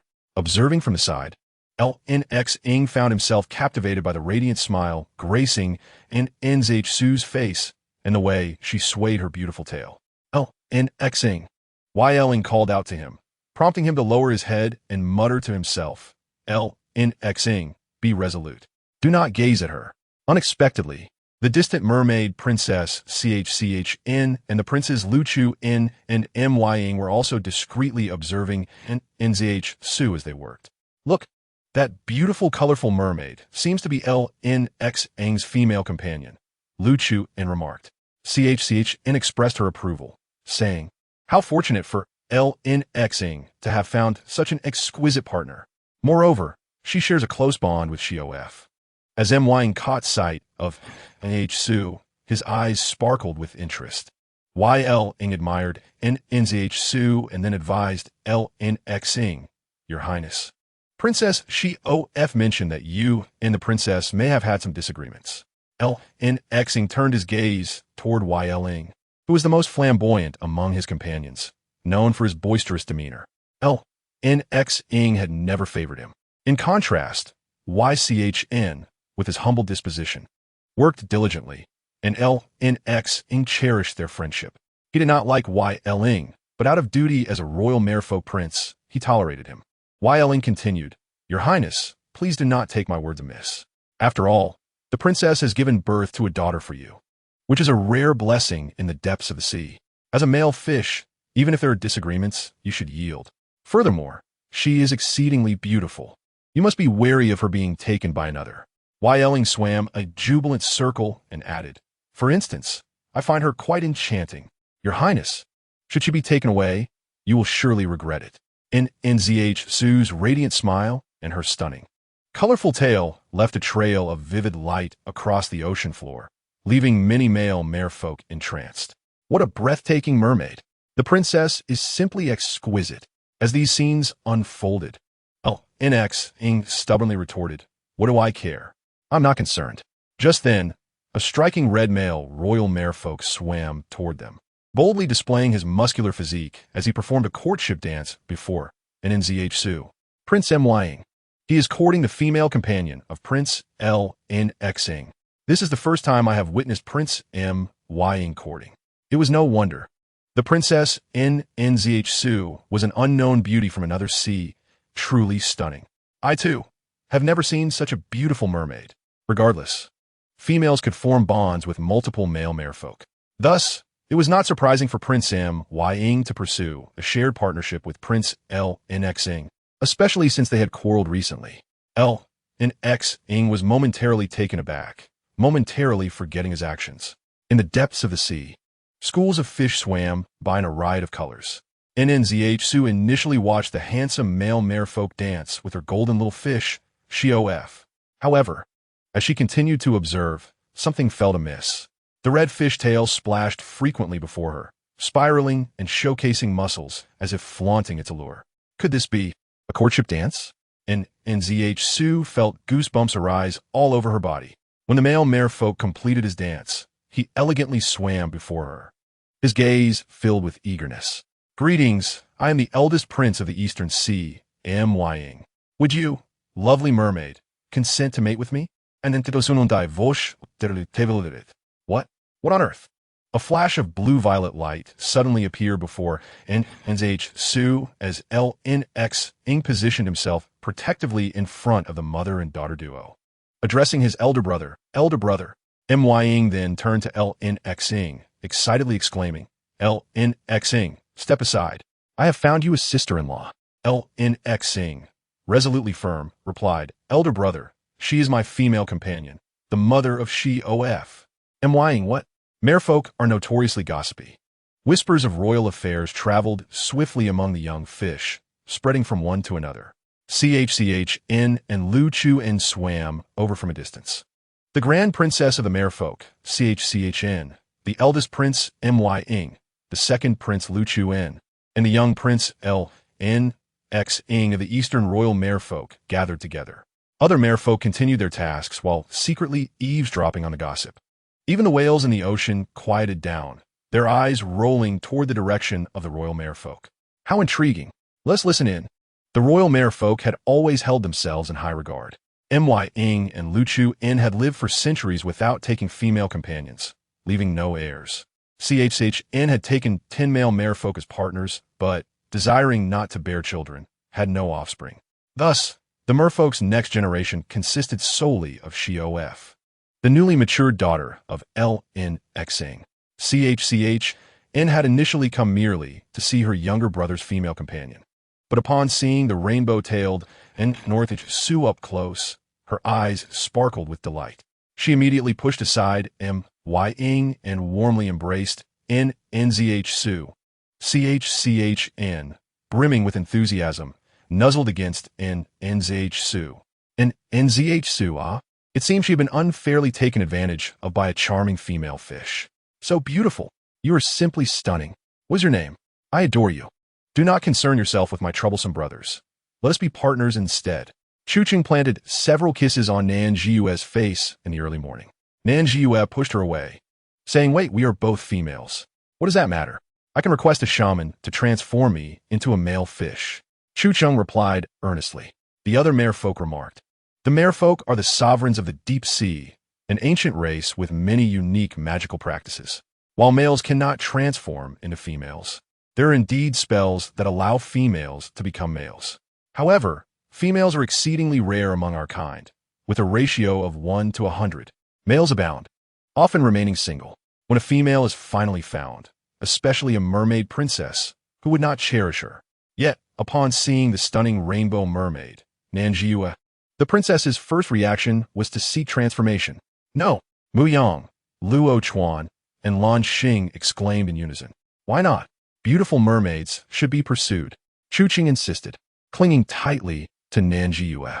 Nan Zhisui twitched her mouth, gestured soothingly to the males, and then turned to Chucheng, saying, how wonderful it would be to be best friends. Why must we be partners? Nan Zhisui continued, look, I already have 7 male partners. How many do you have? Nodding, she added, The bond of partnership does not necessarily surpass that of friendship. Chapter 63. I am sorry for your suffering. When the other merfolk approached Nan Zhisui, Lan Xing remained unperturbed. When Yulong and Yu Chen approached her, he still felt no alarm. However, when Mu Yang and Chu Cheng exerted all their effort to bond with Nan Zhisui, Lan Xing panicked. Big sister, big brother, Nan Zhisui is my female sovereign. Do not act recklessly. Mu Yang pondered for a moment, looking at Lan Xing. Didn't I hear you two were quarreling? Are you planning to sever your partnership with her? Lan Xing's expression changed drastically as he hurriedly replied. We have not severed it yet. We are still partners. Unperturbed, Chu Chang took time to contemplate the relationship between friendship and partnership before finally nodding. Yes, I believe you are correct. Let us first be best friends. If we wish to be partners later, we can change that.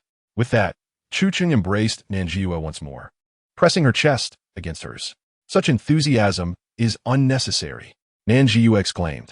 Outside, she was eavesdropping with Xiaofu, not intentionally, but because she could not be more than 50 meters away from Lan Xing. Inside the palace, elder brother Mu Yang was relatively quiet. Second brother Luo Chuan, however, was direct, asking Lan Xing, is that extraordinarily beautiful female mermaid outside truly your sovereign? Lan Xing nodded, behaving quite obediently in front of his elder siblings. Luo Chuan's Adam's apple bobbed as he said, Lan Xing, have you been blessed by the beast god? You have met such a stunning female mermaid. Your brother and I have waited for centuries without encountering one so beautiful. Lan Xing sought his family's understanding, replying, she abandoned her husband and child. She left me and Xiaofu. What is wrong with ending our partnership? Mu Yang, Luo Chuan, and Chu Cheng exclaimed in unison, are you out of your mind? Chu Cheng added, females are bound to make mistakes.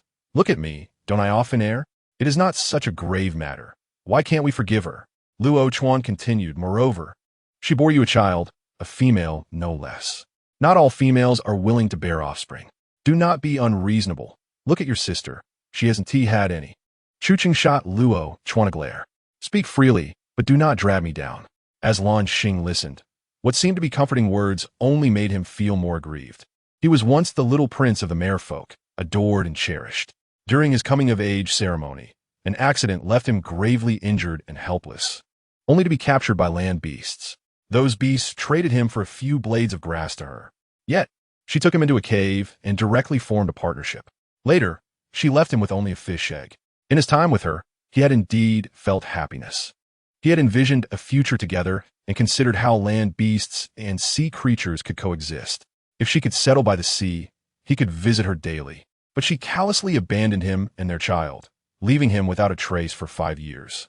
He, who had grown up as the favored one, had never experienced such grievances. Just having reached adulthood, why had he endured so much suffering without a single family member feeling sympathy for him? Yet they insisted he was terribly lucky? If his family could not comprehend him, who could? What wrong have I committed? Lan Xing lamented, tears threatening to spill. You are my closest kin. Why can't you understand my plight? What unforgivable crime have I committed? Is this what I desired? Did I wrong her? Why should this be my fate? Lan Xing clenched his fists, turning his head aside, sulking, regardless.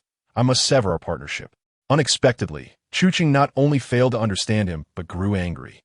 Lan Xing, do not speak so lightly. Nan Zhisui felt her heart tighten. In her world, men were often granted leniency for their mistakes, while women faced severe condemnation for similar errors. In the beast world, it seemed the roles were reversed. Males faced harsh judgment, while females were often forgiven. Having grown up on Earth, Nan Zhisui could empathize deeply with Lan Xing's feelings. She felt a pang of sympathy for him. Gently caressing the little mermaid's face, she said, Xiaofu, we cannot allow your fish father to be so sorrowful. Xiaofu wagged her tail, her large, watery eyes gazing at her. Let us comfort your father. Yes. Nan Zhisui and Xiaofu swam inside. As the beautiful rainbow mermaid and the golden little mermaid approached, Lan Xing felt a momentary panic. Did you hear that? He just said something significant. She probably heard everything.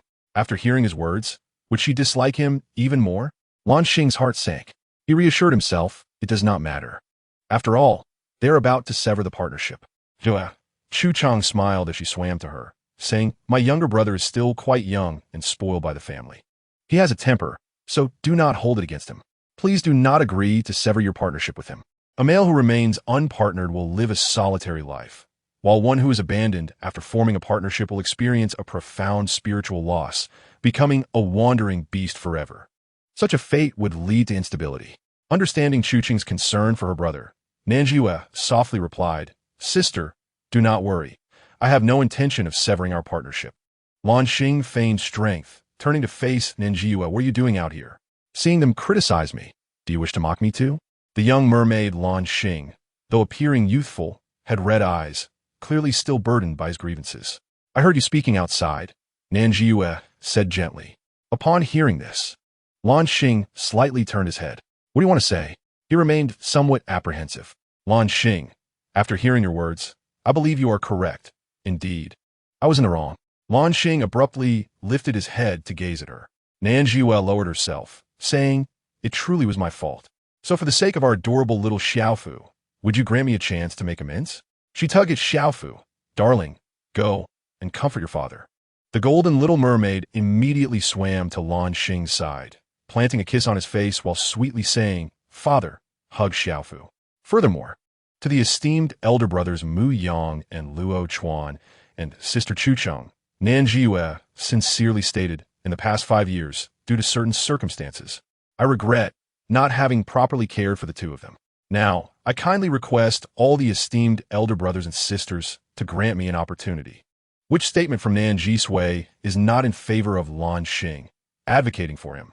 In the realm of beasts, where have we ever seen a female lowering her pride to plead for a male out of compassion? After all, in this world where females are scarce and males are abundant, the former are often favored and cherished. In such an upbringing, privileged females easily become spoiled and willful. Even if they do become capricious, it is not uncommon for males to extend their understanding and forgiveness. Thus, Nan Zhisui's act of humbling herself and taking responsibility while speaking on behalf of Lan Xing instantly garnered her affection from several members of the Royal Merman. The atmosphere grew quiet, and even Lan Xing appeared quite astonished. Chu Chun chuckled softly, patting Lan Xing on the shoulder. "Brother, you are fortunate." Then he swam away. Mu Yang and Luo Chuan exchanged thoughtful glances toward Nan Zhisui before swimming up to Lan Xing and whispering, "Little brother, if you do not want this female, we will certainly seize her." With that, Mu Yang and Luo Chuan departed as well. Within the palace, only Nan Zhisui, Lan Xing, and Xiaofu remained. Lan Xing cradled Xiaofu, lowering his head, uncertain whether it was shyness or embarrassment, casting his gaze aside. "Are you still angry?" Nan Zhisui inquired. Lan Xing, with a hint of nasal tone, quietly retorted, "Do you not think I'm being melodramatic?" "Not at all," Nan Zhisui replied. "You have not spoken incorrectly. Moreover, you are my younger brother, and I am psychologically older than you, so it is only natural that I should consider you more. Besides, I did indeed err." Her voice softened as she gently said, "Lan Xing, I have caused you distress." Chapter 64. What are you back for? Lan Xing's eyes glimmered with moisture. He swam to Nan Zhisui's side, attempting to tug at her garment. The only person in this world who could truly understand him was her. He could not fathom why he felt compelled to do so, but he suddenly yearned to be close to this solitary female who comprehended him. Years ago, she had purchased him from the fisherman, allowing him to be her beast husband without reducing him to a mere slave. Ultimately, she preserved his dignity. Though she had indeed abandoned him, she had also borne him a merman child. Xiaofu was truly adorable, and he cherished her deeply. He had once envisioned a future together with her, longing for a female master who would care for and love him. Now, before him stood a female who would love and understand him. He felt his heart wavering, suddenly inclined to forgive her. "Sister Master." However, at that moment, the underwater palace trembled violently. "What is happening?" Nan Zhisui asked. "This is bad. The underwater volcano is about to erupt." Lan Xing swiftly grasped Nan Zhisui's hand while cradling Xiaofu tightly. "There's a volcano here?" "Yes, not only is there one, but it is situated right beside the palace. However, this volcano has been dormant for many years. It is unclear why it suddenly erupts now." Lan Xing hastily swam out with Nan Zhisui, but a massive rock fell, blocking the entrance. Nan Zhisui soon sensed the rapid rise in water temperature, followed by difficulty in breathing, leading her to cough. Lan Xing quickly changed direction, attempting to exit through another side, but that entrance was also obstructed. He turned again, The surrounding waters began to boil, with toxic sulfides carried in the magma, leading to water quality deterioration. Once the water quality deteriorated, the first to suffer would be the marine life in the vicinity, and the local ecosystem would be utterly devastated. Subsequently, a deluge of volcanic ash would shroud the area, preventing sunlight from reaching the plants, which would gradually wither and die. In fact, the extent of the damage caused by the underwater volcano is closely tied to the intensity of the eruption. If the eruption is mild, the surrounding seawater may be sufficient to contain it. However, if the eruption is powerful, the ash could rise to heights surpassing several Mount Everest peaks, resulting in tremendous destruction. Nan Zhisui felt the water was heating far too quickly. This underwater volcano's power was certainly formidable. If the door is blocked, we will find another way. Lan Xing, do we have a means to breach the wall? Lan Xing's beast patterns manifested on his forehead as he shouted, I will. He unleashed a column of seawater against the stone wall, successfully shattering it, and he swam out with Nan Zhisui and Xiao Fu. Once they were at a safer distance, Lan Xing paused, handing Xiao Fu to Nan Zhisui. Sister Master, you take Xiao Fu and go ahead. Lan Xing was still unaccustomed to addressing her in this manner. Lan Xing, where are you going? The volcano was perilously close, and the water temperature was rising. Yet he still glanced back at the mermen trapped below. They are my kin. I must save them. Determination filled Lan Xing's clear eyes. Watching him, Nan Zhisui seemed to see herself from years past, diligently studying to become a veterinarian and striving to rescue animals in the clinic. Go on, Lan Xing, but be sure to stay safe. A flash of blue-purple light whizzed past as Lan Xing rapidly swam to the center of the sea. Nan Zhisui did not move away nor draw closer. She embraced Xiao Fu, watching Lan Xing from a distance. At that moment, the blue-purple merman prince was summoning all his strength. Surrounding him were numerous columns of water, directing themselves toward the trapped merman, shifting rocks to deliver them through the water columns. Beneath the sea, his abilities were grand and magnificent. Yu Chun was the first to be rescued, quickly swimming to Lan Xing's side. Your Highness, Yu Chun, go protect the princess consort and little Fu, Lan Xing commanded. Yu Chun glanced at Nan Zhisui and Xiao Fu not far away, then looked back at Lan Xing. A hint of barely perceptible jealousy flickered in the eyes of the male merman. Near the palace, once the mermen, such as Yu Lang, were freed, they braved the scalding waters to assist in rescuing their kin. One after another, mermen were saved, yet many remained trapped beneath the rubble shaken loose by the volcanic tremors. Lan Xing swam back and forth, searching for his kin. Xiao Fu, your fish father is quite handsome, Nan Zhisui remarked, her gaze fixed on the unfolding scene. Unable to restrain her admiration, though he is not very old, he exudes a sense of reliability. Father, Xiao Fu swam anxiously, deeply concerned. Several freed male mermen approached Nan Zhisui. Princess consort, princess, it is very dangerous here. You should come with us. I cannot leave. Nan Zhisui shook her head. If she strayed too far from Lan Xing, she would transform into her human form, rendering her unable to remain in the ocean. No, Fu, no. Xiao Fu tugged at Nan Zhisui's arm, flustered, mother. Xiao Fu, be good. Nan Zhisui gently stroked her daughter's head. Mother, no. She tenderly caressed Xiao Fu's head and smiled at her little daughter. Xiao Fu, be obedient, all right? The golden little mermaid felt her mother's gentle touch and momentarily paused. Her large eyes filled with affection and longing for her mother. Yes, Fu will be good. The other merman urged, Princess consort, you should come with us. I cannot go. After speaking, Nan Zhisui entrusted Xiao Fu to the other mermen and swiftly swam toward Lan Xing. The male mermen watching this were deeply touched.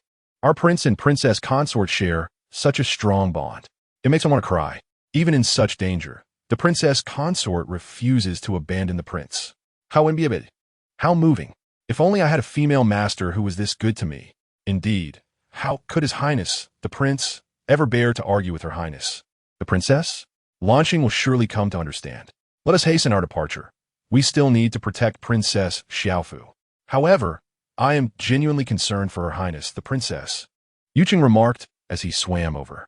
You take Princess Xiaofu away. Her Highness, the princess, has His Highness to safeguard her.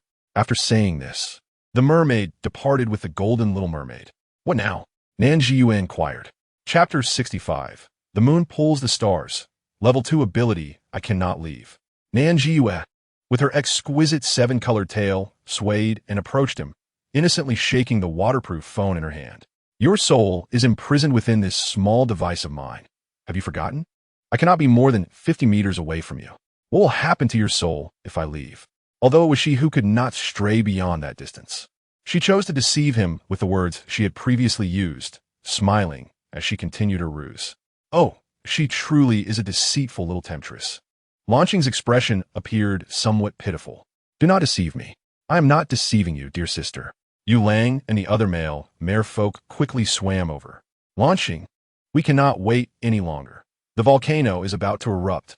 Her Highness, the princess, you must persuade Lanqing to leave at once. Lanqing gazed at the merfolk trapped beneath the rocks and said, No, there are still several kinfolk trapped. There is no time left, your Highness, truly no time. I cannot allow my kin to perish before my eyes. He exerted all his strength to control the water and rescue them.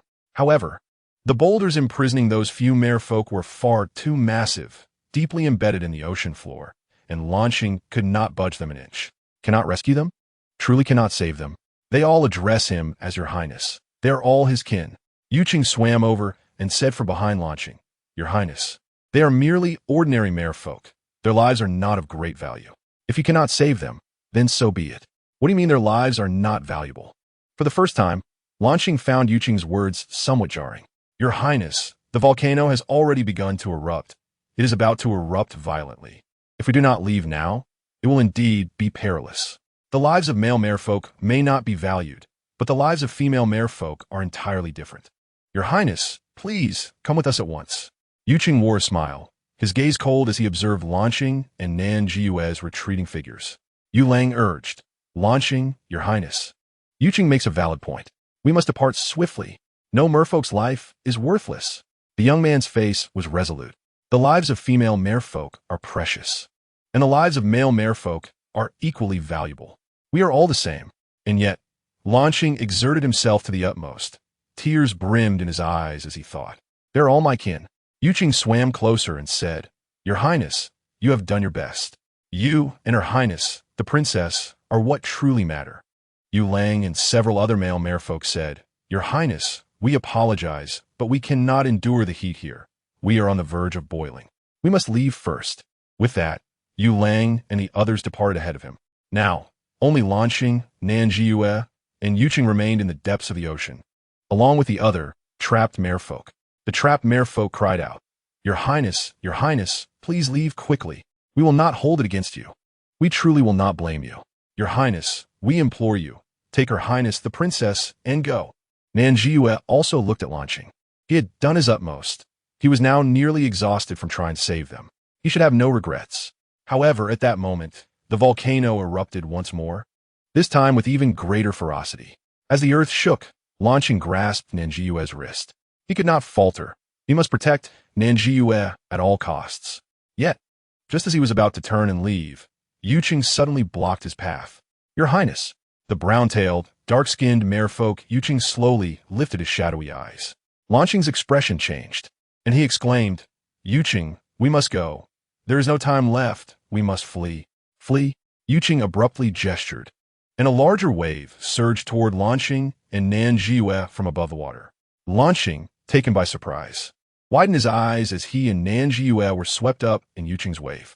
A massive stone fell, and Lanqing and Nan Zhisui found themselves trapped within an underwater cave. Your Highness, you are always so naive, so easily deceived, and your compassion is overwhelming. How can a merfolk like you, so pure, be worthy of being a prince of the merfolk? Lanqing shouted urgently, Yuqing, you possess abilities? This is wonderful. Help me rescue our kin. And even now, you still wish to save your kin? Oh, naive prince.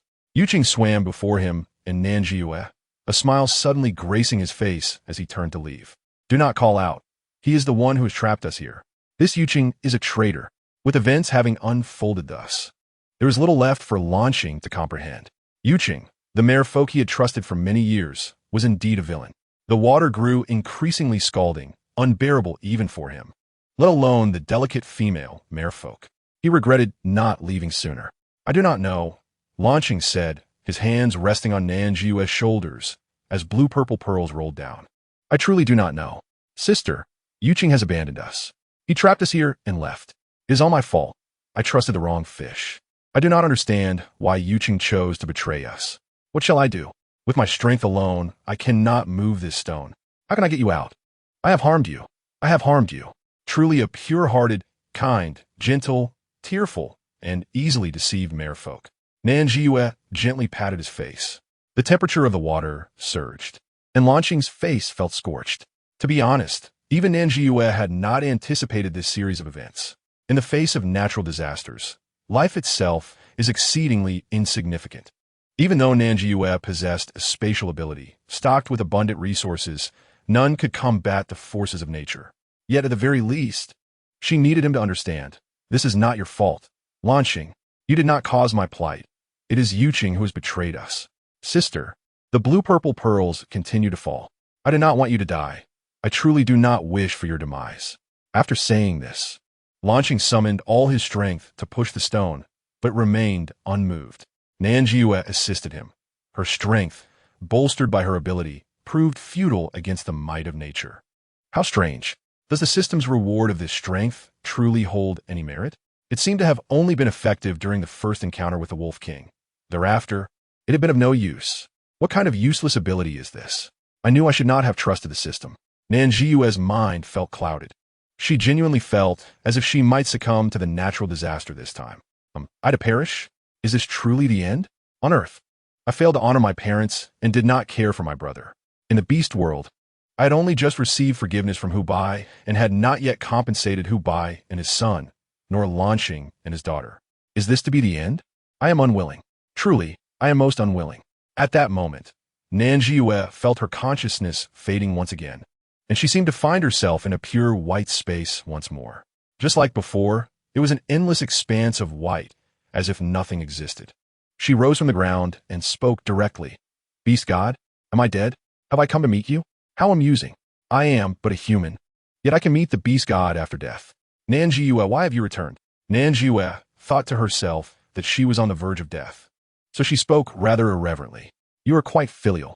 A great filial child sending their corpse to their parents? Nan Zhisui could not help but laugh as she sat up and crossed her legs. You seem quite carefree about being dead. What else can be done? That merfolk husband of mine, he is far too innocent and easily deceived. A mere fish dust has led him in circles. I have deceived him as well. Nevertheless, he too shall perish alongside me. But what of Xiao Fu? She is still so young, destined to lose her fish father and mother. Moreover, she remains oblivious to the fact that Yu Chun is a wicked fish. It is quite possible that it is Yu Chun who will abduct Xiao Fu, placing her in peril. Furthermore, Hu Bai has yet to recover fully, and Xiao Xiang has not transformed into human form. Xiao Ichi also cannot be separated from me. Alas, Nan Zhisui's brow furrowed in distress. Yet from the direction of the beast god, joyous laughter resonated. What do you find amusing? I am on the verge of death.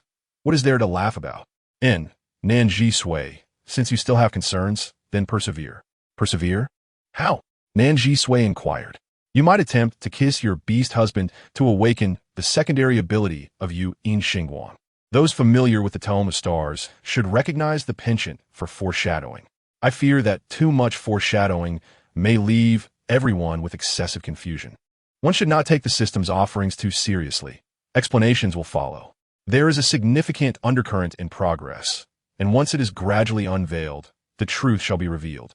The power and abilities that Sui will ultimately possess will be her own, not bestowed by anyone else. Chapter 66. All stuck to his female master sister. Unable to send away the beloved female, he could only watch her accompany him into death, causing immense pain within him. Sister, my life or death is inconsequential. But you must not perish. I regret it. I truly regret it. Who can save you? Who can come to your rescue? Lanqing, under the oppressive heat, was flushed, his eyes red from weeping. Nan Zhisui cradled his face in her hands and softly spoke. Since we are to die, let us at least try. Try what? However, before the male merman could voice his thoughts, her gentle and beautiful face loomed closer, and then a soft touch graced his lips. Just one touch, and Lanqing's mind exploded, as though countless fish swam through it. The beast god proclaimed that her ability was Yu Xingguang. Her beast husband is Xing, and she is the moon, destined to forge countless connections, even for combat. The beast god further stated that a kiss could awaken the secondary ability of Yu Xingguang. What is this secondary ability? Around Nan Zhisui and Lan Xing, blue-violet specks of light began to twinkle, yet Nan Zhisui remained unaware, believing that their first kiss had failed. Thus, she cupped his face and kissed him again. Thump, thump. It sounded like the heartbeat of the male merman. Thump, thump, thump. Suddenly, the specks of light burst forth, multiplying in number. Su Dao Lan Xing. The colorful radiance from Nan Zhisui intertwined with the blue-violet glow emanating from him. Simultaneously, Lan Xing sensed a heightened awareness of the ocean depths. Likewise, through Lan Xing's perception, Nan Zhisui felt the ocean's grandeur and might. In that fleeting moment, Lan Xing's power resonated with Nan Zhisui's, amplifying tremendously. If his previous power level was 1, it now soared to 15, 18, or even higher. Furthermore, a second beast pattern began to manifest on Nan Zhisui's forehead, specifically a second small white dot. Unbeknownst to her, she had ascended to the second pattern. Nan Zhisui released Lan Xing's lips, and the merman remained in a daze, his gaze fixed upon her. Lan Xing, how do you feel? The merman's heartbeat continued to joyfully thrum, seemingly unperturbed by the swell of cheerful emotion. His beautiful eyelids fluttered gently. Sister, I feel as if. With a slight effort, a massive illusion of a whale materialized beside him. Perception, strength, and speed abilities were all magnified. He had become even more formidable. Nan Zhisui exhaled in relief. Well then, the next steps are up to you. Yes. The young male felt the energetic resonance between himself and his female master, their heartbeats synchronizing. This sensation was profoundly mystical. They were intimately united, a connection deeper than mere mating. He clasped her hand tightly. Sister, Lan Xing, go forth and act. Yes. As a volcano erupted, ash rapidly spread. Empowered, Lan Xing focused all his strength on the weakest point of the stone before him. The colossal whale illusion roared past, obliterating all obstacles. He grasped Nan Zhisui and ascended, and in the next moment, he turned toward another merman, nearly fainting from being trapped. In an instant, he shattered every hindrance, gathering all nearby mermen. Holding Nan Zhisui's hand, he swam with his kin towards safety. Upon encountering the still-warm Lan Xing and Nan Zhisui, Mu Yang's fury ignited. Lan Xing, what are you doing? As a prince, it's already a mistake to venture into danger, yet you drag Nan Zhisui into it as well. Are you unaware of how precious a female is? This time, Lan Xing did not retort. He lowered his head, enduring the reproaches of all. Father, mother. Xiao Fu swam over from a distance, plunging into Nan Zhisui's embrace, golden pearls cascading down. Fu Fu is scared. Lan Xing had no time for nostalgia. He asked, What of you, Chun? Yu Lang swam closer. We arrived not long ago and saw him. When I inquired about your situation, he said he had matters to attend to and departed. Lan Xing's expression darkened. He left? Chu Chun queried, Lan Xing, what transpired? Lan Xing and Nan Zhisui remained silent. Not only did he fail to rescue us, but he also ensnared Prince Lan Xing and Princess Consort Nan Zhisui. They nearly met their demise at his hands. After the mermen voiced their grievances, the news spread among others. What? Yu Chun is a traitor? He actually aimed to harm Prince Lan Xing and Princess Consort Nan Zhisui? How could he be so malevolent when Prince Lan Xing treated him so well? Lan Xing stated, not only that, but Yu Chun also possesses abilities. Ordinary-blooded mermen rarely awaken powers, while those with higher bloodlines have a slight chance. Only mermen of ancient bloodlines have a greater probability of awakening abilities. The reason the merman royal family holds its status is due to their lineage of ancient bloodlines. As for Yu Chun, whether he is of high or ancient blood, if he awakens his abilities, he will stand in a high position among mermen, no longer needing to live as a humble worker. Lan Xing could not comprehend why he concealed his abilities or sought to harm both himself and Nan Zhisui. I must confront him to seek clarity. He has erred and must face the consequences. Chu Chen replied, Rest assured, I will immediately issue a bounty across the seas. Mermen in the eastern, southern, western, and northern waters will apprehend Yu Chun if they encounter him. Indeed, vengeance is vital, but you all must prioritize your safety. Let the elder sister examine whether our Lan Xing and Nan Zhisui have sustained any injuries. After an inspection, it was revealed that Nan Zhisui's delicate skin had been scalded by the hot seawater. Chu Chun took Nan Zhisui aside, applying a black mud resembling diatomaceous earth onto her skin. "Ouch, it hurts!" Nan Zhisui exclaimed. "Endure it. This is beneficial for your skin. After a couple of days, it will heal completely." "Must I endure this ugly black mud for 2 days?" Nan Zhisui pouted playfully at Chu Chun. "Chu Chen lao ve heartlessly. What does it matter if you look a bit unsightly? Just a bit of charm from you can captivate souls." "Not all." Chu Chun glanced at a nearby male merman with a blue-violet tail, who was discreetly hiding behind coral, his large tail swaying. Yet, his eyes remained glued to his female master-sister. Chapter 67. Of course, one must dip seafood in wasabi. Nan Zhisui was entirely covered in diatom mud. Even her face was adorned with it. She was dressed in a beautiful garment made of shells and shark silk, insisted upon her by Chu Chun, making her appearance both striking and peculiar. Launching, look at me. Am I hideously ugly?" The face of the 300-year-old male fish turned crimson, and he spoke hesitantly. "And no, not ugly. Quite good-looking, actually." Nan Zhisui retorted. "Then why are you stammering?" "Launching, it seems your palace is no longer habitable. Where shall we go next?" she inquired. Launching, still stammering, replied, "And no worries, I have several palaces." Was it possible that her fish husband possessed such an abundance of properties? The area affected by the volcanic eruption was surely uninhabitable. Launching, along with Nan Zhisui, Xiao Fu, and his subjects, relocated. The migration of Launching's merfolk took 2 days, during which he communicated with the whales under his jurisdiction. Surprisingly, the whales migrated alongside Launching. Did this imply that wherever the merfolk went, the whales would follow? Nan Zhisui found this fascinating and was deeply impressed by the intricate bond between the merfolk and the whales. As she swam, she glanced back at the whales, who seemed to adore her, even performing spouts of water for her amusement. Launching approached and asked, "Sister, do you like whales?" Nan Zhisui nodded vigorously, "Absolutely. Before my journey here, although I was a veterinarian who had never treated whales, I had watched the film Big Fish, listened to the song Under the Sea by Feng Wang Chuanqi, and read countless stories about whales. I have always cherished them. Furthermore, it is rumored that whales find humans endearing and harbor fondness for them." The whales gazing at her now had twinkling eyes, perhaps thinking of their mermaid sweetheart. Such large creatures with an affinity for humans only deepened her affection for them. During their migration, Launching's gaze often flickered toward Nan Zhisui. His lips were astonishingly soft, causing the male merfolk's face to flush once more. Were it not for the many merfolk nearby, he would have liked to roll around without any regard for his image. After 2 days of migration, they finally beheld a grand crystalline palace, clad entirely in deep red shark silk. The male merfolk's face was obscured. Emerging from the sea, he transformed his fish tail into legs and donned a fur skirt of terrestrial beastmen. The rare sight of a merfolk walking on land was slow and cumbersome as he traversed the beach, ventured into the forest, and ultimately encountered vagabond lizards by the riverside. Long-term walking on land inevitably caused discomfort. Upon reaching the riverbank, he poured the river water over himself and declared with a chilling voice, "I entrust the mermaid princess to your care. She is merely 5 years old, still a juvenile. How could you allow her to escape? Is the vagabond beastman truly this incompetent? Not a single capable subordinate under Xianjin."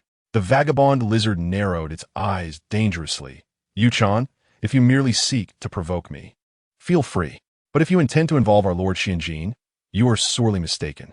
The vagabond lizard beastman hissed, "Moreover, you did not inform us of her possessing any extraordinary abilities prior to entrusting her to us. Thus, this cannot be deemed our oversight." Yuchan's eyes narrowed sharply. Launching's bloodline was exceedingly potent. Xiao Fu had awakened her abilities at just 5 years old. If she had indeed awakened her powers, it made sense that she could escape from the unprepared vagabond beastmen. The vagabond lizard beastman scrutinized the thoroughly wrapped male merfolk before him, whose skin was completely concealed. Female merfolk were known for their beauty and rarity, and since merfolk were predominantly kind-hearted, it was unprecedented for them to willingly offer a female to outsiders. This particular merfolk seemed to harbor personal grievances. Suddenly, the vagabond lizard burst into laughter. "Look at you, quite the disheveled sight. Have you been caught doing something illicit? If you become a vagabond beast man like us, why not simply join us? Lord Shinjin accepts all unfortunate beast men without homes. No need, Yuchan replied, his dark eyes glancing at the vagabond lizard beast man. I shall deliver the mermaid princess once more. You can handle selling her into beast slavery. With that, Yuchan leapt into the river with a splash, transforming into a fish and swimming away. The vagabond lizard beast man licked his lips, pondering who would have thought that the seemingly harmless merfolk would harbor such malicious intentions to sell a noble mermaid princess into slavery. He had moved from his beautiful crystalline palace to the desolate edge of a volcano. His merfolk kin had once voiced their grievances, as the vicinity of the palace was no longer appealing, and food acquisition had become difficult. They were not as formidable as Prince Launching, who would swim for an hour just to find fish. However, a volcanic eruption had completely obliterated the once barren palace. Now, to eat seafood, one need only open their mouth, and small fish would swim right in. The merfolk, having narrowly escaped disaster, rejoiced. Princess, what are you doing now? The beautiful merfolk asked Nan Zhisui. After learning to blow bubbles from the merfolk, she had developed a fondness for it, often blowing a few bubbles for fun. At that moment, she had produced 2 bubbles. The first contained seafood sauce, and the second held wasabi. When Launching had prepared sashimi for her previously, she had been so distracted that she forgot to add seasonings. Eating fresh seafood absolutely required the most classic flavors. This is the seasoning, Nan Zhisui remarked as she tapped a small mermaid who handed her an oyster, joyfully prying it open, dipping it in wasabi, and tossing it into her mouth. The flavor exploded in her mind. Xiao Fu, filled with curiosity, caught a small fish, split it in half, dipped it in wasabi, and took a bite. The sensation was electrifying. She spiraled upwards, releasing 2 tiny pearls in the process. Tears welled up in Xiao Fu's large eyes. Mother, it's too spicy. Nan Zhisui burst into laughter at Xiao Fu's antics. Xiao Fu was still too young. Perhaps she should avoid such potent condiments. Upon hearing Xiao Fu's remarks, the other merfolk became intrigued and began dipping fish meat into Nan Zhisui's wasabi bubbles. Soon, one by one, the merfolk were crying tears while spiraling upwards. A little mermaid took charge of collecting everyone's tear pearls, placing them into glass bottles and presenting them to Nan Zhisui.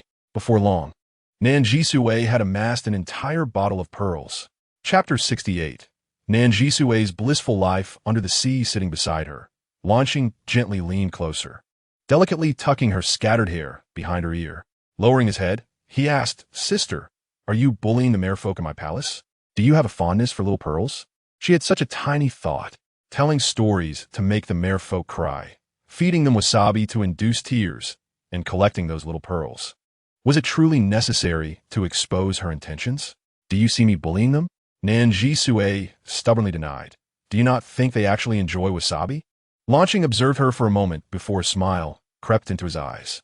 Nan Zhisui picked up a piece of fish with chopsticks, dipped it in wasabi, and pushed it toward Launching. Launching, would you like to give it a try? I'm ready. Nan Zhisui extended the chopsticks once more, and Launching opened his mouth to bite down. With that bite, he too experienced the exhilarating sensation that overwhelmed the other merfolk. It was electrifying. He restrained himself, his expression peculiar as he consumed the sashimi smeared with mustard. How does it feel? Is it quite overwhelming? The intense, piquant flavor is indeed exhilarating. For a typically serene merman, this is an undeniable jolt. During their inaugural encounter, they might be startled by such a strong sensation, yet it is indeed refreshing.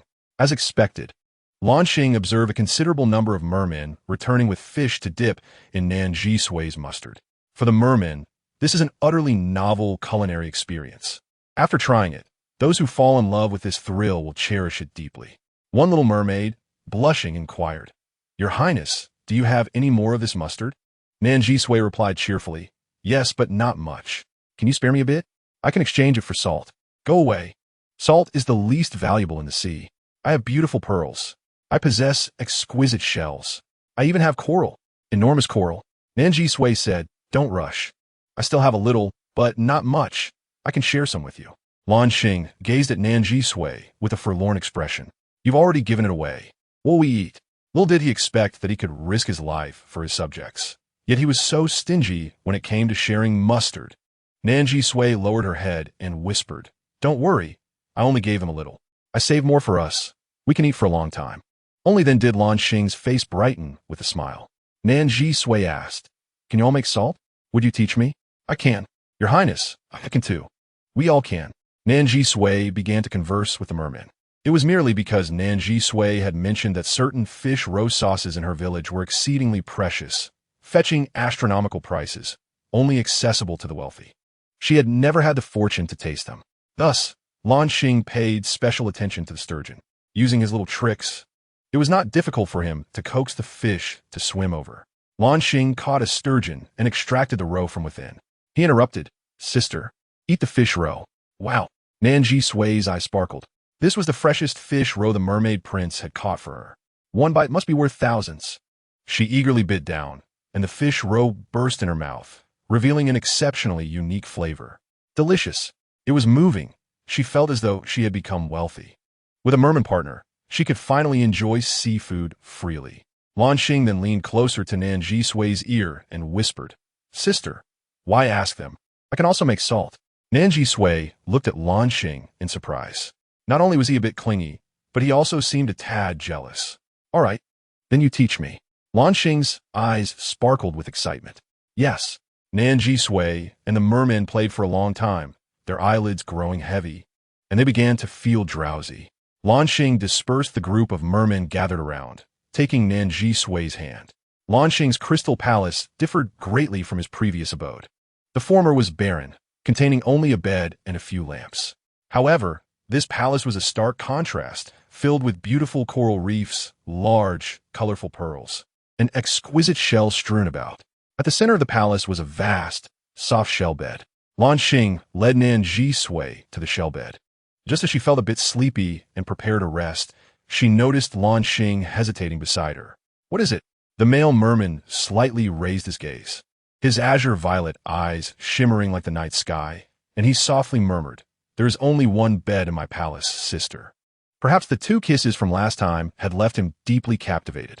Now, he sought to draw closer, employing all his wit to entice her. Nan Zhisui looked up at him with a hint of suspicion. Lan Xing's eyes remained clear. "I could sleep outside if necessary. It doesn't bother me." "Why does it feel a bit awkward?" Yet, Lan Xing's face suddenly flushed. Despite the playful banter, his youthful spirit still rendered him bashful. Observing his slightly reddened cheeks, Nan Zhisui suddenly perceived that he might not be merely shy, but genuinely innocent. Could he be this pure? "Lan Xing, do you wish to sleep with me?" Lan Xing's face turned crimson at once. She kissed his lips, her essence guiding his, their energies intertwining, their heartbeats harmonizing in a profound connection. Intimate, trusting, an ineffable sensation, an exquisite sense of happiness enveloped them. From his perspective, Nan Zhisui was undeniably responsible, courageous, gentle, kind, and magnanimous. She was the female he adored. Brother Mu Yang, Brother Luo Chuan, Sister Chu Chun, in the past 5 years, due to certain reasons, I truly failed to care for their father and daughter. Now, I implore all of you siblings to grant me an opportunity. She spoke of her reasons. Indeed, she had her circumstances. There must have been some inconvenient reasons behind her actions. The current her was the authentic self. Yes, the young male merman's face flushed crimson as he expressed, "I wish to sleep with sister." "Is that possible?" Nan Zhisui blinked her beautiful eyes in surprise. Nan Zhisui, Lan Xing, and Xiao Fu shared the same shell. Xiao Fu lay in a corner of the shell, her eyes open even in slumber. Nan Zhisui lay on her side within the shell, softly snoring towards Lan Xing. Lan Xing slowly opened his eyes and asked, "Sister, can't you sleep?" Nan Zhisui initially intended to inquire about the cessation of their partnership, but upon seeing the exhausted state of her merman partner, she chose not to. "It's all right. You can sleep." Nan Zhisui drifted into dreams once more. Although she couldn't recall the dreams during the day, in her dreams, she could connect previous dreamscapes. She remembered her first arrival here, the 7 totems exuding a melancholic aura amidst a vast darkness. She recalled later, the black fox totem shedding its sorrowful energy, transforming into a beautiful snow-white totem. Subsequently, the black merman totem appeared abruptly, pulling her underwater. Currently, among the 7 totems in the 7 directions, besides the snow-white fox totem that suddenly appeared beside her, illuminating her path. There was also a black merman totem, its melancholic hue gradually fading. A beautiful azure-violet shade emerged. It bore a delicate green leaf, timidly approaching her. This tender green swayed gently, affectionate and joyful. Yet at that moment, a remarkably oppressive black, serpentine totem emerged. The totem also bore a small green leaf, but it appeared ready to fall, deprived of nutrients, resembling a pitiful little invalid. The black serpentine totem forcefully coiled around Nan Zhisui. She struggled desperately. "What are you doing? Let me go. Bastard, let me go." The serpentine totem revealed a cave ahead, casting her inside and sealing the entrance with a massive stone. Nan Zhisui was plunged into darkness. Chapter 69. I agreed to sever the partnership. Mu Yang and Chu Chun visited Lan Xing's palace as guests. While cracking open sea urchins, Chu Chun remarked, "In the ocean, volcanic eruptions are quite common." "Really?" Nan Zhisui inquired. "Indeed." Chu Chun sampled some mustard and nonchalantly dropped a pearl while performing an elegant spiral ascent. Her eyes lit up, exclaiming, "Wow, this is intoxicating. I want more." The gaze of the merman prince, Mu Yang, lingered affectionately on Nan Zhisui, while Lan Xing subtly obstructed him, simultaneously casting a warning glance at his elder brother. "Xiao Xing, do not be so stingy. If we can serve a female master together, we can continue to be brothers," Mu Yang said. "And if we serve a female master together, then in the future beastman conflicts, you will have an elder brother to assist you. Moreover, look at me, your elder brother. I have lived for over 600 years and have finally encountered someone I find appealing. You are my dearest younger brother. Cannot you lend me a hand?" Lan Xing crossed his arms and firmly stated, "Elder brother, I believe our relationship is not that close. It would be best if we do not interact in the future." Mu Yang stared in surprise, his eyes wide open. Is it truly for the sake of the female master that Xiao Lan Xing is willing to forsake his brother? Chu Chun was utterly speechless at the foolishness of his two younger brothers, merely indulging in mustard. Hearing the term sister, Chu Chun teased Lan Xing. "Whom are you calling sister? Am I your sister, or is she?" Lan Xing shot him a cold glance and retorted, "Chu Chun, are we that familiar?" Chu Chun replied, "Enough, have you grown wings? How dare you speak to me this way?" It was indeed outrageous to address her directly by name. After a noisy exchange, Chu Chun asked Lan Xing and Nan Zhisui, "What are your plans for the future? Will you reside in this palace? You are both so young. You can still have many little merfolk." Nan Zhisui, after eating a small seafood, replied, "Tomorrow marks the 7th day. I promised Lan Xing that I would sever our partnership." Lan Xing's heart sank abruptly, his face paling as he turned to Nan Zhisui, panic evident in his expression. Chu Chun could not help but find humor in his younger brother's predicament. Who was it that had previously spoken so resolutely about severing their partnership? Just a few days have passed, and he is already contradicting himself. As an 800-year-old merman, Chu Chun quickly discerned the thoughts of Nan Zhisui and Lan Xing, exaggeratedly asking Nan Zhisui, "Is it absolutely necessary to sever?" Nan Zhisui nodded. "When I first arrived at the seabed, I promised Lan Xing that he would serve as my beastman for 7 days, after which I would use your merman magic to sever our partnership. This way, it would not harm him."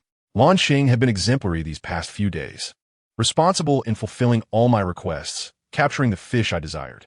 I have no reason to refuse him. "Sister, Lan Xing Bani," his heart clenching tightly as he anxiously grasped her hand. "Do you truly want to sever our partnership?" Chu Chun whispered to Nan Zhisui. "Look at him. He is utterly distressed." Nan Zhisui turned to Chu Chun and smiled softly. Chu Chun remarked, "My brother, without thinking deeply, has made such an impulsive decision to directly seek to sever the partnership with you. It would do him good to learn a lesson. Sui Sui, do scare him a little. You are indeed a true sister." "Of course," Nan Zhisui replied softly. "Sister need not worry. As long as he does not wish to sever, I will not pursue it either. I am merely teasing Lan Xing." Chu Chun chuckled. "He is your beastman. Feel free to tease him as much as you like." Seeing that Nan Zhisui was ignoring him, Lan Xing felt increasingly anxious. He recognized that he had harbored many biases and spoken excessively harshly. Surely, he had angered the female master sister. Lan Xing obediently stayed close to Nan Zhisui, tightly holding one of her hands, terrified that she might truly abandon him. When Chu Chun and Mu Yang prepared to leave, Lan Xing hurriedly saw them off. The young merman furrowed his brow, appearing quite troubled. What to do? The current predicament was entirely of his own making. Who told him to speak so definitively? To declare that he would never like her? To insist on severing the partnership? And she heard it all. What now? Lan Xing spotted the golden little merman, Xiao Fu, playing outside with some small fish and quickly pulled her over. Xiao Fu, my dear child. The little merman stared blankly at his father. What is wrong, Daddy? Your mother is angry with me. Lan Xing's expression was difficult to describe. If your mother no longer wants her father, then you will be without a mother. You'll help Daddy, won't you? Xiao Fu's eyes widened. No. Fu Fu can do without Daddy, but Fu Fu cannot live without Mommy. Xiao Fu nodded, her expression turning sorrowful as tears threatened to spill. This little expression mirrored Lan Xing's own. Please help Daddy. Let us comfort your mother together. So she forgives both of us and does not throw us out of the house, all right? Xiao Fu nodded vigorously. Yes. Fu Fu wants to be with Daddy and Mommy forever. The golden little merman adorned in beautiful pearls, clutching a stunning shell pearl outfit, swam unsteadily toward Nan Zhisui. Mommy, pretty clothes, the little merman babbled. For me? Nan Zhisui picked up the exquisite outfit presented by the little merman. After spending so many days at the seabed, she had developed a keen understanding of the quality of shells and pearls. The clothes and accessories Xiao Fu brought were crafted from the finest materials found in the ocean. Additionally, the fish silk appeared to be woven by the merfolk themselves. Tried on, Xiao Fu looked up eagerly at Nan Zhisui. The diatom mud on Nan Zhisui's face no longer needed to be applied. Her skin had regained its delicate smoothness. Now, holding these brilliant garments, her appreciation for beauty stirred within her, igniting a sense of longing. Is this a gift from Fu Fu to Mommy? Xiao Fu glanced toward the door, where Lan Xing leaned against the wall, visibly anxious. Xiao Fu turned back and nodded vigorously at Nan Zhisui. Fu Fu is such a good child. Nan Zhisui gently smiled, stroking Xiao Fu's head. The little girl was truly adorable, exceptionally thoughtful and charming. She adored her. Taking the beautiful dress, she swam behind a shell bed to change, then emerged anew. Nan Zhisui, now clad in a stunning pearl shell outfit, appeared dazzling. So beautiful. Xiao Fu swam up to Nan Zhisui, cupping her face and planting a kiss on her cheek. Mommy is so beautiful. Chapter 70. I cannot bear to part with you. Dressed in the exquisite fish silk attire, Nan Zhisui left Lan Xing utterly spellbound. His female master-sister sparkled beneath the waves of the ocean. Her dark hair flowed gracefully in the water. Her upper body was adorned with a delicate bodice crafted from pearls and shells that he had personally woven for her. Each pearl shimmered softly. She elegantly swayed her beautiful, iridescent tail in the water, the colorful light resembling a flowing rainbow that illuminated the surrounding sea. His beautiful, starry eyes reflected the lovely and enchanting Nan Zhisui. He knew she was beautiful, but in this moment, her beauty captivated his very soul. So beautiful. Truly, so beautiful. Sister, Lan Xing stammered. Xiao Fu took Nan Zhisui's hand with her tiny left hand, leading her to Lan Xing, while her small right hand grasped Lan Xing's hand. Mommy, Daddy, Fu Fu. Let us play.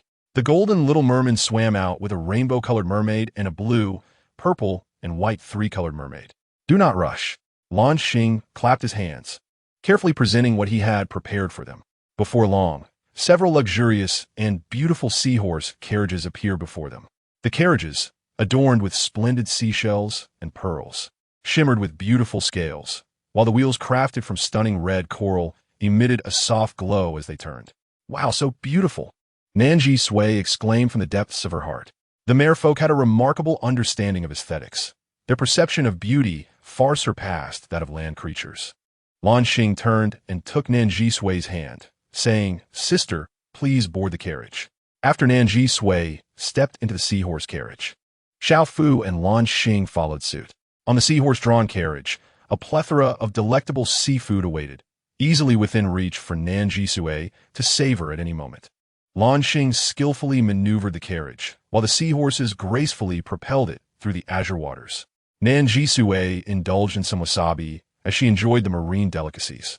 Nestled within the opulent carriage of the merfolk, she relished the freshest oceanic treats while feasting her eyes on the breathtaking and vast beauty of the underwater realm. What a divine day this was! Little Fu glided beside her, and Nan Zhisui instinctively embraced her, sharing the seafood delights. They cracked open sea urchins and shellfish as casually as land dwellers would enjoy sunflower seeds or peanuts, a delightful pastime that was equally satisfying. Sister, do you love the ocean? Nan Zhisui replied earnestly, Indeed, I do.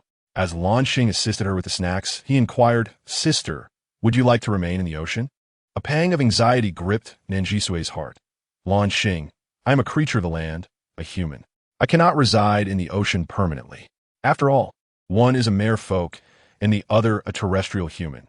It was evident that Nan Zhisui could not accompany him indefinitely beneath the waves, rendering her unable to alleviate his melancholy. As night fell, Lan Xing struggled to sleep, facing Nan Zhisui. Are you not in the ocean right now? Why can't you stay? Lan Xing, did you not wish to sever our bond? Lan Xing's voice was muffled as he confessed, I admit I was wrong. I spoke in anger. I do not wish to end our relationship. Sister, I promise to be good. Please do not abandon me. Oh, dear brother, you are truly well behaved. Nan Zhisui said, cradling her face in her hand. Lan Xing, I am human, not a mere folk. Are humans a beastly species of the land? No, I am not a beast man. I am human, Nan Zhisui clarified. My abilities allow me to temporarily become a mere folk, but there are many limitations. For instance, if you stray more than 50 meters from me, I will revert to a human who cannot breathe underwater, and I will perish. I use my phone to mislead you because I cannot be too far from you. This little device does not steal your soul. The ocean has always posed a threat to her. Although she adores it, she cannot remain there forever. He had mistakenly believed she might flee and blamed her for it. Was it truly the case that if he were too distant, she would succumb? Lan Xing felt an overwhelming dread. I am sorry. I did not know. How perilous. He nearly caused her demise. As long as she was beneath the waves, he must never allow a distance of over 50 meters between them. I understand now. Sister, you may do as you wish. Just do not abandon me or sever our bond. Please. Nan Zhisui gently patted his back. I will not forsake you. You terrified me today, he lamented in a low, pitiful voice. I truly believed you would leave me. This brother was remarkably adept at charming, winning her heart and softening it. Our Lan Xing is so beautiful, so adorable, and so skilled at winning affection. How could I bear to part with you? Hu Bai will care for Hu Qi and Shi Yang. That little wolf cub is merely sustenance to Hu Bai and the others. I wish to accompany you. Take me with you, Lan Xing murmured. Nan Zhisui asked, Can you walk on land? Lan Xing nodded. I can. I have practiced. After pondering, Nan Zhisui inquired. But what about little Fu? I brought her from Shur village to the seaside, and her scales have changed color along the way. She struggles to adapt to fresh water. I can entrust her to my brother and sister. Nan Zhisui replied, Lan Xing, if she is given to others, she will become a left-behind child. Left-behind child? What is that? It is a young one raised by others in the absence of their parents. She will be quite pitiful. Lan Xing gazed up at her, his blue-violet eyes filled with sorrow. Must we truly part? I have only just begun to like you. And there are so many places in this vast ocean I have yet to show you. So many merfolk yet to introduce you to. Must we separate? Lan Xing, I cannot bear to part with you. Truly, I cannot. The following day, upon awakening, Nan Zhisui discovered a multitude of blue-violet pearls scattered across the bed. Did Lan Xing cry last night? Though her heart felt a twinge of pain, she was aware that as a human, she could not remain under the sea indefinitely. She could not survive solely on seafood, especially with Hu Bai, Hu Qi, and Shi Yang awaiting her on shore. Elder sister, you are awake. Lan Xing approached with the freshest sashimi. Sister, I made you breakfast. Is this the tender, deep blue spotted fish from the depths? Your eyes are sharp, sister. Lan Xing smiled as he handed her the dish. Was it merely a light injury? Did you kill the fish? Lan Xing's face flushed, and he chuckled, yes. It was just a light injury. I had a merfolk healer tend to it, and then I let it swim away. Why does that feel even stranger? After finishing the plate of sashimi, Nan Zhisui noticed Lan Xing suppressing his melancholy, forcing a smile to accompany her. Lan Xing, you need not force a smile if you do not wish to. Lan Xing cast his gaze downward, averting his eyes. Would you like to accompany me to the shore to meet my other beast husband and the two cubs? Nan Zhisui believed Hu Bai would still be waiting with Hu Qi and Shi Yang on the shore. Lan Xing looked up at her. Would you take me to meet them? If Nan Zhisui was willing to introduce him to her other beast husband, it would imply her acceptance of him into her family. Of course, Nan Zhisui said, stroking his soft hair, my circumstances may be complex. However, Once my matters are resolved, I will find a place by the shore to reside, ensuring that our family can remain together forever. Lan Xing choked back emotion. Sister, does your future include me? Yes, of course it does. The princess consort was to leave the ocean. The merfolk, reluctant to see her depart, wept profusely, their tears resembling falling pearls. Princess consort, you're leaving. Will Prince Lan Xing and little Fu also depart? Nan Zhisui was taken aback. Upon hearing that she was leaving, the merfolk wept even more intensely at the thought of Lan Xing and little Fu remaining behind. Princess consort, both Prince Lan Xing and little Fu adore you. Please do not abandon them. They would be heartbroken. Indeed, Prince Lan Xing and little Fu can prepare delicious sashimi for you. Please do not forsake our prince and princess. Nan Zhisui quickly reassured them. No, I will not abandon them. Truly, the merfolk community was profoundly tender-hearted. Easily moved to tears, Nan Zhisui could only comfort each one individually. Before returning to the shore, Nan Zhisui collected the beautiful pearls that Lan Xing had shed, filling her own space, and she also gathered a variety of small seafood delicacies. Although Lan Xing appeared dejected, he diligently prepared gifts of local specialties from the ocean for Nan Zhisui's beast husband and cubs. Little Fu, being sensitive to emotions, sensed her father's sorrow and circled around him and Nan Zhisui. They swam to the riverbank, where the 7 days they had agreed upon had come to an end. The fox beast man Hu Bai, accompanied by Hu Qi and Shi Yang, had been waiting by the shore for quite some time. A gust of sea breeze swept through, and the strikingly handsome male beast man, upon glancing at the sea and not spotting the anticipated figures, could not conceal his disappointment. He lowered his gaze, comforting the cub Hu Qi and the little serpent Shi Yang. She will come. She will. He also sought to reassure himself. On the grassy mound by the shore, the little wolf cub, who had just opened its eyes and could walk briefly, raised its head only to lower it again. Then, a familiar voice pierced the air. A Qi, a Yang, and little Lao Lu, a beautiful mermaid, with a radiant smile, gracefully waved her hand. Beneath the azure sky and fluffy clouds, her smile was nothing short of dazzling. Hu Bai's heart suddenly thrummed heavily twice, and without hesitation, he dashed toward the sea. Not only he, but also Hu Qi and Xiao Xiang were equally excited as they ran into the water. Mistress, mother, hiss, foster mother. Water splashed as Hu Bai tightly embraced Nan Zhisui. After 7 days apart, despite his constant reassurance that she was fine, his heart remained unsettled, filled with worry about her well-being. Now, finally seeing her, the days of longing and concern poured forth. He truly missed her and was deeply worried for her. Mistress, Hu Bai's large hand cradled her furry head as he leaned in to kiss her forehead. Surrounded by such an embrace, Nan Zhisui was momentarily taken aback, her eyes curving into delightful arcs. Xiao Bai, you're hugging too tightly. After releasing her, Hu Bai examined her from head to toe. She appeared uninjured and not thin. She seemed well taken care of. Nan Zhisui proudly swayed her colorful tail. Xiao Bai, look at my tail. Is it beautiful? Hu Bai smiled knowingly, aware that Nan Zhisui could resonate with her beast husband's abilities and transform. It seemed she indeed had a mermaid husband. Hu Bai nodded, his eyes filled with mirth. It's beautiful, always has been, but I believe your fox form is even more stunning. Hearing the compliment, Nan Zhisui beamed. Cub's praises come from the heart. Mother, you are so beautiful. Hu Qi leapt in front of Nan Zhisui, who caught him in her arms. A Qi. Mother is a bit heavier. Isn't she? Hu Qi nuzzled against her cheek. Mother, I was so worried about you and missed you dearly. Xiao Xiang also climbed onto her, affectionately rubbing his little head against her face. Lan Xing, holding Xiao Fu, sat on the rocks, waiting for them to catch up. Once Nan Zhisui glanced their way, Lan Xing and Xiao Fu leaped into the sea and swiftly swam to them. Lan Xing. Nan Zhisui waved at him with a smile. Sister, Lan Xing, seemingly anxious that the other beast husbands would not accept him, appeared somewhat reserved. Hello. He politely greeted Hu Bai while scrutinizing him. The white fox beast man before him had a slender and proportionate physique with smooth shoulder lines, a slim waist, and an erect yet soft demeanor. The unique grace of the fox tribe outlined a delicate beauty, his skin pale and almost translucent. His features were picturesque, imbued with the alluring charm typical of his kind. He was truly a remarkable male beast man. Hu Bai was also appraising Lan Xing. In his human form, remnants of blue and purple scales shimmered on his skin, reflecting a dreamlike luster. His upper body displayed smooth lines, indicative of a not yet fully matured physique, and his skin had the smoothness and delicacy of pearls polished by the sea.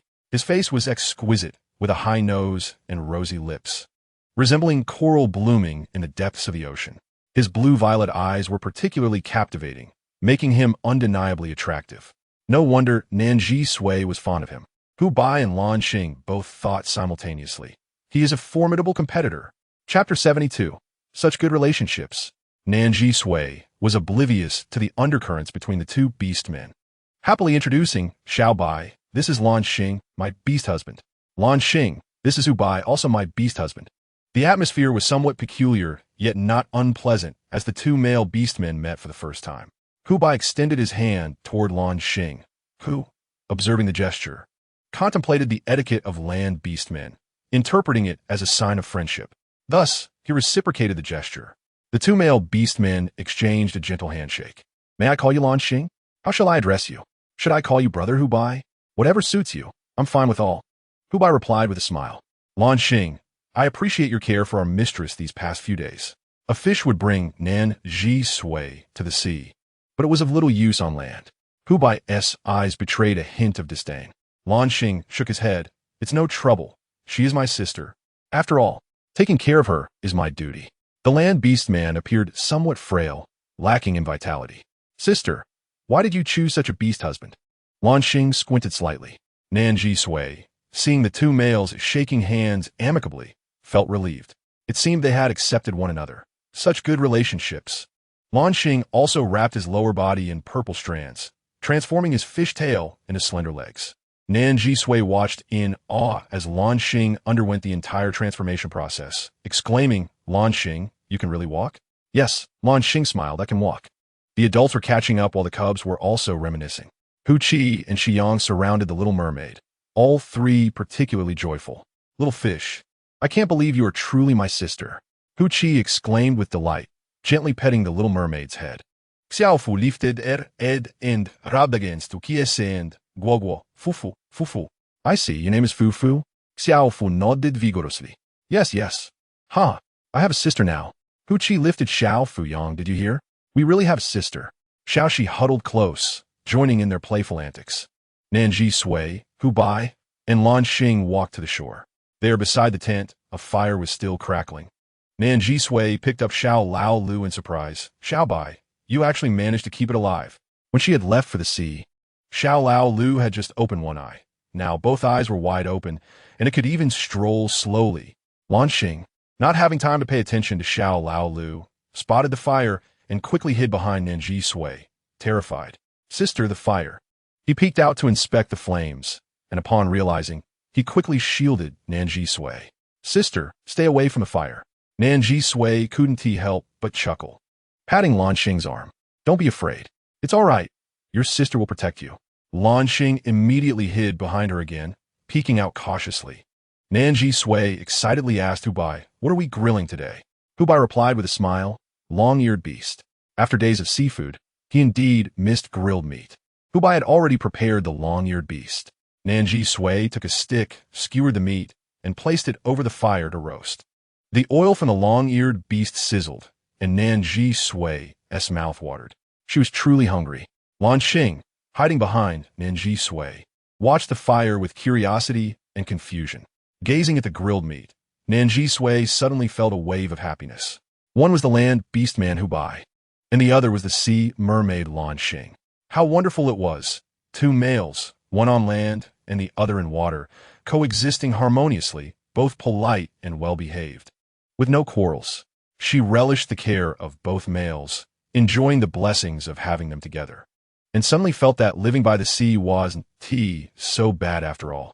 As for the other beast husbands and cubs, who cares? The saying goes, one monk fetches water, two monks carry water, while three monks have no water to drink. Although the meanings differ, the core remains the same. One beast husband leads a simple life. Two beast husbands live in peace. What would happen when there were 7 beast husbands? Would they not quarrel every day? Nan Zhisui glanced at the cautiously positioned mermaid male behind her and smiled. Lan Xing, come sit. Lan Xing looked at the fire, ultimately deciding to endure his fear of the flames, and sat behind Nan Zhisui. She divided the roasted long-eared beast meat. Come, cubs, eat well. The leg meat is for Hu Qi, Xiao Yang, and Xiao Fu. Hu Bai appeared somewhat disapproving. Mother should eat the best. Mother should have the leg meat. I'll share one with my brother and sister. The little ones are quite considerate, warming in Nan Zhisui's heart. No need, she said. Mother prefers the meat on the belly. As she spoke, she divided the hind legs of the long-eared beast among HQSHYing and XIOF, and also shared the forelegs, giving one to HBI and one to LNXing. HBI had eaten cooked food before. After blowing on it, he took big bites. LNXing held the leg meat, looking quite troubled, and NZHSU remarked, "It's a bit hot now. Blow on it before you eat.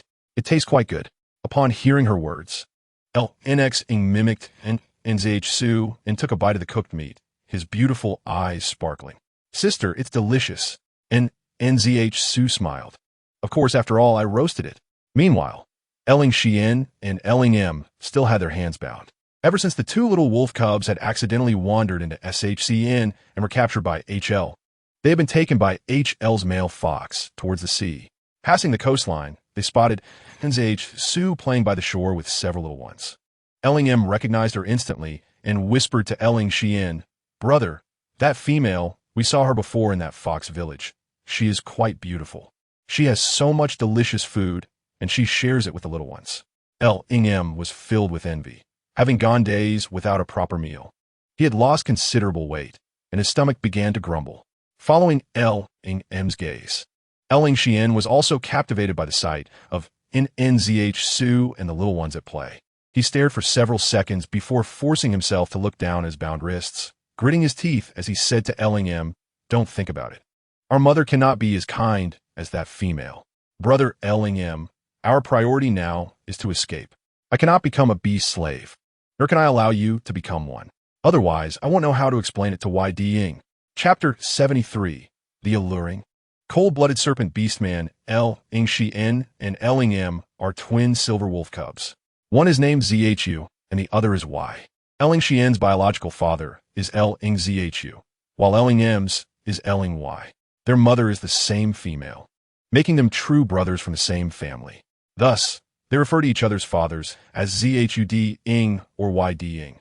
Inside, she was busy setting up the moisture-proof mat and laying out the animal skins for the tent. HBI and LNX Ing approached the tent simultaneously, pausing momentarily when they met at the entrance. HBI looked at LNX Ing, and LNX Ing returned the gaze. A peculiar tension unfolded between the two male beastmen.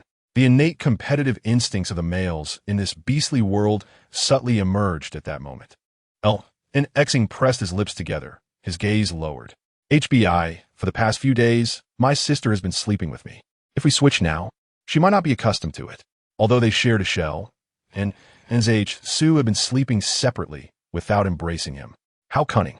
HBI lowered his gaze, a fleeting hint of jealousy glimmering in his eyes. He gently curled his fingers. The sea breeze is damp and cold. As a mermaid, you must be chilly. Unlike me, I am a fox, and my fur is soft. She would feel more comfortable sleeping with me. LNX Ing paused. Feeling the sea breeze, the weather wasn't that chilly now. Moreover, during the nights when his sister held him, she had never complained of discomfort. HBI's fingers slowly dropped, and he suddenly raised his gaze, asking, "You are a mermaid, and you have a mermaid cub with you. We're leaving the coast in a few days. Will you be unable to follow us then?" LNX Ing's heart sank at this realization. Yes, he was a mermaid, while she was a land female. He could manage to follow her alone, but XIOF could not. The hardest part of a mermaid's life is parting. LNX Ing could even empathize with the little prince in his sister's story, understanding why he would trade his voice for legs. How he longed to walk alongside his sister. Truly, he wished for it. I felt a sense of relief, a slight smile appearing at the corners of his mouth, yet his words conveyed, "I apologize." He took a step back, transforming into his beast form beside the tent and laying down to sleep. Temporarily yielding was no big deal. LNX Ing understood that I meant he would let him have a night. He entered the tent, yet his heart was not filled with joy. The golden little mermaid slept in a wooden barrel outside the tent. When Nan Zhisui had prepared her soft bedding, Xing walked in just in time. Nan Zhisui smiled at him. Xing, come here. Xing's face instantly blossomed with happiness. Sister. Zhisui burrowed into the bedding, pulling up the covers, and Xing followed suit, slipping in beside her. After lying together, Zhisui suddenly remembered HBI. She raised her head and saw the silhouette of the fox outside the tent. Realizing something and briefly pausing, Sister, what are you thinking? Xing asked softly, a hint of jealousy in his tone. Oh my, has she realized something significant? Zhisui buried her head deep into the bedding, playing turtle. It's nothing. The wandering lizard beast man continued to oversee a group of strays along the coastline. He glanced at the sky, narrowing his eyes. Recently, a flock of bird beasts had been migrating towards the coast. It was becoming too bustling. XSHD run. A little stray beast just came to relay a message, saying Su NJ and D run has also arrived at the coastline. The lizard beast man suddenly leaped up, astonished. Su NJ and D run is here at the coastline. XSHD. The lizard beast man paced anxiously. If Su NJ and D run is here, we must go to see him. Where is Su NJ and D run? No, we don't know. We only heard that at the coastline, a giant python, dark red and black, was slithering about, and a brown bear was lurking in a cave. The python slowly slithered into the cave, and while the brown bear slept, it opened its massive jaws, its sharp teeth piercing the bear's neck. The bear let out a few whimpers before falling silent. Then, the python tore at the bear's flesh and blood, swallowing greedily. After satiating its hunger, it slithered out of the cave, leisurely wiping the blood from its lips before transforming back into human form. The alluring, dark figure with phoenix-like eyes squinted in satisfaction. His long black hair, seemingly laced with poison, fell gracefully, while his cold, glistening black serpent tail dragged along the ground, its scales sharp like a blade. This bewitching and handsome male flicked his forked tongue and licked his lips. He raised his head, and the pupils in his dark eyes suddenly narrowed, sniffing lightly in the forest. A familiar scent. Little female? The dark pupils constricted sharply. A dark light flashed, and he swiftly moved. Under the moonlight, the sea appeared deep and foreboding, as if absorbing all the moonlight. Along the shore, crashing waves gnawed at the rocks, throwing salty foam into the air. Not far from the beach, a modest green tent stood, its corners staked down, guarded by a snow-white male fox. In the grass opposite the tent, the dark python slithered, peering out with its massive head, its cold, shadowy eyes fixed on the white fox outside the tent and the creatures accompanying him.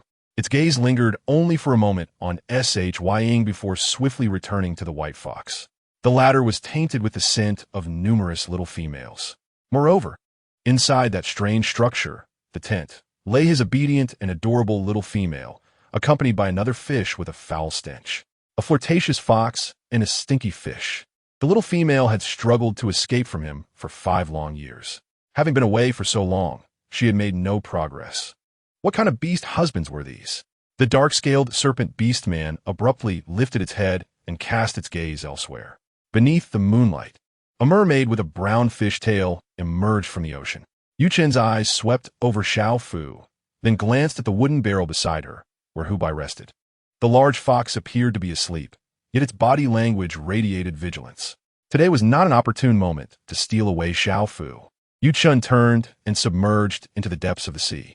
The cold-blooded serpent beast man hissed as it flicked its forked tongue, its eyes glinting with an eerie light. Its offspring remained oblivious to being targeted. The little female truly was a bit foolish. However, it had no need to concern itself with the offspring of other males.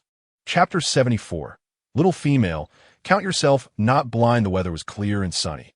Nan Zhisui emerged from the tent, appreciating the charming seaside view. Before she could fully savor the scenery, her handsome beast husband approached her. Hubai had already gathered several coconuts, and with a smile, he presented her with a freshly opened one, saying, "Mistress, the juice inside this fruit is delightful. Would you care to try?" Nan Zhisui's eyes brightened as she accepted the coconut and took a hearty sip. It was delicious. Meanwhile, Lan Xing was nearby, collecting small seafood along the coastline. He emerged from the water, clutching several tiny sea creatures, and waved at Nan Zhisui. After she waved back, he swiftly dove back into the sea. Nan Zhisui entertained Xiao Lao Lu, who was growing rapidly and becoming quicker at climbing. As Lan Xing surfaced, his large blue-purple fish tail splashed against the shore, creating a beautiful arc and sending up a spray of water. Sister, come eat seafood. Lan Xing beamed at Nan Zhisui's radiant smile. There's plenty. Sea urchins, your favorite caviar, and so much more. Upon hearing this, Nan Zhisui called out to her little ones, Achi, Xiaoyang, Fu Fu, come over for some seafood. The three little ones scampered over in various ways. Mother, Mom, hiss. The two males settled comfortably nearby, while Xiao Fu perched on Lan Xing's lap. Hu Qi nestled in Hu Bai's embrace, and Xiao Yang clung to Nan Zhisui. The little cubs peaked with curiosity. As the head of the family, Nan Zhisui began distributing the food. Who should I give it to first? Ha, of course, our most adorable Xiao Fu cub. Pick what you like, my dear. Xiao Fu beamed with joy, waving her chubby hands as she grabbed two of her favorite sea urchins and asked for wasabi. Mother, wasabi. Nan Zhisui placed the wasabi into a stone bowl. After Xiao Fu selected her seafood, Hu Qi and Xiao Yang were next to choose. Once they finished, the remaining seafood was left for Lan Xing, Hu Bai, and Nan Zhisui. While she could eat sashimi in the water, she craved cooked food on land. Thus, she crushed garlic, built a fire, and retrieved an iron plate from her space to start grilling. She added oil to the iron plate. The seasonings in her space were limited, so she smashed the garlic and pushed it into the bubbling oil. Once the garlic aroma wafted through the air, she tossed in the small seafood. The unique, salty freshness of the seafood was elevated on the iron plate. Savoring the aroma, she crushed more garlic, sought edit, and placed it atop scallops and other shellfish, then roasted the garlic scallops over the fire. Soon, the enticing scent of garlic scallops filled the air. Having never experienced seafood prepared in such a manner, little Hu Qi drooled and cautiously asked, Mother, can I eat this? I want to try. Of course you can. Nan Zhisui generously distributed her culinary creations. You're all little ones. Eat as much as you can. The more you eat, the taller and stronger you will grow. Hu Bai, displaying a keen ability to learn, quickly picked up the cooking technique after observing it a few times. He smiled at Nan Zhisui and said, Mistress, allow me to take over. All right. Nan Zhisui relinquished her position to Hu Bai, who commenced preparing the food while she focused on adding seasonings and distributing it. The little ones enjoyed their meal immensely. What's wrong? Hu Bai inquired, sensing that someone seemed to be watching her. Yet, this feeling quickly faded. It might just be an illusion, Nan Zhisui replied, laughing as she continued serving food. In the grass, the dark serpent slithered languidly. After the meal, Hu Bai tidied up, with the little ones joyfully assisting. Lan Xing played with Xiao Fu not far from shore. Noticing some fruit in the woods, Nan Zhisui ventured alone into the thicket. She quickly climbed a tree and had just plucked a piece of fruit when she suddenly spotted a large yellow-brown serpent. The serpent's body was as thick as a bowl, with sharp teeth. It reared up, its skin sheath suddenly flaring out, revealing a pair of venomous false eyes. Nan Zhisui's skin prickled in terror. To be fair, she was not afraid of Xiyang, knowing he was a serpent beast man, essentially a person. Moreover, he was small, diminutive, and posed little threat. But the creature before her was a wild beast, a highly venomous cobra, and a massive one at that. This was utterly absurd. Nan Zhisui felt her hands tremble as she searched her space for something to defend against the snake. Do not provoke it. Do not provoke it. Hiss, hiss. The enormous cobra coiled, ready to strike. Nan Zhisui muscles tensed in preparation. She vaguely recalled that if one encountered a venomous snake, they should remain calm and slowly back away while facing it. But that was impossible. She was on a tree with no room to retreat. She could only brace herself for battle. Nan Zhisui pulled out a tranquilizer gun from her space, beads of cold sweat forming on her forehead. Hiss! The cobra lunged at her with a bow-shaped body. Nan Zhisui leapt from the branch to another one. The massive cobra pursued her. In midair, she turned and fired the tranquilizer gun at the cobra. She missed her first shot. The gun fired 2 more times, and finally, she hit her target. The enormous cobra coiled up after being struck by the tranquilizer. As Nan Zhisui landed on another branch, she quickly descended the tree. However, at that moment, a gigantic dark-colored python's tail suddenly wrapped around her, ensnaring her with lightning speed. With such a massive tail ensnaring her, Nan Zhisui's pupils dilated in fear, overwhelming her with terror. Hubai Lanxing. In her panic, she could not help but scream for help. Save me. Yet in the next instant, the tail blocked her mouth, dragging her deeper into the forest. Hearing Nan Zhisui's cries for help, Hubai instantly dropped what he was holding. Transforming into his fox form, he raced toward her. Mistress, Lanxing, sensing something amiss, also emerged from the water. He walked slowly on two legs, but he was anxious. He hurriedly ran while calling out to her, Sister. The cold-blooded serpent beast man cast a disdainful glance backward, an unmistakable sneer flashing in his eyes, as his massive tail swiftly pulled Nan Zhisui forward. Nan Zhisui soon recognized that the serpent before her was not a wild beast, but a serpent beast man. Indeed, an old acquaintance. Xianjin? The giant serpent turned its head to look at her, its forked tongue gently licking her neck as it softly murmured, Little female. Count yourself not blind. Chapter 75. Male competition. Xianjin and Hubai Nan Zhisui's goosebumps erupted. 5 years had passed in the beast world, yet for her, it had only been a few days. This scoundrel serpent had relentlessly pursued her since their first meeting. She could not overpower him, nor did she wish to accept him. The despicable serpent imprisoned her within a cave, providing only raw meat for sustenance. Nan Zhisui endured considerable hardship while confined, and as the urgency of her mission intensified, her life hung in the balance. In a desperate act, she consumed the childbirth elixir provided by the system and attempted to mate with him.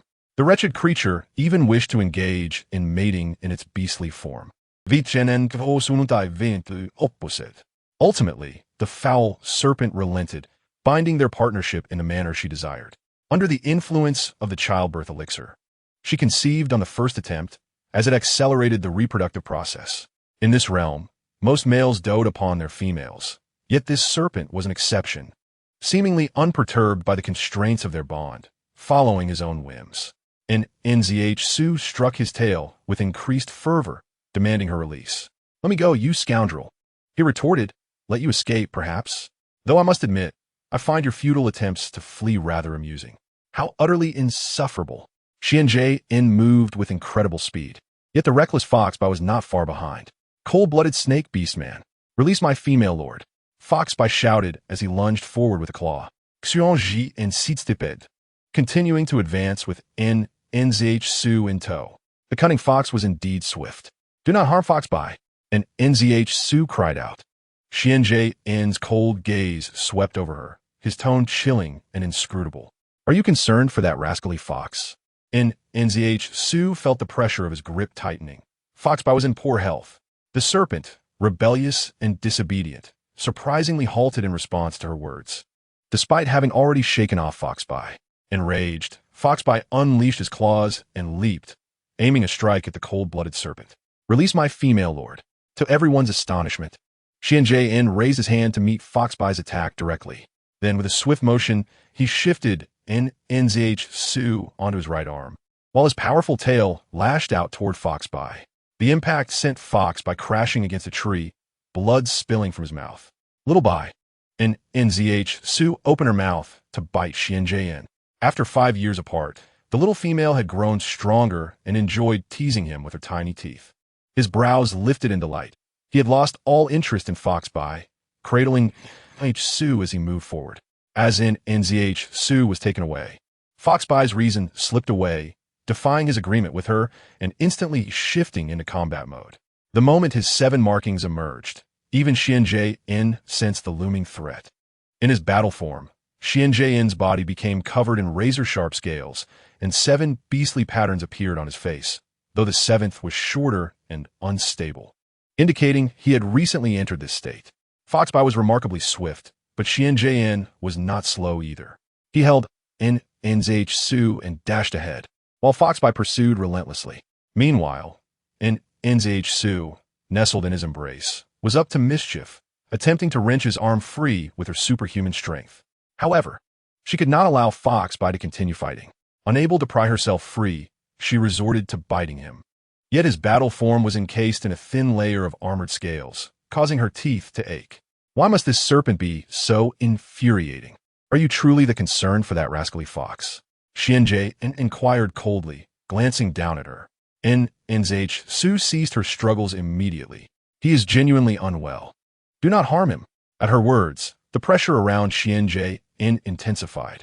The moment Foxby revealed his 7 markings, Xianjie recognized him as a fully realized 7-marked Fox King, while he had only recently entered this realm as a Snake King. She cared not for her own ability to defeat the fox, but was wholly concerned for its well-being. Who cares about that rascally fox's fate? Xianjie retorted. Turning to engage Foxby in battle, 2 beast kings clashed within the forest, their power resonating, shaking the very ground beneath them. Foxby gritted his teeth, momentarily gaining the upper hand over Xianjie. However, Xianjie was no pushover. After evading 2 of his strikes, he quickly discerned Foxby's weaknesses. The rascally fox's constitution was indeed feeble, and he would not be able to endure for long. Xianjie's tail lashed out with ferocity, forcing Foxby to evade rapidly. As Xianjie's tail struck again, Foxby's speed began to wane, unable to escape in time, and he was sent sprawling. Nan Zhisui's face paled in distress. Xianjie, I will go with you. Do not harm him. To her dismay, the serpent displayed no joy at her words, casting her a frigid glance before turning away. Foxby lay on the ground, spitting blood, desperately trying to muster the strength to save Nan Zhisui. Yet, his weakened body succumbed to his powerful bloodline, leaving him utterly drained, collapsed upon the earth.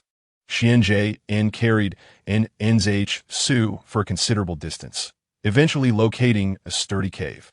He unceremoniously tossed her inside, and she retreated a few steps to distance herself from the serpent. Xianjie's eyes grew cold as he found a massive stone to seal the cave entrance completely.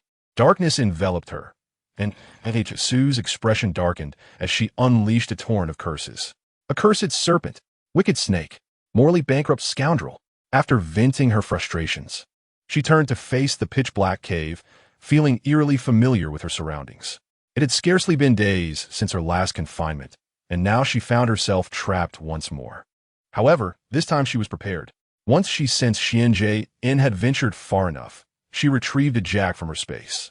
She sought a point among the stones to leverage her strength, and, using the jack in conjunction with her superhuman ability, managed to displace the stone.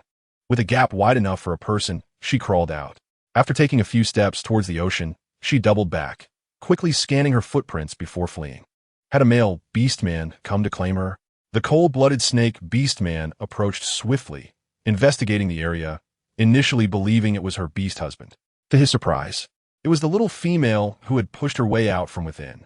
Xianjie examined the footprints nearby, then carefully sniffed the air, tracking the scent in the opposite direction. Nan Zhisui raced through the forest, acutely aware of the serpent's formidable prowess and determined not to underestimate him. However, fatigue soon set in. After all, she was merely a veterinarian, a true liberal arts student, and her stamina was woefully lacking. When Foxby had sought to train her, she had been utterly disinterested, but now, faced with the dire need to escape, she realized just how insufficient her abilities were. As for motorcycles, their noise would betray her position. In the treacherous terrain of the forest, their speed could not match that of the 7-marked beast king Xianjie. As she ran, she leaned against a tree, gasping for breath. How far had she come? Based on her long-distance running experience from university, she was certain she had surpassed 800 meters, perhaps even a kilometer. Truly exhausting.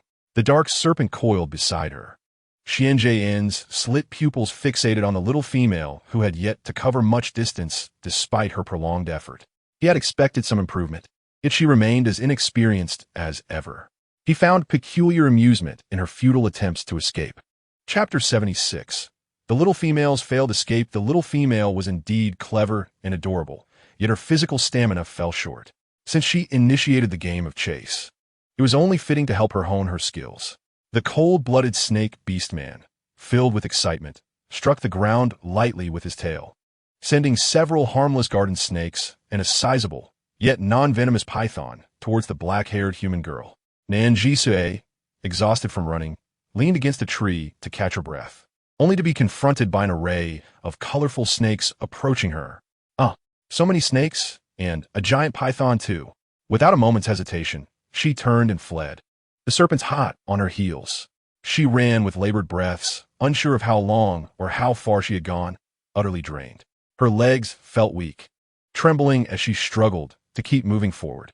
Thoughts of impending doom flooded her mind. How could a promising young veterinarian, who had gained admission to a prestigious university, meet her end in this forested swamp? Desperate, she retrieved a few spring thunder from her spatial pocket. However, without using them, she might very well perish at the hands of these snakes. Unbeknownst to her, the footprints she left behind were dismissed by Xianjie after a mere glance. He had tracked her using the lingering scent in the air to ascertain her location.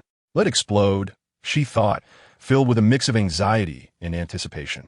Yet, just as she was about to detonate the spring thunder, a colossal shadow loomed before her. She lifted her gaze to find the dark-hued, cold-blooded snake beast man towering over her. Nan Zhisui's expression turned peculiar. She had yet to trigger the spring thunder. So how had he found her?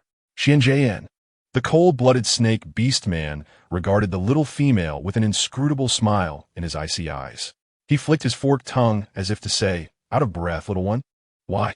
How'd he locate me?" Nan Zhisui pondered. "Do I still need to resist, little creature?" The cold-blooded snake beast man, though slender, possessed marble-like muscles. He crouched down and hoisted her onto his shoulder.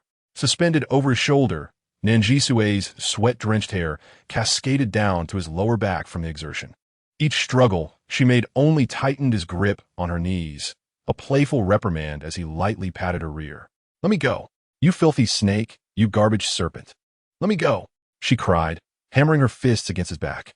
How could her enhanced strength, bestowed by the system, be of no use against this cold-blooded snake beast man? To his surprise, she exhibited more strength than he anticipated. Though weaker than a beast, her power surpassed that of an ordinary female. He flicked his tongue, brushing against her exposed thigh, causing her to go still.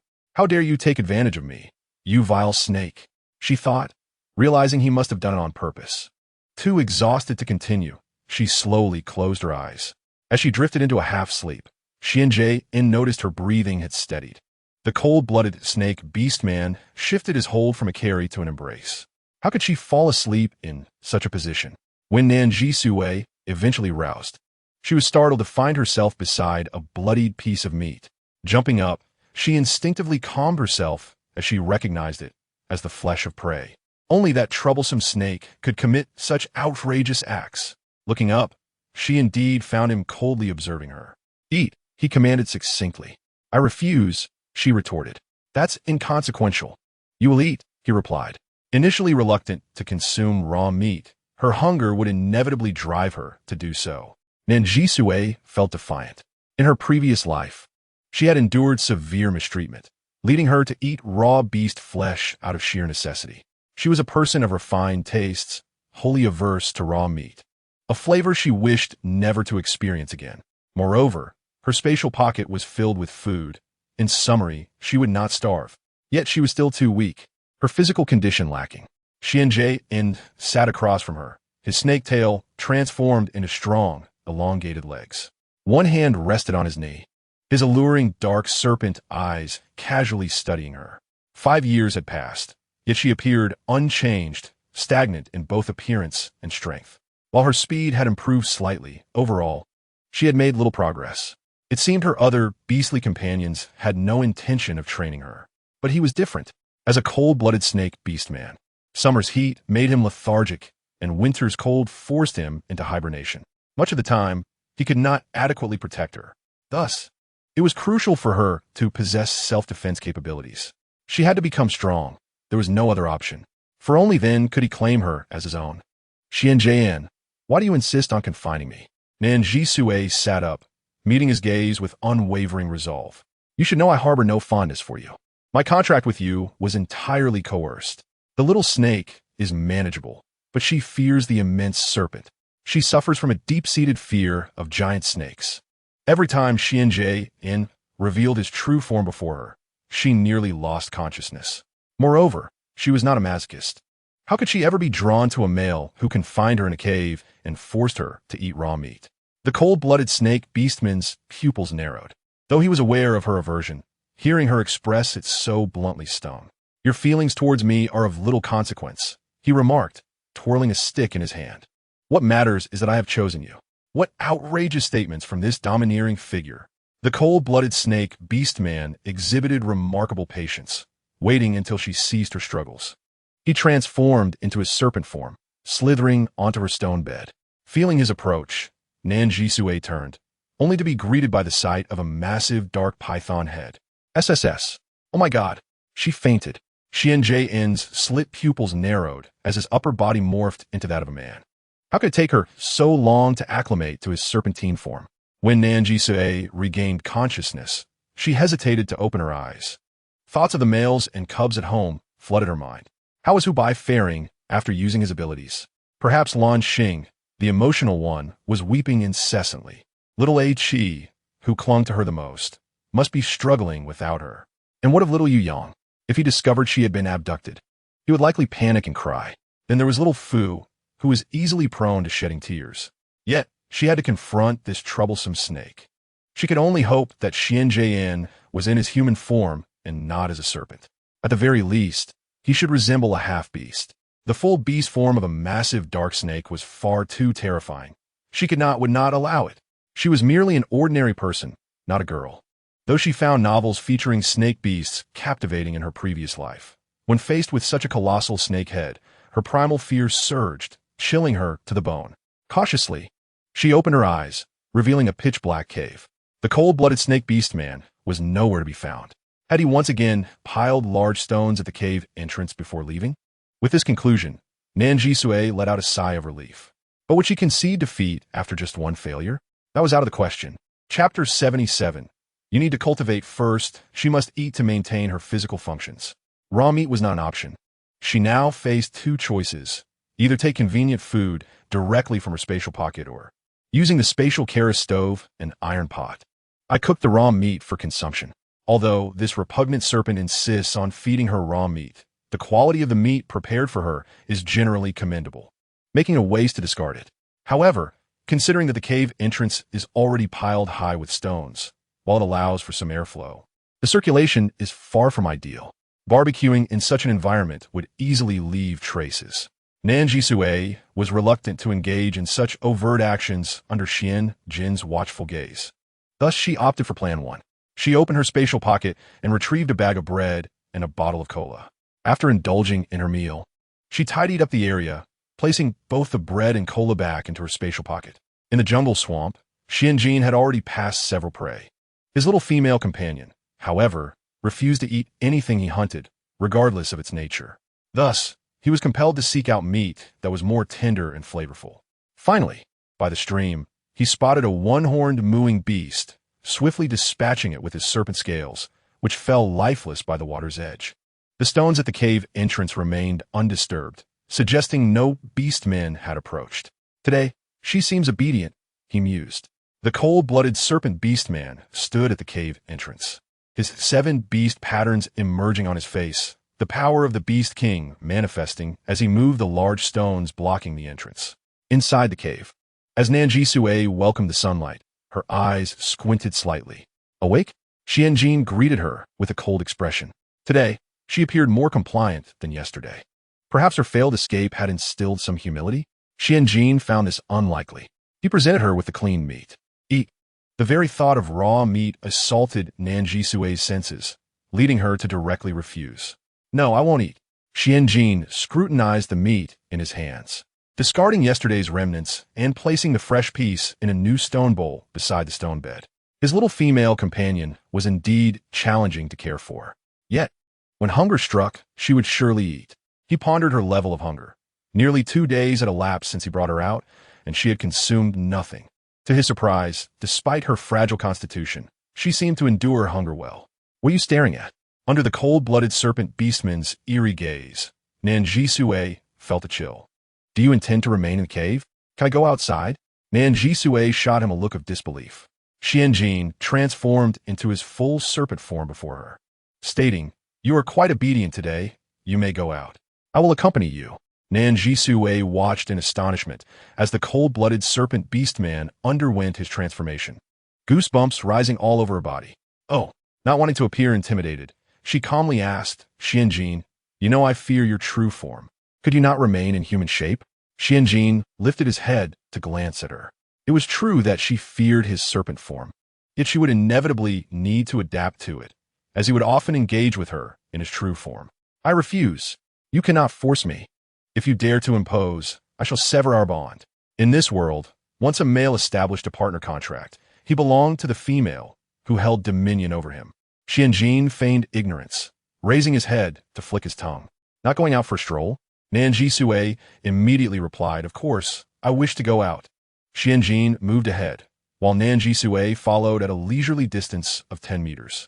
Previously occupied with her escape, she had not observed her surroundings closely. Now, she could finally assess the nearby conditions.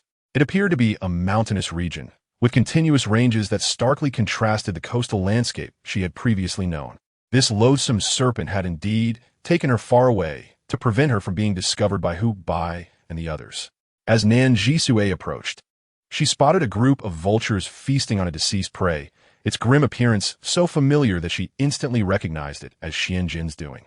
Xianjin circled around her, asking, can't handle it? Do you need water? No need. Upon seeing her settled, he transformed back into human form, draping himself in a beast-skin skirt and sitting across from her. You have not eaten. How do you plan to cultivate? Xianjin, typically a man of few words, was compelled to speak when Nan Zhisui remained silent. He attempted to engage her in conversation multiple times, maintaining a patient tone, even infusing a hint of tenderness into his voice. Yet, Nan Zhisui remained oblivious to his efforts. Cultivate? You need to cultivate.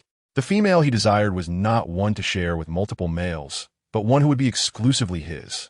As a cold-blooded serpent beast man, he indeed possessed vulnerabilities.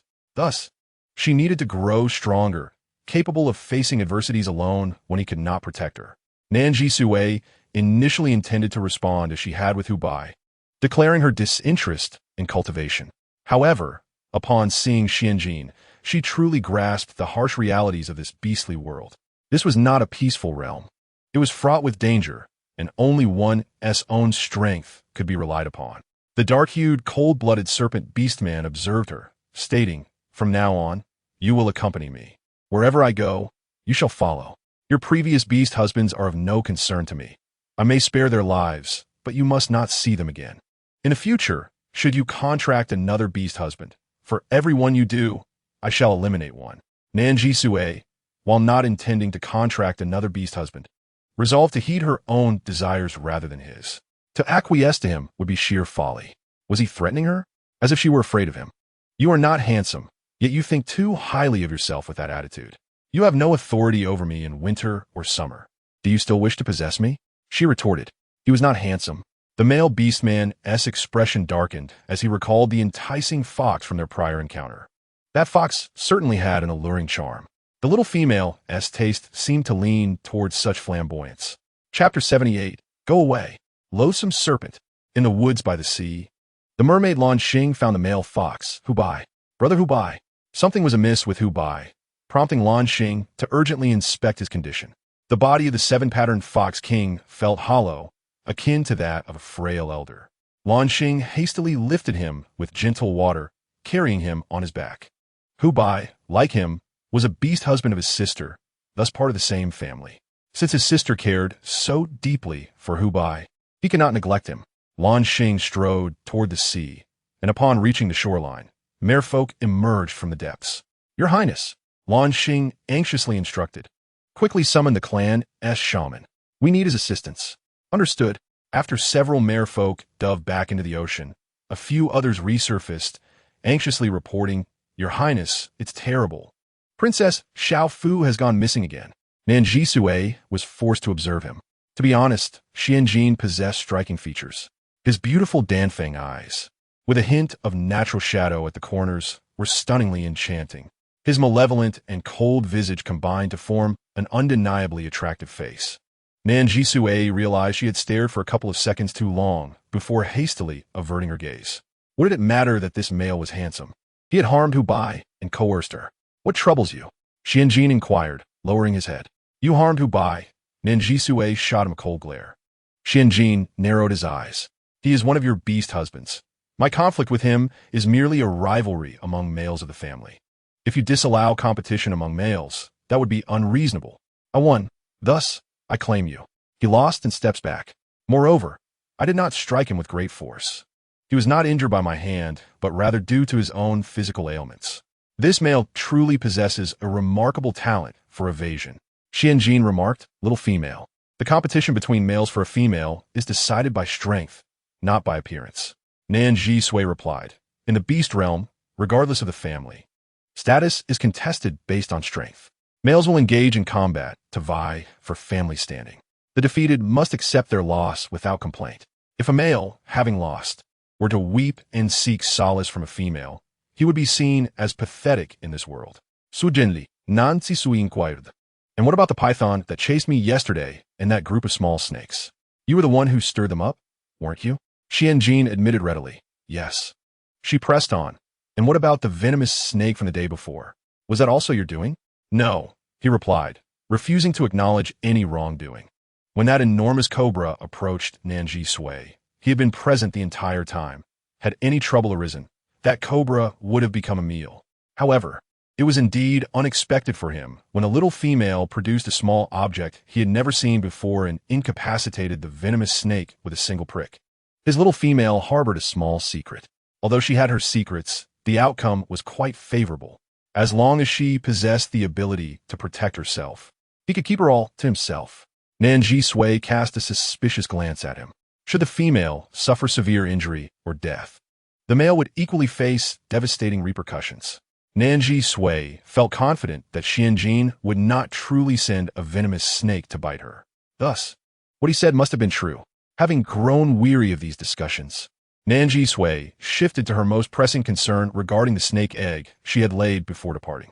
Xianjin, what about the egg I laid for you before I left? Has it hatched? It was lost, the cold-blooded snake beast-man replied indifferently. Nan Zhisui's eyes widened in shock as she sprang to her feet. What? That was our offspring, and you lost it? At the time, she had been reluctant to mate with this foul snake. Firstly, she genuinely feared his true form, and secondly, she did not believe he would be a responsible father. How could he have simply discarded their snake egg? Was this truly the behavior of a father? His own mother had no intention of keeping him. Why should she? Xianjin leaned back slightly, feeling no remorse for his actions. Nan Zhisui, it was you who first rejected our offspring. Caught off guard, Nan Zhisui stared at him, momentarily unsteady on her feet. Had she truly lost her baby snake? Her eyes stung with tears, quickly filling with emotion. She had always considered herself a girl lacking maternal instincts, capable of abandoning her offspring under duress from the birthing system to escape the beast realm. Yet, why did she now feel such an urge to cry? Her fists clenched tightly as she struggled to control her temper, demanding, "Where did you leave it? It was still alive when you discarded it, right?"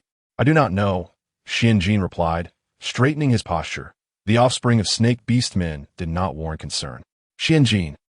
This was the first time Nan Zhisui struck Xianjin. After receiving the blow, he was momentarily taken aback by the ferocity of her anger. Afterward, she felt a pang of regret. If something happened to Xiaoqi, it would not be Xianjin she could not forgive, but herself. We must find him. We must locate our offspring, she insisted, biting her lip. The cold-blooded snake beastman's gaze darkened instantly. He leaned forward, his forked tongue flicking near her neck. "Little female, I did not expect you to care so much about our offspring." Their little snake, Xiaoyang, was right beside her after all. Initially, he thought it inconsequential whether or not he revealed this to her. However, the fact that the offspring captured her attention more than he did stirred jealousy within him.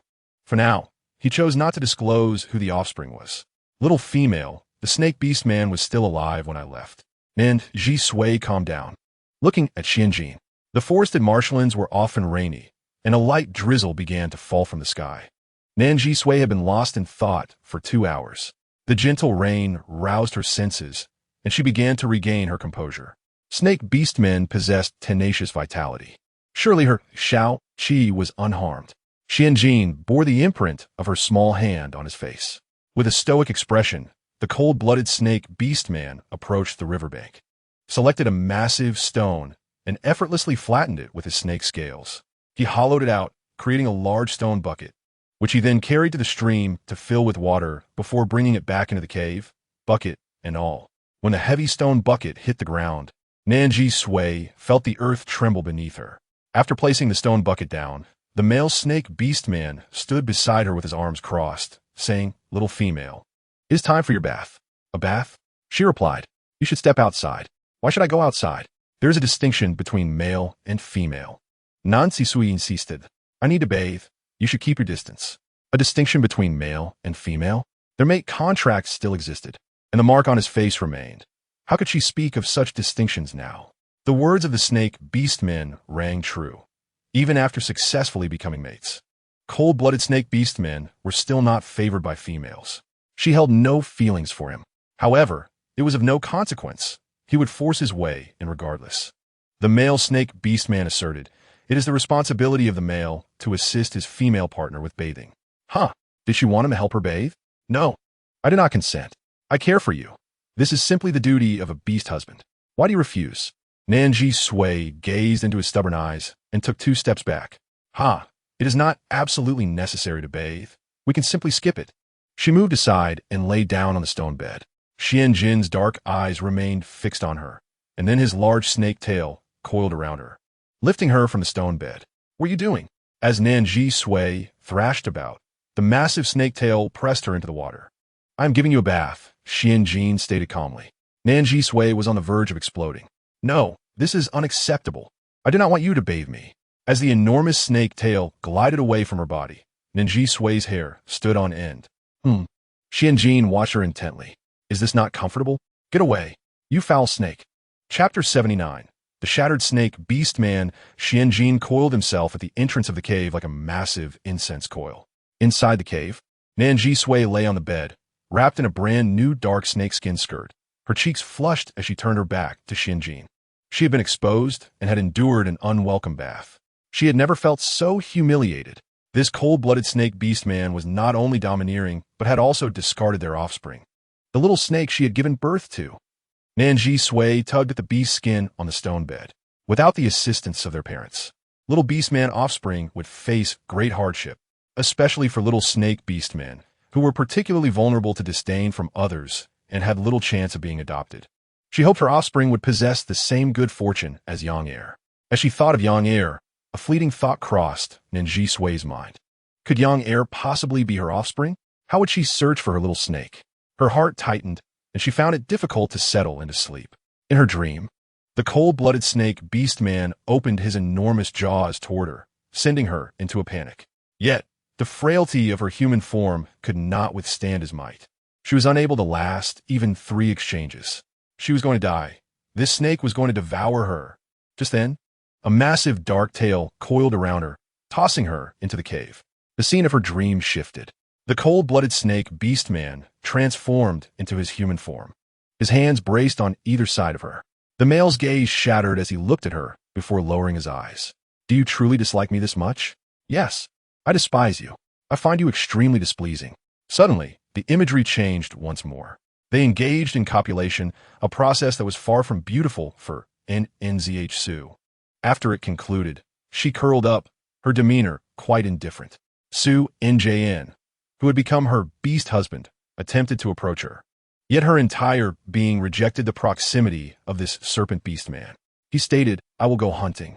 You should remain here alone for a while." Su Njn suddenly inquired, "What did you say?" In that moment, unseen by Nan Zhisui, the cold-blooded serpent beast man was utterly shattered. "Very well, I understand." His sturdy fists clenched tightly, veins bulging on his arms. The cold-blooded serpent beast man turned and left the cave. Within a day, Nan Zhisui's abdomen swelled rapidly. Enduring the fear of a swift delivery, she felt trapped in the cave by countless heavy stones, with her only sustenance being the raw flesh hunted by the male. Regardless of how many times she expressed her desire to cook the meat, the serpent adamantly refused. His domineering nature made him unwilling to compromise, steadfastly adhering to his belief that raw meat was the healthiest option. He insisted she accept what he deemed beneficial. However, she was not a beast woman who could consume raw flesh. Nan Zhisui found him to be stubborn, unreasonable, and tyrannical. A day later, she bore the serpent egg alone, her heart heavy as she gazed upon it. "Little one, mother did not intend to bring you into this world irresponsibly. She had her reasons." System, I have completed all my tasks. Please take me away from this beastly realm. Host, have you considered staying an extra 2 days to bid farewell to your beast husband? And Nan Zhisui paused for a moment, looking at the solitary blue serpent egg. Recently having endured childbirth alone, she weakly shook her head. No, I miss home. I miss my parents. I too am the child of parents.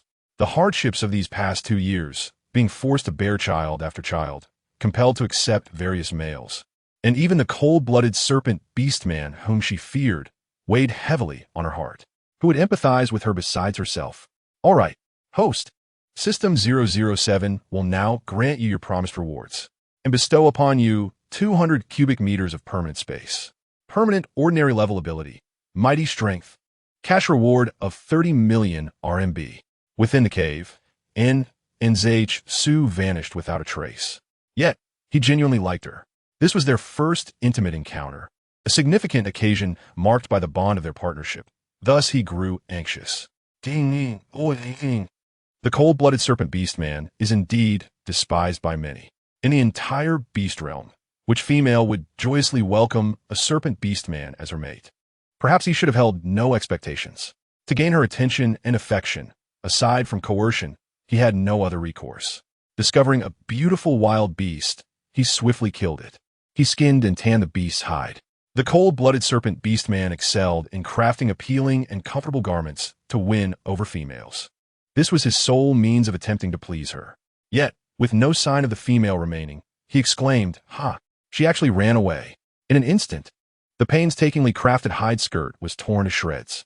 Upon awakening, Nan Zhisui found herself face to face with the cold-blooded serpent beast man, Su Njn. She remained silent, and he too refrained from speaking. After a while, ultimately, it was the male who succumbed. "Eat something, little female," he offered her meat. "I want vegetables and fruits. If I must eat meat, it should be cooked." Su Njn disagreed, arguing, "Grass is food for weak beasts. Be obedient. Meat is healthy, it makes you strong. And I am a weak beast. No, you are strong. You can protect yourself. Be obedient, eat meat. Then let me starve." This time, Nan Zhisui was particularly stubborn. What he deemed good for her, he should accept for himself. Why should he force her to comply? Su Njn counted the days she had gone without food, and it had reached 3. In the midst of their standoff, the male serpent beastman's gaze flickered, and he ultimately relented first. "Fine, eat whatever you wish. But I don't recognize those foods you mentioned. You'll have to find them yourself." And Nan Zhisui was momentarily taken aback by his concession. Very well. The atmosphere between them suddenly lightened. However, the cold-blooded serpent beastman turned his head, a hint of dejection visible where the little female could not see. He seemed to have encountered failure too many times in her presence. Nan Zhisui declared, "Su Njn, I have decided. I will train."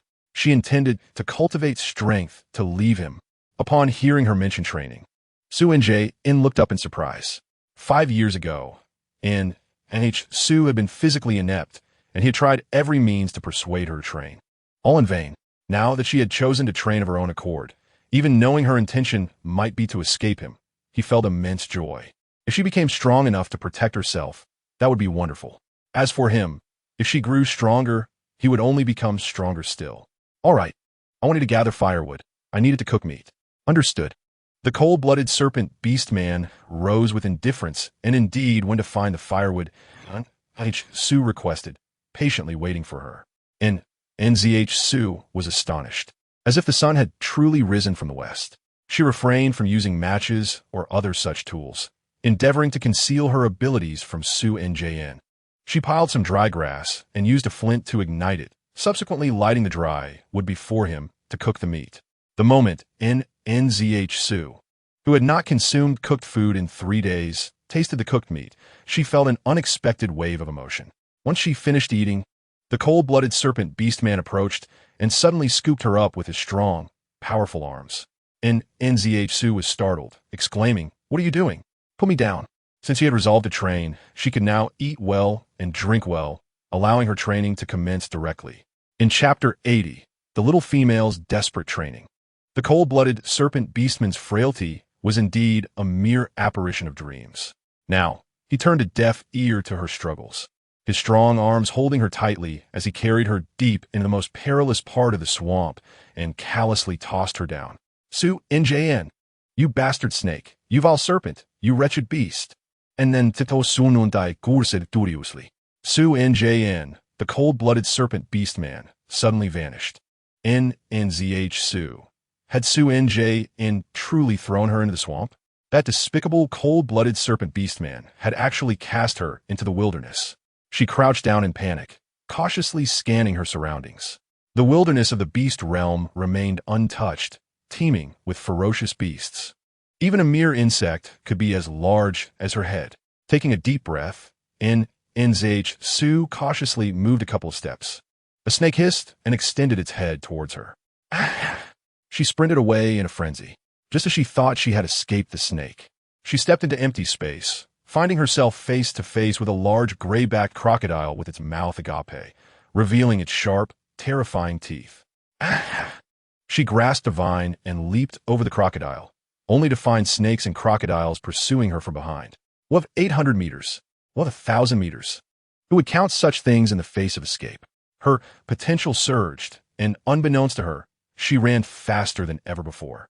Yet, when she seized a large piece of wood, intending to use her mighty strength ability to create a barrier, she found she could not move it at all. Nzh Su took seriously the matter she had doubted several times. Her mighty strength ability seemed to be waning, despite the issues with her abilities. In the face of life and death, Nzh Su's potential was remarkably ignited time and again. She truly found herself running faster and farther than she ever had before. She was utterly exhausted, relying solely on her instincts to propel her weary legs forward in a desperate sprint. Father, mother, I have truly given my all to survive. As she ran, her energy waned, and just when she felt completely drained, the darkly alluring figure of Xianjin appeared before her. Xianji Sui had never been so eager to see him. His presence felt like a beam of light descending from the heavens, akin to the arrival of Savior. The girl reached out her hand, only to suddenly lose all strength and collapse. Xianjin caught his little female in his arms, gazing down at this frail creature who fought so valiantly for survival. A fleeting glimmer of pity and tenderness crossed his indifferent eyes. She was far too weary, too fatigued. A night devoid of dreams passed. Upon awakening the next day, Nan Zhisui found herself beside a heap of slightly charred cooked meat, presumably roasted by Xianjin, in a stone bowl filled with water. Yet, it appeared she was no longer in a cave. She cursed vehemently, her words harsh and scathing. Damn you, Xianjin. If you wish for my demise, just say so. You are tormenting your female master. If not for my kindness, I would have long since expelled you from my harem. What kind of training regimen was this? He was nothing short of a devilish coach. Had she known, she would have followed Hubai to cultivate instead. He was so gentle. Lost in thought, Nan Zhisui found herself missing Hubai, the stars, and the little ones. After venting her frustrations, she calmly devoured the meat and drank water while meticulously navigating the jungle, striving to find a safe place to endure the day. However, she did not move far before she attracted the attention of a brown bear. Oh no! Nan Zhisui sprinted, the bear hot on her heels. Just when she felt she could run no longer, she began contemplating her options for retaliation. After repeated trials the previous day, she discovered that her superhuman strength inexplicably failed to activate. Yet, she had an advantage. She possessed items from her spatial realm. She retrieved a Gatling firework and aimed it at the brown bear, unleashing a barrage of sparks. Wild animals were instinctively fearful of fire, and the bear was forced to retreat. However, her commotion alarmed a multitude of other beasts lurking within the jungle, their predatory gazes fixated on her. Nan Zhisui's lower lip trembled. Oh dear. She seized a tranquilizer gun used by veterinarians and began firing. Some of the weaker creatures collapsed under the effects of the tranquilizer, startling the others. Yet, the beasts of this realm were significantly larger than those on Earth. Her tranquilizers proved ineffective against the larger ones. Heavens!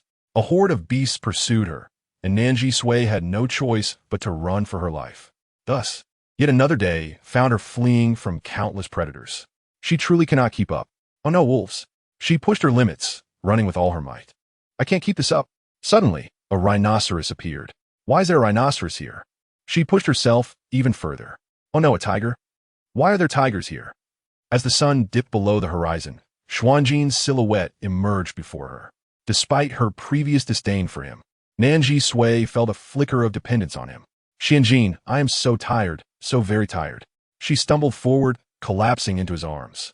In that instant, as the cold-blooded Serpent King appeared, a palpable pressure descended, and the beasts pursuing her instinctively cowered in submission.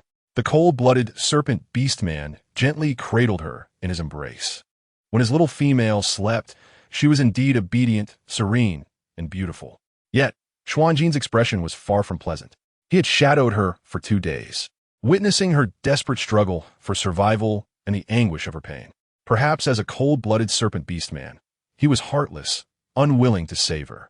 After 7 days of relentless running in the jungle, her speed and endurance had significantly improved. She could now run alongside wolves without feeling overly exerted. Even her reflexes had multiplied. She could deftly evade any sudden ambush from smaller creatures. Now, with the agility to outrun even 3-meter-tall tigers in the swampy jungle. Xianjin watched her with keen interest. This little female had more potential than he had anticipated. He handed her a sharp serpent scale. What is this? Nan Zhisui inquired as she accepted the scale. Starting tomorrow, you must retaliate against them, Xianjin replied. Retaliate? What on earth do you mean by that? The prospect of confronting a beast was daunting enough, but did he truly understand how many formidable creatures inhabited this swampy forest? Who would obediently follow his orders? Nan Zhisui tucked the serpent scale at her waist. While she consumed her meal, she pondered her escape strategy. Did she truly need to retaliate? She was now fast enough. With her current stamina and speed, she could certainly escape if given the chance. Looking up at the sky, she noticed it was about to darken. Escaping at night was perilous. It was best to wait for a daytime opportunity. Xianjin observed her expression. Did she intend to flee again? He was curious to see her attempt. After 7 days of rigorous training, Nan Zhisui's physical abilities, speed, and endurance had all improved dramatically, transforming her into a patient hunter. No longer did she hastily seek to escape. Instead, she patiently awaited the opportune moment. Little did she expect that her opportunity would arrive so swiftly. A good beast husband always provides his little female disciple with the chance to showcase her skills. Just like now, he was offering her the conditions to escape. Calculating her options, she feigned nonchalance and replied, All right, I understand. Xianjin nodded, and as per his usual demeanor, he solemnly moved a large stone to block the cave entrance. Nan Zhisui listened intently to the sounds outside. After confirming that Xianjin had left, she waited a while longer before retrieving a jack from her spatial realm. Finding the right angle, she used the jack to pry the massive stone open, creating a narrow gap through which she could escape. The little female dashed into the forest, her extensive training having given her a degree of familiarity with the marshy terrain. She found a muddy pit and covered herself with mud to mask her scent before continuing her flight. Run! Escape from that bastard snake. This time, Nan Zhisui ran exceptionally well, feeling as if she had covered nearly 20 kilometers in half a day, something she had never dared to dream of before. The game of hunting little females had officially begun. He sniffed the air, only to find the scent dissipated in the marsh. Examining the dried mud on the ground, the cold-blooded serpent beastman straightened, his expression impassive. She had learned to flee. Her plans were becoming more meticulous, and her movements more agile. It seemed his little female was indeed quite clever. Standing atop an ancient tree, the girl gazed into the distance, searching for the direction of the ocean. As she surveyed the landscape, her eyes lit up with excitement upon confirming the direction. Just as she prepared to descend from the tree, she unexpectedly stumbled upon a vast grove of neatly arranged stone tablets beside the ancient tree. Nan Zhisui was taken aback. The civilization of the beast realm was primitive, barely able to count beyond 10. Although she had seen pictographs inscribed in books, as well as totems carved from large stones or wood, this sight was still astonishing. However, before this moment, she had never encountered an existence akin to the Beilin. Curiosity piqued, Nan Zhisui descended from the ancient tree, gracefully swinging on the vines as she approached the Beilin's location. There, she beheld rows upon rows of beastly script. The beastly script, distinct from the pictographs of Earth, was entirely unfamiliar to Nan Zhisui. As she stepped deeper into the Beilin, her intrigue grew, and suddenly she laid eyes on a colossal stone tablet. At that instant, her skin prickled with astonishment.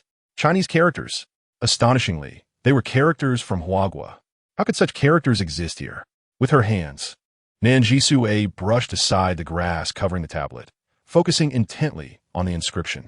Greetings to the traveler from afar. I was born on May 6, 1956, as a teacher from a province in Huagua, and my name is Mei. As she touched the letters and read aloud, her muscles tensed in a manifestation of her anxiety. Huagua, a teacher named Mei, born in 1956, a fellow human from the same planet and nation. Nan Zhisui hastily continued reading. Upon arriving in this world, I was bound to a system known as the reproductive system 001. With this revelation, her skin prickled anew. It demanded that I fulfill a reproductive task, bear children. Yet, as a modern woman and a married teacher, how could I possibly comply? I would rather die than submit. But it made no difference. It threatened my life along with that of my husband and daughter back on Earth, leaving me no choice but to undertake the reproductive task. The reproductive pace in this world differed vastly from my own. Conception and delivery occurred within 2 months. However, by consuming a reproductive pill, I could give birth within a single day after conception. Every 3 months, I received a new reproductive task. After receiving such a task, I would consume the reproductive pill, allowing me to quickly bear children and then rest for 3 months. After encountering various challenges, I formed a partnership with a family of 8 brothers from the Honghu tribe, confiding my circumstances to them, and they took turns fathering my children. Sometimes I would bear 6 or 7 at once, and at other times 4 or 5. Perhaps due to the frequency of childbirth, deformities and illnesses in the offspring were not uncommon. Yet, as a biology teacher, I understood that a human female only produces several hundred eggs in a lifetime. How could a woman continue to bear children indefinitely? Soon, I realized I was aging at an alarming rate. Gritting my teeth, I decided to stop taking the reproductive pill. Do you know what happened after I ceased to consume it? I was able to naturally conceive and bear children, completing the reproductive task, albeit with a gestation period extending to 2 months. However, all the children born without the reproductive pill amounted to only 1, which aligns with the normal human birth rate. Furthermore, all the children were healthy, and my physical condition began to improve significantly. To the traveler, if you encounter a situation similar to mine, I understand you are likely experiencing darkness akin to what I faced. However, do not lose hope. Remember, do not use the reproductive pill. Absolutely do not use the reproductive pill. Nan Zhisui placed her hands upon the stone tablet, her mind buzzing with chaos. A sensation that shattered her worldview overwhelmed her. She began to reflect on her past. She had given birth multiple times, with 5 healthy pregnancies, only the first and last involving the reproductive pill. The first was due to a moment of confusion while grappling with the reproductive system, hastily consuming the pill to complete the task, with the father being a bird-beast man, likely an eagle. The last was with Xianjin, resulting in a serpent egg. The others either lost the reproductive pill or forgot to take it. Fundamentally, she harbored skepticism towards such an extraordinary substance. What exactly is the reproductive system? Why does it exist in this world? What purpose does it serve in bringing human females here to bear children? A throbbing pain enveloped her mind. Lian, reproductive system 006. Mei, reproductive system 001. And she, Nan Zhisui, reproductive system 007. Suddenly inundated with information, a sharp pain throbbed in her head, accompanied by intense emotional fluctuations. Nan Zhisui. She pressed her head against the ancient tree, already somewhat accustomed to the voice in her mind. Beast God, why are you here? She forced herself to maintain composure. Her defenses heightened as she inquired. This time, I am not in the divine realm. How can I still hear you speak? There has never been a divine realm. Apologies. I deceived you. Nan Zhisui was taken aback. Then what are you? Why have you suddenly begun speaking to me? Have you, as the beast god, been surveilling me all along? The beast god's voice paused for a moment before explaining slowly. What you previously encountered was merely your conscious space. This is just a fragment of my divine essence residing in your mind. When you face life-threatening situations or experience emotional turmoil, it can activate this fragment. First, the reproductive system, now the beast god. One after another, they seemed intent on threatening and exploiting her. Chapter 82. Ji, resilient. In response to her, there was a prolonged silence from the beast god. Nan Zhisui found herself laughing in frustration.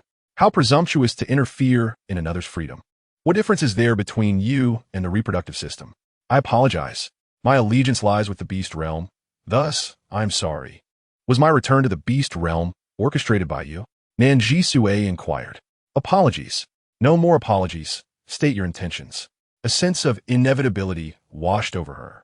After 2 conversations with the beast god, she began to perceive that her current predicament may not have originated solely from the reproductive system, but perhaps from the beast god itself. She had never regarded the reproductive system as benevolent. Therefore, during her first encounter with the beast god, she did not wholeheartedly trust it as a force for good. What? I am bound here. I have no ties back on Earth. My parents, my brother, my life, and career, what is not significant? Nan Zhisui felt a surge of anger. I could have been living on Earth with my parents, scolding my bothersome brother daily. I am a veterinarian, capable of healing cats, dogs, and other small creatures. Why must I exist in this realm devoid of computers, phones, parents, brothers, and friends? The beast god remained silent. Nan Zhisui raged. You abducted me to the beast realm and placed a fragment of your essence within me to monitor me. With such conduct, you dare call yourself a deity? The beast god appeared visibly uncomfortable, stuttering an apology. I am sorry, but I do not monitor you. This is the truth. Why act in this manner? Because you are unique. Unique? The beast god cleared its throat, perhaps attempting to soothe her, its voice gentle. Only you can save this world. Only you can rescue the unfortunate girls bound to future reproductive systems 008, 009, 010, and so forth. I hope you discover it for yourself, recognize it, and then choose. Choose what? Nan Zhisui inquired. Choose whether to appease the grievances of your beast husband and offspring, and whether to stand against the reproductive system. Nan Zhisui felt utterly defeated. I am merely an ordinary human veterinarian, tasked with 2 monumental responsibilities? Are you out of your mind? Do you know what system has been controlling you all this time? The beast god prodded gently. The system is merely a system. And Nan Zhisui has calmed down somewhat. What are you talking about? SHUSHND. Have you perhaps discovered something? Am I right? Regarding the rewards bestowed upon you by the system, the extraordinary strength ability, the capacity for a 200 cubic meter space, and the sum of 30 million renminbi. The acquisition of 30 million renminbi is the simplest to resolve. The system merely needs to exchange interstellar resources with earthly scientists. Naturally, there are numerous other methods as well. Nan Zhisui suddenly composed herself. What does this mean? Once the veil of mystery is lifted, it ceases to be mysterious. Much like myself, a beast god, who can now only communicate with you feebly through a wisp of divine consciousness. So, shall we attempt to unveil the shroud of the system? At this moment, Nan Zhisui had completely regained her composure. She inquired, how can one explain the extraordinary abilities of a strong man? Your extraordinary strength is waning, Nan Zhisui. In a technologically advanced interstellar society, there exists a potion that can transform the human physique, enhancing one's strength. However, this potion is subject to a time constraint. Once the effectiveness period has lapsed, it will be metabolized by the human body, leading to a gradual decline in the prowess of a mighty warrior. Nan Zhisui's hands trembled. Everything encountered today, whether it be the words left by Qi Yingmei or the utterances of the beast god, left Nan Zhisui in a state of trepidation. What about that space? You should examine your body for any signs of discomfort. Has it affected my physical form? Indeed, even the strength-enhancing potion was administered to her. What significance does it hold to manipulate her physique?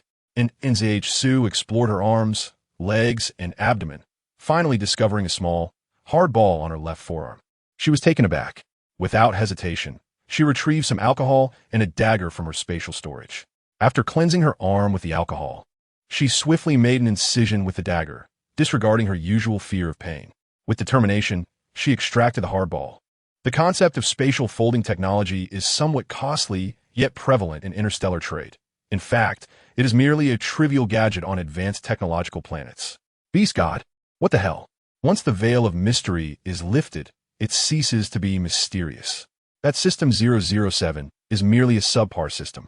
It is nothing more than just a system. The reproductive system employs technology slightly more advanced than that of Earth to deceive you, human girls. That is all. Within, Nan Zhisui's heart roared as she closed her eyes to process her emotions. At that moment, Su Njn, who had been engaging in a playful game of cat and mouse with her, suddenly detected a strong, metallic sweetness in the air. The scent of a young female. She was injured. The cold-blooded serpent orc became uncontrollably agitated. He nearly propelled himself towards her with the utmost swiftness. The towering male gently supported her slender shoulder, his obsidian eyes darkening instantly as they beheld the blood on her arm. "Who has harmed you?" Xianjin inquired softly. Yet an uncontrollable sense of obsessive affection surged within him. The delicate female he tenderly nurtured, the one he endeavored to shield at all costs, repeatedly vexed him, struck him, scolded him, bit him, and misconstrued his intentions. Despite this, he could not bear to inflict even the slightest harm upon her. Who dared to hurt her? Whoever has caused her pain shall undoubtedly face the consequences. And Nan Zhisui, with no intention of engaging in conversation, even forgot about her failed escape. She tightly grasped the small metallic sphere she had extracted from her arm, closing her eyes in determination. "Susu, be strong. Susu, you must be resilient." The beast god gently spoke. In Nan Zhisui, "You have received an overwhelming amount of information today. You are weary. Rest for now. I shall discuss other matters with you later. I was born on May 6th, 1956, and I am a natural science teacher from Huaguo Province. My name is Qyngmi. I am capable of procreation in a natural manner, fulfilling the task of childbirth, albeit my gestation period has extended to 2 months. However, I have only given birth to 1 child without the aid of any fertility drugs, which is the typical number of offspring for human beings. Furthermore, all of my children are in perfect health. My physical condition has begun to improve significantly. Nan Zhisui. The childbirth system employs technology slightly more advanced than that of Earth to deceive you human girls. That is all. I hope you will discover for yourself, become aware, and then make your own choices. Choose whether to appease the resentment of your beast husband and whether to oppose the childbirth system. Only you can save this world. Only you can rescue the unfortunate girls bound to the future childbirth systems 008, 009, 010, and so forth. I do not wish to bear children endlessly. I do not wish to treat them as mere tools, nor do I want to abandon them and my offspring. I do not want to be so devoid of morals. I do not wish to be a heartless woman. I am indeed the most pitiable one. Why is it that no one shows me any compassion? Nan Zhisui, the diminutive female, a cold-blooded serpent beast man, gazed with darkened eyes as he hissed softly, attempting to cleanse her wounds with his saliva to prevent any further infection. The imposing and robust leader of the cold-blooded beastmen, Xianjin, harbored a worry and fear in his gaze that surpassed even that of 5 years ago. "Overcome it, little one. Everything shall be well. I have long desired to pen a narrative critiquing the abhorrent progeny system. The progeny system is vile, and abduction is despicable. In this event, all individuals are victims. We do not glorify suffering, nor do we succumb to it. Every woman of humanity strives to survive and to resist. No one has truly become a complete slave to the reproductive system. This embodies the spirit of human girls." Chapter 83. The Pact with the Beast God. And Zhisui. Allow me to inquire first, can the body of Hubai be healed? And where is my Xiao Qi? Is she still alive? I apologize, although I am eager to assist you. However, your connection with the beast husband and the offspring significantly impacts the beast realm, and I cannot interfere excessively. This wretched deity is of no use. Upon seeing her willingness to engage in a sincere conversation, the beast god began to explain in a gentle tone, "From the moment you arrived in the beast realm, I sense your uniqueness. You resemble a radiant moon. Each world possesses its own destined child of fortune. By a fortunate coincidence, the 7 beast husbands you have contracted are precisely the 7 fateful stars of the 7 cardinal directions in the beast realm. Your meeting was preordained, as was your union. Furthermore, with the departure of the moon, each of these 7 fateful stars in the beast realm has become tainted with various grievances. What consequences will arise from their grievances?" Nan Zhisui inquired. "They are the fateful stars of the beast realm.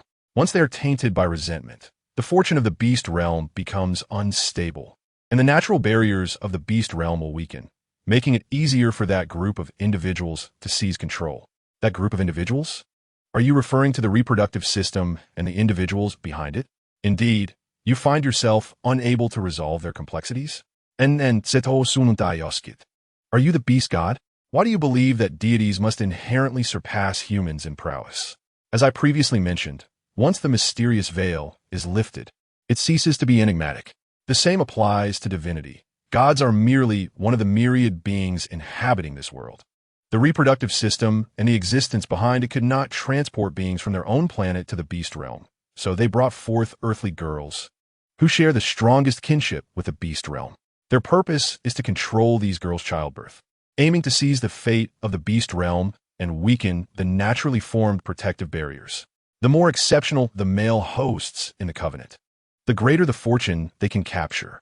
Natural births are somewhat preferable, but those resulting from the ingestion of the childbirth elixir exert an even more profound influence on the fate of the beast realm. Just as you have observed, I have unwittingly become a frog boiled in warm water. By the time I realized something was amiss, I found myself unable to directly intervene in the affairs here. What do they seek from the beast realm? Nan Zhisui again inquired. In pursuit of plunder, the Shush is an entirely undeveloped planet, abundant in vast quantities of water resources. The land is adorned with forests, fertile soil, and a plethora of diverse biological genes. Billions of years of geological evolution have hidden vast reserves of coal, iron, silver, gold, and oil within the earth. They originally intended to invade the beast realm directly, but were thwarted by its natural barriers, simultaneously discovering my existence. A planet blessed by deities cannot be attacked directly. Thus, they resorted to the clandestine manipulation of the Shungzi system to numb and suppress me, aiming to invade the beast realm.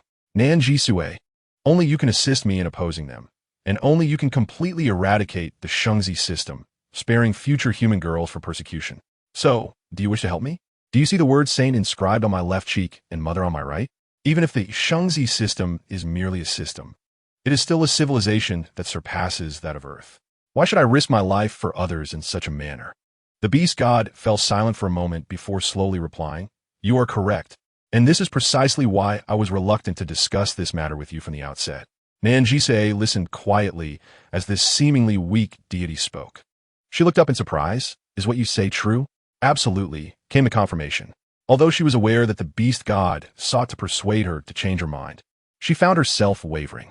Firstly, the conditions set forth by the beast god did not impose any rigid demands upon her, such as coercing her into any tasks. Secondly, she genuinely wished to see her offspring, to locate her missing Shao Qi, and to bid farewell to Hu Bai and Lan Xing before departing. "Very well, I agree." A gust of wind swept through the cave, and a golden glowing divine contract materialized before her. Nan Zhisui examined the divine contract, ensuring it contained no hidden pitfalls, and then affixed her signature with confidence. The divine contract radiated with a brilliant golden light, sealing their agreement. Nan Zhisui gradually awakened in the cave. Before her, the cold-blooded snake beastman, who had guarded her throughout the night, bore a hint of madness in his gaze as he idly toyed with his scales while casting an indifferent glance her way. The cave now housed some outsiders. Following the light streaming from the entrance, Nan Zhisui noticed a long line of submissive stray beastmen kneeling near the cold-blooded snake beastman. To her astonishment, she recognized the leader among them. Sure, the lizard beastman who had pursued them in the forest, along with his band of stray beastmen. Nan Zhisui was taken aback as she analyzed the relationships among the beastmen before her. Lord Xianjin, she fervently called out from his kneeling position. The fervor in his eyes was familiar to Nan Zhisui. It resembled the adoration fans displayed upon seeing a celebrity on Earth. Admiration, longing, affection. Yet, the indifferent cold-blooded snake beastman couldn't be bothered to spare him a glance. Confirmed, he was indeed a beastman indifferent to his admirers. His captivating gaze remained fixed upon the curious little female before him. Little female. Suddenly, Nan Zhisui lifted her head to look at Xianjin. "Are they yours?" "Not quite," he replied. Sure, and the others immediately bowed their heads anxiously. Lord Xianjin. Nan Zhisui found his disavowal of these followers somewhat perplexing. Just look at how these unfortunate stray beastmen had been reduced to this state. As continued to bow, he proclaimed, "You are our guiding beast, the greatest beastman in our hearts. How can you refuse to acknowledge us? How can you possess a female master?" He pointed at Nan Zhisui and exclaimed, "This female does not deserve you. Your status shall be eternal among the stray beastmen." Nan Zhisui thought to herself, "This fervent fan is a toxic supporter, isn't he? She had been in the beast realm long enough to see the dynamics at play. For instance, Hu Bai and Hu Zi desired to sever their bond with him for possessive reasons. Lan Xing wished to end his partnership, yet his family opposed it and urged him otherwise. Now, with Xianjin, a group of stray beastmen could not bear to see him become a beastman with a female master and insisted on keeping him within their ranks. It made sense. Once he had a female master, he would no longer be a stray beastman. It seemed somewhat illogical for a former stray beastman to become the leader of strays. Xianjin, while admiring the curious and gossipy expression of the little female, found it far more appealing than her feverish demeanor from the previous day. He gently explained, "Ignore them. I do not recognize them. The sky is falling." She sure exclaimed, "Lord Xianjin not only has a companion, but look at that expression and tone. He is even coaxing this female." However, the little female before him could not comprehend that Xianjin was softly attempting to comfort her. Nan Zhisui stared intently at Xianjin. "Xianjin, I have something to discuss with you." The cold-blooded snake beastman seemed somewhat disdainful of the intrusive outsiders. Sweeping his tail to dismiss Shi Shi and the other stray beastmen as if they were refuse. Shi Shi stood outside, pounding on the wall and crying. "What is it?" The male approached her calmly, crouching down. Today, he appeared slightly different, exuding a sense of obedience. "I'm a bit hungry." The cold-blooded snake beastman inquired softly.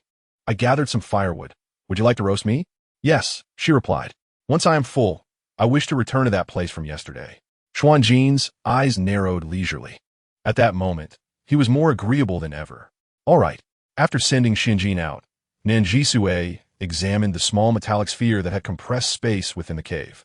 This seemingly ordinary metallic sphere was, in fact, a high-tech creation, utilizing space-folding technology to encapsulate 200 cubic meters of space.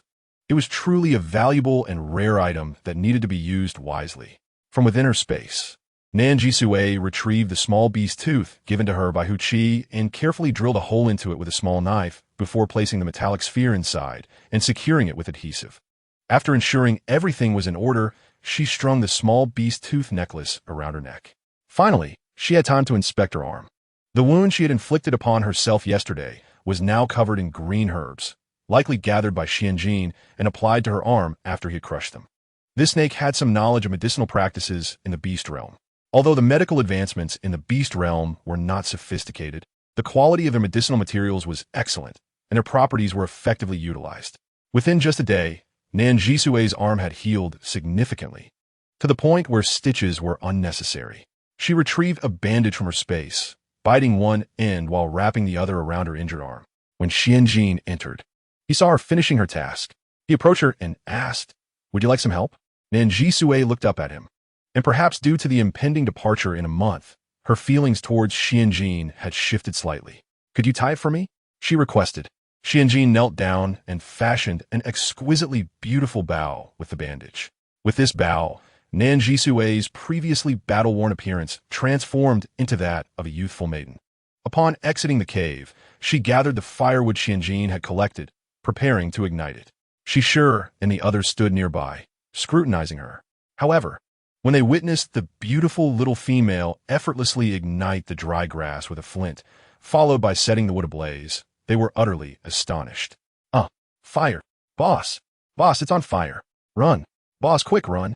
Xianjin cast a look of disdain at his subordinates, akin to how one might regard a country bumpkin, before naturally seating himself across from Nan Zhisui.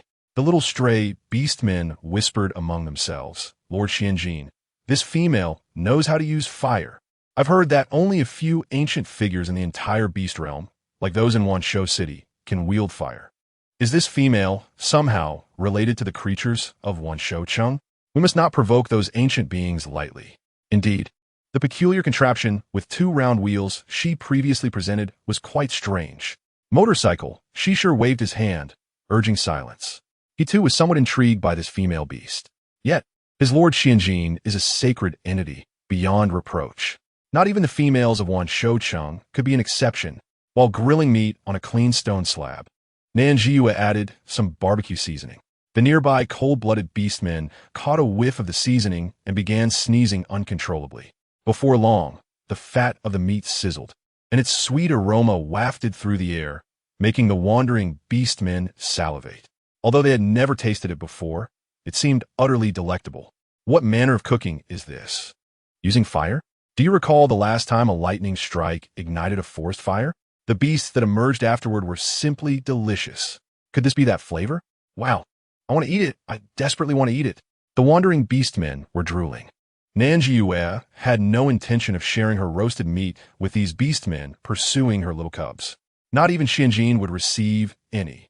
Thus, regardless of how covetous these wandering beastmen were, she continued to savor her own meal. Delightful. What should we do about our growing hunger? Should we perhaps treat this female better in hopes of receiving a share of the grilled meat?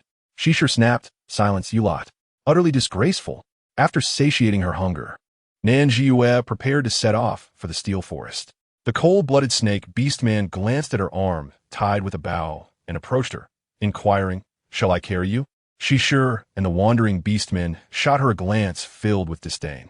This shameless female now expects them to carry Lord Xianjin. How brazen! Nan Zhisui raised an eyebrow and shook her head, refusing. With that, she dashed ahead through the jungle. Her speed significantly improved, and she vanished in an instant.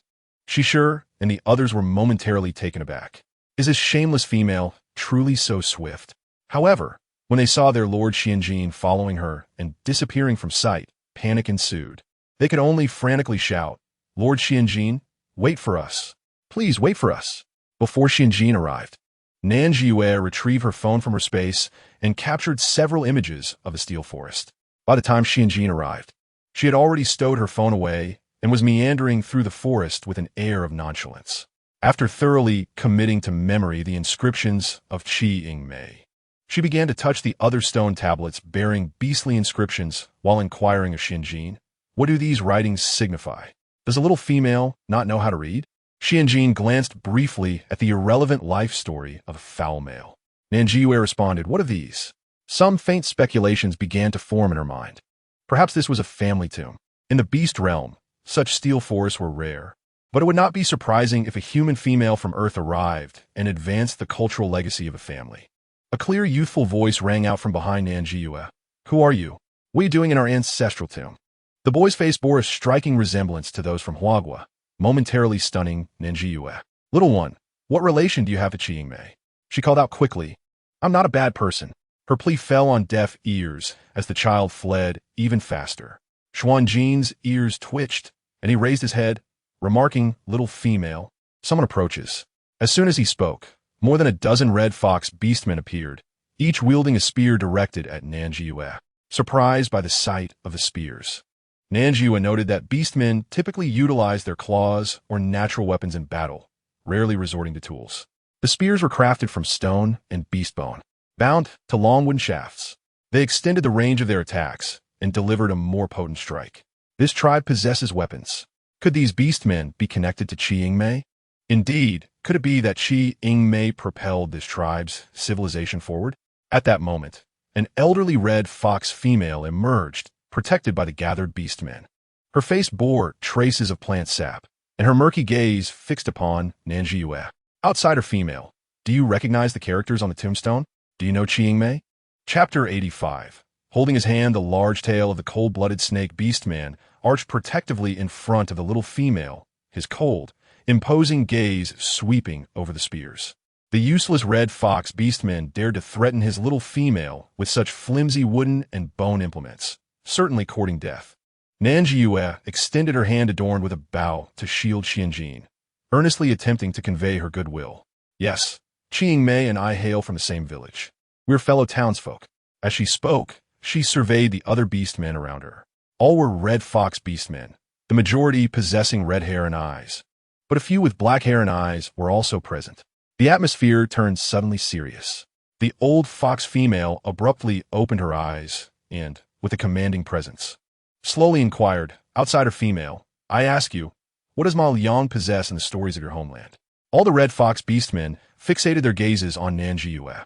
If she answered incorrectly, she and her accompanying cold-blooded snake beastman would become their enemies. In that moment, even the wind fell silent. Little Swallow, dressed in floral attire. What follows? All the red fox beastmen glared at her anew. Nan Zhisui pressed her lips together. Is it that every spring comes here? When I ask spring why it comes, the swallow replies that here, spring is the most beautiful. Song, Little Swallow. The foxfolk raise their eyebrows, and the tension seemed to lift. Let's row our oars. Nan Zhisui continued. The little boat parts the waves. The sea reflects the beautiful white tower, surrounded by green trees and red walls. Song, Let us row our oars. The eyes of the old fox female brightened instantly, and the cluster of red fox beastmen lowered their spears. A fellow townsfolk, Nan Zhisui exclaimed excitedly. You are the person my mother has been waiting for from our village. The old female fox replied excitedly, indeed. Nan Zhisui could not help but marvel at how clever Qing Mei's code was. The fox beastmen warmly encircled Nan Zhisui. What is your name? Do you come from the same place as our great-grandmother? Can you teach us more songs? Do you tell stories? Great-grandmother knows so many stories. Xianjin was displeased and used his large tail to block the pesky beastmen. The old fox female pushed through the throng of little beastmen, standing before Nan Zhisui, and politely stated, My name is Hongxing, given to me by my mother, who is Qing Mei. She said she named me while thinking of her homeland. Nan Zhisui suddenly ceased smiling, inexplicably filled with a profound respect. This was a descendant of a people's teacher, a People's teacher born in 1956. Hello, Grandma Hongxing. My name is Nan Zhisui. Hongxing nodded. Indeed, your name resembles those from your village. The Red Fox Beastmen escorted Nan Zhisui and Xianjin to their village. Xianjin felt somewhat uneasy. He was unaccustomed to being surrounded by so many beastmen. Sensing this, Nan Zhisui grasped his hand tightly to prevent any potential disruptions. Xianjin immediately settled down, looking down at the little female holding his hand. The corners of his alluring eyes lifted slightly. Nan Zhisui discovered that although this cold-blooded snake beastman sometimes acted according to his own whims and lacked reason, with a little soothing, he was still willing to suppress his temper and heed her words. The Red Fox clansman brought a cup of water for Nan Zhisui to drink, while Hongxing sat opposite her. My mother said that if any of her compatriots arrived in our Honghu village, there were several things she must tell them. Nan Zhisui took a seat with Xianjin and politely inquired, What matters? The Red Fox female slowly replied. She said to inform the future generations. Although Xingzidan can make childbirth easier, it is best not to consume Xingzidan or believe in the childbirth system. Instead, one should trust in science. Nan Zhisui felt a peculiar sensation upon hearing the term science in the beast world. The Red Fox female presented a stone jar to Nan Zhisui. Nan Zhisui asked, Grandma Hongxing, what is this? Open it and see. Upon opening the stone jar, Nan Zhisui was momentarily taken aback. This is Xingzidan. The Red Fox female picked up a wooden stick and tapped on the bee's skin beside her. My mother lived to fulfill her task, giving birth continuously until her death at the age of 38. It has been over 50 years since then. She mentioned that if there is 001, perhaps there could be 002, and she wanted us to keep Xingzidan for the ones who come later. We have waited for so many years, and you're the first we have encountered. She said she did not know if this Xingzidan would be of any use to you, but she still left it behind. If it is useful, take it with you. Nan Zhisui tightened her grip on the stone jar and asked, Did she say anything else? Hongxing thought for a moment and said, She mentioned that in her hometown there are our great father and elder brother. She is concerned about them, as well as her parents. If you have the chance, please inform her family over there.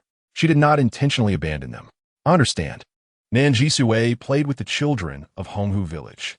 She noticed that most of the beastmen here possessed basic addition and subtraction skills. Although Qing Mei was no longer present, she had passed down the knowledge she left behind. Witnessing many people and events reminiscent of her hometown, Nan Zhisui felt a sudden, inexplicable emotion swell within her. As a veterinarian, she spontaneously began tending to the ailments of the elders and children here. You have a skin condition, a fungal infection. Here, this ointment is for you. Apply a little to the affected area, and it will heal in a few days. But this must not be ingested. Also, make sure to get plenty of sunlight on the affected area. Thank you, Sister Sui Sui. You caught a cough? Let me teach you about a few herbs. This is daipinji. It's excellent for making tea when you have a cough.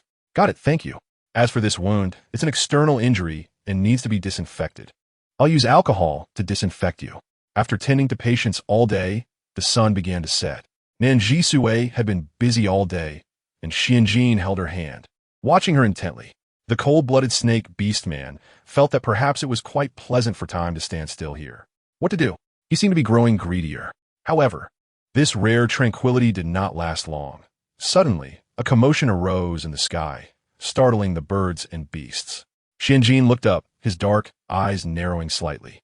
He softly said to her, "Little female, we should leave." Nan Zhisui glanced at Xianjin, and this time there was a hint of tacit understanding between them. She addressed the villagers of Honghu village, saying, "I must take my leave." The villagers were reluctant to part ways, with many beastmen offering pelts and meat as gifts for her. "Are you really leaving?" "Sister, you can stay." "Yes, we all welcome you." Seeing that many of the beastmen, who shared her black hair and eyes, were friendly toward her, Nan Zhisui shook her head. Hongxing came to her rescue, saying, "We know you like her, but don't make it difficult for her." "All right, Nan Zhisui, you must come often. We all welcome you." As she departed from Honghu village with Shengzi Dan and Xianjin, the beastmen of the Red Fox clan waved their farewells with lingering reluctance. Hongxing stood at the forefront, grasping Nan Zhisui's hand. Her murky eyes seemed to clear momentarily as she slowly said, "Nan Zhisui, I recall my mother, Qingmei, once said that being chosen to come here is indeed unfortunate. However, as a human being, one must always remember that I am a person." Chapter 86. The mountain does not come to me. I go to the mountain. Do you miss them? Xianjin asked. After pondering for a moment, Nan Zhisui replied, "Perhaps not." It was difficult to describe the feelings she experienced at this moment. There was both emotion and awe. Yet that Honghu village belonged to Qingmei, not to her. Her home was far away on earth, and another still by the seaside. The kindness of Honghu village was reciprocated. But what she found hard to part with were not the villagers, but her family. Not long after, Shishir and the others finally arrived. "Master, Lord Xianjin, we have finally found you." They appeared somewhat disheveled and immediately reported upon seeing Xianjin. "Lord Xianjin, that scoundrel Xie has come. He just injured several poor stray beastmen." Curiously, Nan Zhisui inquired, "Who is Xie?" Shishir shot her an exasperated glance and replied, "The cold-blooded scorpion beastman clan.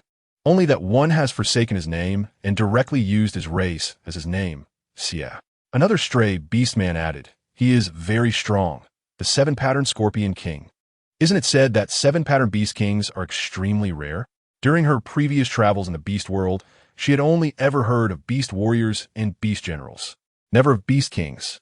Now, not only was her beast husband who by a beast king, but this foul snake before her was also a beast king. Even the Xie they spoke of was a beast king. Shishir gave her another annoyed glance, explaining that beast kings were indeed rare. But she should also consider the status of their lord Xianjin, who was the leader of the stray beastmen. While expressing exasperation, Shishir did not forget to praise Lord Xianjin. Nan Zhisui found herself truly exasperated by this toxic sycophant, the lizard. Just as Shishir and the others were reporting, a commotion suddenly echoed from the woods. Nan Zhisui turned to look and was surprised to see a young male with short brown hair, no eyebrows, yet possessing a handsome face. Appearing to be just over 20 years old, Xianjin, the young male, seemed overly excited. Xianjin appeared somewhat annoyed and did not respond, turning away impatiently. In the next moment, Xie charged forth, and with a flick of Xuanjin's long tail, he quickly moved to engage Xie in combat, seemingly to avoid involving Nan Zhisui. Soon after, over a dozen scorpion beastmen appeared behind Xie, rushing towards the stray beastmen. A fierce battle erupted between the stray beastmen and the scorpion beastmen. Nan Zhisui pulled the toxic lizard Shishir and asked, "Why do they immediately fight upon meeting? What is the conflict?" "Wow, so it's a case of black eating black." The two beast kings clashed in the forest, startling countless wild beasts into flight. Watching the chaos unfold, Nan Zhisui suddenly felt it was yet another opportunity to escape. If not now, then when? As she planned to sneak away, the nearest Shishir noticed something amiss. "Female, where are you running to?" Shishir growled. Just when Shishir was about to report to Xianjin, Nan Zhisui shushed him softly, saying, "Show Lord Shishir, don't you despise your Lord Xianjin having a female master? If I leave now, I promise I will never disturb you and Lord Xianjin again." Shishir's expression changed dramatically, his skin shifting colors as a chameleon before returning to normal. He turned around, pretending not to notice Nan Zhisui as he charged towards the cold-blooded scorpion beastmen. "Kill!" he shouted as he lunged at them. Nan Zhisui quietly retreated, and once she was at a safe distance, she turned and ran. She had lost count of how many times she had escaped by now. Having acquired the experience of escape, Nan Zhisui leapt directly to the edge of the swamp, coating her entire body with a muddy mire, leaving only her eyes exposed. She then dashed forward recklessly, her speed remarkable, at times swinging on vines, at others leaping from branch to branch. This time, she did not take any detours, her sole focus being the ocean. HBI, wait for me. LNXing, wait for me. Q, she OF. Ying air, she OL, Oli, wait for me. The massive tail of Su NJ erupted with snake scales like razor blades. The sharp tail striking towards She. She retreated swiftly, his own tail, armed with toxic barbs, aiming to pierce Su NJN. In an instant, Su NJN's snake scales adhered closely to form a formidable armor. As she leapt from the air to attack Su NJN's upper body, Su NJN quickly cloaked himself in scales, transforming into his full serpent form. His colossal tail ensnared She, and his venomous fangs lunged at him. In a flash, she transformed into his beastly form, his sturdy armor deflecting the attack, retaliating fiercely against Su NJN and seizing the opportunity to break free from captivity. The two beast kings glared at each other from a distance in the jungle when she suddenly spoke. Su NJN, it seems your captive has escaped. The cold-blooded scorpion beastman had never considered that his longtime rival Su NJN might have a contract partner. He presumed that the beautiful female he had just seen was Su NJN's captive. Captive? Su NJN lazily glanced back, a sinister yet charming smile creeping onto his cold visage. Escaped again. He had exhausted every means to win her affection. Yet why did she still wish to leave him? She, with his purple tongue licking his massive pincers, remarked, "You wandering beastmen are rather kind to your captives, aren't you? Clean and bandaged wounds? If it were up to me, captive should be tied up, restrained, and confined. Su NJN, do you want help capturing someone? Yes, you. I will treat her well." Su NJN's gaze turned icy, his eyes flashing with murderous intent. "Oh, are you stealing business and getting angry too?" She relished the drama. Su NJN instantly appeared before She, gripping his neck tightly and pinning him against a massive tree. "See, you have no right to touch her." The cold-blooded scorpion beastman lowered his brown eyes to regard his longtime rival. "Your emotions seem awry. What? Have you taken a liking to her?" With that, She's poison tail launched at Su NJN, who quickly dodged. She successfully freed himself, and the two equally matched beast kings faced one another. "Enough of this. I've had my fun, but it's time for me to head to the East Sea."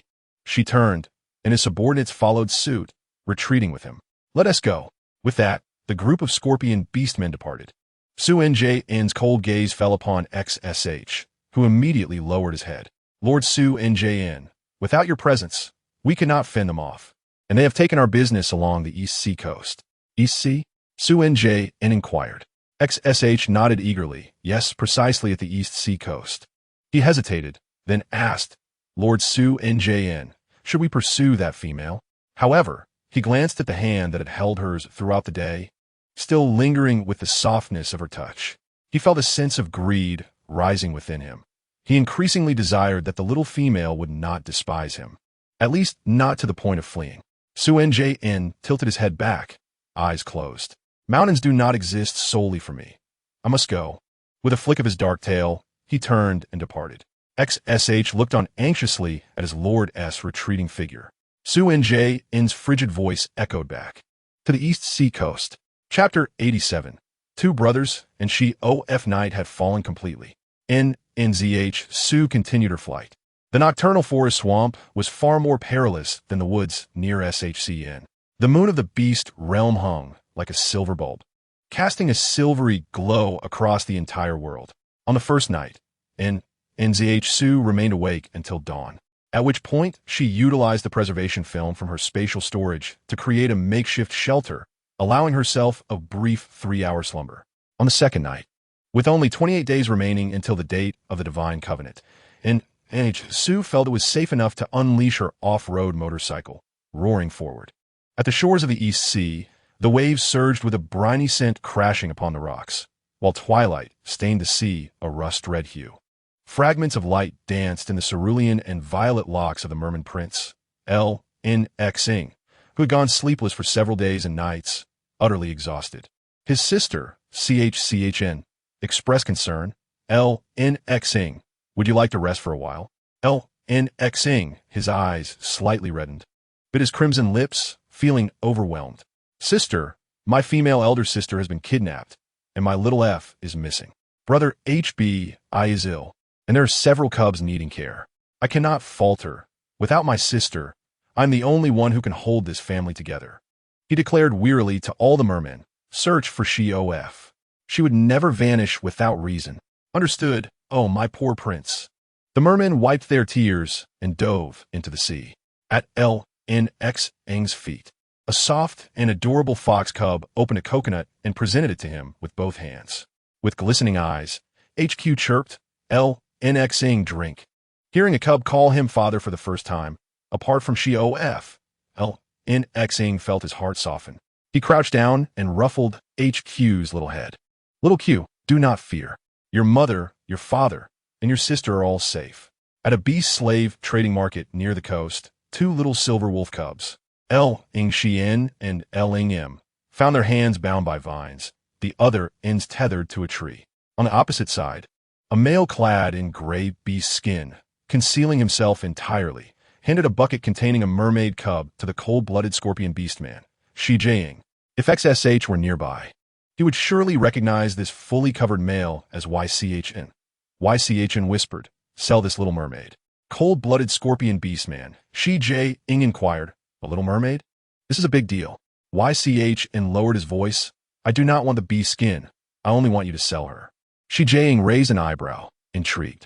All right then, who would T want a guaranteed profit? Sure. LNG 11 and Kitty Biconed LNG Monsieur Luc. The little mermaid peeked over the edge of the bucket, appearing rather daft and oblivious. L-ing-M's eyes lit up as he recognized the golden little mermaid they had encountered twice before, the beautiful female from home. However, his expression soon turned to confusion. Why is this little mermaid here? This is a beast slave trading post. The little mermaid, not only young but also a female, was unlikely to be sold by any family. L-ing-Shien whispered, such a young female cannot form mates or control males. She must be protected by her family. If this little female is sold, who knows what fate awaits her? L-ing-M gasped. Are you saying that beastmen would bully such a small female? L-ing-Shien replied. In this world, males are stronger than females, but must obey them. Many dark-hearted beastmen harbor deep-seated resentment towards females. What do you think? This cannot stand. L-ing-M urged, inching closer to L-ing-Shien. X-Shien, is there any way we can rescue this little sister? L-ing-Shien glanced at the little mermaid, then said, Little M, we cannot safeguard ourselves. After receiving the little mermaid, the cold-blooded scorpion beastman tossed she-OF's bucket beside L-ing-Shien and L-ing-M.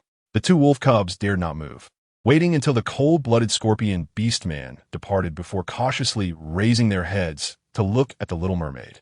At that moment, two little mermaids with golden hair peered out, their sparkling golden eyes fixating on Lang Xian and Lang Mu.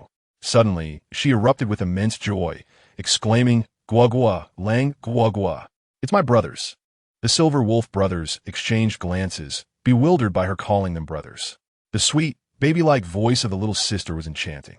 Hey, little sister, Lang Xian said in a low voice, do you know that you're going to be sold here? Female beasts as slaves are rare and often face terrible mistreatment.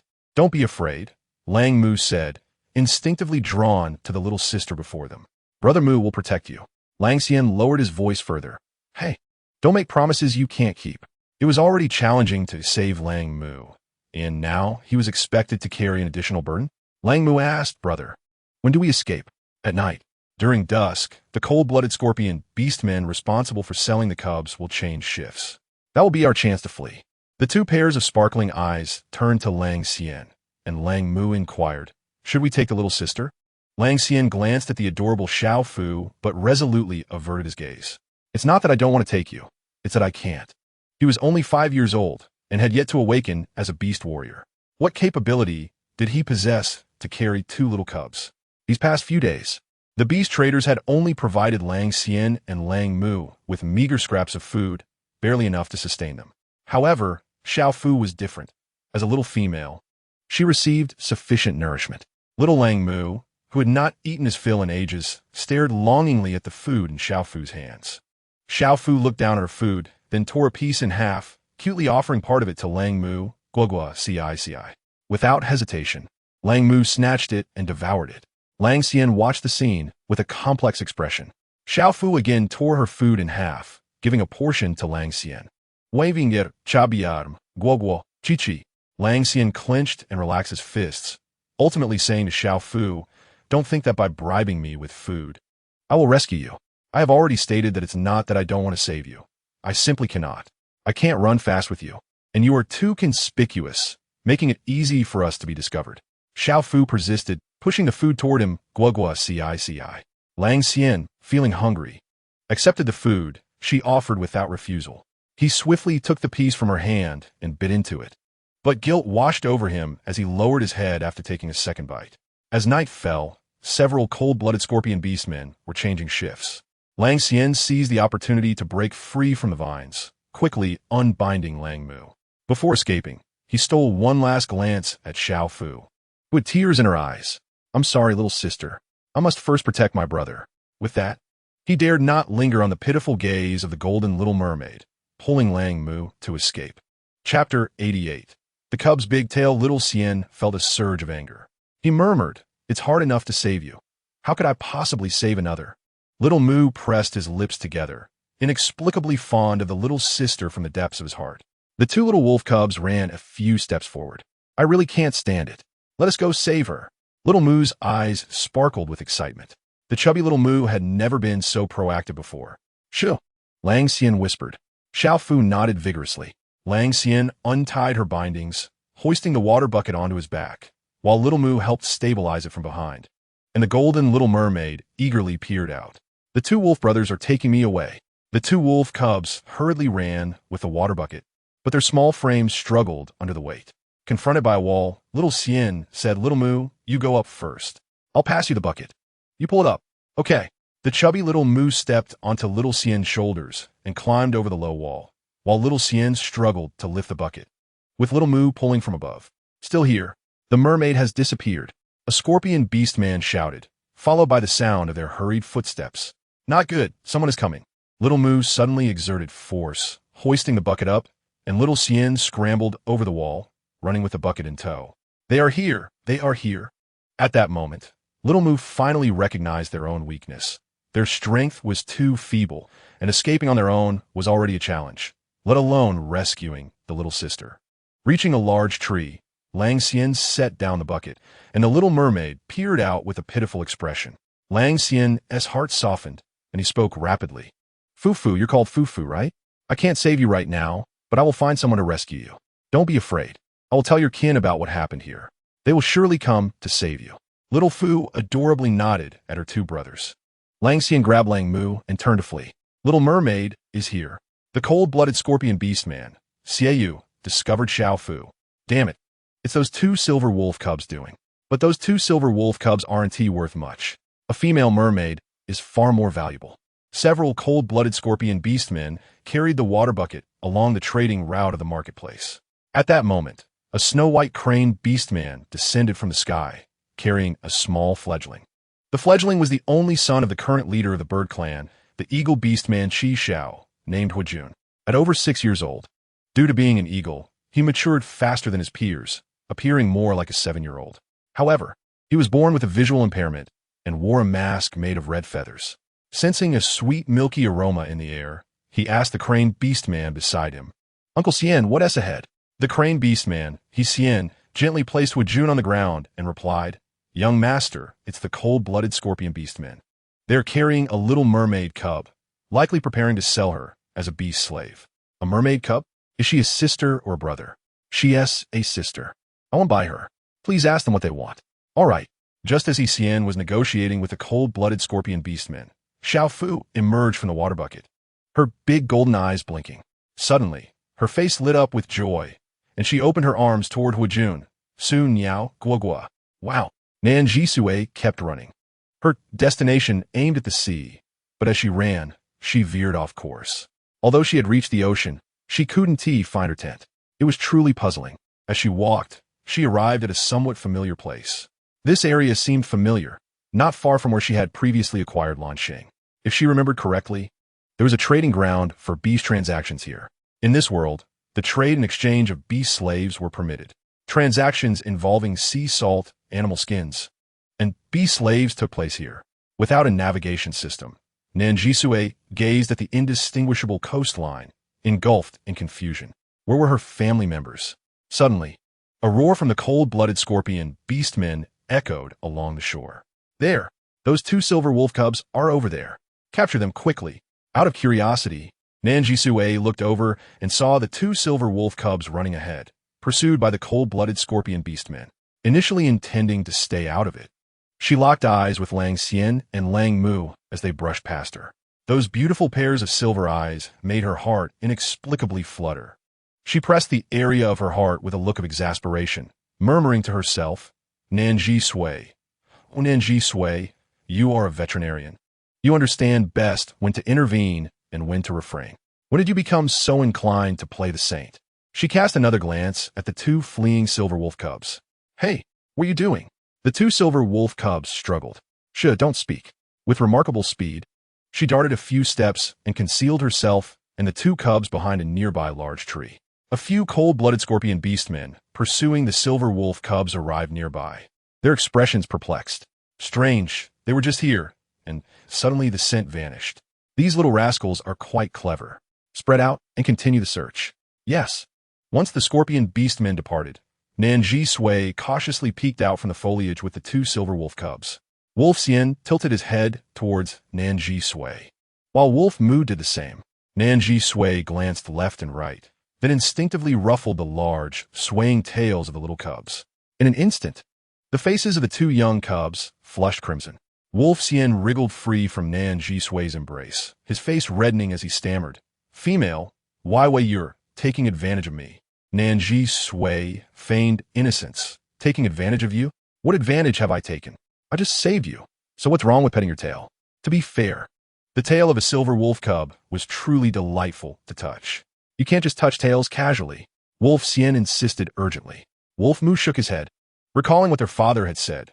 Good cubs must maintain their integrity and not allow bad females to touch them. Brother is right. It's inappropriate to just touch someone else's tail. Nan Zhisui found herself charmed by the chubby little wolf cub. Just as she was about to stroke it again, Little Mu shifted his tail to the other side. That beautiful female is someone we've seen before. She's the one we encountered in Siyuan. Back then, she was holding a little fox cub, and I was quite envious. Later, we met again on the beach, and my envy grew even stronger. I envied her cubs. However, that golden little mermaid seems to be her cub. Is she not worried at all about losing her cub? She must be a wicked female. Both Little Mu and Little Xian thought the same. Little Xian recalled how their wicked female had sent him and Little Mu's father, Wolf Zhou and Wolf Yi, to beast prison and abandon them. He felt that all females in the world were heartless, easily discarding their mates and offspring. Therefore, it was not inconceivable that this female had personally sold her little mermaid cub. How did you end up being chased by those scorpion beastmen? Nan Zhisui inquired. Wolf Mu replied, They are beast traffickers. Nan Zhisui, with a gentle smile, patted the little heads of the 2 cubs. Once the scorpion beastmen had moved further away, she leaped down from the tree with the 2 cubs. Wolf Xian turned to leave, but Nan Zhisui seized his hand and pinned him to the ground. Don't move. What are you doing? Perverted female, don't touch me. Nan Zhisui examined the little cub's thin leg. How long have you been injured? What does it matter to you? Wolf Xian protested.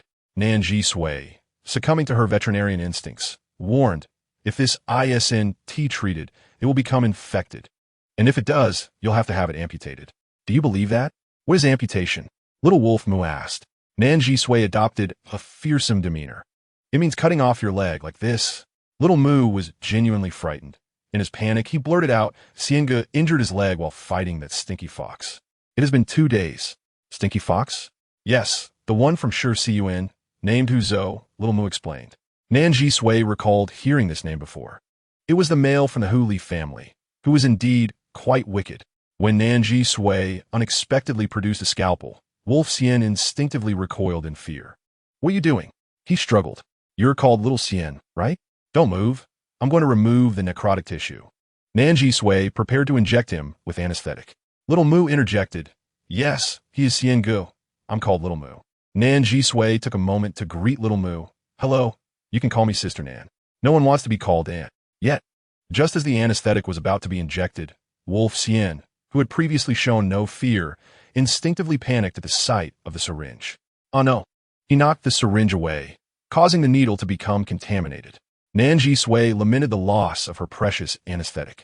Little cub, can you calm down a bit? Don't force me to dig into your flesh. Quickly, she retrieved a second syringe and, while he was distracted, injected him. Wolf Xian was dumbfounded. Perverted female, what are you doing? After administering the injection, Nan Zhisui swiftly dealt with the syringe and began gently tending to his injured leg. Did it hurt? She asked with an air of calm. Initially, Wolf Xian felt pain, but soon the sensation faded to numbness. It seems not to hurt. When the anesthetic took effect, Nan Zhisui began to apply iodine for disinfection, cleaning the wound thoroughly before using the scalpel to remove the necrotic tissue. Wolf Xian observed her actions, a mix of fear transforming into astonishment and confusion. She was cutting into his leg, yet he felt no pain. How could that be? Was his leg already beyond repair? Wolf Xian's face turned pale with fright. Is my leg useless? Am I going to lose my leg? Oh, so now you're afraid? Nan Zhisui intended to tease him, but seeing the little cub on the verge of tears, her heart softened. I administered anesthetic, so you've temporarily lost sensation. Your leg is still fine. What happens next, we'll have to wait and see. Wolf Xian pressed his lips together, his expression utterly dejected. After all, he was just a 5-year-old cub. Nan Zhisui gently patted his head, reassuring him, don't worry, I will heal you. The 5-year-old Wolf Xian, feeling the warmth of Nan Zhisui's gentle hand, found his wolf ears twitching involuntarily. He suddenly became obedient. Nan Zhisui completed the procedure, bandaging the wound and administering an antibiotic. All done. There's nothing too serious. However, when the anesthetic wears off, your leg will hurt quite a bit. I'm not afraid of pain, Wolf Xian declared loudly to Nan Zhisui. Who was afraid? He was simply terrified of not taking care of his brother, of not being able to find their wicked female and rescue their 2 fathers. Little Wolf Xian had finally gained his freedom. Now, his most pressing concern was rescuing his little mermaid sister still in the clutches of the cold-blooded scorpion beastman. Perverted female, I'm leaving now. He stood up, preparing to depart. Nan Zhisui asked, you just had surgery and you want to leave? Don't you want to rest a bit? Little Moo was about to speak. Sister Nan, when Wolf Xian swiftly covered Little Moo's mouth. Little Moo protested, MMM.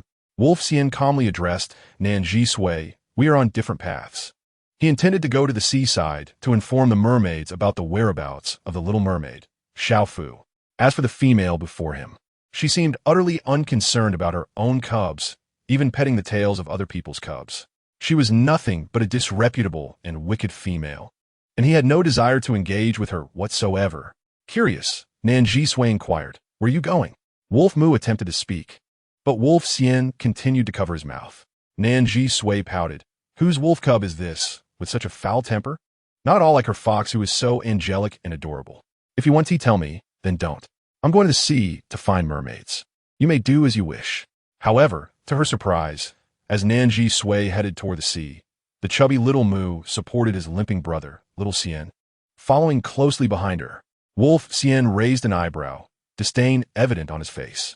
Are all you females so utterly naive? Which of your eyes saw us following you? With hands on her hips, she retorted, you still claim you weren't tailing me? Wolf Xian smirked. I merely intended to head to the ocean. Who claimed I was following you?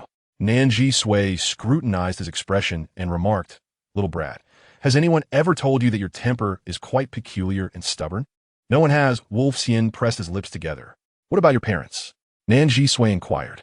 With a clever glint in her eyes, she added, since you used my medicine, I must ask your parents for the payment.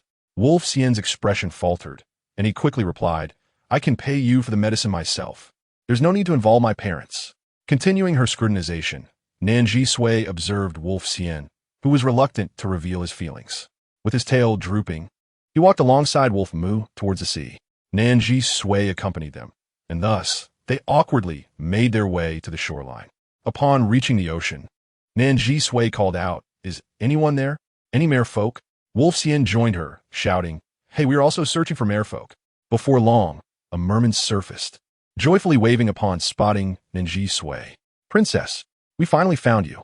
After locating Nan Zhisui, the merman promptly relayed the news to Lan Xing.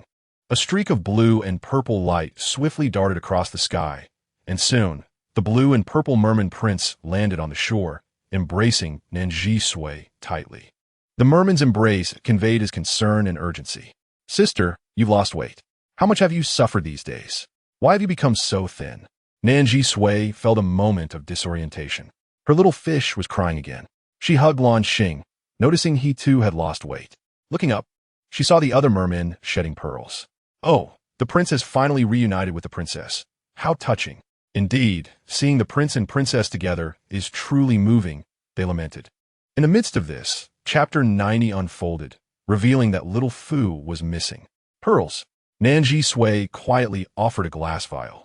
The mermen, accustomed to this routine, accepted the vial to collect their pearly tears. Little Wolf Xian frowned, puzzled by the merman's propensity to weep. Why do they cry so much? They seem more emotional than Little Moo. Unable to endure it any longer, he retreated a step.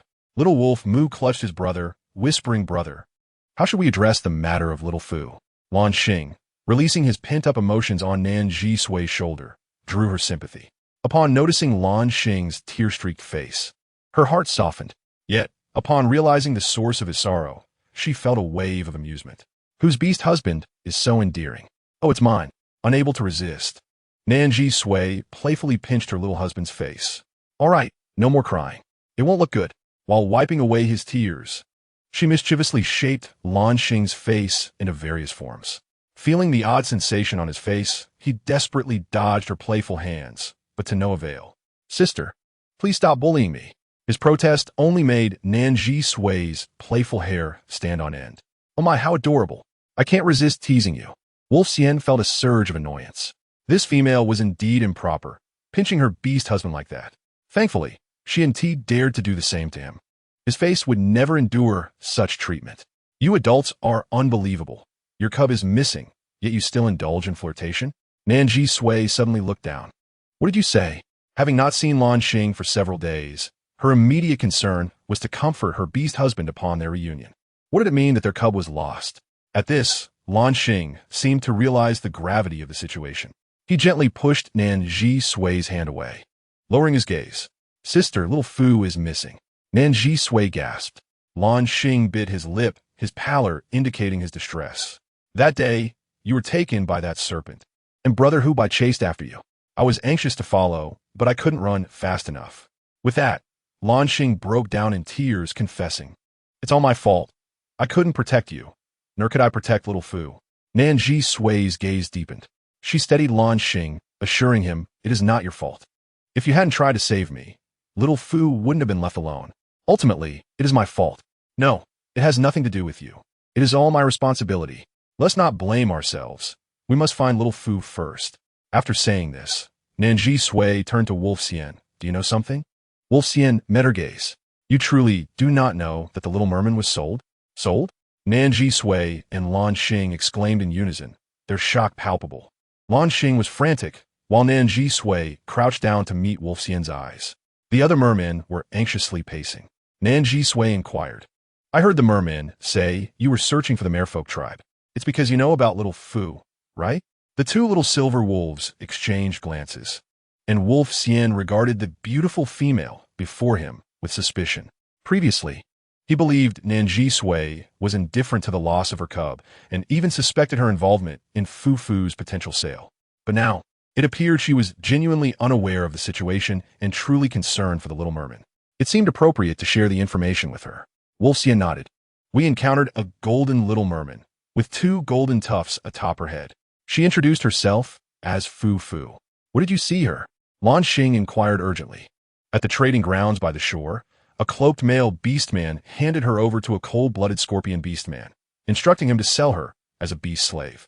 The revelation that Little Fu was to be sold into slavery shattered Lan Xing's world. Tears cascaded from the nearby mermen as they lamented. Our precious princess Fu. How could you become a beast slave? You are our cherished little princess. One merman wept as he collected the pearls falling from others' eyes. Nan Zhisui supported Lan Xing, saying, Lan Xing, be strong. Little Fu is waiting for you to rescue her. We must head to the trading grounds to assess the situation. Lancing notet the soleti. The mermen transformed their tails into legs, donning garments suitable for the shore. Lan Xing too changed his tail into legs and donned a shimmering robe. Nan Zhisui took Lan Xing's hand, and he gazed at her small hand in his. We are going to the trading city to find little Fu. If she is there, follow my lead. Avoid confrontation if possible. Her safety is our priority. Understood? Understood, princess. The merman replied. You two must accompany us. Nan Zhisui instructed the two silver wolves. They agreed readily. All right. She disguised Wolf Xian and Wolf Mu with animal skin cloaks, concealing their identities. Upon arriving at the trading grounds, the two little ones rushed to the spot where they had previously been bound, but to their dismay, little Fu was nowhere to be found. Wolf Xian was frantic. How could she be gone? How could she have vanished? He pulled a nearby vendor, anxiously asking, Where is the golden little merman from today? Brother Xian, Wolf Mu exclaimed in a panic. Fu is missing. How could this happen? How could she be gone so soon? Wolf Xian took 2 steps back, his heart heavy with the desire to rescue little Fu. He genuinely wished to rescue Xiao Fu, the little mermaid's sister, of whom he instinctively harbored a fondness. How could she have vanished? Was she truly sold into slavery as a beast? Lang Xian grasped the vendor, inquiring fervently. The vendor brushed Lang Xian's hand away, exclaiming, I have told you, I do not know. Nan Zhisui was also pulling nearby beastmen, questioning them one by one. It soon became clear that indeed, a golden female mermaid had been sold here today. After her sudden disappearance, no one had paid attention to her whereabouts. Despite asking numerous individuals, no one possessed any knowledge. The mermaid males who had accompanied them wept uncontrollably. Princess Xiao Fu was truly on the brink of becoming a beast slave. How could our mermaid princess endure such a fate? She was so pitiful. Lan Xing lowered his gaze, his eyes reddening with self-reproach. Nan Zhisui felt an overwhelming urgency within, yet she knew she must first soothe Lan Xing's emotions. Lan Xing, Xiao Fu is a golden little mermaid. In our lore, golden fish, like the koi, bring good fortune. I believe she will be safe. She instructed you all. Arrange for a few more mermaids to continue searching for information about Xiao Fu. Turning to the remorseful Lang Xian and Lang Mu, she added, You too, come with me. Just as Nan Zhisui was about to pull Lang Xian along, he suddenly recoiled, gripping Lang Mu and, despite the pain in his injured leg, turned to flee. Xiange, exclaimed the mermaid, males in dismay. Nan Zhisui obstructed their path, shaking her head. They too were pitiful creatures, having been kidnapped by beast traffickers. If they wished to leave, she would not stop them. We must continue searching for Xiao Fu. Yes, your highness. Little Mu was dragged along by Lang Xian, panting. He questioned, Xiange, why are you running? Lang Xian halted, striking his fist against a large tree. It is all my fault. Xiange, it is all my fault. I should have rescued both of you. For the first time, little Lang Xian felt such regret, such self-reproach. The Silver Wolf clan was the bravest, kindest, and most loyal of all. Lang Xian had always been wise, but he was also compassionate and soft-hearted. He struck the tree again, his small fist already stained with blood, yet he felt no pain. Lang Mu was heartbroken. Cradling Lang Xian's injured hand, he said, Brother, this is not your fault. You did your best. Lang Xian's expression remained resolute as he pressed forward. Xiange, what do you intend to do? I will rescue Xiao Fu, Lang Xian declared. But we have no idea where she is. Lang Xian replied coldly, Someone must know. Nan Zhisui surveyed the bustling trading city. All the beasts she had questioned had no knowledge of Xiao Fu's whereabouts. As Lan Xing sought Xiao Fu, he cast worried glances at Nan Zhisui. His elder sister had indeed lost considerable weight. Remembering Hu Bai, Nan Zhisui urgently inquired, How is Hu Bai doing now? Hu Bai had activated his powers to save her, awakening his ancient bloodline. No one understood better than Nan Zhisui the dangers of Hu Bai's ancient bloodline being activated. Sister, do not worry. Although brother Hu Bai is still somewhat weak, he is not in any mortal danger. Nan Zhisui nodded, Then let us split up. You take the mermaids to continue searching for Xiao Fu, and I will check on Hu Bai. Lan Xing felt a sense of reassurance. His guilt deepened. All right. Nan Zhisui dashed in the direction indicated by Lan Xing, weaving through several paths until at last she spotted her familiar tent. Hu Bai was recuperating while Lan Xing's father busied himself. Little Hu Qi and little Xiang were diligently helping outside the tent, bringing fresh water from afar. Upon seeing his mother, the little fox's eyes widened with excitement. Mother! It's Mother! He hurriedly placed the water he had painstakingly gathered on the ground and, together with Xiang, scampered toward Nan Zhisui. Mother! A fluffy little creature rushed towards her, enveloping Nan Zhisui in a soft embrace. The little cub had worried about his mother for many days, holding her tightly. His little ears trembled with excitement, and his large fox tail swayed behind him. SSSS. Godmother. The little blue spicy stick excitedly entwined itself around Nan Zhisui, clinging and nudging. Nan Zhisui stroked Hu Qi and then Xiang. She ruffled his hair and lifted him to plant a kiss on his cheek. Mother misses you all so much. How is your father? How is he? The little fox cub gradually released her, replying, Father is waiting for you inside the tent. Nan Zhisui patted the little Hu Qi's head. I will go see him now. As she approached the tent entrance, she heard Hu Bai preparing to emerge. He looked weak, his complexion pale, and he was coughing faintly. Upon seeing her, a hint of color returned to his pale face, and he managed a gentle smile, slowly rising to his feet. As Nan Zhisui reached him, he stood tall, enveloping her in a warm embrace. He gazed down at her, his eyes filled with concern. You have lost so much weight. Did that snake bully you? Nan Zhisui shook her head within his embrace. You promised me not to use your powers recklessly. Hearing her admonition, Hu Bai gently stroked her long hair, a hint of a smile gracing his lips. Yes, it was my fault. Do not stand. You should sit down. Let me check your health. I'm not that unwell. Hu Bai's lips remained pale, seemingly slightly better than before. We must check nonetheless. Nan Zhisui helped Hu Bai sit down, took his pulse, conducted a simple examination, and then retrieved a stethoscope to listen to his heartbeat. Observing this scene, Hu Qi and little Xiang felt a tinge of embarrassment and turned their heads away.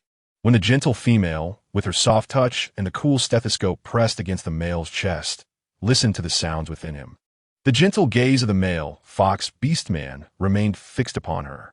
You have lost weight. How could this happen in just 8 or 9 days? It seemed that the vile snake was indeed not a good creature. Hu Bai's eyes darkened considerably. He had failed to defeat that snake, had not saved Nan Zhisui. It was his fault. He must recover quickly, for the next time he encountered that snake, he would ensure it met its end. Nan Zhisui. She put away the stethoscope. The situation is better than I had anticipated, but your body is still significantly harmed. We will not use antibiotics this time. Let us consume more nutritious food to restore your health. I will follow your guidance, Hu Bai replied with a smile. Nan Zhisui took a piece of meat from her storage, crushed it by the side, and simmered it in water to make a broth for Hu Bai. Hu Bai received the soup and drank it elegantly. Hu Bai, you should rest. I still need to go search for Xiao Fu. Hu Bai suddenly grasped her wrist, his snow-white eyes fixed upon her. Her concern for her beast husband and cubs, from any perspective, was commendable, if one overlooked the dark circles and fatigue beneath her eyes. She had lost considerable weight and was covered in dirt. She must be exhausted. She needed a rest. Hu Bai's gaze grew resolute. Mistress, you are not alone now. You have your cubs and your beast husband. Though I'm not in good health, Lan Xing is also your beast husband, and he commands many mermaids. Let them handle the search.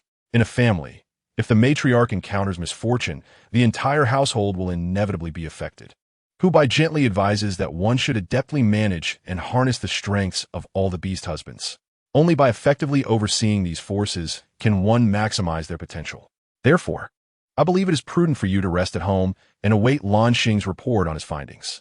Nan Zhisui should emerge from the confines of merely being a mother and step beyond the role of a mere matriarch. In the beast world, a powerless female may indeed choose to be indifferent and enjoy a leisurely life. Such families, due to the laziness of the matriarch, often allow certain males to undermine her authority, unbeknownst to her. However, Nan Zhisui, as perceived by Hu Bai, possesses the capability to be the head of the family and to manage all her beast husbands. She will frequently encounter such situations in the future. He aims to assist her in growing into her role, ensuring her position as the head of the household is firmly established. Nan Zhisui comprehended Hu Bai's intentions. I understand. As the sun sets, the sky is painted with a crimson hue. Lan Xing, father. Hu Qi scampers over. Lan Xing tenderly ruffles Hu Qi's head before heading towards the tent. Inside the modest tent, Hu Bai sits sideways, with Nan Zhisui on one side and Lan Xing on the other. Nan Zhisui eagerly inquires, Did you find a scorpion beast man? Have you located Xiao Fu? Lan Xing shakes his head. Sister, brother Hu Bai, we found the scorpion beast man, but he claimed that Xiao Fu has already been sold. When I asked to whom, he refused to divulge any information. However, we managed to extract a few details. According to the Scorpion Beast Man, the one who purchased Xiao Fu seemingly poses no threat to her. Instantly, the atmosphere lightens. Good, Nan Zhisui asserts decisively. Tomorrow, I will accompany you to meet the Scorpion Beast Man. It is preferable that we meet their leader. Both handsome males in the tent simultaneously turn their gazes toward Nan Zhisui. In a family, the female is the core. As long as she does not shirk her responsibilities, all significant decisions within the family are made by her. Thus, any decision made by Nan Zhisui is of utmost importance to both Hu Bai and Lan Xing. Hu Bai inquires, the leader? Nan Zhisui replies, yes, the chief, akin to a village head or tribal leader. Lan Xing adds, I know, the leader of the Scorpion Beastmen in this coastal region is Xie. Xie? Hu Bai furrows his brow slightly. Xie? Nan Zhisui recalls this individual, the male beastman who previously fought with Xianjin. Are you familiar with him? Lan Xing explains. Xie is the chief of the Scorpion Beastmen here, a 7-pattern beast king. His formidable strength allows him to dominate this area. Hu Bai concurs, he is indeed quite renowned. Lan Xing slowly elucidates the situation in the eastern continent. In the eastern part of the beast world, there exists the eastern coast, eastern sea, eastern forest, eastern marsh, and eastern mountains, which are the primary habitats of beastmen. There is also a desolate area known as the eastern wasteland, devoid of beastman activity, but serving as a prison. The notable 7-pattern beast kings in the eastern region include Xianjin, the wandering serpent beastman from the eastern marsh, Xie, the cold-blooded scorpion beastman from the eastern coast, Qi Xiao, the red eagle beastman from the eastern mountains. In the eastern sea, the most powerful beings are the 6-pattern beast prince Lan Xing and the 6-pattern beast princess Chu Chun of the merfolk. Nan Zhisui casts a glance at Hu Bai. While the eastern sea lacks 7-pattern beastmen, the eastern marsh has Xianjin, the eastern coast has Xie, and the eastern mountains have Qi Xiao. Yet, few are aware that the eastern forest harbors a 7-pattern fox king, Hu Bai. Each of these 3 7-pattern beastmen reigns over their respective domains. And although the merfolk lack a 7-pattern beast king, their underwater existence and the fact that beastmen rely on them for essential resources like salt deter Xianjin, Xie, and Qi Xiao from provoking the merfolk. After listening, Nan Zhisui declares, I will meet Xie tomorrow. Sister, Xie is formidable. Lan Xing expresses concern. I am only a 6-pattern. While I am capable in the sea, I cannot compete with him on land. Hu Bai sits up, his lips pale and his body weak. I will accompany you tomorrow. Nan Zhisui shakes her head. I am acutely aware of your condition. Do not think of accompanying us. Rest at home. Hu Bai must comply with her wishes. The family currently faces challenges, yet all the beastmen within unite. Nan Zhisui believes that as long as the family stands together, there is nothing they cannot overcome. Lan Xing remarks, by the way, sister, this tent is rather rudimentary. Hu Bai and I found a location nearby and carved out a cave. It has been tidied up. Although the tent is habitable, it lacks sturdiness. They have already discovered a more suitable dwelling and prepared it. Nan Zhisui is not inclined to move. Lan Xing glances at Hu Bai, his eyes sparkling with concern as he says to Nan Zhisui, sister, I know that Xiao Fu weighs heavily on your mind. However, you are the most important. Everyone matters. Nan Zhisui opens her mouth to respond, but, seeing the worried expressions of her 2 beast husbands, ultimately sighs, all right. Little Hu Qi enters the tent to support Hu Bai as he rises, while Lan Xing assists Nan Zhisui in organizing their belongings. After a long separation, Nan Zhisui is torn between her longing for Xiao Fu and the impending departure from the beast world in 27 days. She is filled with myriad emotions as she takes out her phone, which is solar-powered and charged. Everyone stay still. Nan Zhisui sets her phone on a stand and captures a photograph of the sea and the sunset. In the picture, Hu Bai, pale yet smiling, gazes at her, while Hu Qi supports himself, looking up at the camera.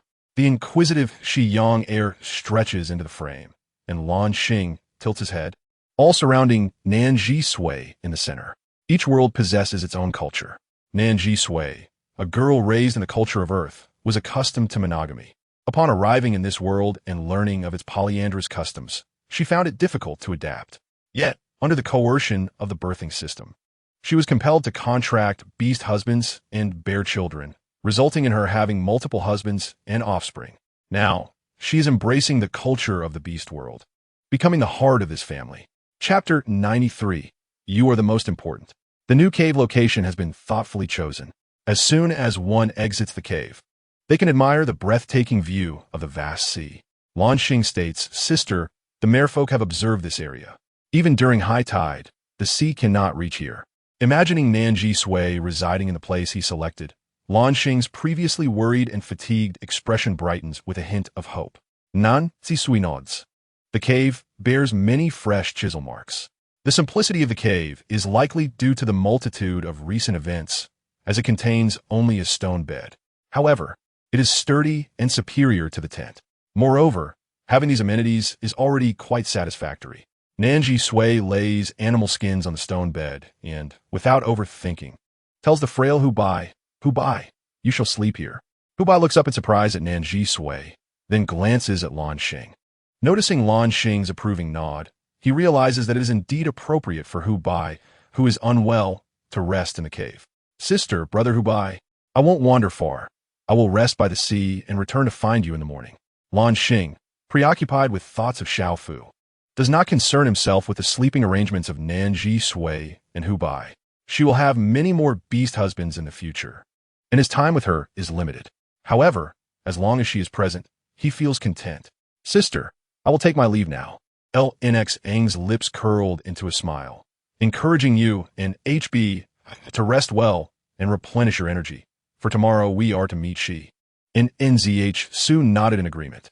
HB, I lay on the stone bed within the cave, while HQ and SHYing slept on another small stone bed in a smaller nook of the cave. Having run from a marsh to the sea, in NZH, Sue had scarcely dared to sleep, and upon arriving here, she was immediately consumed with the tasks of managing two little silver wolf cubs, attending to Sheev's matters, addressing HBI's concerns, and discussing their meeting with She for the following day. It was only now that in NZH, Sue truly felt the weight of exhaustion. Her body was caked in the dried mud of the marsh and sweat, rendering her quite filthy. Fortunately, there was some water in the cave. She was aware that bringing in the water had not been an easy task, and that it was HQ, her little cub, who had fetched it. She inquired of HQ in the outer nook of the cave, Q, may I use the water here to wash myself? HQ immediately responded with joy, Mother. Please feel free to use it. If it's not enough, I'll go fetch more. HBI gently reassured in NZH Sue, my lady, to use it. Though Q is young, we must not indulge him in laziness. In the beast realm, males take pride in their labor. Besides, the water he brought is for your use, and he is delighted to help. In NZH, Sue smiled and said, HBI, you have raised Q very well. HBI shook his head. I have merely refrained from spoiling him. It is Q's own strength that shines. Eavesdropping on the praise from his parents, HQ felt a surge of happiness, his little mouth curling into a smile, reveling in the affection of both his father and mother. There was no greater joy than this. SHYing hung his head, burying it in Q's fluffy belly. He envied his brother greatly, feeling different as he was a cub neglected by both his biological parents. However, now he had a godmother and both HBI and LNX Ing as godfathers. Since joining the family of his godmother, he felt a sense of belonging, especially in contrast to the days of being shunned and driven away. SHYing thus consoled himself. In NZH, Sue hung a curtain and used the limited water to wash herself behind it. Previously, in her bid to escape and mask her scent, she had coated herself in thick mud. Now, she brushed off the dried mud clinging to her body, gathering it to later dispose of outside the cave. Then she retrieved a towel from her space, dampened it, and began to wipe her body. After cleansing herself of the grime and washing her face, the water had turned dirty. When in NZH, Sue emerged from the tent. HB, I had already taken the basin of water outside to pour it out. You should rest a bit more, and NZH Sue suggested. HBI smiled at her. I am not tired. These are tasks that males ought to handle. In NZH Sue and HB, I lay on the stone bed. Although HB, I had once accompanied her to sleep, it had always been in his beast form. They had never shared a bed in human form before. This was the first time they lay face to face under the same covers. In NZH, Sue felt exceedingly fatigued. My lady, HB, I lay on his side, looking at her with concern in his eyes. You have lost so much weight these days. Have you endured much hardship? Facing the warmth of HBI's concern, in NZH, Sue felt a sense of relief. That rogue, Nan Zhisui, had no understanding of cherishing delicate beings. She had indeed suffered quite a bit during these days. Drowsily, she replied, "I am fine. I am not thinner, merely more toned. The fat on my body has turned to muscle. Do you not believe me? Feel for yourself." After saying this, Nan Zhisui paused, realizing her own words and the implications of inviting HBI to touch her muscles. How could she be so dazed as to lose all modesty? HBI's slender hand reached from under the covers, and as Nan Zhisui felt the warmth of his palm, her cheeks involuntarily flushed. Why was it that a male's hand felt so large? "It seems you have indeed become more toned," HBI remarked with a smile. Feeling the touch of HBI's hand, Nan Zhisui could scarcely move, her laughter awkward. "My lady, are you particularly worried about Shiev?" HBI's large hand gently tapped the back of her head, while his other arm pulled her close, pressing her head against his chest. Nan Zhisui was enveloped by the potent aura of the male white fox, leaving her unable to think. His voice was deep and soothing. "Do not fear. Whatever comes our way, we shall face it together as a family." Her heart, which had been racing, gradually settled down under HBI's continuous reassurances, and her emotions stabilized. The following morning, when LNX-ing arrived, Nan Zhisui had already prepared herself. LNX-ing observed Nan Zhisui's complexion with concern, and upon seeing that she seemed well, he cast a grateful glance at HBI. HBI must have been attentive to Nan Zhisui's needs throughout the night. Nan Zhisui looked behind LNX-ing to see 7 or 8 merfolk following him. LNX-ing explained, "Sister, these merfolk have been selected for their ability to walk on land. After all, land is not our domain, and there are few who can transform their tails into legs to traverse it." Nan Zhisui remarked, "Although Shia was sold through the hands of the she-beast men, her safety is paramount. Until we ascertain her whereabouts, we should avoid direct conflict with the she. Thus, this arrangement sufficed. Q. Take good care of your father." Nan Zhisui instructed. Seeing that HBI still wished to follow, she shook her head. "OBI, you must recover swiftly. We all need you. The healthy you." HBI, being the QWN Fox King, would significantly bolster Nan Zhisui's family's strength upon regaining his health. Reluctantly, he acquiesced to her wishes, remaining in the cave, yet he reiterated, "I will recover well. You must take care, my lady. Always remember, you are the core of our family. You are what matters most." Recalling the snake, HBI coughed lightly, pondering that they still lacked a capable beastman skilled in combat. Chapter 94. Hu Gugu and Shiev on the eastern coastline, amidst towering cliffs, stood a lush expanse of towering trees. These trees naturally formed numerous hollows. Within one unremarkable hollow, a group of 8 or 9-year-old eagle cubs stealthily entered. This was the cave of the blind Hu Jin. Isn't he blind? Let's place a few stumbling stones for him. It would be amusing to see him fall and vent his frustrations. Indeed, he merely occupies the title of a lord's cub. Why should our mother treat him well while neglecting us? Hu Jin, aged 6, was the descendant of the high mountain fire red eagle, the only cub of the clan leader CH-11O. The mother of these eagle cubs, Ngming, was also a beautiful female in the high mountain territory. Ngming paid little attention to her own cubs, frequently sending food and drink to Hu Jin. The eagle cubs had long grown resentful. What is he? Just a blind eagle beast man. He can't even fly. With this in mind, the eagle cubs deliberately placed several stones in Hu Jin's room. This eagle cub would not see them, and the stones would surely cause him to trip embarrassingly. Once the stones were set, one eagle cub exclaimed, "What is this? How did such a large wooden barrel end up here? What would Hu Jin possibly need it for?" It was covered with grass. "Come over here, help me move the grass." Shia was hidden inside the barrel, covering her mouth with her little hand, trembling with nervousness. Just as the eagle cubs were about to lift the lid, a chilling voice rang out from behind. "What are you doing?" A flurry of clattering and hustle ensued as several young hawklings hastily withdrew their hands. Upon realizing that the newcomer was Huojuan, they sighed in relief. He was blind, thus unaware of their prior mischief. "Young Master Huojuan, we have brought you meat," one of the hawklings declared. "Yes, indeed," several others echoed in unison. Hidden within a wooden barrel, the little fish girl, Xiaofu, huffed in indignation. "What meat delivery?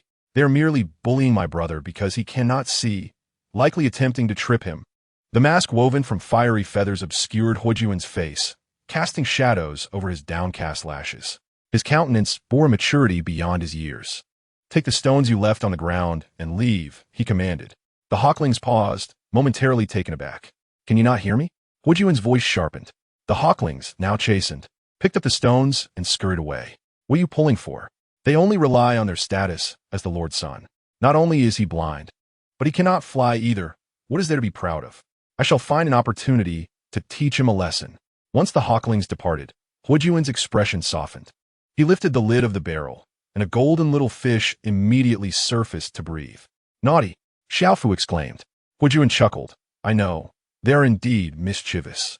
Not only are they troublesome, but their mother, Yingming, is just as wicked." "Is Xiaofu bored?" he inquired. Xiaofu shook her head. "Come out and play," Huojuan urged gently, carefully lifting her from the water. The grand tree's bark was dotted with small tree hollows, but Xiaofu remained inside, peering through the gaps to observe the lively scene outside. The bird beastman tribe was bustling with activity. Outside the tree, many young and robust bird beastmen had gathered in a lively throng. Huojuan, with a warm smile, sat beside her, conversing with the golden little fish. "Is the commotion outside delightful?" he asked. "Yes. My father beast loves to fight." Huojuan's father beast, the lord of the eastern highlands, was Qi Xiao. Due to climatic changes, the avian species from the eastern highlands had temporarily migrated to the coastal region, creating a melting pot of various bird beastmen. There were the fierce and swift eagle beastmen, the noble and unblemished crane beastmen, the ferocious falcon beastmen, and at the pinnacle stood the two brothers, Qi Xiao and Han Feng. Powerful eagle beastmen who commanded respect. Qi Xiao, with his fiery red plumage, was a rare and noble species known as the Highland Fire Red Eagle Beastman. Han Feng, clad in dark feathers, was Qi Xiao's half-brother, a member of the Highland Black Eagle Beastman.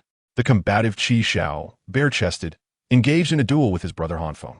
The crowd of bird beastmen erupted in excitement, cheering, "Go, Lord Qi Xiao! Go, Lord Han Feng!" Both warriors were muscular, with Qi Xiao's physique being toned yet fluid, while Han Feng's was robust and powerful. The two combatants grappled fiercely, eliciting joyous cheers from the bird beastmen perched atop the treetops. Xiaofu's eyes sparkled as she watched the two fighters. "They are so amazing," she exclaimed, contemplating seriously before tilting her head. "Huojuan is my Huojuan. Huojuan's father is also one of my other fathers."